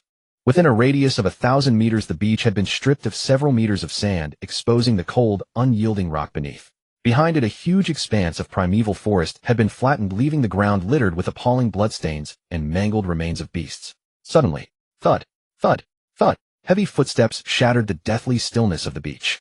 The massive bodies of Dory and Bragi staggered backward for a full several hundred meters, leaving huge pits in the earth with every step, and only just managed to stop after smashing through a wide stretch of ruins. At the edge of the giant pit, Lin Fan still maintained his 2-handed sword-slash stance. As the surrounding sand and dust gradually faded, the young man in white stood straight as a pine, his back unbowed. He had not retreated even half a step. Lin Fan. Dory's eyes flickered as he looked down at the great sword in his hand. Bragi inhaled sharply, staring at the youth who had not moved an inch and for a long time could not say a word. In the end, the 2 giant powerhouses exchanged a glance, and both revealed open and easygoing smiles. A deep, resonant voice sounded from above Little Garden. This duel. You have won. The instant they personally conceded, bang, bang, 2 crisp, shattering sounds rang out. The great weapons that had accompanied Dory and Bragi for over a century shattered into a cloud of iron fragments on the spot. Bang! A faint sound came from the Sandai Kitetsu in Lin Fan's hand as well. But what broke was not the Sandai Kitetsu itself, rather it was the pitch-black armament haki covering the blade. At the same moment, crisp system notifications rang out one after another in Lin Fan's mind. Ding. Detected that the host has defeated Red Ogre Bragi. Congratulations. You obtained the Sasaki Kojirō card, Fate's Day Night version 11. Ding. Detected that the host has defeated Blue Ogre Dory. Obtained Kanzaki Kaori card, Non-Saint Mode version 11. Hearing the voice in his ear, Lin Fan let out a long breath of white mist. He smoothly returned his sword to its sheath, a confident and easy smile tugging at the corner of his mouth. Lin Fan tallied the system rewards in his mind and found himself in a rather good mood. This was already the 3rd time he had obtained the Sasaki Kojirō card. With 7 more acquisitions, it could be unlocked directly as a permanent card. As for the Kanzaki Kaori non-Saint Mode version card from a certain magical index, while it was a shame it wasn't the far more terrifying Saint Mode, Lin Fan was already more than satisfied. After all, a true Saint Mode Kanzaki Kaori would have been almost absurdly powerful. Just as Lin Fan was contemplating this, Dory and Bragi walked over with heavy footsteps. Lin Fan, are you about to leave Little Garden? Dory was the first to speak, looking down at the young man before him with a trace of reluctance in his voice. Lin Fan smiled and nodded. During that year of intense training on Little Garden, he had not only fully mastered Hikoku, but had also gained insight into the finer details of his own sword techniques. These realizations urgently needed to be tested through real combat on the open sea. Take care, my friend. Bragi looked seriously at the friend he had spent a year with, and said gruffly, Little Garden is too small. The vast world outside suits you better. By the way, your old crew members from the giant warrior pirates have been looking for you. Would you like to leave here with me? Lin Fan casually mentioned, referring to the two giants who in the original story were tricked into serving as gatekeepers at Ini's lobby. No need. We'll keep fighting until a true winner is decided. Dory and Bragi refused almost at the same time. We'll write a letter and have someone carry it back to the land of giants, telling our brothers that we're fine. The two exchanged a look and burst into laughter, their eyes filled with stubborn devotion to their duel. Seeing this, Lin Fan did not press them further. Thanks to his earlier warning, these two giants would never again fall for a scoundrel's trick. After saying goodbye to his two giant friends, Lin Fan dragged the hidden wooden boat out from the jungle of Little Garden and sailed once more toward the vast sea. At that moment on the Grand Line, the wind howled and rain poured in torrents. Rain lashed down from the dark clouds and sheets, scouring the sea together with the howling wind. A massive pirate ship with several decks and a saw-toothed nose carved into its bow pitched violently in the storm. Atop the mast, the black and red pirate flag snapped and fluttered in the wind and rain. The pirate ship was called the Shark Spab. It was the Arlong Pirates. Arlong. This storm is far too violent. The six-armed octopus fishman Hachon forced the helm steady and shouted ahead. Smack. A handblade chop hit Hachon on the head, making him stagger. Idiot. Are we fishmen afraid of a storm? Chu the kissing fishman grumbled through his thick lips and roared at Hachon. All of you quiet. Arlong, captain of the Arlong Pirates, stood at the bow with a gloomy face, a cruel glint flashing in his eyes. Yes, sir. The underlings straightened up at once. Just then Karubi, who was on watch at the top of the mast, suddenly cried out in shock, Arlong. There's a small boat on the sea. Karubi's trembling finger pointed ahead, as if he had seen something impossible. Arlong frowned, picked up a telescope, and looked in that direction. There was indeed a small wooden boat drifting on the sea. But the truly bizarre part was that there was no one in the boat at all. The next moment Arlong hurled the telescope away, his pupils contracting violently. On the sawtooth prow extending ahead of him, a figure had somehow materialized out of thin air. The youth was dressed in white, his shirt was a little worn, yet it was kept neat and clean. His long black hair scattered loosely in the howling wind, and his eyes were deep as an abyss. The most shocking part was that the torrential rain, upon reaching half a meter around the youth, bounced away on its own. An invisible flow of air completely sealed off all the rain. Lin Fan. Every muscle in Arlong's body tensed instantly, and he gasped in shock. There was absolutely no mistaking it. This youth was the super powerhouse who not long ago had defeated Admiral Akiji and Golden Lion Shiki one after another in the Land of Fire, and then vanished without a trace. Lin Fan. How could this monster be here? Hadn't he disappeared? Waves of shock surged in Arlong's heart. Standing in the pouring rain, Lin Fan asked calmly, You. Are you heading to the East Blue? Arlong stiffly nodded. Yes, we're going to the East Blue. What's the case? Before the final syllable could leave his mouth, Lin Fan's right fist was instantly wrapped in jet black armament hockey as it slammed straight into Arlong's face. Bang! The savage force twisted Arlong's cheek and caved it inward. Arlong's massive body flew backward like a cannonball shot from a barrel, crashing heavily into the mainmast and snapping it. The Arlong Pirates' Jolly Roger broke off on the spot and fell into the churning sea. Arlong crashed heavily into the depths of the deck, alive or dead, no one could tell. Beside him, Hachon and Chu stood with jaws dropped, eyes nearly popping out of their sockets, completely unable to understand the scene before them. After just one question, their captain was sent flying with a single punch. All the fishman pirates aboard the Shark Sipabu were utterly stunned, their eyes bulging, as they simply could not understand why Lin Fan would strike to kill the moment he came aboard. Karubi, who was keeping watch atop the mast, shook his head hard and wiped the rain from his face. No illusion. The white-robed, black-haired youth before him was truly the supreme powerhouse Lin Fan, who had swept across the Grand Line. Could it be that he's come to spar with us? Karubi's head began to throb as he instinctively speculated about Lin Fan's motive for making his move.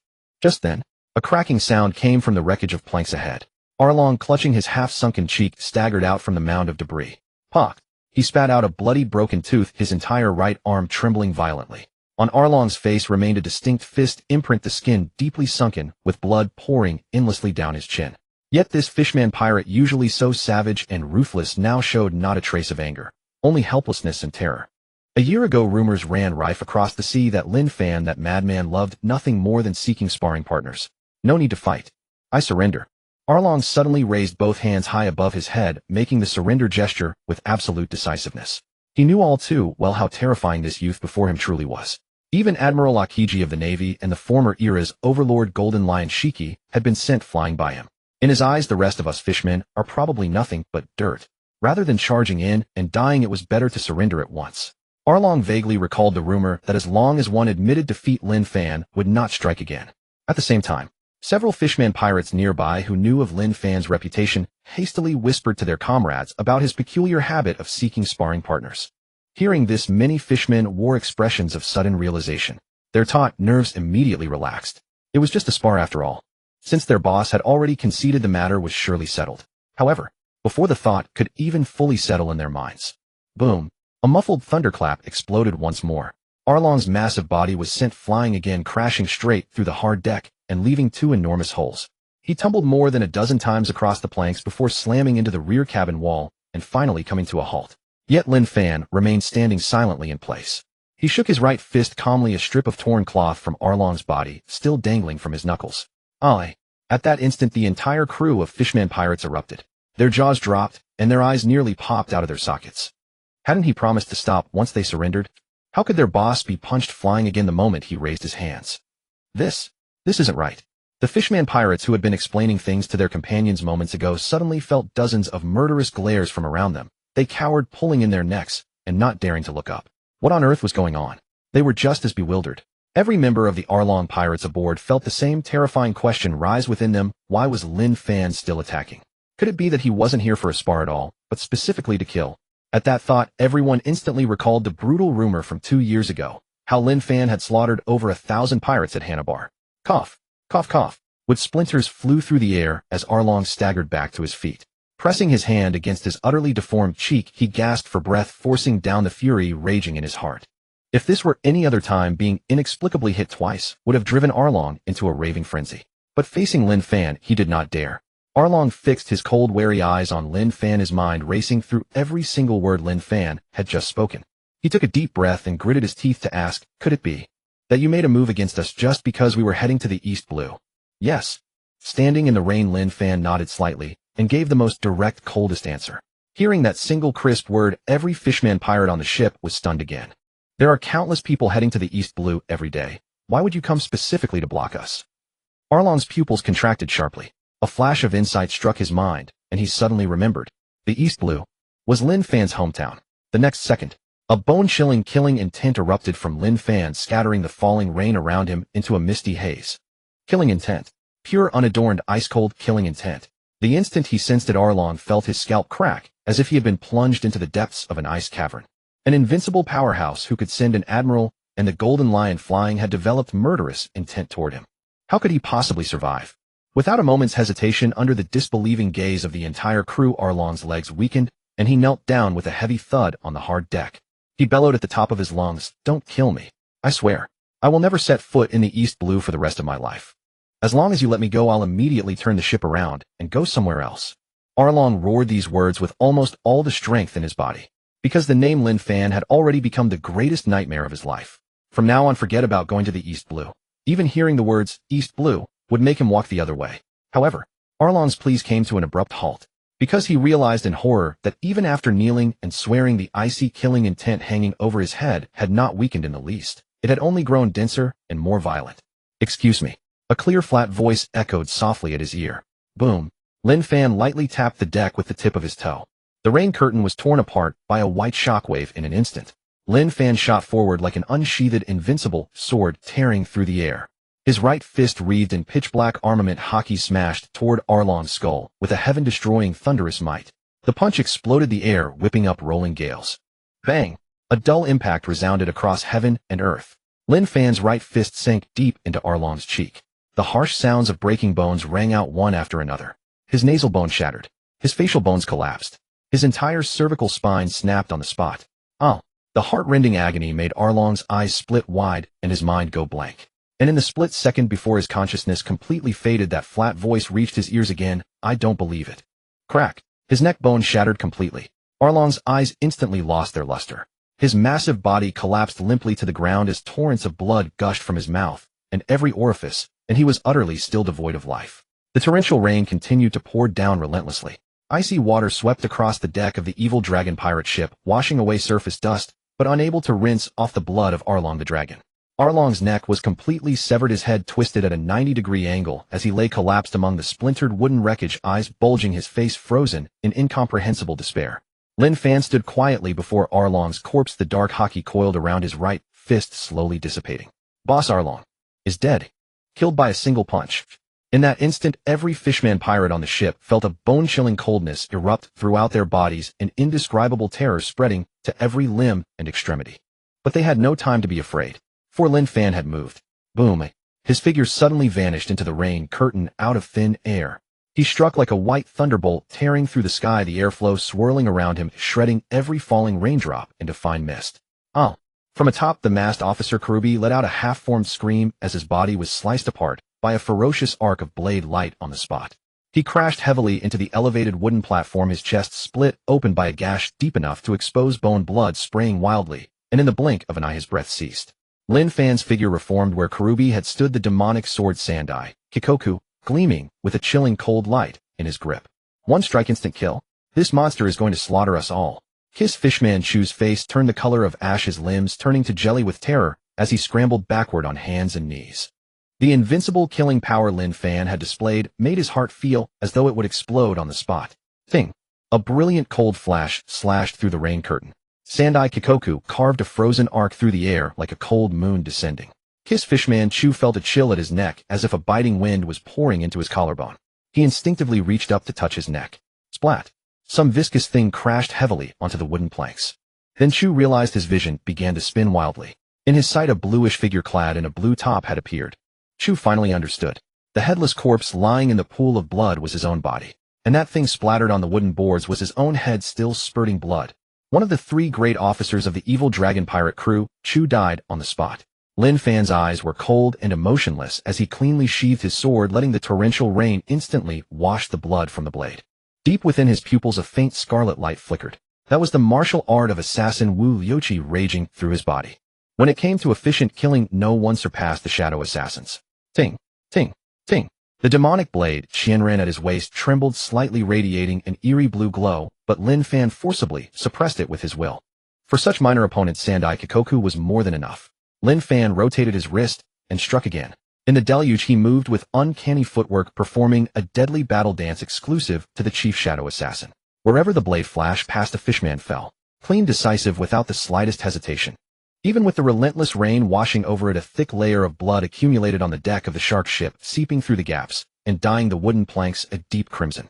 The screams grew from dense to sparse until they vanished completely. Don't kill me. Please don't kill me. Octopus Fishman Yamato huddled in the farthest corner of the deck, 6 arms tightly clutching his head, his entire body shaking violently, on the verge of total psychological collapse. He had no idea when Lin Fan's blade might fall upon him.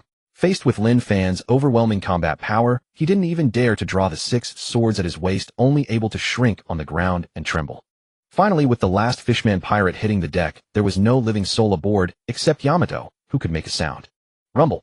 A thick bolt of lightning crashed down from the depths of the sky, illuminating the dark seascape in ghostly white. Yamato's body jerked violently at the thunderclap, and his arms covering his head parted just slightly. Trembling, he cautiously raised his head. A tall figure in white robes stood silently before him, having appeared at some point he hadn't noticed.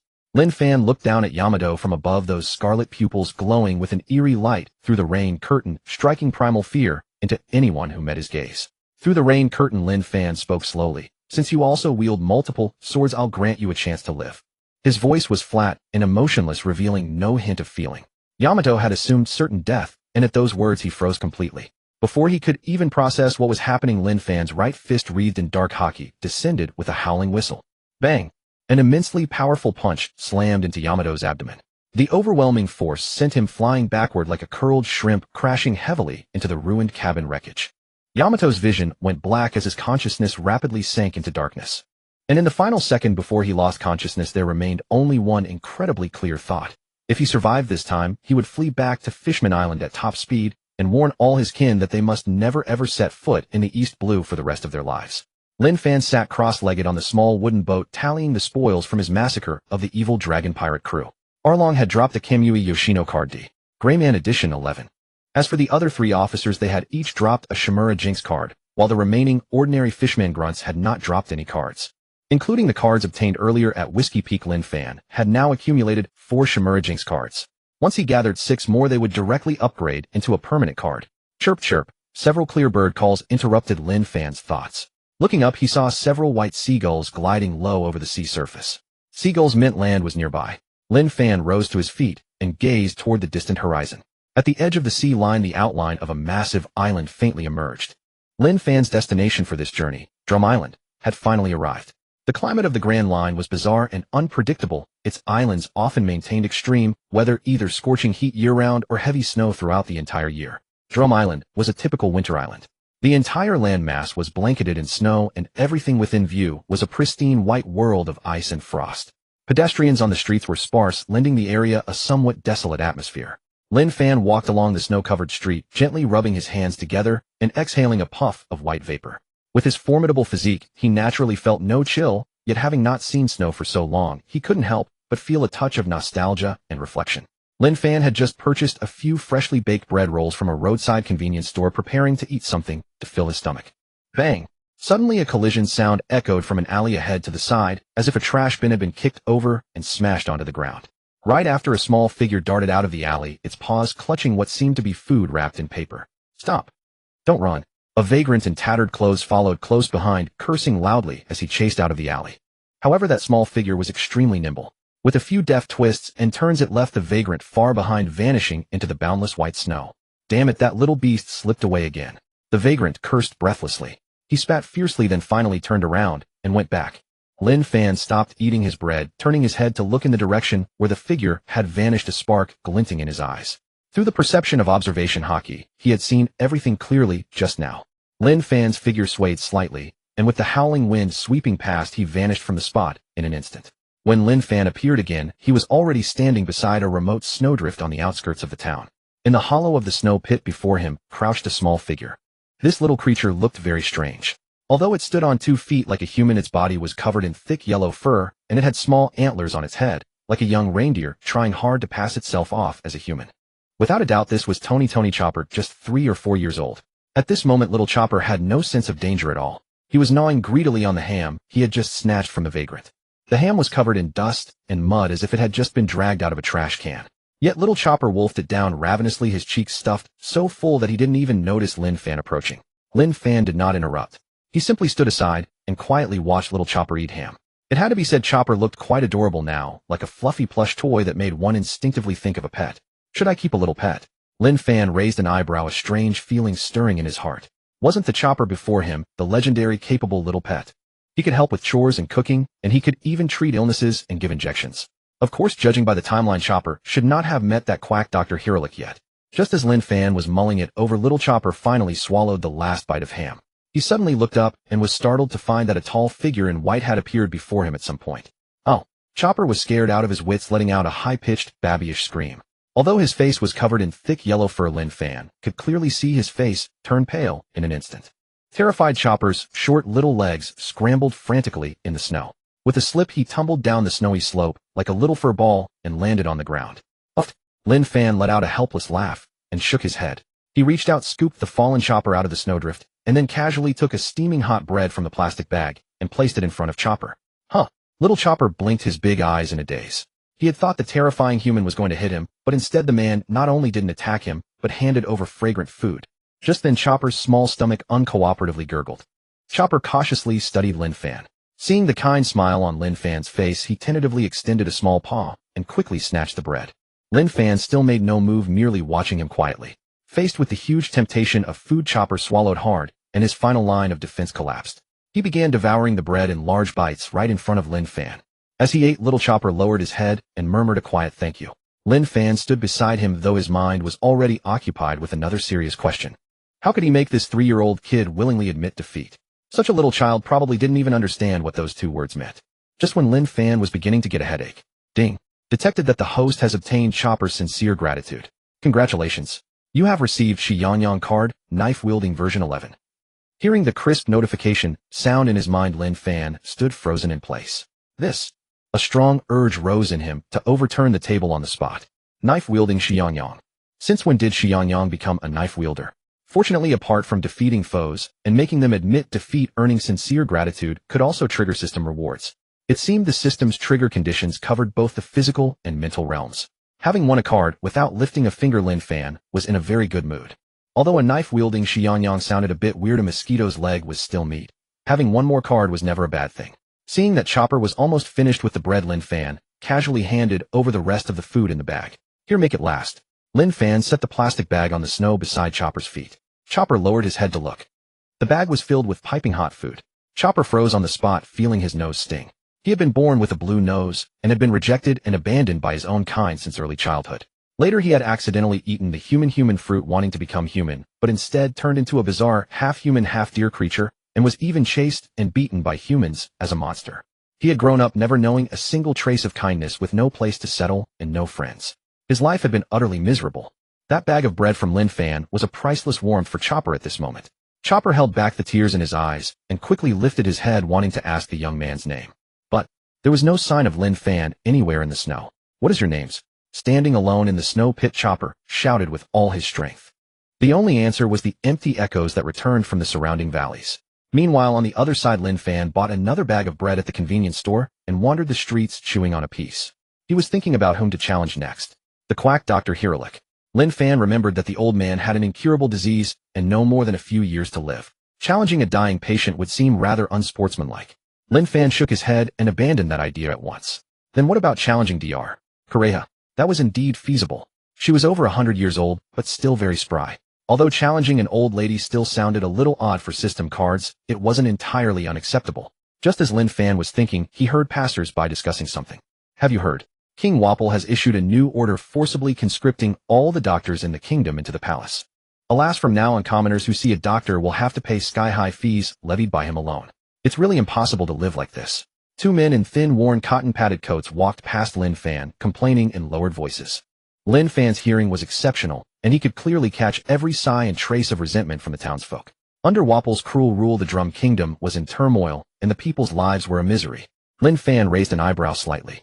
He recalled that in the original story, Blackbeard Teach had once stormed the Drum Kingdom, scaring Wapol into fleeing by ship. Since Blackbeard could do it, why couldn't he? Taking out the tyrant Wapol would not only earn him cards, but also help the local people get rid of a great scourge. Two birds with one stone. With his mind made up, Lin Fan turned around and headed straight for the towering Drum Palace. Night fell. The sun sank below the horizon, and a canopy of stars sprawled across the night sky. The snow-blanketed earth reflected a faint glow, casting the Drum Kingdom's night in a strange, silvery luminance. A biting wind howled through the valley, shattering the deathly silence around the castle. Before the grand palace gates, several guards in heavy snow-fur uniforms were patrolling, their faces etched with idle nonchalance. A guard rubbed his eyes and let out a loud yawn. "Straighten up. I hear those rebel rabble are growing bolder by the day," the captain beside him barked. "Captain, you're overthinking it. Those penniless wretches are all talk. Who would actually dare to charge in and fight His Majesty?" The yawning guard waved his hand dismissively. The moment his words faded, a gentle breeze wandered past, carrying a rare hint of warmth that made the guards feel refreshed and invigorated. The yawning guard stiffened, rubbed his eyes, and hesitated before staring at the palace gate. "Captain, did you just see something slip past?" He had vaguely seen that heavy locked iron gate, weighing hundreds of pounds, shift ever so slightly. "Are you crazy?" the captain scolded with a frown. "I'm telling the truth. Just now a white silhouette flashed by and disappeared in the blink of an eye." "Stop spouting nonsense. Not even a bird flew past." The guard squabbled at the gate, utterly unaware that a white-clad figure had already appeared in the corridor deep inside the palace. Lin Fan strolled down the corridor at an unhurried pace, hands in his pockets. Taking in the luxurious decoration of the palace, he muttered to himself, "This castle really is well built. I wonder what it feels like to be a king. Might as well experience being a king today." A genial smile tugged at the corner of Lin Fan's mouth as his palm came to rest on the hilt of the Sandai Kitetsu at his waist. The palace's grand hall arrived. At its center, sprawled crookedly on the golden throne, was a fat, hideously ugly man. He had short, deep purple hair and a bizarre cylindrical tin plate attached to his jaw, the tyrant Wapol of the Drum Kingdom. Wapol was busy cramming greasy, fatty meat from a large plate into his mouth, chewing with oil smeared all over his lips and juices oozing down his chin. The instant Lin Fan stepped into the hall, Wapol froze. He jerked his head up, his small eyes widening as he stared at the white-robed youth before him. "Who the hell are you? How dare you barge into my throne room?" In the center of the hall, Lin Fan quietly watched the revolting, obese man on the throne. He knew very well that this grease-mouthed creature was none other than Wapol the tyrant of the Drum Kingdom. I've come to spar with you, and to get a taste of being a king while I'm at it. Lin Fan stated his purpose in a calm matter-of-fact tone. As he spoke, he reached back, seized the Sandai Katetsu at his waist, and unsheathed it in one smooth motion. Clang! The demonic blade's edge scraped against the mouth of the scabbard, flinging a few dazzling sparks into the air. A fierce, unrivaled wave of slashing aura surged from Lin Fan. Though he remained perfectly still, the hard stone beneath his feet could no longer withstand it, cracking apart in crisscrossing fissures. At the sight, Wapol's eyelids twitched madly. Raising his hand, he sent the porcelain plate loaded with fat meat careening through the air. Bang! The porcelain plate shattered against the steps, sending shards flying and splattering grease everywhere. Wapol screamed at the top of his lungs, "Guards! Where are all the guards? Throw this insolent brat out of here for me." How could Wapol ever agree to Lin Fan's request for a spar? In Wapol's view, the reckless white-robed youth before him was just another low-born commoner who sought to defy his rule. He only wanted to use the most cruel tortures to make the boy suffer until he desperately wished for death. Protect his majesty. Surround him. As Wapol's wailing died down, a squad of royal guards in heavy armor rushed in from both flanks of the side hall. At the head of the formation was the captain of the guard, Dalton, clad in a green battle robe. In mere seconds, dozens of fully armed soldiers had completely encircled Lin Fan. "Put down your weapon and surrender." Dalton pointed his long sword at Lin Fan, his gaze flickering as he shouted in a deep voice, "If you give yourself up, I guarantee no harm will come to you." Dalton scrutinized Lin Fan's face and saw that he was just a young boy. As a captain who still harbored a shred of justice, he didn't want to personally ruin a young man's future unless there was no other choice. Lin Fan heard Dalton's voice and turned to look at him for 2 seconds, a peculiar glint flashing in his eyes. He remembered who Dalton was. In the original tale, Dalton had eventually opposed Wapol, unable to bear his cruel tyranny. Since he's a smart man, this will be easy. A congenial smile touched Lin Fan's lips as he silently said this to himself. When the distant Wapol saw that Lin Fan had no intention of sheathing his demonic blade, he finally lost his temper and bellowed furiously, "Dalton, what are you dawdling for? Chop that bastard to pieces for me right now." Dalton gritted his teeth and with a grave expression gave the final order, "Go. Arrest him." At the same instant, the guards leveled their spears and lunged forward. Lin Fan lifted his right foot and gently stomped onto the hard floor of the grand hall. Boom! The entire great hall convulsed violently at that moment. With the tip of Lin Fan's foot as ground zero, spiderweb cracks rampaged outward in all directions. A shockwave strong enough to upend mountains swept the whole arena. What kind of force is this? The dozens of guards who had rushed forward turned pale in an instant, their eyes filled with uncomprehending horror. Before their spears could even reach Lin Fan, the overwhelming blast of wind slammed into their chests. The dozens of elite guards were sent flying backward like kites cut loose in a storm, bodies spiraling uncontrollably through the air. Thud, thud, thud. Dull impacts rang out around the hall in rapid succession. The guards smashed hard against the heavy stone walls, shaking the murals on the walls so much that they fell one after another. The soldiers lay on the ground, seeing stars, their bones seemingly shattered, unable to rise for a long while. Dalton, too, was forced back a dozen steps by the wind pressure, digging deep furrows in the floor before he finally managed to stop. A violent storm surged in Dalton's heart. He simply couldn't believe it. The youth hadn't even swung his sword. A mere stamp of his foot had unleashed residual energy that instantly shattered the entire royal guard. What terrifying combat power was this? Your Majesty, retreat. Dalton whipped around, intending to warn Wapol to escape. But when Dalton's gaze fell upon the throne, it was already empty. On the side of the main hall, a huge hole had been smashed through the tall glass window, and chilled wind howled in. Wapol, the majestic king of the Drum Kingdom, had actually smashed through the window and fled at the very first moment of battle. The night was deep. A bulky figure darted swiftly across the snow-covered eaves of Drum Castle. Damn it! Why him? Why would he come here? Wapol's figure was bloated, but driven by survival instinct, his movements were extraordinarily agile. He sprinted like a madman toward the distant frozen valley. His facial muscles twitched violently, and his eyes were filled with boundless terror and despair. That was the instant Lin Fan had stamped the ground and sent the guards flying. Only then did Wapol dredge up from the depths of his memory the true identity of the white-clad young man before him. Long black hair, plain white robes, a demonic blade in his hand, and a habit of seeking out sparring matches wherever he went. This was unmistakably Lin Fan, the legendary monster who 1 year ago in the Land of Fire had defeated Admiral Akiji and Golden Lion Shiki in succession and stunned the world. Wapol was brutal, but not stupid. Facing a monster who could fight a Marine Admiral head-on and walk away victorious, his few dozen ordinary guards weren't even enough to make a decent mouthful. That was why Wapol abandoned Dalton and the others without hesitation and chose to run. The biting wind howled past his ears. The frozen valley was now almost within reach. It looks like Dalton and the others bought me some time. That monster didn't chase after me. Wapol exhaled a long plume of white breath, and the weight hanging over his heart eased slightly. He knew the terrain of Drum Island like the back of his hand, while Lin Fan was an outsider. As long as he slipped into the labyrinthine frozen valley, the other party would never be able to find him. Wapol had even planned out the rest of his escape. He would first take a ship and flee Drum Island. After that lunatic left, he would lead his troops back and reclaim his position as the Supreme King. Just as Wapol was about to plunge into the gloomy valley, a few specks of icy snow suddenly landed on the back of his neck. He frowned and wiped them away. Did snow fall off the tree? Wapol thought that his own earlier movements had been too violent and had shaken the snow from the ancient pine beside him. He didn't take it seriously and stepped forward to enter the valley passage. But, at that very second, a soft, indifferent voice drifted out from the night sky above and behind him. Where do you think you're running? Hearing that sudden yet strangely familiar voice, Wapol felt as if he had been struck by lightning. All the flesh on his body quivered, and every hair stood on end. Wapol turned his head stiffly and, guided by the voice, slowly looked up. There, atop the towering ancient pine that stood before him. At some unknown moment, a tall, upright figure in white had appeared there in silence. The young man's white robes fluttered in the cold wind, and not the slightest speck of snow stained his hem.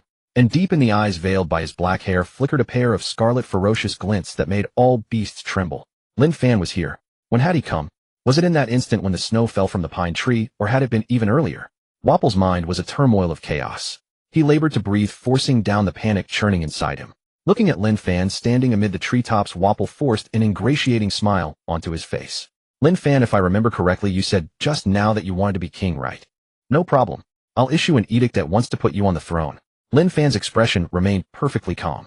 His body dropped like a drifting snowflake and landed lightly on the snow. The tip of his foot touched the snow, leaving only a faint trace. Once you ascend the throne, there will be enormous benefits. There's plenty of fat to be squeezed out of these commoners. Trust me. Wapol explained in a fluster, gesturing wildly with both hands and feet. Lin Fan, however, turned a deaf ear to all of it. He walked forward step after step toward Wapol. Each step left a barely visible print in the snow. Utterly bizarre. Lin Fan, I can also assist you from the shadows. I know exactly how to squeeze the greatest profit out of them.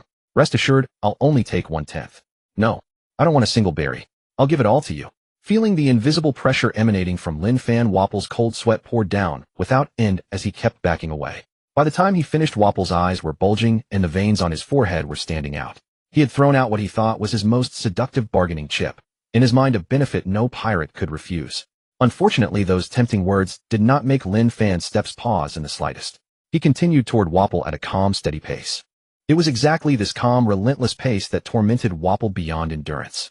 Panic finally shattered his psychological defenses. He couldn't take it anymore. Anger and despair flooded his brain. In an instant, his eyes turned bloodshot, and he shouted recklessly, "What exactly do you want? I already agreed to let you be king." That roar, full of wrath and confusion, finally drew a reaction from Lin Fan. Lin Fan halted. A pair of blood-colored eyes devoid of human emotion rested on Wapol as he said in a calm, matter-of-fact tone, "Didn't I make myself clear just now? A spar. The winner becomes king." The instant he heard the word spar, the fury surging in Wapol's chest suddenly froze. He finally realized he had completely misjudged things. This young man before him really was just like the rumors said, a battle maniac utterly obsessed with sparring. None of the benefits Wapol had just offered could shake Lin Fan's decision in the least. Then die. Wapol finally erupted. With a ferocious roar, his mouth stretched open, expanding several times in an instant. His huge mouth gaped open and shut like a vicious beast, spreading its jaws to devour everything before it. Paramecia typed the munch fruit. Shing. But just then a crisp ringing reached Wapol's ears. It was the sound of a blade being drawn. Wapol's crazed, devouring motion stopped at once, and his expression froze completely. Squelch. The fat on his chest grotesquely burst open. Flesh and blood split apart in that instant, and blood erupted into the freezing air like a blinding crimson flower. Wapol's wide-open mouth stayed frozen in midair. He stared blankly at the 3 long wounds crisscrossing his chest. What the hell had happened? He simply couldn't understand. He hadn't even seen how Lin Fan drew the sword. He only heard that crisp sound of unsheathing. Lin Fan remained where he was. Without even glancing at Wapol, he gently slid the Sandai Kitetsu back into its sheath. That slash had been so swift that not a single drop of blood had touched the blade. Divine art, Swallow Return. After a full year of bitter training on Little Garden, Lin Fan's Swallow Return had become several times faster and more powerful than it was a year ago. Given Wapol's strength, dodging was out of the question. He couldn't even track the trajectory of Swallow Return. Thud. The moment Lin Fan sheathed his sword, Wapol's huge frame crashed heavily onto the snow. Blood gushed from his chest and spread rapidly, dyeing the snow crimson. Ding. The system has detected that the host defeated Wapol, king of the Drum Kingdom. Congratulations on obtaining Shana Card 11 from Shakugan no Shana. The system's crisp notification sounded in his mind. Lin Fan stopped in his tracks. A flicker of surprise passed through his eyes. This card was astonishingly powerful. Not only did it grant mastery over a vast number of unrestricted spells, but its matching treasure tool Nietono no Shana was renowned as a top-tier divine weapon capable of resisting unrestricted spells. In terms of raw power alone, it far exceeded the difficulty of defeating Wapol. It seemed luck really was on his side today. Lin Fan half-jokingly mocked himself, feeling quite pleased. As for the earlier battle with Dalton the guard captain, he had obtained another Himura Kenshin card. With this, he now had 5 Himura Kenshin cards. Just 5 more would upgrade it to a permanent card. Lin Fan put those thoughts away, and his figure slowly faded away before the entrance of the icy valley as the wind howled. That evening, the Drum Kingdom's royal guard found the severely wounded King Wapol lying in front of the frozen valley and carried him back to the palace overnight. The moment Wapol regained consciousness, he announced his abdication, his face filled with terror. The new king, however, was someone no one in the world could have expected. Lin Fan, the man who had defeated Admiral Akiji and Golden Lion Shiki in the battle at the Land of Fire. Yet within less than an hour of the announcement, the Drum Royal Palace was attacked by a mysterious assassin in the dead of night, and the former King Wapol dropped dead on the spot. As for the killer's face or identity, not a single soul in the city had seen who it was. The cold wind howled through the night, and with the tyrant Wapol's sudden demise, the Drum Royal Palace fell into deathly silence once more. The next morning, a shocking message swept across Drum Island like a hurricane. Lin Fan, the ruthless powerhouse who had defeated Marine Admiral Akiji, had officially ascended to the throne as the new king of the Drum Kingdom. As soon as the news broke, the common people of the Drum Kingdom felt not relief, but unprecedented panic. Wapol's brutal rule had truly ended, and doctors would no longer be forcibly dragged into the palace. But in comparison, they were even more afraid of the newly crowned King Lin Fan. What kind of person was Lin Fan exactly? He was the kind of ruthless terror who could gravely wound even Marine Admiral Akiji in a direct confrontation, and to whom even the legendary pirate Golden Lion Shiki had taken the initiative to extend an invitation. A madman who disappeared for an entire year, and who forced the former King Wapol to abdicate and die the moment he reappeared. His methods were enough to make anyone's heart shudder in terror. Overnight, enormous suspicion and fear shrouded the entire Drum Island. In a remote, gloomy alley in the town, a few street thugs gathered together, forming a small circle. Do you remember how Golden Lion invited Lin Fan to join his plan a year ago? When he said they were going to rule the world together, a short-haired youth with dyed hair lowered his voice and cast a mysterious glance around. I remember. That caused a huge stir back then. The short thug with sunglasses beside him nodded eagerly. Think about it. Lin Fan vanished for a year, and the Golden Lion vanished for a year as well. The short-haired youth spoke urgently, growing more and more convinced that he had seen through the truth. Now Lin Fan surfaces, kills Wapol, and makes himself king. That means this Drum Kingdom is Lin Fan and the Golden Lion's first stepping stone to ruling the world. Oh my god, now that you mention it, it really does add up. This is terrifying. Should we pack our things and run?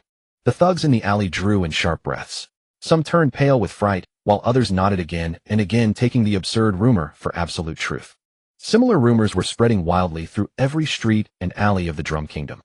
The Drum Royal Palace, the king's bedchamber. Mild sunlight streamed through the bright French windows and scattered across the luxurious bed.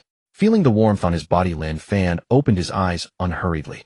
Having only just secured the throne the day before, he had already exercised his royal privilege, ordering the guard to bring out the brand new furniture from the palace storeroom and replace everything in the bedchamber. As for the old furniture left by Wapol, Lin Fan wanted none of it and handed all of it to Dalton to deal with. Although it looked rather extravagant, the mere thought of sleeping under the same blanket as a greasy fellow like Wapol made Lin Fan feel nauseated. Naturally, he wanted those old things thrown away completely. Dalton, come in. Sitting on the edge of the bed, Lin Fan called out toward the door of the bedchamber. The moment the words fell, Dalton, who had been waiting outside, pushed the door open and entered. Watching the white-clad youth on the bed, Dalton bowed slightly, his tone carrying a hint of restraint and mixed emotions. Your Majesty, Lin Fan. Just yesterday, Lin Fan had been an assassin who broke into the palace at night. Today, he was the king Dalton had to obey and honor. This abrupt shift in status left the straightforward Dalton rather unsettled. Send this to the tailors in the city and have them make a new outfit according to the design.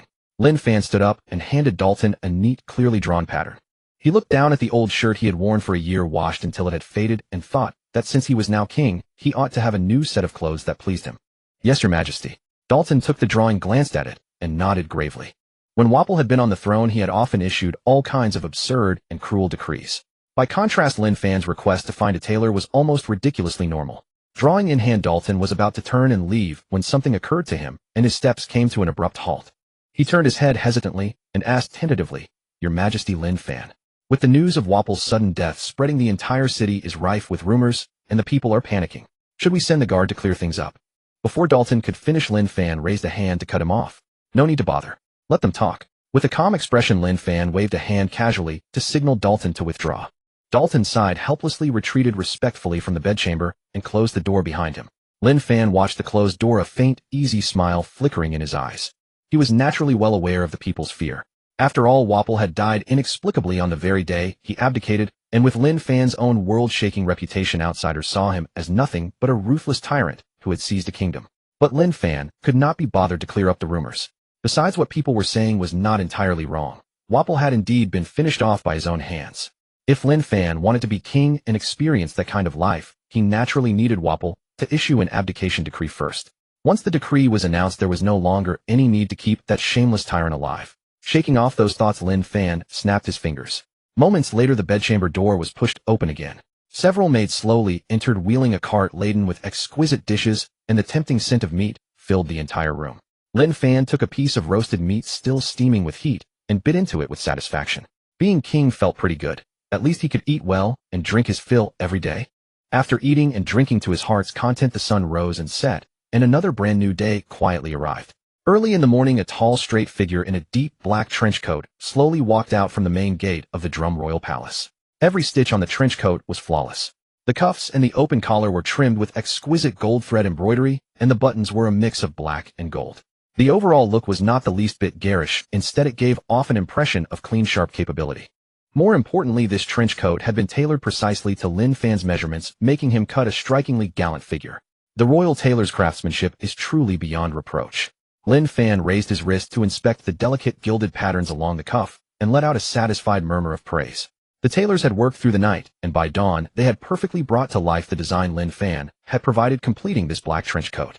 Once he had the coat in hand, Lin Fan did not linger a moment. He stepped away and strode straight out of the Drum Kingdom Palace. Before leaving the palace, however, Lin Fan issued a decree mighty enough to shake the entire nation. He was formally abdicating the throne, and he had named Dalton captain of the royal guard as the new king. The announcement left no one more dumbfounded than Dalton. He had planned to stay close to Lin Fan, watching over the big shot and stopping him from bringing harm to the kingdom. So how had he woken up to find himself the new king of Drum Kingdom instead? What in the world was going on? The royal household racked their brains, unable to make heads or tails of Lin Fan's reasoning.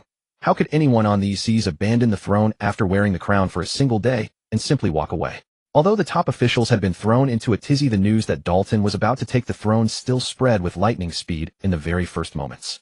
After all, a kingdom enthroning a new monarch was an absolutely major event. It couldn't afford the slightest delay. Supernova Lin Fan abdicates. Captain of the Royal Guard Dalton ascends the throne. Like a hurricane, the news swept through every corner of the Drum Kingdom in an instant. The entire nation was profoundly moved. The wild conspiracy theories and rumors that had been circulating through the streets collapsed on their own. Some commoners even began to discuss in private, could the real purpose behind everything Lin Fan did simply be to rescue this kingdom from the iron hand of the tyrant Wapple? Could Lin Fan in truth not be the bloodthirsty demon at all, but a good man who had saved the nation? At that very moment, Lin Fan, the subject of heated discussion and speculation throughout the city, was already over the peaks, wrapped in howling blizzards all year round, arriving at the village where the cliff-top castle stood. This was precisely the residence of the woman called the Witch Dr. Kojirō, also known as Duolier, the medicine woman. Bang, bang, bang. Lin Fan raised a hand and tapped lightly at the heavy wooden door amid the swirling snow. "Who's there?" An aged woman's voice, still exceptionally brisk, came from inside. No sooner had she spoken than the wooden door was pulled open from within. In the doorway stood an old woman with graying hair, dressed in a purple coat and long trim trousers, with a stylish pair of sunglasses perched upon her forehead.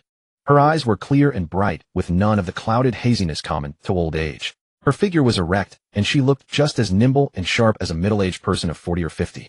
With the door open, the biting wind rushed into the cabin, sending the flames in the fireplace swaying hard. Lin Fan stepped inside on the wave of cold air and casually pushed the heavy door shut behind him, cutting off the piercing chill outside. "If I may ask, are you Madame Kojirō?" Leaning by the doorframe, Lin Fan gave a slight nod of greeting to the tall old woman before him. "Boy, I quite like that form of address." Kojirō gave a nod first, then casually looked Lin Fan up and down. "You're in perfect health all over, so what in the world are you doing coming to my place?" Hearing Kojirō's words, Lin Fan secretly gave her a moment of profound respect. As expected of the finest physician in the kingdom, one sweeping look had been enough to see through his physical condition with remarkable accuracy. Lin Fan was just about to state his business straight out when a graying, old man's voice suddenly came from the direction of the kitchen. Kojirō, we've got a visitor. As his words faded, the quack Dr. Kojirō emerged from the little kitchen, holding a steaming bowl of mushroom soup. But the instant Kojirō made out Lin Fan's face, his eyes flew wide open. Crash! The porcelain bowl tumbled from his hands, crashing to the floor, and shattering, mushroom soup spilled everywhere. Kojirō didn't even bother with the soup soaking his trouser legs. He raised his arm, pointed straight at Lin Fan, and broke into a scream. Kojirō! He's Lin Fan. At the name, Lin Fan, a sharp glimmer flared in Kojirō's eyes. These days she had been fully devoted to treating a hunter who had fallen off a cliff, and she had only become free today, so she had never laid eyes on the portraits of Lin Fan that were making the rounds outside. Now hearing Kojirō call out the name, she instantly understood. Yes, it's me. Lin Fan confessed his identity openly, an easygoing smile hanging on his face. So you went out of your way to find me for a friendly duel, eh? Although Kojirō hadn't seen his portraits, she had heard about Lin Fan's maniacal habit of challenging people to duels. For Lin Fan to come calling, there was no second possibility but a duel. It still felt a bit bizarre to Kojirō though. She was a healer who saved lives. How could this kid not even let a physician off the hook? What exactly were his standards for choosing a sparring opponent? Yes. Lin Fan nodded frankly. He hadn't expected the quack Dr. Kojirō to be present as well. Yet at the sight of Kojirō's emaciated face, Lin Fan heaved a quiet sigh inside and decided not to challenge him. After all, facing a man already gripped by a terminal disease, Lin Fan knew where to draw the line. Just as Lin Fan was still thinking, a dashing smile curled on Kojirō's lips. She looked into Lin Fan's eyes and said very directly, Lin Fan, no need for a fight. Count this duel as your victory. As she spoke, Kojirō swung her arms a little and said half to herself, these old bones can't be knocked around by you young people anymore. Though her words conceded her age, Kojirō still exuded a breezy, unruffled vitality. A light gleamed in Lin Fan's eyes as he redirected his gaze to Kojirō. Kojirō, seeing Lin Fan turn toward him, shot both arms up high, without even a second of hesitation, flashing a surrender pose. I concede too. You win too, Lin Fan. Lin Fan stood rooted in silence for 3 seconds, the corner of his mouth twitching uncontrollably. He really had only glanced at him as an afterthought. There was absolutely no intention of making a move. Just then a crisp system notification rang out consecutively in Lin Fan's mind. Ding! Host has defeated Dr. Kojirō. Congratulations. You have obtained Heroic Spirit Amiya card, Fate's Day Night version 11. Ding! Host has defeated Dr. Kojirō. Congratulations. You have obtained Zenitsu Agatsuma card, Demon Slayer version 11. Listening to the system notifications at his ear, a dazzling brilliance burst within Lin Fan's eyes. He hadn't expected that he could obtain cards for free without fighting. And in one go both Red A and Zenitsu 2 God tier cards had popped out. Was it because he had casually helped the Drum Kingdom free itself from Wapple's tyranny, and good deeds had met with good rewards? After obtaining the 2 God tier cards, Lin Fan did not linger for a moment. He boarded his small boat and departed straight from the Drum Kingdom. As a medical nation renowned across the Grand Line, the Drum Kingdom had drawn numerous newspaper correspondents from every corner of the world. News of Lin Fan's reappearance after vanishing for a full year instantly became the super headline every journalist scrambled to claim. As Lin Fan rode away, the sensational story that had been crushed and suppressed by his overwhelming pressure erupted across the Drum Kingdom, spreading at an astonishing pace to every part of the sea. Countless newspapers carrying the latest battle reports flew out like white doves, spreading their wings, reaching every corner of the Grand Line. A few days later, at the end of the first half of the Grand Line, directly before the Red Line, loomed a colossal island formed by dozens of towering ancient trees intertwined at the roots. Enormous coarse roots were woven together, forming a solid layer of earth across the ground. Colorful dreamlike bubbles ceaselessly rose from beneath the earth, drifting slowly into the sky and shining with dazzling radiance beneath the scorching sun. The entire island was immersed in a strange, sacred atmosphere. This place was none other than the Sabaody archipelago. At this very moment, all the residents and pirates on Sabaody were thrown into a tremendous uproar.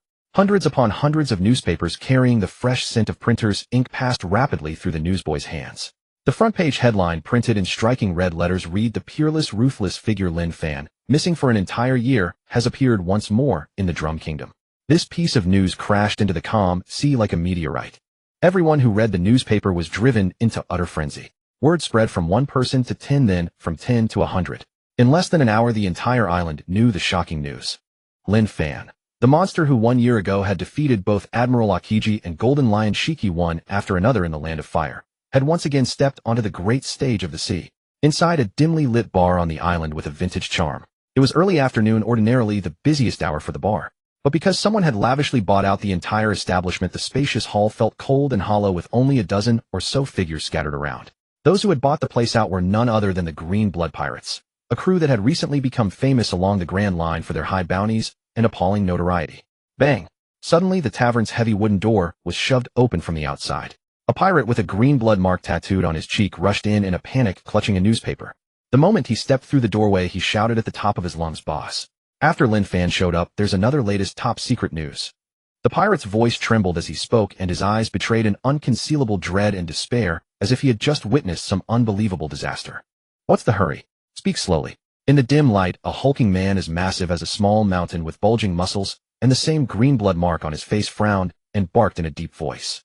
He was Wester, the captain of the Green Blood Pirates, a ruthless figure with a bounty as high as 100 million berries. Wester keenly noticed the terror on his subordinate's face. In his eyes, Lin Fan's reappearance was certainly sensational, but their crew had neither old grudges nor recent conflicts with Lin Fan. Logically speaking, Lin Fan's comeback should not have affected them directly at all. Could it be that this latest newspaper contained some vital news closely related to their pirate crew? At that thought, Wester's heart gave a sudden jolt. He reached out, snatched the newspaper from his subordinate, and hurriedly scanned the lines. The next second, Wester's expression froze completely. On the most central section of the newspaper was a huge, blood-red headline: "The Super Madman Lin Fan strikes. The Arlong Pirates annihilated." This. What is going on? Wester sucked in a cold breath and hurriedly read further down the article. There in black and white it was written clearly. Because the Arlong Pirates had planned to go to the East Blue to expand, they encountered Lin Fan halfway there, and a full 99% of the crew was killed on the spot by Lin Fan alone. The only one spared was Hatchon the Octopus, an executive officer of the crew. And this earth-shaking news had been personally revealed by Hatchon himself. It was absolutely true. The reason Lin Fan had made his move could not have been simpler. It was merely because they wanted to go to the East Blue. After reading this, the entire bar fell into deathly silence. Every Green Blood Pirates member swallowed hard, cold sweat pouring down their bodies. A wave of chill seemed to shoot up from the soles of their feet straight to the tops of their heads. Even Wester, with his 100 million berry bounty, was sweating profusely, his eyeballs trembling violently, and the newspaper in his hand nearly fell to the floor. Because their carefully planned next destination was exactly the East Blue. All dozen or so pirates exchanged glances, seeing nothing but endless dread in each other's eyes. If they really went to the East Blue and by some chance ran into Lin Fan, that god of slaughter who guarded his homeland, their fate would absolutely be even more tragic than the Arlong Pirates. After quite a while, the pirate who had brought the newspaper swallowed his dry throat and asked timidly, "Boss, are we still going to the East Blue next?" Wester exhaled a long, cold breath, slowly folded the newspaper, and placed it on the table. He raised his head and shot his subordinate a fierce glare as if looking at an idiot. "Go to the East Blue? Might as well go there to die. Whoever wants the East Blue can go on ahead. But this crew would never dare come within half a step of that place for the rest of their lives." Meanwhile, on the boundless Grand Line, sunlight poured across the sparkling sea and a gentle breeze blew softly. Lin Fan sat lazily on his small wooden boat, drifting leisurely along with the ocean current. According to the marks on the nautical chart, his destination, this time, was the desert kingdom Alabasta. If I count the time, it has been a full 6 months since I parted ways with Robin. Lin Fan lay on his back on the planks, watching white clouds drift overhead and muttering to himself. He genuinely missed that quiet, intellectual girl. Going to Alabasta this time, perhaps with luck, I'll really run into her. After all, my luck has been pretty good lately. A confident smile hung at the corner of Lin Fan's mouth, and he felt exceedingly pleased. As time flowed by, the unchanging azure sea in his sight finally began to transform. At the edge of the vast sea, the faint outline of a massive land covered in endless yellow sand emerged. Alabasta, he had arrived. With a subtle thought from Lin Fan, an invisible current of air pushed the small wooden boat rapidly toward the coast of Alabasta. The climate here was the exact opposite of the Drum Kingdom, where snow fell all year round. Here it seemed eternally summer. The dazzling sun relentlessly baked the land, while the air was saturated with scorching heat and dryness, giving the entire place an intensely exotic vibe. Splashed. The wooden boat reached the shore, pushing aside several trails of clear water. On the nearby beach, a few fishermen braving the heat to catch fish stopped working and looked up curiously. A tall, fit young figure in a black trench coat jumped down from the small boat and was now skillfully tying up the vessel with a rope. "Someone's landing. He doesn't look like a pirate," one fisherman muttered as he wiped the sweat from his forehead. An ordinary small wooden boat, a single man, and no pirate flag hoisted. Since they were not ruthless pirates, the fishermen let down their guard and lowered their heads once more to tend to their nets. And yet, the very instant Lin Fan finished fastening the mooring rope, "Moo!" Deep beast-like roars suddenly exploded from the shallows. The tranquil water surface burst open. Strange creatures, petite and adorable, bearing heavy turtle shells on their backs and resembling dugongs, swarmed onto the beach one after another. Agile and swift, they encircled Lin Fan's little wooden boat in the blink of an eye, leaving not a single gap. They were the peculiar creatures unique to Alabasta, the Kung Fu dugongs. Moo, moo, moo. Eyes wide open, the Kung Fu dugongs glared at Lin Fan, putting on expressions they believed to be ferocious, and brandished their tiny fists with exaggerated solemnity, brimming with wildness. Though they looked cute, these little creatures were born belligerent, by no means pets for display. Oh no, it's the Kung Fu dugongs. The fishermen in the distance recognized the creatures, and their faces turned pale in an instant. As locals of Alabasta, they knew full well how ferocious these soft-looking little beasts truly were. On the beach before them, there were at least 50 Kung Fu dugongs in sight. And at the center of the encirclement on the small boat stood a black-clad youth with an impassive face, as though he hadn't noticed the creatures closing in at all. It's over. This young man must be scared senseless. He's absolutely going to be in trouble. A young fisherman quickly raised his hand to cover his eyes, not daring to watch the bloody scene of the youth being mobbed. And yet, in truth, Lin Fan, standing on the boat, was utterly calm inside. Looking at them up close, they really are quite interesting. Lin Fan studied the approaching Kung Fu dugongs. Apart from the red gleam flickering in their eyes, which was somewhat startling, they did look quite adorable. As he watched, the image of Chopper suddenly popped into Lin Fan's mind. A mature little pet. Then his thoughts began to drift astray. These Kung Fu dugongs, he realized, were really quite similar to him. Every last one a genuine sparring fanatic. For a moment, Lin Fan was struck by a strange illusion. He was being surrounded by 50 miniature versions of himself. Just as Lin Fan's thoughts were running wild. Moo. Over 50 Kung Fu dugongs let out furious roars at once, lashing their tails against the sand and kicking up a blinding cloud of dust. Their bodies shot toward Lin Fan like streaks of lightning. The Kung Fu dugongs' assault erupted. Clang. A crisp ring of steel vibrated through the air. The sandai kitetsu at Lin Fan's waist, unsheathed on its own, hovered above his head and slashed out a circle of fierce sword light in midair. An invisible force erupted from the sandai kitetsu at its center, like a drop of water falling onto a still surface, completely enveloping the space around Lin Fan, as wave after wave of air pressure surged outward. The moment that shock wave expanded, every Kung Fu dugong lunging at Lin Fan froze stiffly in midair. It was an absurd sight. Kung Fu dugongs could not fly, yet there they hung suspended in the air, their forward momentum abruptly severed.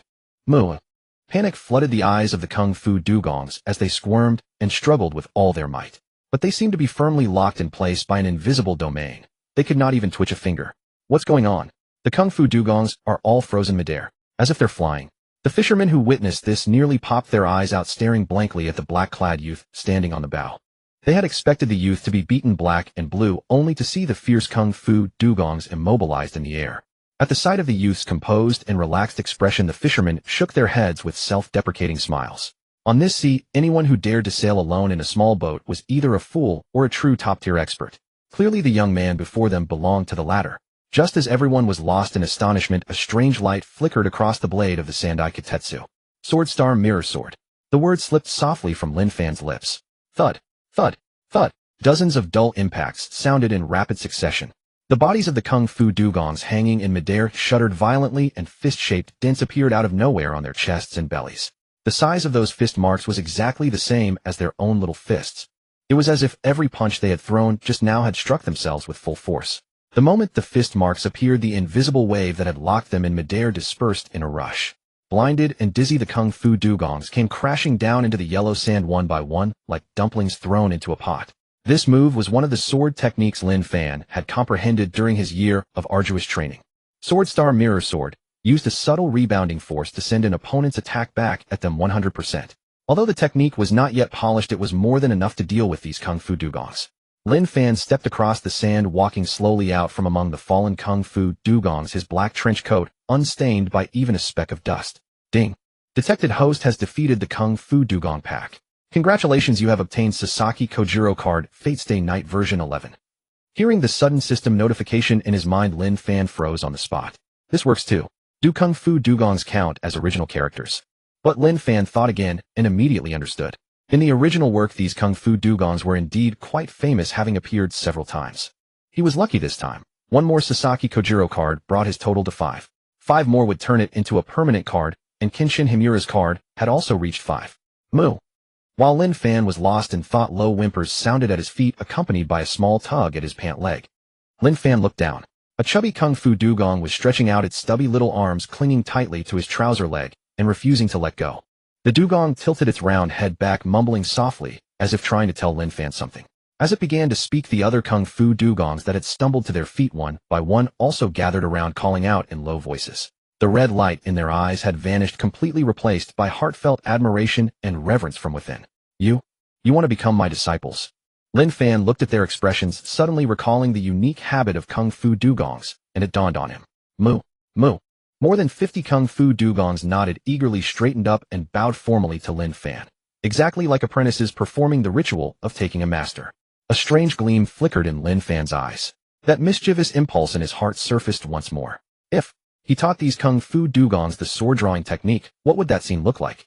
The mere thought of it was wildly amusing. From then on, whenever these dugongs fought enemies, they would all draw their blades in unison. The corners of Lin Fan's mouth curled upward as the iconic scene of the Blue Clan drawing their swords together in K instantly surfaced in his mind. Alright, I can teach you. Looking at the little creatures before him, Lin Fan smiled and agreed. Since taking this group of cuttlefish martial arts students as disciples, Lin Fan had stayed by the coast of Alabasta for a few extra days. By the third day, the scorching sun blazed overhead, pouring fiery light across the sandy beach. Lin Fan had erected a simple thatched shelter on the sparsely populated coastline and was leisurely resting beneath it. Before the shelter, 50 cuttlefish stood in precise formation on the beach. Each of these little ones gripped an iron blade sourced from somewhere, practicing their movements with serious expressions, drawing their blades, striking downward, then sheathing. Their movements were perfectly synchronized, their round, bulging eyes fixed intently on their weapons as beads of sweat streamed down their faces. Yes, that's the exact angle. Keep it up. Lin Fan called out casually from beneath the thatched shelter, water in hand. Meanwhile, a subtle flick of his fingers sent invisible currents guiding a slender bamboo pole, precisely tapping the arms of several cuttlefish whose movements had deviated, correcting their Ayajutsu stances. This group of martial arts cuttlefish held their master Lin Fan in profound respect. His word was law among them. Whatever Lin Fan instructed them to practice, they practiced without fail. Not a single cuttlefish shrank back from laziness or hardship, displaying their passion for martial arts to the fullest extent. Time slipped away rapidly amidst the continuous sounds of drawing and sheathing blades. Before long, the afternoon had arrived. In just 3 short days, though they could not achieve complete mastery of Ayajutsu, they had gained sufficient understanding of the core techniques and training methods of this sword style.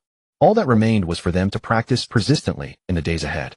For now, the cuttlefish's Ayajutsu had already begun to take shape. Lin Fan looked at the results before him and silently nodded in satisfaction. It was about time to take his leave. Lin Fan slowly rose to his feet and gestured to the little ones before him. Everyone, come here a moment.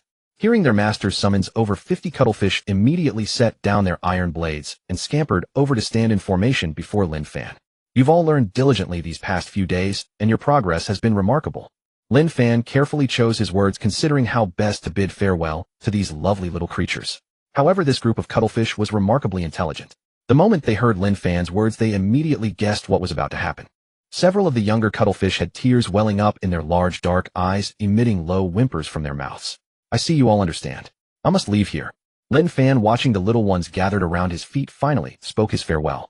Realizing Lin Fan would truly depart, over 50 cuttlefish could no longer contain themselves, embracing each other in tears, a deeply moving scene. Looking at his disciples with red, tear-swollen eyes, a profound sense of accomplishment welled up within Lin Fan. These 3 days had truly not been wasted. Eventually, amid the reluctant gazes of the martial arts cuttlefish, Lin Fan shouldered his wooden sword and gradually disappeared along the coastline. The cuttlefish that had initially clung tightly to Lin Fan's pant legs on the beach watched his retreating figure, determination flashing in its small eyes. It stepped forward and called out to its companions behind it a few times. Moo, moo. It gestured in the air with its 2 short flippers and pointed at its own back. At its call, more and more cuttlefish gathered around. This lead cuttlefish had somehow produced several cans of specially formulated waterproof paint and placed them before everyone. Soon this group of cuttlefish began to busily get to work. Using their small flippers dipped in paint, they carefully traced a simplified version of the Demon Blade thousand-edge emblem onto each other's shells. This was the unique mark of their Ayajutsu cuttlefish squad. The outer edges of Raposa town, a port city. Here yellow sand filled the skies and scorching sunlight spilled across the desert floor, dyeing everything within sight into a monotonous shade of gold. The ground radiated intense heat, and the rising thermal currents caused distant scenery to shimmer and distort slightly. Lin Fan walked along the desolate edge of this desert, the lapels of his black trench coat slightly parted. The aura surrounding his body automatically repelled the howling sand, so he need not worry about a single grain settling upon him. Just as Lin Fan was about to find a town to get some food, a slender figure suddenly darted out from the depths of the yellow sand ahead and directly blocked his path. "I challenge you." A delicately feminine maiden's voice rang out. Lin Fan stopped in his tracks and glanced up in mild surprise. Blocking his way was a pitifully delicate-looking girl with twin tails. She wore a yellow crop top that accentuated her tall, slender figure paired with black stockings and a short skirt, an outfit that appeared remarkably out of place in this sand-swept desert. "Challenge me." Lin Fan studied the hot-blooded twin-tailed maiden before him, his brows furrowing slightly. Why? Lin Fan was absolutely certain he had never encountered this woman before, with no prior connection between them whatsoever. With his current reputation, he was hardly so infamous that he would be challenged by some fragile maiden simply for walking down the street. "You defeated the wonder person, the cross-dress king. I must defeat you to restore his honor." The twin-tailed maiden swung her tiny pink fist and shouted indignantly at Lin Fan. Hearing those four characters, wonder person, Lin Fan first paused, then a wave of revulsion surged through him. That title sounded far too familiar. Combined with this maiden's strange behavior before him, Lin Fan's eyelid twitched involuntarily. This seemingly sultry maiden was by no means a beautiful young woman. This was clearly the mimic fruit user, Mr. Clay. It must be said the form created by this devil fruit ability was far too lifelike. "Don't you dare refuse my challenge." Bon Clay, transformed into a twin-tailed maiden, blinked his eyes, a mist of tears welling up in his eye sockets, his voice delicate and coquettish, sounding like a lover's affectionate pleading. Lin Fan stood rooted to the spot, silent, for a full 3 seconds. His heart chafed intensely, and he desperately wanted to punch this fellow to the ground right then and there. "Whether you accept or not, I'm coming for you." Bon Clay blew Lin Fan a kiss and charged forward with his tiny pink fist raised. As he ran, the large swell upon his chest bounced dramatically, creating quite an imposing spectacle. Facing this scene, Lin Fan remained utterly silent. To someone unaware of Bon Clay's true identity, this might have been rather an appealing sight. But now Lin Fan felt nothing but utter disgust. To be fair, Bon Clay did possess genuine skill. He was the first man to make Lin Fan's flesh crawl. Ha ha ha. Seeing Lin Fan frozen in astonishment, Bon Clay chuckled inwardly. He had deliberately transformed into this delicate maiden specifically to shake Lin Fan's composure. He was convinced that Lin Fan could never possibly see through his devil fruit ability. As long as Lin Fan perceived a fragile maiden before him, he would undoubtedly hesitate when the time came to strike. As long as his opponent harbored any hesitation, it would be the perfect opportunity for a sneak attack. A sinister gleam flashed in Finkerai's eyes. Now, in an instant, his speed surged, carving through the yellow sand and leaving an afterimage behind. His pale fist clenched mercilessly as he struck toward Lin Fan's ribs. But the next moment, bang! Finkerai's vision blurred as a dark shadow surged forward, and an explosive force slammed into his abdomen with devastating impact. His internal organs twisted violently, and Finkerai gasped, spewing acid from his mouth. His eyes widened in shock as he looked down in stunned disbelief. Lin Fan's knee drove hard into his abdomen, the crushing force nearly knocking him unconscious. The white-clad youth showed absolutely no restraint, nor any intention of holding back. Is this guy a demon? How could he be so ruthless even against such a beautiful woman? Finkerai couldn't comprehend it. Lin Fan's leg powered upward once more, launching Finkerai, who clung to his knee, straight through the air with devastating force. Boom! Sand erupted in all directions as the unfortunate woman carved a dozens of meters-long furrow across the desert floor, her clothes coated in yellow dust and soil. The crowd of onlookers had witnessed everything in full detail. Good heavens! How can this young man be so brutal, attacking a woman? A middle-aged man who had just finished shopping stared in shock, pointing at Lin Fan and exclaiming, "Right? What a pretty girl, so pitiful. How can someone be so cruel, actually striking a woman like that?" In that moment, the ignorant bystanders began pointing and criticizing Lin Fan, many of them filled with sympathy and compassion for the girl. If not for the terrifying pressure radiating from Lin Fan, someone would have already rushed over to play hero. "You?" Finkerai struggled to his feet from the sandy ground, wiping the sour liquid from the corner of his mouth. With those teary, pleading eyes fixed on Lin Fan, his expression brimming with terror, he appeared almost pitifully helpless.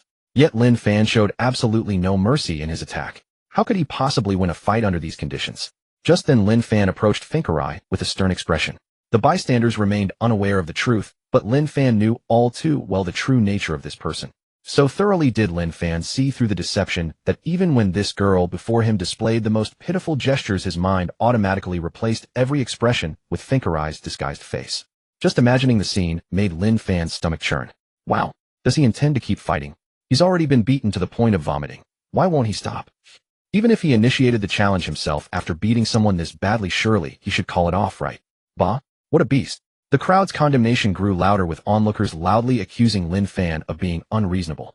Hearing the crowd's outcry, Finkarai felt a slight sense of relief. With so many people speaking out against him, surely this kid would show some restraint, wouldn't he? But the very next second after that thought crossed his mind, Lin Fan shattered Finkarai's delusion once again with concrete action. Lin Fan exploded forward with astonishing speed, pouncing toward him like a hunting leopard. His raised right fist turned pitch black in an instant. Armament hockey covered it completely. The power gap between Finkarai and Lin Fan was simply too vast, and with Lin Fan's sudden acceleration, Finkarai had no time to dodge.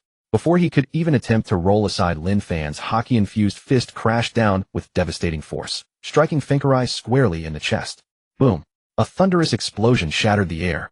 Finkarai was sent flying backward, arcing through the sky before crashing heavily into the yellow sand ruins, blood spraying from his mouth. Finkarai's vision went black, and he collapsed unconscious. Ding! Host has defeated Mr. 2 Finkarai. Congratulations! You have obtained Miyamoto Musashi card, Fate Stay Night version 11. Hearing the crisp system notification echo in his mind, Lin Fan finally exhaled deeply. In a certain sense, this battle was undoubtedly the most grueling fight Lin Fan has faced since setting sail. However, Lin Fan chose not to kill Finkarai. The primary reason is that Finkarai, despite his comedic nature, proves to be one of the few characters in the original work who values loyalty and friendship above all else. Someone who can be relied upon in critical moments. This time, even though he knew he could defeat an admiral, he still dared to challenge Lin Fan, all in an effort to seek justice for his idol Ivankov. That kind of unwavering loyalty alone was enough for Lin Fan to spare his life. He's really been knocked unconscious. This is too brutal. The vegetable shopping uncle swallowed hard, instinctively taking several steps backward without realizing it. At that moment, a shrill scream erupted from the crowd. It's Lin Fan, the ruthless fighter from the newspaper just 2 days ago, the one who became king and then abdicated. A bespectacled resident trembled with fear, pointing shakily at Lin Fan, barely able to stammer out his words. What? Could it really be him? The entire crowd gasped in unison. All the onlookers took a synchronized retreat of dozens of steps, terrified of being eliminated if they stayed too close. Whispers rose from the crowd. The rumors are true. Lin Fan truly is a battle maniac devoid of any emotion. To strike such a beautiful woman, that's simply terrifying. Exactly. She was already attractive, but now her face is swollen from that punch. It's heartbreaking to watch. Hearing the absurd accusations around him, Lin Fan's mouth twitched. This place wasn't safe to linger. He adjusted his black coat and quickened his pace, his form dissolving into the endless sea of yellow sand in an instant. At that very moment, somewhere in the city of Yahuakai, nestled among dozens of other structures, was a modest building that blended seamlessly into the surroundings, its unremarkable facade offering no hint of its true significance amid the swirling yellow sands. No one would ever suspect that this unassuming structure served as the secret headquarters of Baroque Works, the organization attempting to conquer the kingdom of Arabasta. At this moment, curtains were drawn across all the windows, completely obscuring the interior from outside view. Inside, dim lighting provided barely enough illumination to see by. In the main room, a long wooden table sat, surrounded by 10 chairs. However, only 7 figures were seated around it at the moment. Puru. Pu. After a few brief tones from the Den Mushi, a tall, muscular, bald man dressed in Shaolin monk attire lowered the device from his hand. On both sides of his chest were embroidered snake patterns with the character 1 tattooed in the center. His gaze was cold as his thick lips parted slightly. We have news about Mr. 2. The moment Mr. 1's voice echoed through the room. A woman with voluminous wavy blue hair, seated beside him, spoke up. Where did that guy go? He went after Lin Fan. A flicker of surprise crossed Mr. 1's resolute features, his tone growing grave. Lin Fan. Upon hearing that name, Miss Shuang Shoji instinctively stepped back half a pace, rising abruptly from her seat. The wooden chair toppled as she tripped over it, crashing onto the ground with a dull, thunderous bang. Why would he go after Lin Fan? Is this guy trying to find death? Mr. 3, whose comedic hairstyle resembled the number 3, was equally terrified, unable to suppress his scream. Does he have a grudge against Lin Fan? Mr. 4, whose massive frame resembled a small mountain, bit his fingers with an expression of shock and suspicion. The name Lin Fan was like a boulder thrown into calm waters, instantly changing the expressions of everyone present. What should we do now? Should we go bring him back? Ms. Golden Week dressed sweetly like a little lowly, bit through her cookie and frowned as she asked. Do you think you're living too long? Mr. 5, who looked like a rock star, his eyes instantly turned cold and sinister. What do you mean? Ms.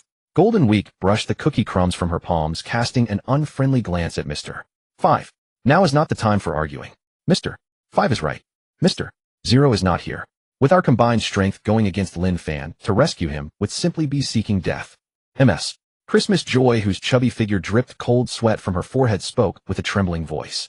Her words caused Ms. Golden Week to fall silent as well. For a moment, the entire room was filled only with the heavy breathing of the 7 agents. Mr. 1, what do you think we should do? Mr. 3 broke the dead silence, turning to look at Mr. 1. Mr. 1's eyes flickered.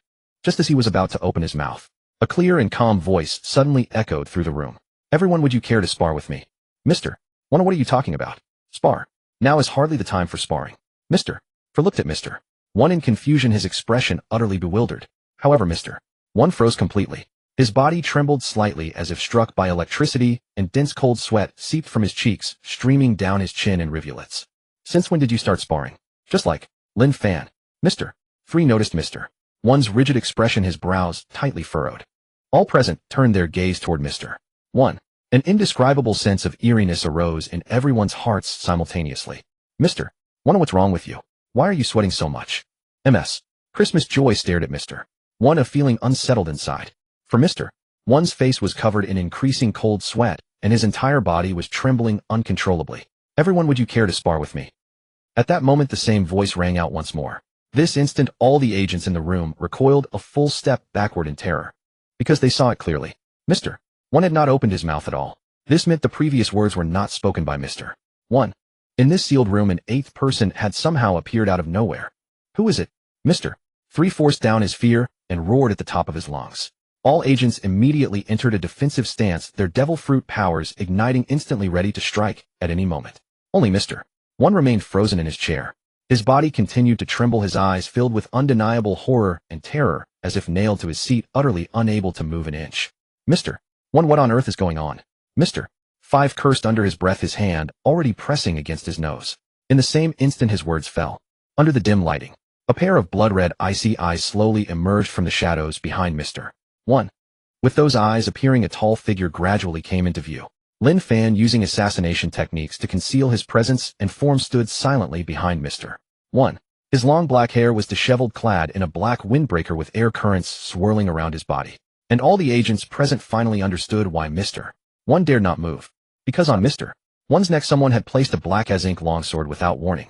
That was exactly Sandai Kitetsu, covered in armament haki. It's you, Lin Fan. Mr. 3 screamed in terror, instantly recognizing the youth before him. This was precisely Lin Fan, the name that shook the seas. Before Mr. 3's scream could even finish, a small dark shadow carrying the sound of tearing air flew straight toward Lin Fan's face. It was Mr. 5's explosion fruit ability, explosive booger. Whooshed. The booger traced a trajectory through the air, emitting a faint gunpowder scent ready to explode violently at any moment. It was indeed Mr. 5's explosion fruit ability. Lin Fan's eyes flashed with crimson light deep within. Facing the flying bomb, he merely flicked his wrist slightly, and the Sandai Kitetsu resting on Mr. 1's neck trembled softly. Hum. An invisible shockwave radiated outward from the blade's edge through the air. Like a stone cast upon a tranquil surface, rippling waves of transparency spread outward. Sword star mirror blade. Like the clear ring of a plucked string resonating through the air. The booger bomb mid-flight was forcibly held in place by this power. Boom. The violent explosion erupted within the invisible shockwave, but the flames were like a feeble candle flame, instantly extinguished by the spreading airflow. How is this possible? Mr. 5's eyeballs nearly popped out, raising his hand to throw another explosive booger. But in that very instant, he discovered in terror, Lin Fan, who had just been standing behind Mr. 1, had inexplicably vanished. Lin Fan had given up the opportunity to casually take Mr. 1's life and disappeared back into the shadows. Sensing the bone-chilling coldness at his neck disappear, Mr. 1 abruptly leaped from his chair. His right palm transformed into a hard, pitch-black blade, swinging backward with a piercing sound of torn air. Schlick. The dark steel blade tore through the air, carving a deep slash into the stone wall behind. But this strike missed entirely. Missed? Mr. 1, having escaped death, gasped for breath in great heaves, raising his hand to press against his neck. A trace of blood had begun to seep from the surface of his skin. Mr. 1 was a quick slash fruit user capable of turning his entire body into hard steel. But in that instant, an eerie premonition had risen in his heart. Even if he had turned his neck into hardened steel, he absolutely could not have blocked Lin Fan's strike. This was the intuition of a top-tier warrior. Gone. Mr. 3 trembled all over, white wax continuously flowing from his palms. He frantically scanned the surroundings, yet could find no trace of Lin Fan whatsoever. Lin Fan had slipped away as silently as he had arrived, without alarming anyone. He must still be nearby. Everyone stay sharp, Miss Valentine said in a low voice. Her body grew lighter, and she floated above the room, sweeping her gaze over the entire scene. yet she still saw nothing. The whole house was eerily silent, as if only the 8 agents existed inside it. We can't wait any longer. This kid is too dangerous. Blast the whole house down. The hulking Mr. For spoke in a low voice, his words a little slow. As his words fell, the weapon at his feet, Lasso, the dachshund gun that had eaten the dachshund fruit, already had its belly rumbling, ready to spew out time bombs at any moment. The other agents nodded in assent. Since they could not find Lin Fan, they would tear the whole building to pieces and force him out. Just as everyone was poised to strike in that split second of crisis. It's been a long time since I used a card. A voice, drifting and directionless, suddenly echoed through the room. The voice betrayed no fixed source. It seemed to come from every direction, bizarre in the extreme. Yet every one of them was perfectly clear. The one who had spoken could only be Lin Fan. Quick, blow this place sky high. Mr. One roared at the top of his voice. Though he could not understand what Lin Fan's words meant, a bone-piercing chill suddenly exploded in his heart. At Mr. One's command, all the agents bolted for the door. They had to be out of the building at the exact moment it blew up. But then, a faint metallic resonance burst open in the air. All 8 agents slammed to a halt at the same instant. Even Miss Valentine, suspended in midair, froze solid. Drip. Cold sweat slid down her forehead and hit the ground, bursting apart on impact. Cold sweat stood on the foreheads of all 8 agents. Then from the dim shadows, Lin Fan stepped out with slow, light strides. His eyes still burned with scarlet light, the assassin's heart technique churning without pause. And in his hand, a weathered command blade over 2 meters long had somehow appeared. Lin Fan half drew the blade, and an eye-piercing cold gleam flashed through the dark room. At the edge of the scabbard in his hand, 7 nearly imperceptible steel threads had quietly extended outward. These 7 transparent threads sealed off every corner of the room. If any of the agents dared to move so much as half a step, the invisible wires would slice them apart in the next second. The blade was called the 7 Heavens, 7 Blades. In that instant, Lin Fan had activated the Kenzaki Kaori card, the Supreme Saint card from a certain magical index. And the secret art locking the 8 agents in place was none other than Kenzaki Kaori's signature move, 7 Flashes. This. What kind of sword technique is this? Mr. One did not dare to turn his head. He could only watch the steel threads hovering around him from the corner of his eye. He knew perfectly well that those threads could cut through his cervical spine in an instant. Even if he turned his body to steel, he still couldn't block them. On this vast sea, who would ever use such strange steel wires as a weapon? This Lin Fan. How many terrifying moves could he possibly have hidden? Lin Fan stood behind them, all holding the blade with one hand, and asked flatly, "Do you know where Mr. Zero is right now?" The clear voice drifted slowly through the dim room, chilling every agent present to the bone. "Lin Fan, are you looking for Mr. Zero?" Mr. One tried to make his voice sound calmer. Even as he spoke, his eyes remained glued to the invisible threads before him, his mind racing frantically for a way out. "I don't want to hear nonsense." The scarlet light in Lin Fan's eyes burned brighter as killing intent spread. As his words fell, the 7 threads crisscrossing around him suddenly pulled taut and swept inward. Clang. Mr. One swallowed hard, the blinding cold gleam reflected in his eyes. One of the threads was scarcely half a centimeter from his eyeball. An icy stinging sensation washed over him, and Mr. One shut his mouth at once, not daring to utter another word of stalling. It was not just Mr. One. All the other Baroque agents present were thrown into panic. Mr. 3 tried to activate his power, pouring out white wax to wrap the threads and dull their sharpness. But the instant the wax touched the threads, razor-sharp currents of air shredded it into powder, leaving nothing for it to cling to. Mr. 5 did not even have a chance to strike. At this distance, setting off an explosion might or might not cut the wires, but he himself would definitely be blown to pieces. Miss Golden Week tried to use rainbow paint to control Lin Fan's emotions, but she could not move even a finger.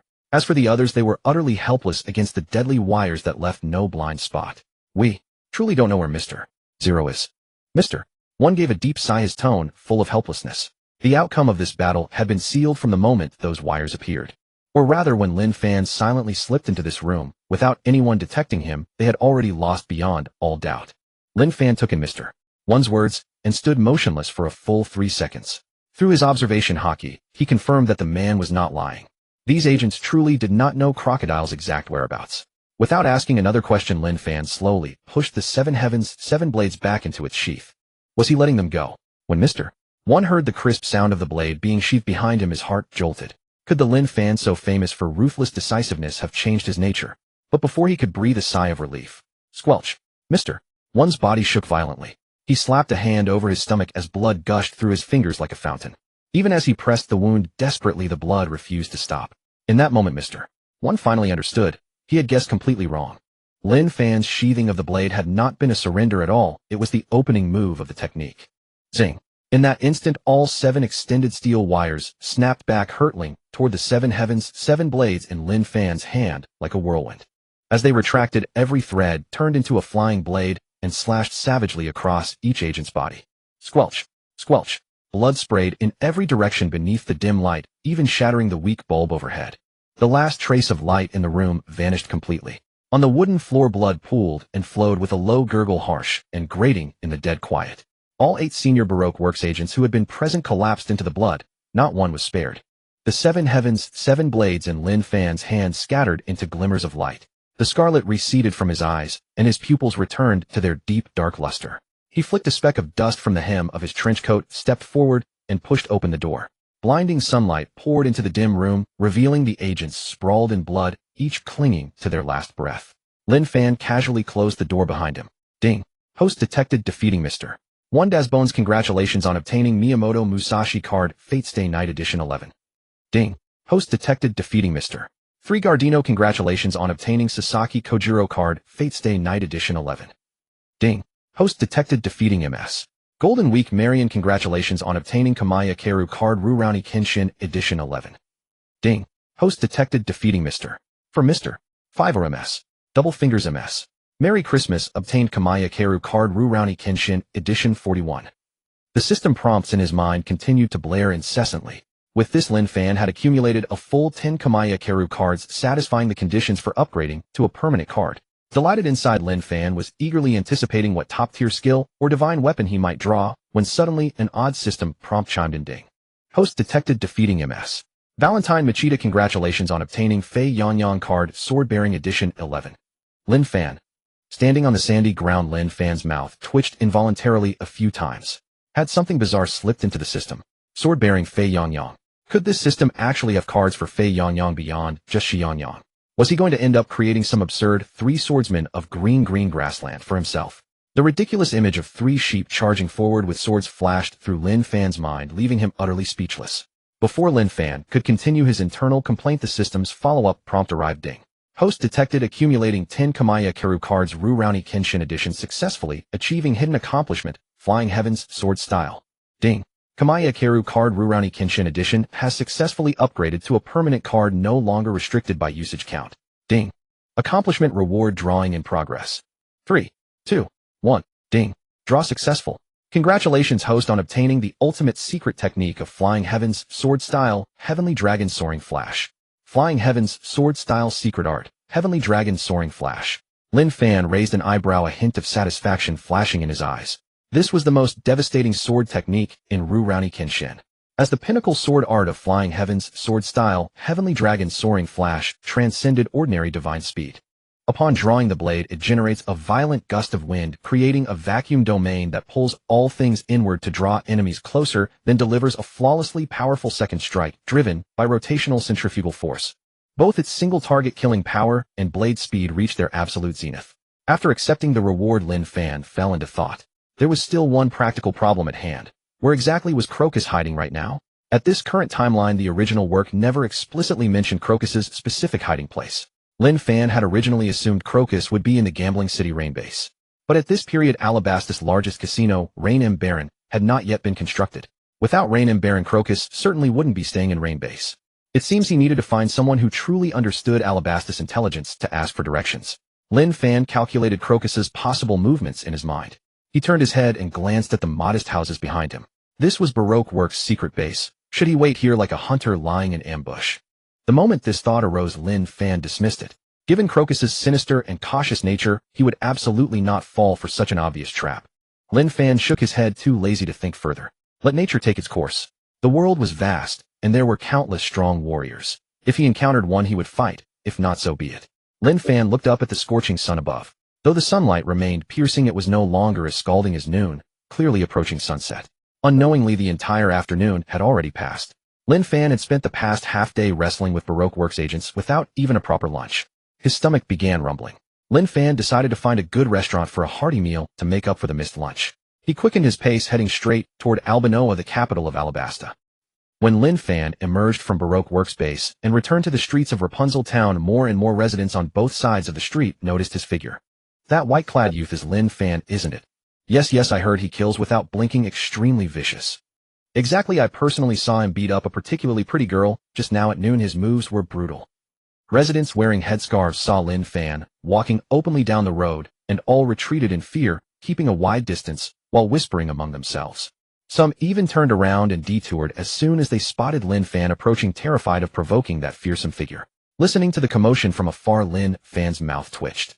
Although these people were hundreds of meters away, his exceptional hearing captured every whispered word clearly. Lin Fan shook his head, too lazy to care about these rumors.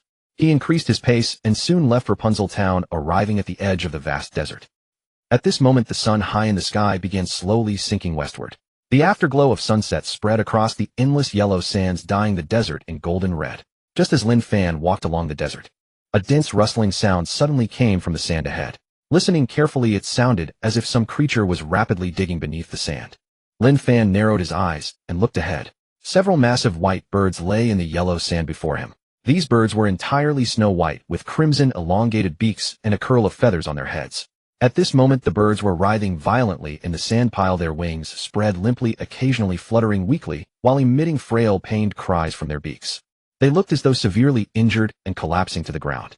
This peculiar creature was precisely the trickster bird unique to Alabasta. These creatures specialized in disguising themselves as dying and wounded to deceive passing travelers into offering food and water. Their behavior was despicable.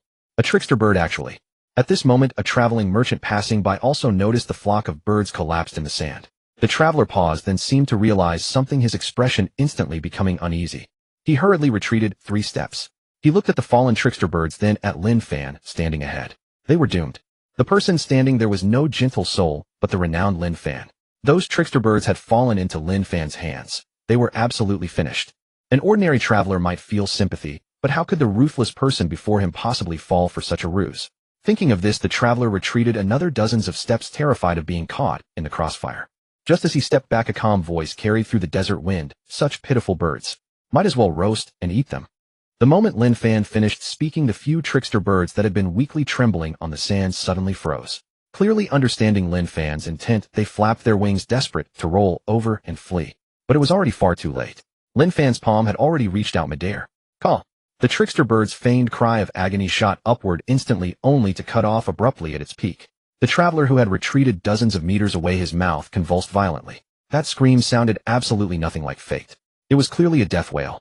In his horrified gaze, Lin Fan had already sat upon the sand pile, skillfully beginning to pluck the bird feathers. Though the traveler had anticipated this outcome, witnessing it firsthand still sent shocks through his heart. After a long while, Lin Fan wiped his mouth, gazed at the bones on the ground, and let out a lingering sigh of dissatisfaction. I should have bought some cumin powder back in town. Without seasonings, the flavor just isn't quite there. Muttering to himself, Lin Fan casually brushed aside the sand, burying the feathers and bones deep beneath the dune.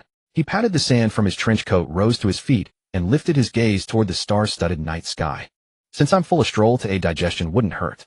With that decision made, he resolved to trek all the way to Alyabarna, the capital of Alabasta, on foot. He would treat it as physical training along the way. Several days later, in Alyabarna, the capital of Alabasta, the ancient royal city stood perched atop an immense cylindrical rock formation. Countless grand and archaic structures crowned the circular plateau, their weathered facades bearing the deep imprints of bygone eras. This ancient city, millennia old, stood as a living testament to the enduring splendor of the Alabasta kingdom.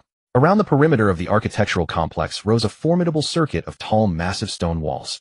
Hundreds of well-disciplined royal guards patrolled the ramparts with stern countenances, maintaining an atmosphere of tense vigilance. And within the deepest, most majestic hall at the city's heart, a middle-aged man with a trim black beard sat in regal repose. His visage was commanding, his attire resplendent, and his very bearing exuded the oppressive aura of one long accustomed to wielding supreme power. He was none other than the reigning sovereign of Alabasta, King Cobra. Yet at this moment, the monarch who ruled over this vast kingdom wore a deeply furrowed brow, his expression clouded with considerable distress. These past few days, Cobra had felt as though a colossal boulder hung suspended above his head, threatening to plummet at any moment. He had received urgent intelligence from across the nation. The ruthless powerhouse Lin Fan, the very man who had defeated Admiral Akiji and the Golden Lion Shiki, had arrived in Alyabarna. Lin Fan's fearsome reputation was sweeping across the country at an almost inconceivable speed. What plunged Cobra into the depths of despair was that he dared not dispatch troops to suppress him as he would ordinary pirates. Just what kind of strength did Lin Fan possess? He was a monster capable of gravely wounding a marine admiral. Sending soldiers to drive him off, that would be nothing short of suicide. The 5,000-meter glacial rift in the southeastern reaches of the Fire Country, still frozen and utterly unthawed, served as the most glaring cautionary tale before Cobra's very eyes. To Cobra, Lin Fan was a super bomb that could detonate at any moment. Leave him alone, and who knew when he might explode, provoke him with force, and he would surely smash the entire Alabasta kingdom into rubble without a second thought. Sigh. Cobra slumped upon his throne, exhaling a long, weary breath. The more he pondered, the more his head throbbed with agonizing dread. Still, one small comfort was the report from the Marines stationed in the capital. Despite Lin Fan's bloody reputation, he had behaved himself since entering the city, committing no heinous slaughter. That was the sole reason Cobra could still cling to his throne. But then, Your Majesty, terrible news. A catastrophe of unimaginable proportions. A clamorous din of frantic footsteps shattered the tranquility of the great hall. A messenger guard, his face ashen, stumbled headlong into the hall and dropped to one knee before Cobra, shrieking at the top of his lungs. Princess Vivi, who slipped out to play, has run into Lin Fan. Lin Fan is about to have a sparring match with Princess Vivi. What a... The news struck Cobra's mind like a brutal fist. Within a single second, the expression on Cobra's face cycled violently through shock, terror, and utter despair, his complexion alternating between pallid white and livid red, a spectacle of the most vivid drama. Quick, summon Higuma and all the royal guards. Follow me now. Cobra sprang desperately from his throne, flung aside his overcoat, and sprinted like a madman toward the place where Princess Vivi was playing. 10 minutes earlier, at the ruins on the southern outskirts of Alyabarna, the locale was remote and desolate, with swirling yellow sand and towering ancient stone pillars collapsed everywhere, cloaked in bleakness. This time I'm playing the hero. No fair. You already got a turn last round. Now it's mine. Whoever gets caught first has to be the villain. From deep within the ruins, the cheerful, childish laughter of little ones echoed across the empty ancient site. Amid several stout stone pillars, a young girl with flowing azure hair darted about joyfully. Behind her trailed a pack of rowdy kids led by a boy with a green crew cut and a bandana wrapped around his head. Ha! You can't catch me. I'm the vice leader of the Sand Gang. The boy nimbly wove around the pillars, sticking out his tongue at his companions. Standing in the distance, Lin Fan's gaze settled upon the two little ones. These kids were unmistakably the younger versions of Princess Vivi and Koza. Lin Fan raised an eyebrow. It seemed this gaggle of children was playing a game of tag. A brilliant plan suddenly took shape in his mind. He strode forward, deliberately approaching the group. What are you kids playing? Lin Fan greeted them with an easy, warm smile and a gentle voice. Remarkably, Lin Fan seemed to possess an innate, uncanny affinity for attracting children. From Nami of the East Blue and Chopper of Winter Island to Vivi and Koza before him, nearly all of them dropped their guards around him in no time at all. After chatting with the youngsters for only a few moments, Lin Fan effortlessly slipped into their make-believe game. Seeing the children bickering over who should play the villain, Lin Fan smiled amiably and coaxed, "Since none of you can agree on a villain, how about I take on the role instead?" With his clear eyes and radiant smile, Lin Fan instantly won the trust of the children. Hooray! Brother Lin Fan gets to be the big villain. Come and catch us. Little Vivi's chubby cheeks dimpled with innocent delight as she laughed. Run! The big villain is coming. At her cheerful cry, the children burst apart, in every direction, scattering in playful panic. Meanwhile, the royal guards concealed behind the sand dunes tasked with safeguarding Princess Vivi suddenly noticed the white-robed youth approaching the princess. That's Lin Fan. Captain of the guard. Higuma's eyes bulged wide. The instant he discerned the young man's features, he felt as though he had been struck by lightning. He never imagined that the seemingly kind and gentle youth in white was none other than Lin Fan, the notorious and heavily wanted scourge. Higuma's stern face contorted into abject terror, cold sweat pouring down his forehead like rain. If any harm befell Princess Vivi at the hands of this merciless killer, 10,000 deaths would not atone for his failure. Quick, protect Princess Vivi with our lives. Abandoning all pretense of concealment, Higuma drew his longsword and charged forward. Even knowing that he stood no chance against Lin Fan, he would fight with everything he had to buy the princess precious time to escape. However, before Higuma and the guards could climb over the sand dune, a violent, overwhelming gust of wind pressure suddenly erupted from deep within the ruins. Lin Fan's figure vanished from where he stood at a speed invisible to the naked eye. A series of remarkably solid afterimages were dragged across the sand. In the next instant, Lin Fan had already crossed a distance of several hundred meters out of thin air and stood quietly before little Vivi and Koza. The ancient wooden sword strapped to his back had already been drawn in one smooth motion, resting with extreme precision against the sides of the two children's necks. Ding! Detected that the host has defeated Princess Vivi. Congratulations! You have obtained Pleasant Goat card, knife-wielding version 11. Ding! Detected that the host has defeated Koza. Congratulations! You have obtained Pleasant Goat card, knife-wielding version 11. Listening to the two crisp notification sounds ringing one after another in his mind, Lin Fan stood and placed the corners of his mouth twitching uncontrollably. What kind of logic is this system running on? Could it seriously intend for him to assemble an entire army of knife-wielding pleasant goats from green grassland? Wow, that's amazing. Little Vivi looked at Lin Fan, who had appeared out of thin air before her.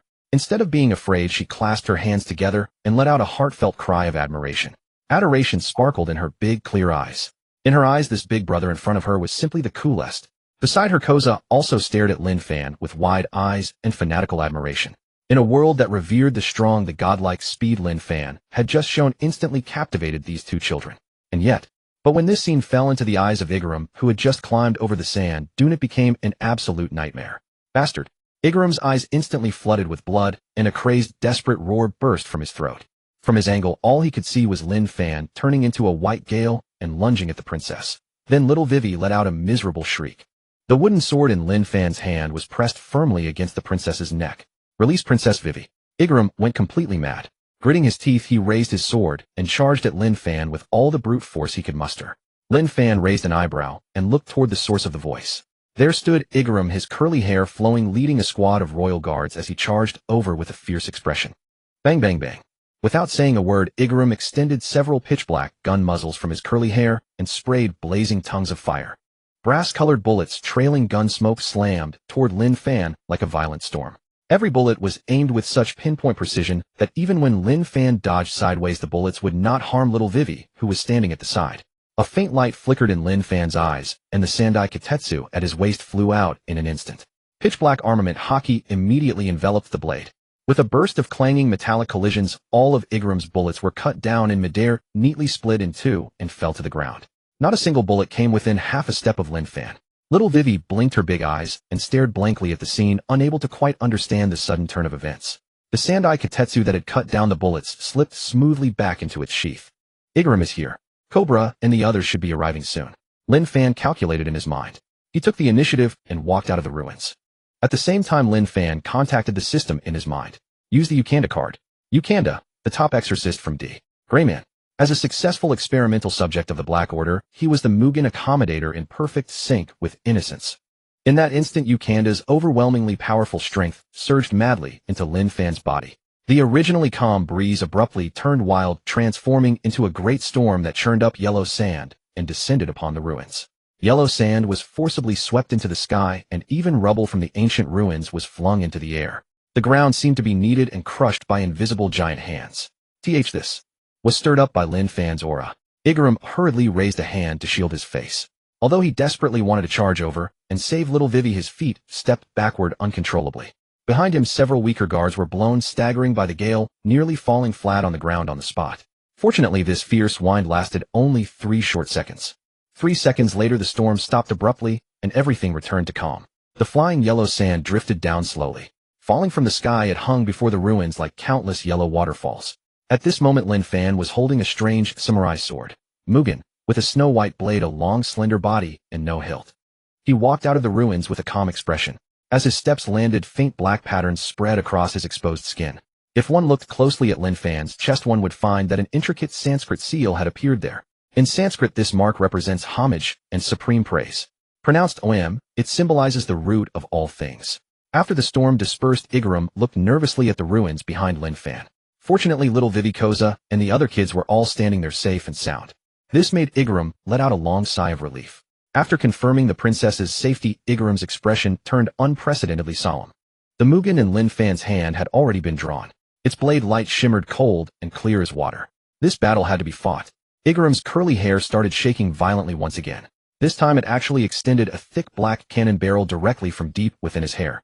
No one would ever have imagined that Higuma's hair concealed a heavy cannon. Boom! Fire blazed and thundered. The cannonball shot through the air, tearing across the sky like a pitch-black meteor as it hurtled straight toward Lin Fan. The scorching heat wave along the way raised the surrounding air temperature by several degrees. A cold glint flickered in Lin Fan's eyes, and the snow-white blade of Mugen in his hand began to tremble softly. Calamity summoning phantom of boundary insects. Buzz! A low, eerie humming sound rose from the blade of Mugen. In that instant, it seemed as though countless invisible insects from another world were released from the blade, giving off a vibration that made the heart uneasy. The cannonball raced closer, looking like it was about to smash into Lin Fan. A sharp glint flashed in Igram's eyes. Not daring to relax in the slightest, he popped out 2 pitch-black machine guns from his curly hair once more. Tongues of fire sprayed wildly. Both machine guns roared at the same time as countless scalding bullet casings clattered down onto the sand. "Quick! Report what is happening here to His Majesty." Without even turning his head, Igaram shouted loudly at the guards under his command. He knew full well that the cannonballs and bullets he fired could never take down Lin Fan, and at most they could only delay the other party's advance. The only way now was to get the message out and have more royal experts rush over. The guards knew things were urgent and did not hesitate in the slightest. They immediately scattered, sprinting desperately outward to report. Seeing the guards flee, Igaram felt a little relieved. Only then did he turn his head back toward where Lin Fan stood. But that one glance was enough to make Igaram cry out in disbelief. Around Lin Fan, thousands upon thousands of white insect-like creatures were hovering, having appeared at some unknown moment. Those eerie white boundary insects were opening their mouths and devouring the incoming cannonballs and bullets. Just like people enjoying tasty snacks, they devoured every last round in the blink of an eye. Meanwhile, Lin Fan stood calmly in the midst of the white realm worms. He casually thrust the 6 illusions into the sand beside him, leaned against the hilt, and watched Igaram with effortless ease. Lin Fan had long since neutralized the attack. He had not stopped the guard from calling for help. One might even say he had deliberately allowed the guard to deliver the message, because he was waiting for Alabastus' stronger warriors to arrive. Igaram knew he was no match for Lin Fan, and he had also guessed that Lin Fan would use his swordsmanship to cut through bullets. But what in the world were these white worms hovering in midair? Igaram prided himself on having traveled far and wide, yet he had never seen such white worm-like creatures. These realm worms were twisted and ghastly pale. A single glance was enough to send a chill down one's spine, as if they were fiends crawling straight out of hell. The bizarre sight of the realm worms devouring cannonballs and bullets left Igaram frozen in place.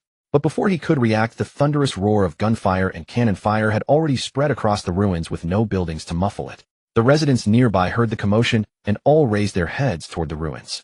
"Why is there the sound of gunfire?" "That is Lord Igaram, captain of the royal guard." Some sharp-eyed residents recognized Igaram's curly long hair and could not help crying out in shock. Is Lord Igaram fighting an enemy? Who on earth could be causing such a commotion in the royal capital? More and more onlookers gathered, peering curiously while cautiously backing away. An opponent who could force Lord Igaram to use the hair cannon was absolutely dangerous. At the center of the ruins. "I can't just wait for death." Igaram took a deep breath. The machine gun barrels hidden in his curly hair began to rattle and turn, once more wisps of black smoke rising as he prepared to unload every remaining bullet.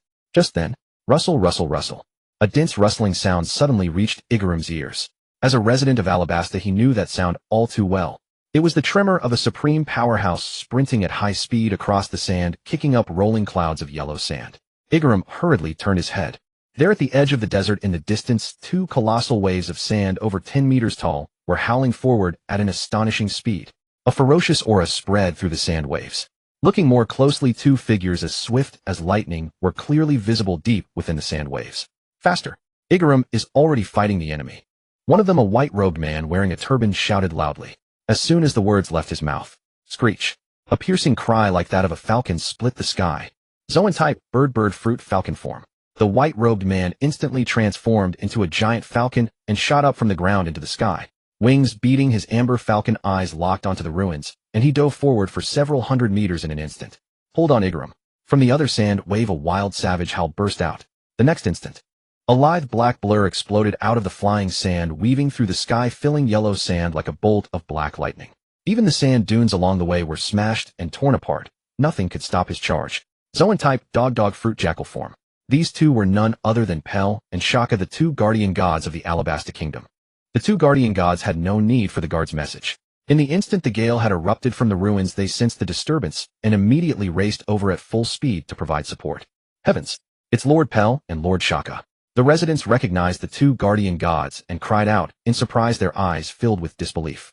Lord Igaram plus the 2 guardian gods. This is the most elite fighting force our kingdom has. Just who is fighting against the 3 lords? A middle-aged man wearing a white turban swallowed hard, his throat dry, and could barely speak clearly. Ignoring the danger, he desperately wanted to see the battle. The middle-aged man jogged home, took out a specially made desert telescope, then jogged dozens of steps toward the battleground and raised the telescope to look. But he had seen only one glance. His foot slipped, and he fell heavily onto the sand, letting out a garbled shriek of fright. "What did you see? Who is it?" The residents around hurried over to help him up, asking urgently. It's Lin Fan." The middle-aged man holding the telescope was stunned at first, but he quickly connected it to the portrait in the newspaper. black trench coat, pitch black, demon blade, handsome young man. Wasn't this exactly the supremely ruthless Lin Fan who had been sweeping across the seas lately? The great pirate Lin Fan. The utterly vicious Lin Fan. Why would he come to our Alabasta? In an instant, all the surrounding residents panicked. How could they still watch the excitement? They backed away for hundreds of meters like mad, afraid of being caught in the battle's shockwaves. At the center of the ruins, Lin Fan was completely unconcerned about the residents' panic. So you finally come. He looked up at Pell the falcon wheeling and diving in the high sky, and at Shaka the jackal sprinting wildly across the sand. Deep in his pupils an eerie crimson light suddenly surged, as if fresh blood were flowing deep within his eyes, dyeing his pitch-black pupils scarlet in an instant. The assassin's art silently began to circulate. Lin Fan smoothly drew the 6 illusions out of the sand with a backhanded grip, an eerie, elusive darkness radiating from his body. Higuma noticed Lin Fan's movement and kept him tightly locked in the corner of his eye. Pell and Shaka were closing in at full speed. In at most 10 more seconds the three could launch a joint attack. But the more critical the moment, the more one could not let down one's guard. In that very second a white cloud drifted over the blazing sun above, blocking the light and casting a shadow over the ground. Suddenly, Higuma's eyes sharply contracted. Lin Fan, who had been standing before him just a moment ago, had actually vanished into thin air. What? Higuma lost his voice and cried out, cold sweat instantly beading across his forehead. The place where Lin Fan had stood was empty. Not even the faintest trace of an afterimage remained. Before Higuma could turn his head, a sharp sound of air being torn burst out, without warning, behind his skull. Something was smashing toward the back of his head. The speed was utterly extreme, far beyond the limit of Higuma's body and nerves. It was a deep despair. He clearly sensed the danger bearing down on him, but his body could not make even the slightest evasive move. He could only wait passively for the attack to land. Bang! A dull impact rang out. Higuma's body violently jolted, his eyes rolled back, and he toppled stiffly forward, crashing heavily onto the sand. Lin Fan withdrew the 6 illusions. A red, swollen lump had formed on the back of Higuma's head with faint traces of blood seeping out. Lin Fan had not struck with the sharp edge of the blade. Instead, he had hit the man squarely on the head with the flat of the blade. If he had done otherwise, Higuma would now be a cold corpse. Higuma. In the same instant Higuma hit the ground, 2 furious roars shook the desert. The falcon in the sky and the jackal on the ground with overwhelming momentum tore through the gale and crashed down before him. 10 seconds had arrived right on time. Roar! Shaka the jackal slammed both legs into the sand and shot into the air like a black cannonball. His twin claws shimmered with a cold, baleful light beneath the blazing sun. Even the harsh glare could not conceal their sharp menace. Seeing Higuma's broken form on the ground rattled him to the very core, and a savage, unbounded wildness exploded from his bloodshot eyes. The murderous aura born from the animal instinct of a Zoan-type devil fruit radiated outward, sending the venomous insects and lizards for thousands of meters trembling, pressing themselves into the sand and not daring to stir. A piercing shriek tore through the sky. Transformed into a colossal falcon, Pell swept low with a devastating wind pressure cutting across the air like a fighter jet diving close to the earth. The sandy ground beneath his flight path was gouged down a full half-meter by the force, and countless grains of sand churned wildly outward. One guardian deity from the sky, one from the earth. Together they unleashed their strongest strike. Facing the combined assault of 2 mighty experts, Lin Fan remained utterly composed, his fingers clenching fiercely around the 6 illusions in his hand. A bizarre surge of energy erupted from the snow-white blade, and cascades of blinding blue lightning raced along its edge. Calamity summoning, twin illusion blade. The slender snow-white blade of 6 illusions suddenly turned hazy, carving layer upon layer of afterimages through the air. In the next instant, a brand new 6 illusions split off from the main blade and slid fluidly into Lin Fan's left hand. Twin blades in hand. Above him the sun blazed with merciless heat, below flying sand swept in torrents. The 2 ferocious auras thundered closer. Deep in Lin Fan's pupils an ominous crimson glow flickered, and a monstrous, unprecedented gale of energy erupted from his tall figure and surged into the sky. Tri-illusion style, detonation slash. Lin Fan let out a soft cry and swung both blades in a heavy, decisive slash. Clang, clang. 2 magnificent golden arcs of sword light shot forth from the tips of the blades. The light was blinding beyond measure, as though a grand, dazzling golden sun had risen in the middle of the desert. Even the noonday sun above seemed dim and pallid before that mass of gold. What? Pell, still diving, felt his pupils shrink violently. Caught in that searing golden radiance, every top-tier battle instinct in him screamed to spread his wings and fall back. But to his horror, the sword-light Lin Fan had unleashed continued to swell at an alarming rate. Boundless, searing energy was contracting frantically, on the verge of detonating in the next breath. Fall back. On the ground, Shaka shrieked. He was far too close to Lin Fan, and the violent shockwave was already starting to melt his beast-like claws. There was no retreat. Clenching his teeth, Shaka forced his right arm claw strike back, ripped the long sword from his waist with both hands, and hurled a blazing slash forward with every ounce of his strength. That slash carried the whole of his remaining power, crashing toward Lin Fan with the weight of an avalanche. Seeing this, Pell gritted his teeth, abandoned the thought of retreat, folded his wings, and drove down desperately at Lin Fan amid the raging wind. In the same second, both guardian deities met the rising golden sun head-on. Boom. At that moment, all of heaven and earth seemed to freeze. Sand particles that had filled the air hung frozen mid-sky. The white headdresses fluttering in the hands of onlookers in the distance stopped swaying. Even the white clouds drifting overhead came to a halt. Then, dong! A thunderous sound beyond anything in the world erupted before the ruins. The suspended sand shattered into powder on the spot, and the clouds in the sky were shredded apart by the violent blast. Blinding golden light instantly swallowed the entire desert. This sovereign pressure of supreme swordsmanship spread wildly from the barren garden-sized ruins and rolled across the heavens. The distant residents collapsed onto the sand in terror, their eyes full of dread. Good heavens! How can there be two suns? Is this a punishment sent by the gods? The raging golden light slowly faded, and the sky full of yellow sand began to drift downward. Before the ruins, Kanda's 6 illusions had already dissolved into scattered light at some point. In Lin Fan's hand was an ancient long blade radiating a ghostly blue glow, the demon sword Thousand Edge. Looking at Shaka and Pell, who had been flung hundreds of meters back and lay covered in blood on the ground, Lin Fan frowned and said flatly, "Guardian deities, is this all the strength you possess?"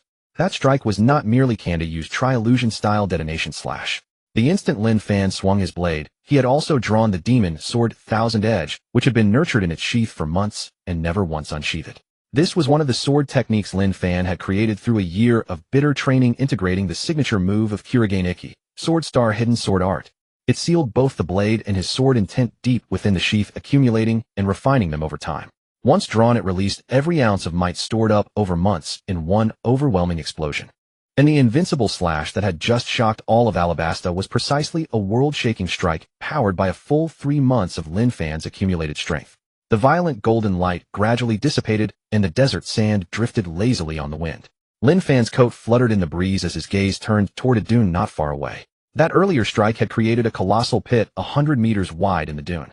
Alabasta's 2 guardian deities lay at the bottom of it, drenched in blood, unconscious.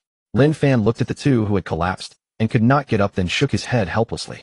These 2 guardian deities really did not measure up. If he had put even half a measure more force into his attack, they would probably have lost their lives on the spot. Just when Lin Fan thought no decent reward was coming, ding. Detected that the host has defeated Igaram. Congratulations. You have obtained Pleasant Goat Cards Sword-Wielding version 11. Ding. Detected that the host has defeated Guardian Deity Pell. Congratulations. You have obtained Pleasant Goat Cards Sword-Wielding version 11. Ding. Detected that the host has defeated Guardian Deity Shaka. Congratulations. You have obtained Pleasant Goat Cards Sword-Wielding version 11. The crisp notification sounds ringing one after another in his mind left Lin Fan completely speechless. Though he had already sensed it would be like this, seeing it actually happen still made him speechless. 3 consecutive draws, all sword-wielding Pleasant Goat. Counting the ones he had obtained from Princess Vivi and Koza before, he now had a total of 6 sword-wielding Pleasant Goat cards. 4 more were all he needed to upgrade directly to a permanent card. The corner of Lin Fan's mouth twitched. Here he was drawing Pleasant Goat cards with ridiculous abundance in this desert. Was Alabasta really called green grassland? Just as Lin Fan was lost in ridiculous thoughts, a deep rumbling sound suddenly came from the vast depths of the distant desert. He pulled himself out of his reverie and listened closely. There was no mistaking it. It was the sound of hundreds, maybe thousands of feet racing at full speed across the sand. Lin Fan lifted his head and his observation haki surged outward through the wind and sand. The newcomers were none other than King Cobra of Alabasta, leading a massive royal army toward this place. Dozens of miles away, Cobra's royal troops were force-marching across the desert. Your Majesty, the latest dispatch from the front. Captain Igaram, Lord Pell, Lord Shaka. They have all been defeated. A messenger guard sprinted up from the front, dropped to one knee with a thud before Cobra, and reported in a loud voice, his face ashen. What? Defeated so quickly? Cobra's expression transformed in shock and his frame swayed. From the moment he received the news and led his troops out, at most not even 10 minutes had passed. That meant Lin Fan had cleanly disposed of the kingdom's 3 strongest fighters in less than 10 short minutes. Cobra's heart went cold. Lin Fan's invincible, terrifying might had once again redrawn the limits of his understanding. But before he could collect his thoughts, another messenger guard tumbled down the small hill in utter despair, not even bothering to retrieve the shoe he had lost, and screamed in terror, Your Majesty. Terrible. Lin Fan, Lin Fan is charging straight at our army. The moment those words were spoken, the entire royal army of over 1,000 men burst into commotion. The soldiers in the front rows gripped their weapons with violently trembling hands and instinctively stepped back. Kojirō sucked in a cold breath, quickly grabbed the desert telescope from his chest, and raised his eyes toward the distance. On the yellow sand plain ahead, a young figure in a black trench coat was sprinting madly at a speed the naked eye could scarcely follow. Behind him, a colossal wave of sand dozens of meters high was ruthlessly churned up. The rolling, surging sand flew onward like an invincible spear, tearing through the desert, smashing straight toward the 1,000-strong army. All troops hear my command.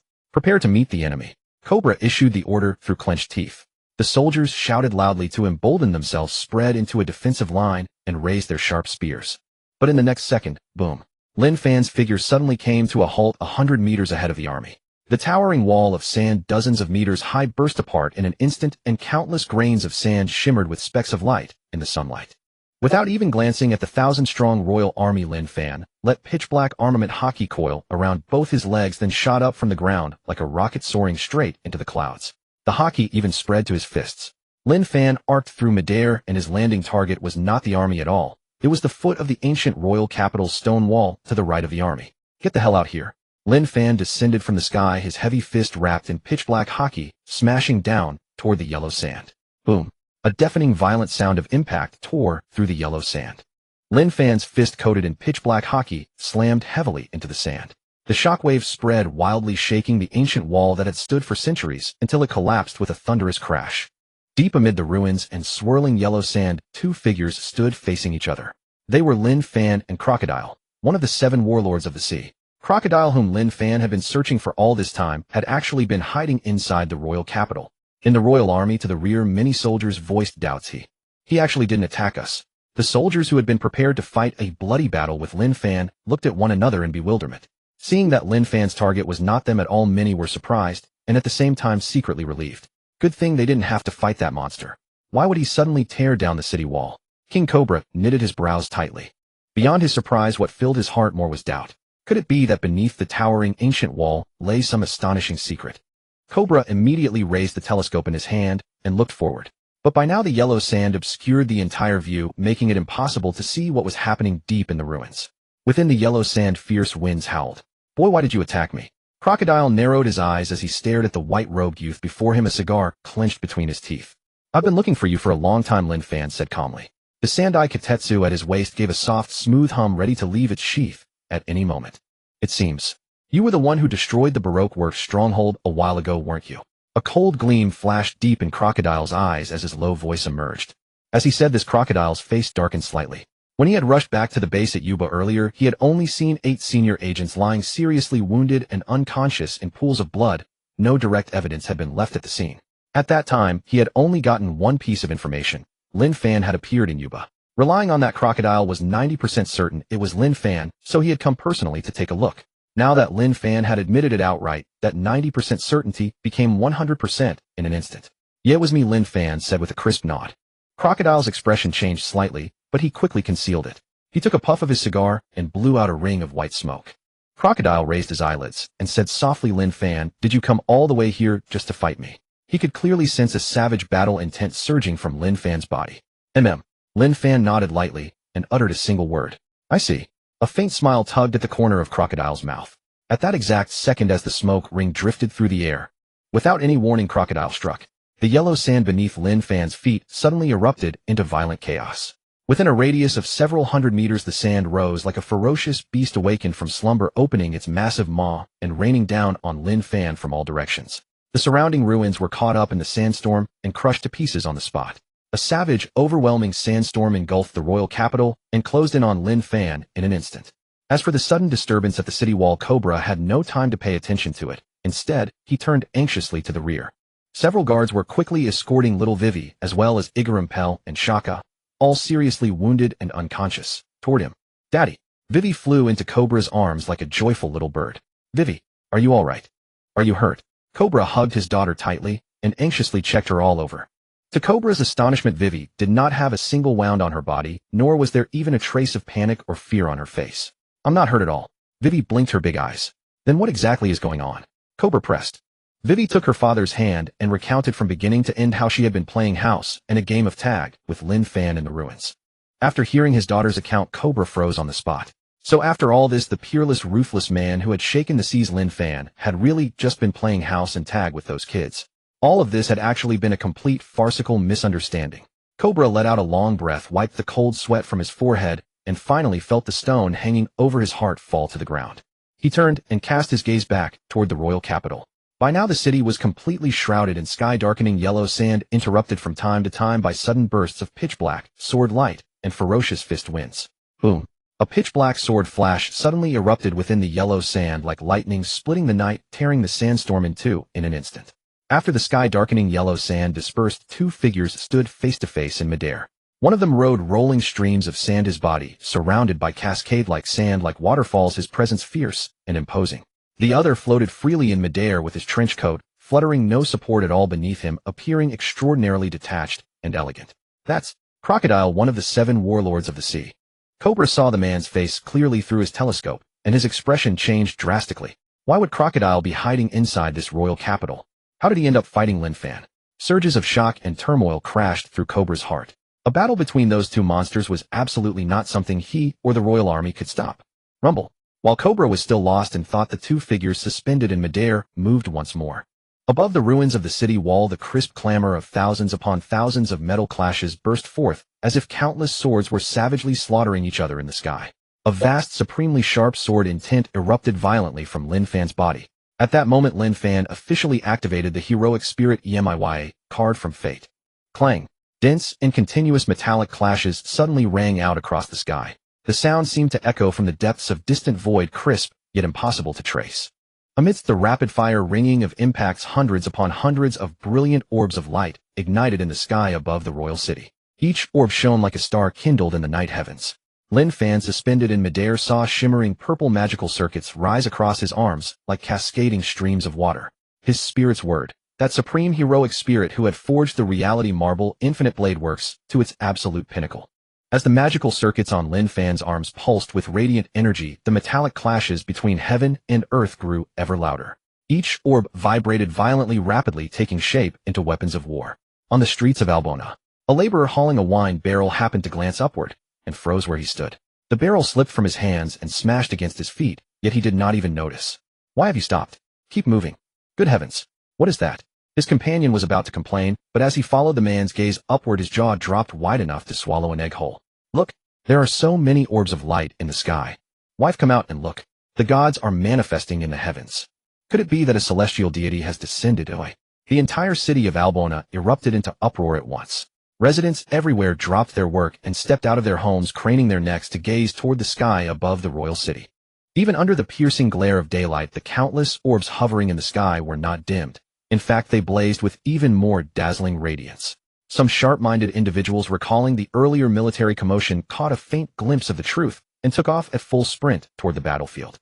Every orb suspended in the sky was a nascent weapon forged through Lin Fan's projection magic, materializing blades and swords from the renowned armaments he had once known. Within moments, thousands of peerless divine weapons would rain down upon this battlefield. Witnessing this sight, Crocodile's eyes turned ice cold, and he clenched his cigar between his teeth. He could clearly sense that Lin Fan's fighting spirit had undergone a bizarre transformation. The earlier Lin Fan radiated a pure and razor-sharp battle intent, but the current Lin Fan exuded an incomparably complex aura, as though it contained hundreds, nay thousands, of different possibilities. Crocodile detested uncontrollable variables above all else. Without the slightest hesitation, his right arm crumbled into sand and instantly reshaped into a gigantic sand blade stretching hundreds of meters in length. Die damn you! Crocodile roared, and the colossal sand blade descended upon Lin Fan, wreathed in ferocious gales. In the same instant, pitch-black armament hockey coiled around the blade like liquid shadow. This single strike bore no resemblance to ordinary sand. It was more akin to a towering obsidian mountain leagues high come crashing down. Rumble. Yellow sand exploded, furious winds roared. The unyielding wind pressure shattered nearby buildings to splinters and cracked the ground inch by inch. The ancient, heavily fortified walls of the royal city crumbled once more under this brute force, with boulders flying in every direction and over 100 soldiers swept off their feet by the shockwave, vomiting blood. A massive trench spanning countless li was torn through the hard, sandy terrain. Within the pitch-black ravine, eerie flashes of lightning flickered faintly. All of this occurred in the span of a single second. The very spot where Lin Fan had previously stood had been reduced to an apocalyptic wasteland. Rolling wind pressure tore through everything. Any ordinary warrior stepping halfway into it would be instantly shredded into misty flesh. Crocodile strode across the sand waves, surveying the ruins, his brow slightly furrowed. Had that notoriously ferocious Lin Fan truly been slain by a single stroke? That seemed far too convenient. Before Crocodile could dwell further, he forcibly extinguished the thought. The blazing brilliance above did not dissipate with the sand blade strike. In fact, it grew hotter and wilder. Countless orbs stretched and elongated in the raging gales, revealing the razor-sharp silhouettes of weapons.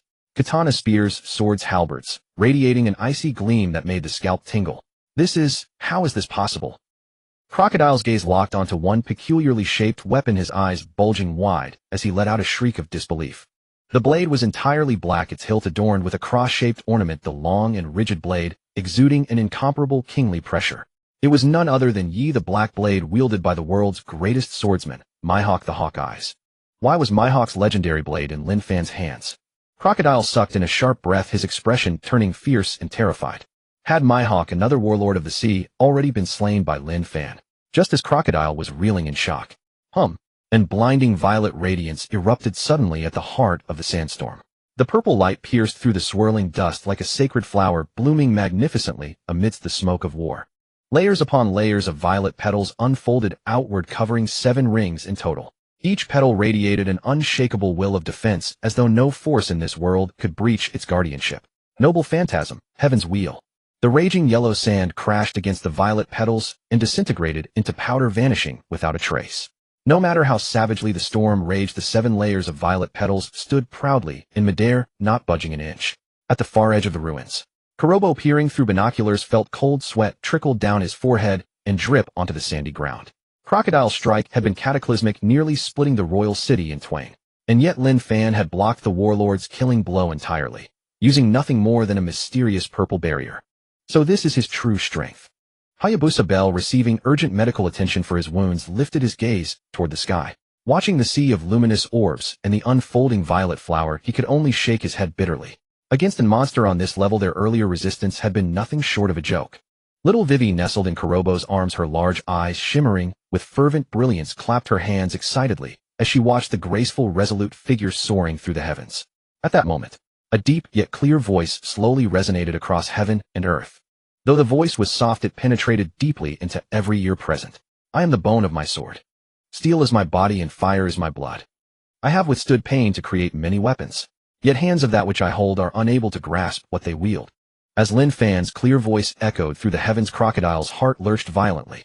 An immeasurable sense of approaching death crashed over him in an instant. Crocodile did not dare hesitate for even an instant. The yellow sand beneath his feet exploded, and his entire body turned into a blurred afterimage as he retreated at breakneck speed. Unknown to death, never once defeated. Unknown to life, never once blessed with a kindred soul. The low spellbinding chant lingered in the desert wind, as if carrying a mysterious power that could intoxicate anyone who heard even a single line. King Cobra held his telescope up tightly, his palms slick with cold sweat. The residents who had rushed over from every street and alley in Alyabarna stopped in their tracks, their faces turning ashen in an instant. What on earth is this commotion? This is the voice of a god. A deity has descended. Several fervent devotees were overcome with excitement, dropping straight to their knees on the stone pavement, without the slightest hesitation, kowtowing madly in the direction of the royal capital. What's going on? Why do I suddenly feel so much sorrow in my heart? Among the royal army, a soldier who heard this murmur felt his eyes red and uncontrollably, tears nearly spilling over. Did Lin Fan really cause all of this? Cobra stared hard at the area in the center of the royal capital, where dazzling purple light was blooming, his gaze heavier than lead. The low murmur continued to spread and take root in every heart. He ever stands atop a hill of swords, drunk alone in victory. Yet all that remains is nothingness. As the murmur echoed, the terror in Crocodile's heart grew ever more violent. He abruptly raised his right arm. Over 10,000 tons of yellow sand surged together in a frenzy, forming a monstrous river that slammed toward Lin Fan. Boom. The raging yellow sand came crushing down against the purple light. Across the surface of the sevenfold petals, countless web-like cracks spread at terrifying speed. The next instant, the first layer of purple petals burst apart with a thunderous crack, scattering crystalline fragments into the air. Before Crocodile could rejoice, the second layer of purple petals was already blooming fiercely in the storm. The 7 rings that cover the blazing heavens had 7 full layers. What Crocodile had shattered was only the first. So as I pray, unlimited blade works. Lin Fan's voice spread faintly through the air. The moment the final word was spoken, his voice suddenly rose. All the sorrow and confusion before were swept away, replaced by a resolve that pierced through heaven and earth. Then this body is destined to be born for the sword. The low shout seemed to explode inside every mind. Crimson light spread across the sky above the royal capital like a flood, covering everything in an instant. The power of the reality marble was furiously eroding and swallowing up the greater part of the royal capital. A young man sleeping soundly in his bed at home suddenly felt his body drop into emptiness, and he crashed heavily onto the sand. What happened? Why am I in a place like this? The young man scrambled up in panic and found to his horror that his familiar bedroom had disappeared. Beneath his feet was nothing but a vast stretch of yellow sand. Where's my house? Where's the house I bought with the savings of half a lifetime? A worker resting by the side of the road nearly had his eyes pop out. The streets and alleys before him had all vanished. The only things in sight were monotonous yellow sand and a blood-red sky. Could it be that we did something wrong and offended the gods? The residents who had rushed over to watch collapsed in terror, their faces pale, cold sweat streaming down their bodies. The sky that had been bright with a blazing sun turned a ghastly blood red in the blink of an eye. Divine punishment. This is divine punishment. The believers fell to their knees on the sand like madmen, knocking their heads again and again. At this moment, thousands upon thousands of people were terrified by this power that could overturn heaven and earth. Lin Fan's unleashed unlimited blade works had dragged most of the royal capital into its domain. Clank, clank, clank. From the distant sky, a heavy, grating rumble of ancient machinery suddenly resounded. Countless people raised their eyes and gazed far into the distance. At the far end of the blood-red sky, colossal golden gears slowly emerged one after another. The gears interlocked and rotated. Each turn radiated a crushing pressure that seemed capable of destroying heaven and earth like magnificent suns rising over the horizon. The original scorching sun overhead was gone. Between heaven and earth, only these towering gears rotated with solemn grandeur. As they turned, the whole desert trembled violently. Clang, clang, clang. Ancient swords thrust upward from the depths of the sand, dense and countless beyond measure. Each one exuded a weathered aura of years accumulated through the ages. A miracle. This is a miracle. The gods are descending to cleanse the world of all its sins. The believers fell headlong into madness. At that very moment, the tens of thousands of swords embedded in the boundless yellow sand all began to shriek and vibrate violently. Their master was summoning them. Lin Fan stood beneath the golden gears, spreading his arms wide. Whoosh, whoosh, whoosh. Tens of thousands of swords transformed into golden streams of light that shot up from the earth and converged toward the vault of heaven. It looked like tens of thousands of golden comets hurtling upward to strike the dome of heaven. Lin Fan, your ability can actually overturn heaven and earth. From a distant place, Crocodile's deep voice came. As his fury erupted, millions upon millions of tons of yellow sand once again raged into a heaven-shrouding tidal wave, violent and deadly beneath the blood-red sky. This was the world of swords. But here it was also a battlefield of sand. The sky-darkening yellow sand danced wildly in the wind, colliding with the countless swords that shrieked through the air beneath the blood-red sky. Crocodile poured all his power into commanding the immense mass of sand. Against these tens of thousands of flying swords, the sand no longer condensed into shapes. Instead, it scattered into a dense storm of fine grains flying in every direction. Every tiny grain of sand carried astonishing penetrating force, smashing into the onrushing swords like a torrential storm. Bang! Bang! Bang! Sparks flew in all directions, and the clear ring of metal striking metal resounded without end. Many flying swords were shattered by the rampaging sand, and before they could even fall to the ground, dissolved into crystalline purple magical fragments and scattered away. This was a head-on collision of two supreme powers. The sand too was shredded and vaporized by the fierce sword chi, leaving not a single trace behind. The royal army closest to the center of the battle had witnessed everything. Thanks to the composure of the elite soldiers and the calm steadfastness of King Cobra, the army did not fall into the same panic as the civilians in the city, but many soldiers still had cold sweat streaming down their faces. The one who brought about this scene is Lin Fan. Cobra held the telescope and stared at the sight before him, his mouth slightly open, his eyes full of shock. What on earth is happening? Shaka, the guardian deity, crouched down and scooped up a handful of sand. As he watched the fine grain slip slowly through his fingers, his eyes flew wide. The texture of the sand was completely real. Yet as a jackal with a keen sense of smell, Shaka caught a completely unfamiliar scent from the grains of sand. This was no longer the original Alabasta. In that instant just now, we were pulled into another place. Shaka's voice carried horror he could not conceal. Under the violent turbulence of his emotions, the wounds on his body split open again and blood seeped through the bandages. Hearing Shaka's words, the soldiers nearby grew even more alarmed. At first they had assumed that this was merely an extremely clever illusion, but never did they expect the guardian god to confirm that all of it was absolutely real. They had actually been brought out of thin air into a mysterious, unknown realm. The shock of the onlookers could not disturb the heart of the battle. Boom, boom, boom. The collision between swords and yellow sand continued unabated, leaving scarcely a single safe foothold across the entire desert. Both the fierce flying swords and the raging sandstorm were enough to grind ordinary warriors into dust. None could say how long it lasted. At last the clashing sand and blades beneath the heavens burst apart simultaneously.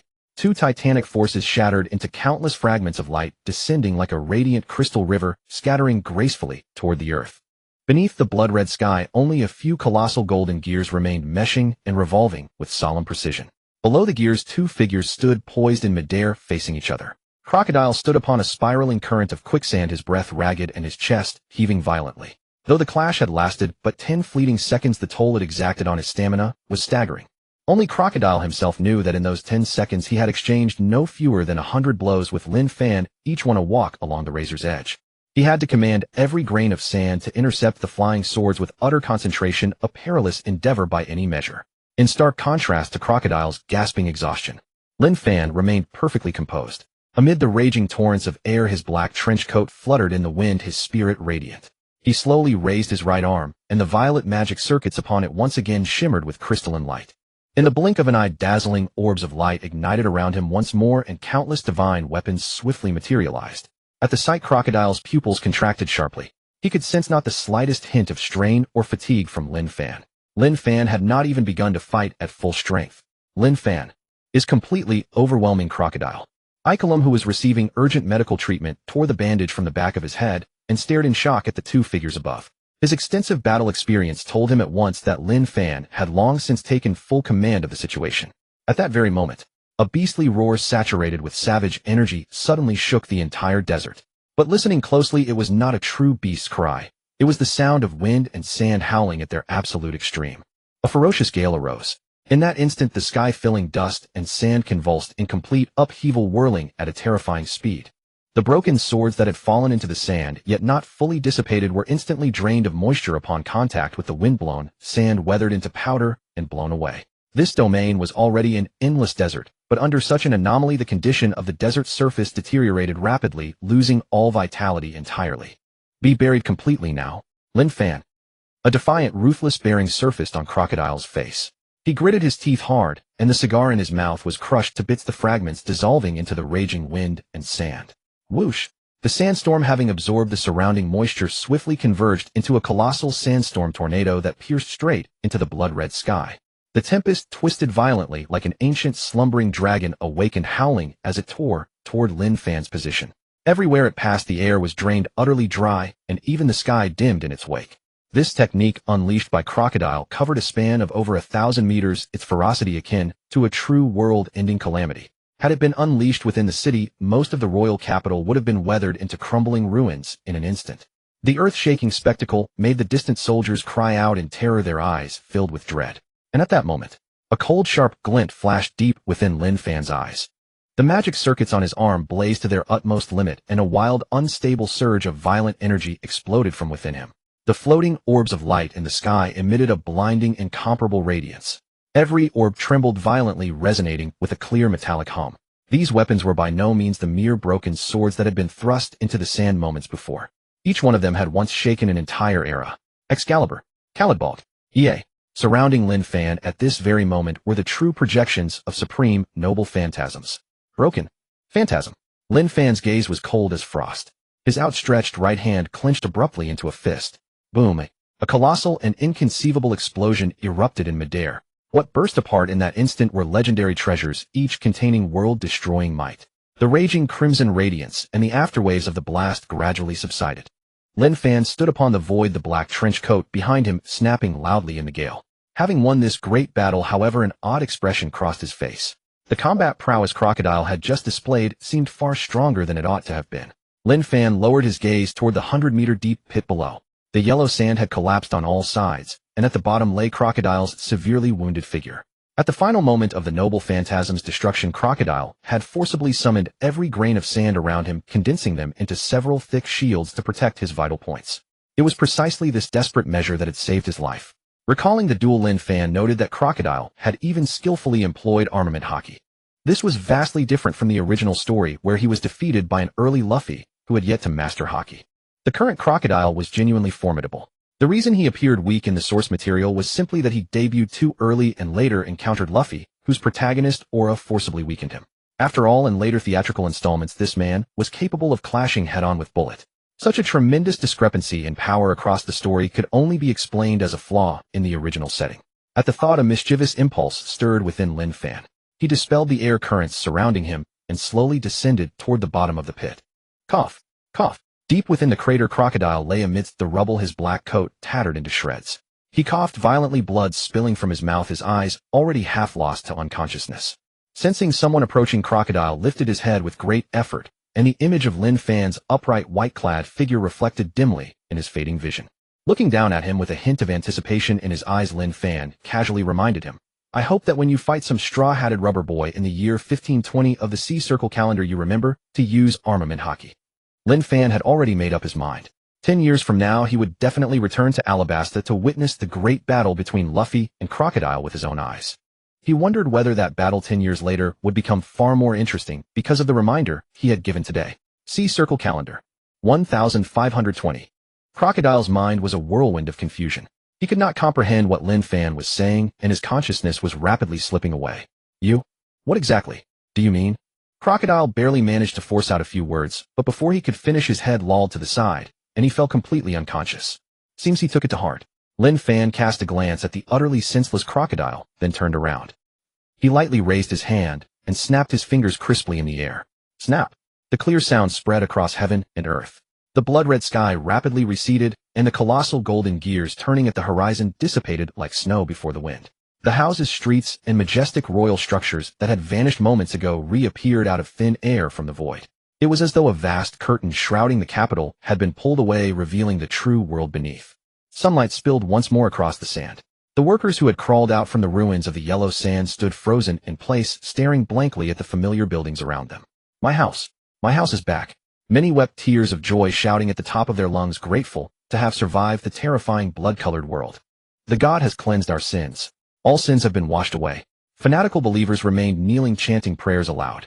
The Reality Marble Unlimited Blade Works, which had drawn nearly half the royal capital within it, now formally collapsed and dispersed.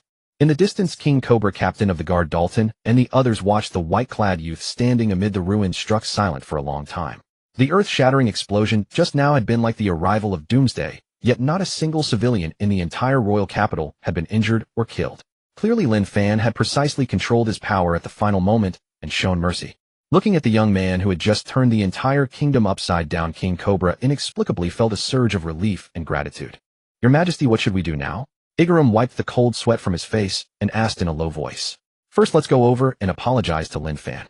Cobra let out a long breath and shook his head helplessly. Lin Fan had never actually done anything to Vivi. The whole thing had been a misunderstanding from start to finish. Moreover, the strength Lin Fan had displayed was godlike. Cobra absolutely did not want to make an enemy of such a monster.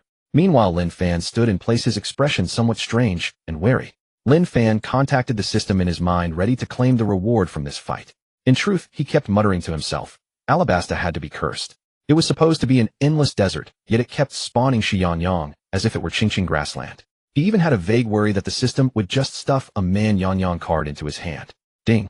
Detected that the host has defeated the warlord of the sea, Sir Crocodile. Congratulations. You have obtained Gilgamesh card Fate Stay Night version 11. The instant Lin Fan heard the system notification, he let out a long sigh of relief. Phew. This time at last, it wasn't a flock of sheep from the grassland. The oldest hero king, Gilgamesh.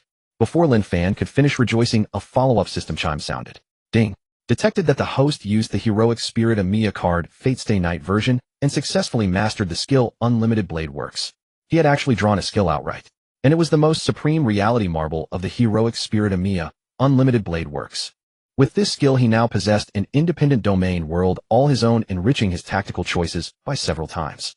This feeling was far more satisfying than winning the lottery. Just as Lin Fan was in a splendid mood. Through his observation haki, Lin Fan sensed Cobra walking slowly toward him, holding little Vivi, and followed by several guards with a complicated expression. Mr. Lin Fan, I apologize for the misunderstanding that occurred earlier. Cobra walked up to Lin Fan with little Vivi, then bowed his head in apology. Beside him, little Vivi followed her father's example and bowed politely, saying she was sorry. Cobra had not brought a single soldier. He simply stood before Lin Fan with his daughter openly and without any pretense. He knew perfectly well that if Lin Fan intended to kill even the entire royal army, would have been useless. What he did now was a way of showing unreserved sincerity. It was only a misunderstanding, no need to apologize. Lin Fan shook his head. Inwardly, he was quietly glad it was a misunderstanding, otherwise he would have had to find excuses to challenge these people of his own accord. Besides, Cobra had a decent attitude, so Lin Fan naturally had no intention of making things difficult for him. Mr. Lin Fan, I am preparing a sumptuous banquet in the palace tonight. I hope you will attend. Cobra's expression was extremely earnest. Dinner. Lin Fan turned to look at the city walls and ruined buildings not far away. More than half of them had already been brought down. The palace had been reduced to such a state. Could it really host a banquet? Lin Fan deeply doubted it. But in the next second, another matter popped into Lin Fan's mind. King Cobra, there's no need for dinner. I do have one small request. Lin Fan looked at Cobra seriously, his eyes calm, yet full of an unshakable pressure. Please speak. Cobra's answer was brisk without the slightest hesitation. He had long since braced himself for paying an astronomical amount of berries. After all, it was the royal family that had provoked Lin Fan in the first place. Even if Lin Fan had been ruthless enough to eliminate Higuma and the guardian gods in one stroke, they could not have said a single word. But the next second, the words that came out of Lin Fan's mouth were enough to make Cobra question his ears. King Cobra, let's have a spar. Cobra froze on the spot, utterly dumbfounded. Stars scattered across the night sky. After eating dinner in the royal capital, Lin Fan casually opened his personal panel. System panel. Host Lin Fan. Weapons: wooden sword Sandai Kitetsu Demon Blade Shinrin. Skills: Chi Control Tsubame Geishi Sword Pressure Armament Haki Observation Haki Elbaf Spear Hakoku Assassin Mind Art Sword Star Sword in the Mirror Sword Star Hidden Sword Art Hiten Mitsuyu Amakakuru Ryu no Hiramiki Unlimited Blade Works. Cards: Assassin Wu Ryochi Permanent Kenpachi Zaraki 3 minutes Ichigo Kurosaki 11 Sasaki Kojirō 56 Kenshin Himura Permanent Fei Yang 11 Shi 77 Killer Bee Tailed Beast Mode 11 Miyamoto Musashi 12 Gilgamesh 11. Looking at the card list on the system panel, Lin Fan couldn't help but let out a long sigh. The number after the Shi Yang card had turned into 7. This meant that Lin Fan had just caught another sheep in Alabasta. The instant Lin Fan proposed to spar, Cobra understood at once and immediately raised his hand in surrender with complete decisiveness. And Lin Fan naturally obtained a card from this king as well. Lin Fan shook his head. Since the system insisted on having him collect all the permanent Shi Yang cards, he might as well let it go. Maybe completing the set would trigger some hidden miracle. By now he had challenged every original character in Alabasta. It was time to leave. Under the cover of night, Lin Fan went to the harbor, planning to take a small boat to the next stop that very night. Just then, rumble. The sea where the small wooden boat was moored suddenly shook violently. A colossal white body broke through the surface of the sea, slowly emerging from the deep. Huh. Lin Fan raised an eyebrow. In that instant he thought of the fraud birds he had roasted and eaten in the desert before. They really had tasted quite fresh and delicious. He wondered how this giant creature before him would taste once roasted. At the same time, in the royal capital of Alyabarna, Cobra was not in the palace. Instead, he was taking a walk across the sand with little Vivi by the hand. On the severely damaged city walls and streets, workers were hurrying through the night to make repairs. It would not be long before the city regained its original appearance. Father, will brother Lin Fan come back? Little Vivi held her father's hand, looked up at the silver moon in the sky, and asked with a trace of reluctance in her voice.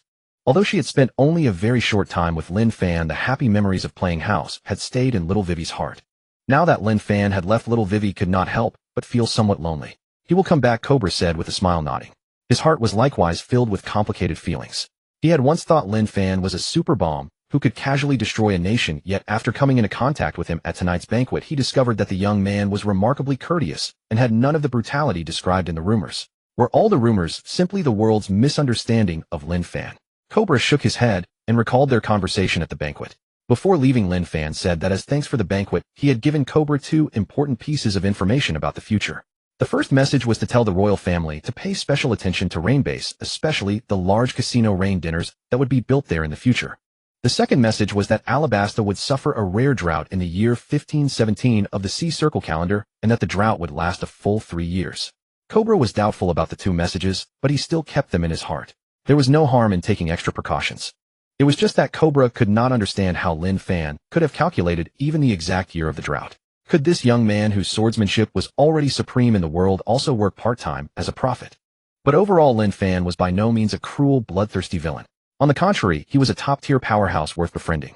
Just as Cobra was deep in thought, a messenger guard approached from afar, running anxiously. He knelt on one knee with a thud. Your Majesty Cobra. Bad news. A resident saw Lin Fan devouring our kingdom's divine guardian beast, the sea cat. Wait, what did you say? The sea cat. Cobra froze stiffly on the spot, his expression instantly frozen. The sea cat. Lin Fan actually had the nerve to devour a divine beast like the sea cat. It's true. Many residents at the port witnessed it with their own eyes, absolutely certain. The guard appeared particularly flustered, his tongue stumbling over his words. Cobra fell into a prolonged silence. That sea cat was enormous, as massive as a small mountain. How long had it been since Lin Fan left the royal capital? Yet he had already devoured such a colossal creature. Moreover, the sea cat was so adorable. How could this young man bring himself to do such a thing? In that instant, Cobra suddenly recalled his earlier conversation with his daughter. Forget it. Let this monster named Lin Fan simply never return. His actions were simply too brutal, leaving one utterly speechless. Deep into the night, when all things slumbered. Yet in Marihoa, the Holy Land, the heavy bureaucratic machinery of the world government continued its silent operation. Inside a dim and oppressive office. Lin Fan, you truly are a restless pervert. The silver-masked man leaned back in his tall chair, his fingers gently tapping the desk, producing a series of unsettling muffled sounds. Before him lay a thick stack of top-secret reports. They clearly stated in black and white Lin Fan's actions in Drum Kingdom and his entire process of directly defeating Warlord Crocodile in Alabasta. Thud, thud, thud. The tapping echoed through the dead-silent room, while the subordinate kneeling before the desk sweated coldly, his entire body trembling. Send orders to the Navy headquarters. The silver-masked man finally issued his command, his voice cold as ice. Lin Fan's bounty.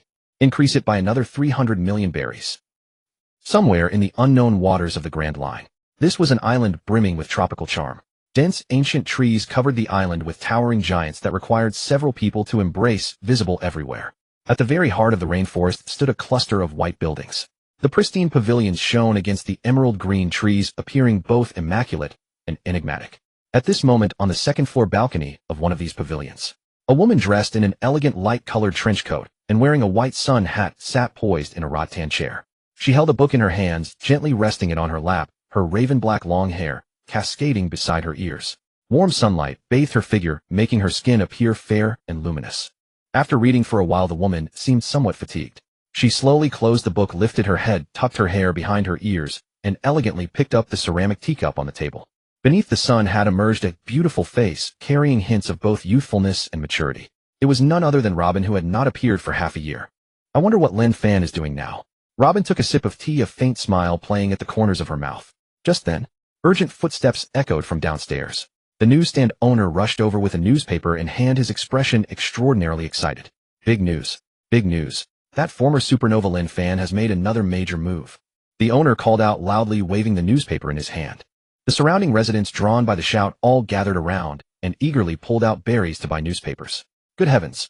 In just 1 year, Lin Fan's bounty has increased by a full 300 million berries again.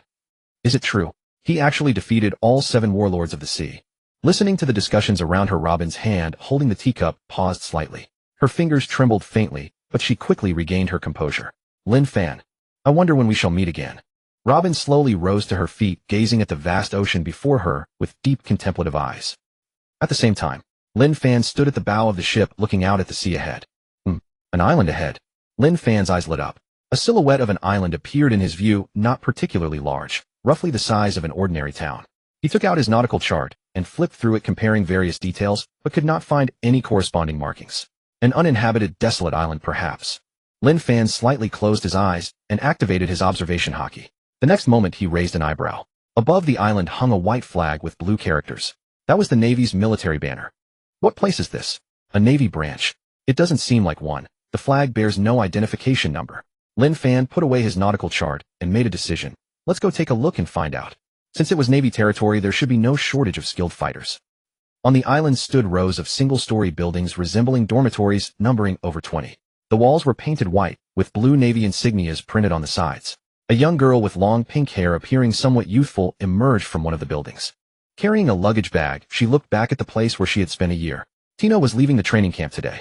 As one of the outstanding recruits of this class, once she left here, she would soon be promoted to officer rank. Reaching the harbor, Tina stopped in her tracks. Military vessels regularly came here to transport new recruits, but today's boat would still require another half-hour's wait. To pass the time, she reached into her pocket, drew out a cigarette from a pack, lit it, and held it between her lips with practiced ease. Hello, may I ask where this place is? Suddenly a clear voice came from behind her. Training camp no. 1. Tina answered instinctively. The moment the words left her mouth, she whirled around. There standing behind her without warning was a young man in a black trench coat. The young man possessed handsome features and clear bright eyes. When had he arrived? Tina retreated half a step, eyeing him warily. Who are you? This person wore no Navy uniform and was probing the area's secrets. He was definitely not a member of the Navy. Training camp. Lin Fan pondered for a moment, then looked up and asked, Is Zeph here? Upon seeing the pink-haired girl before him, Lin Fan snapped into realization. Wasn't this Tina? The user has not provided any input data yet. Please provide the JSON data containing the scenes that need to be translated.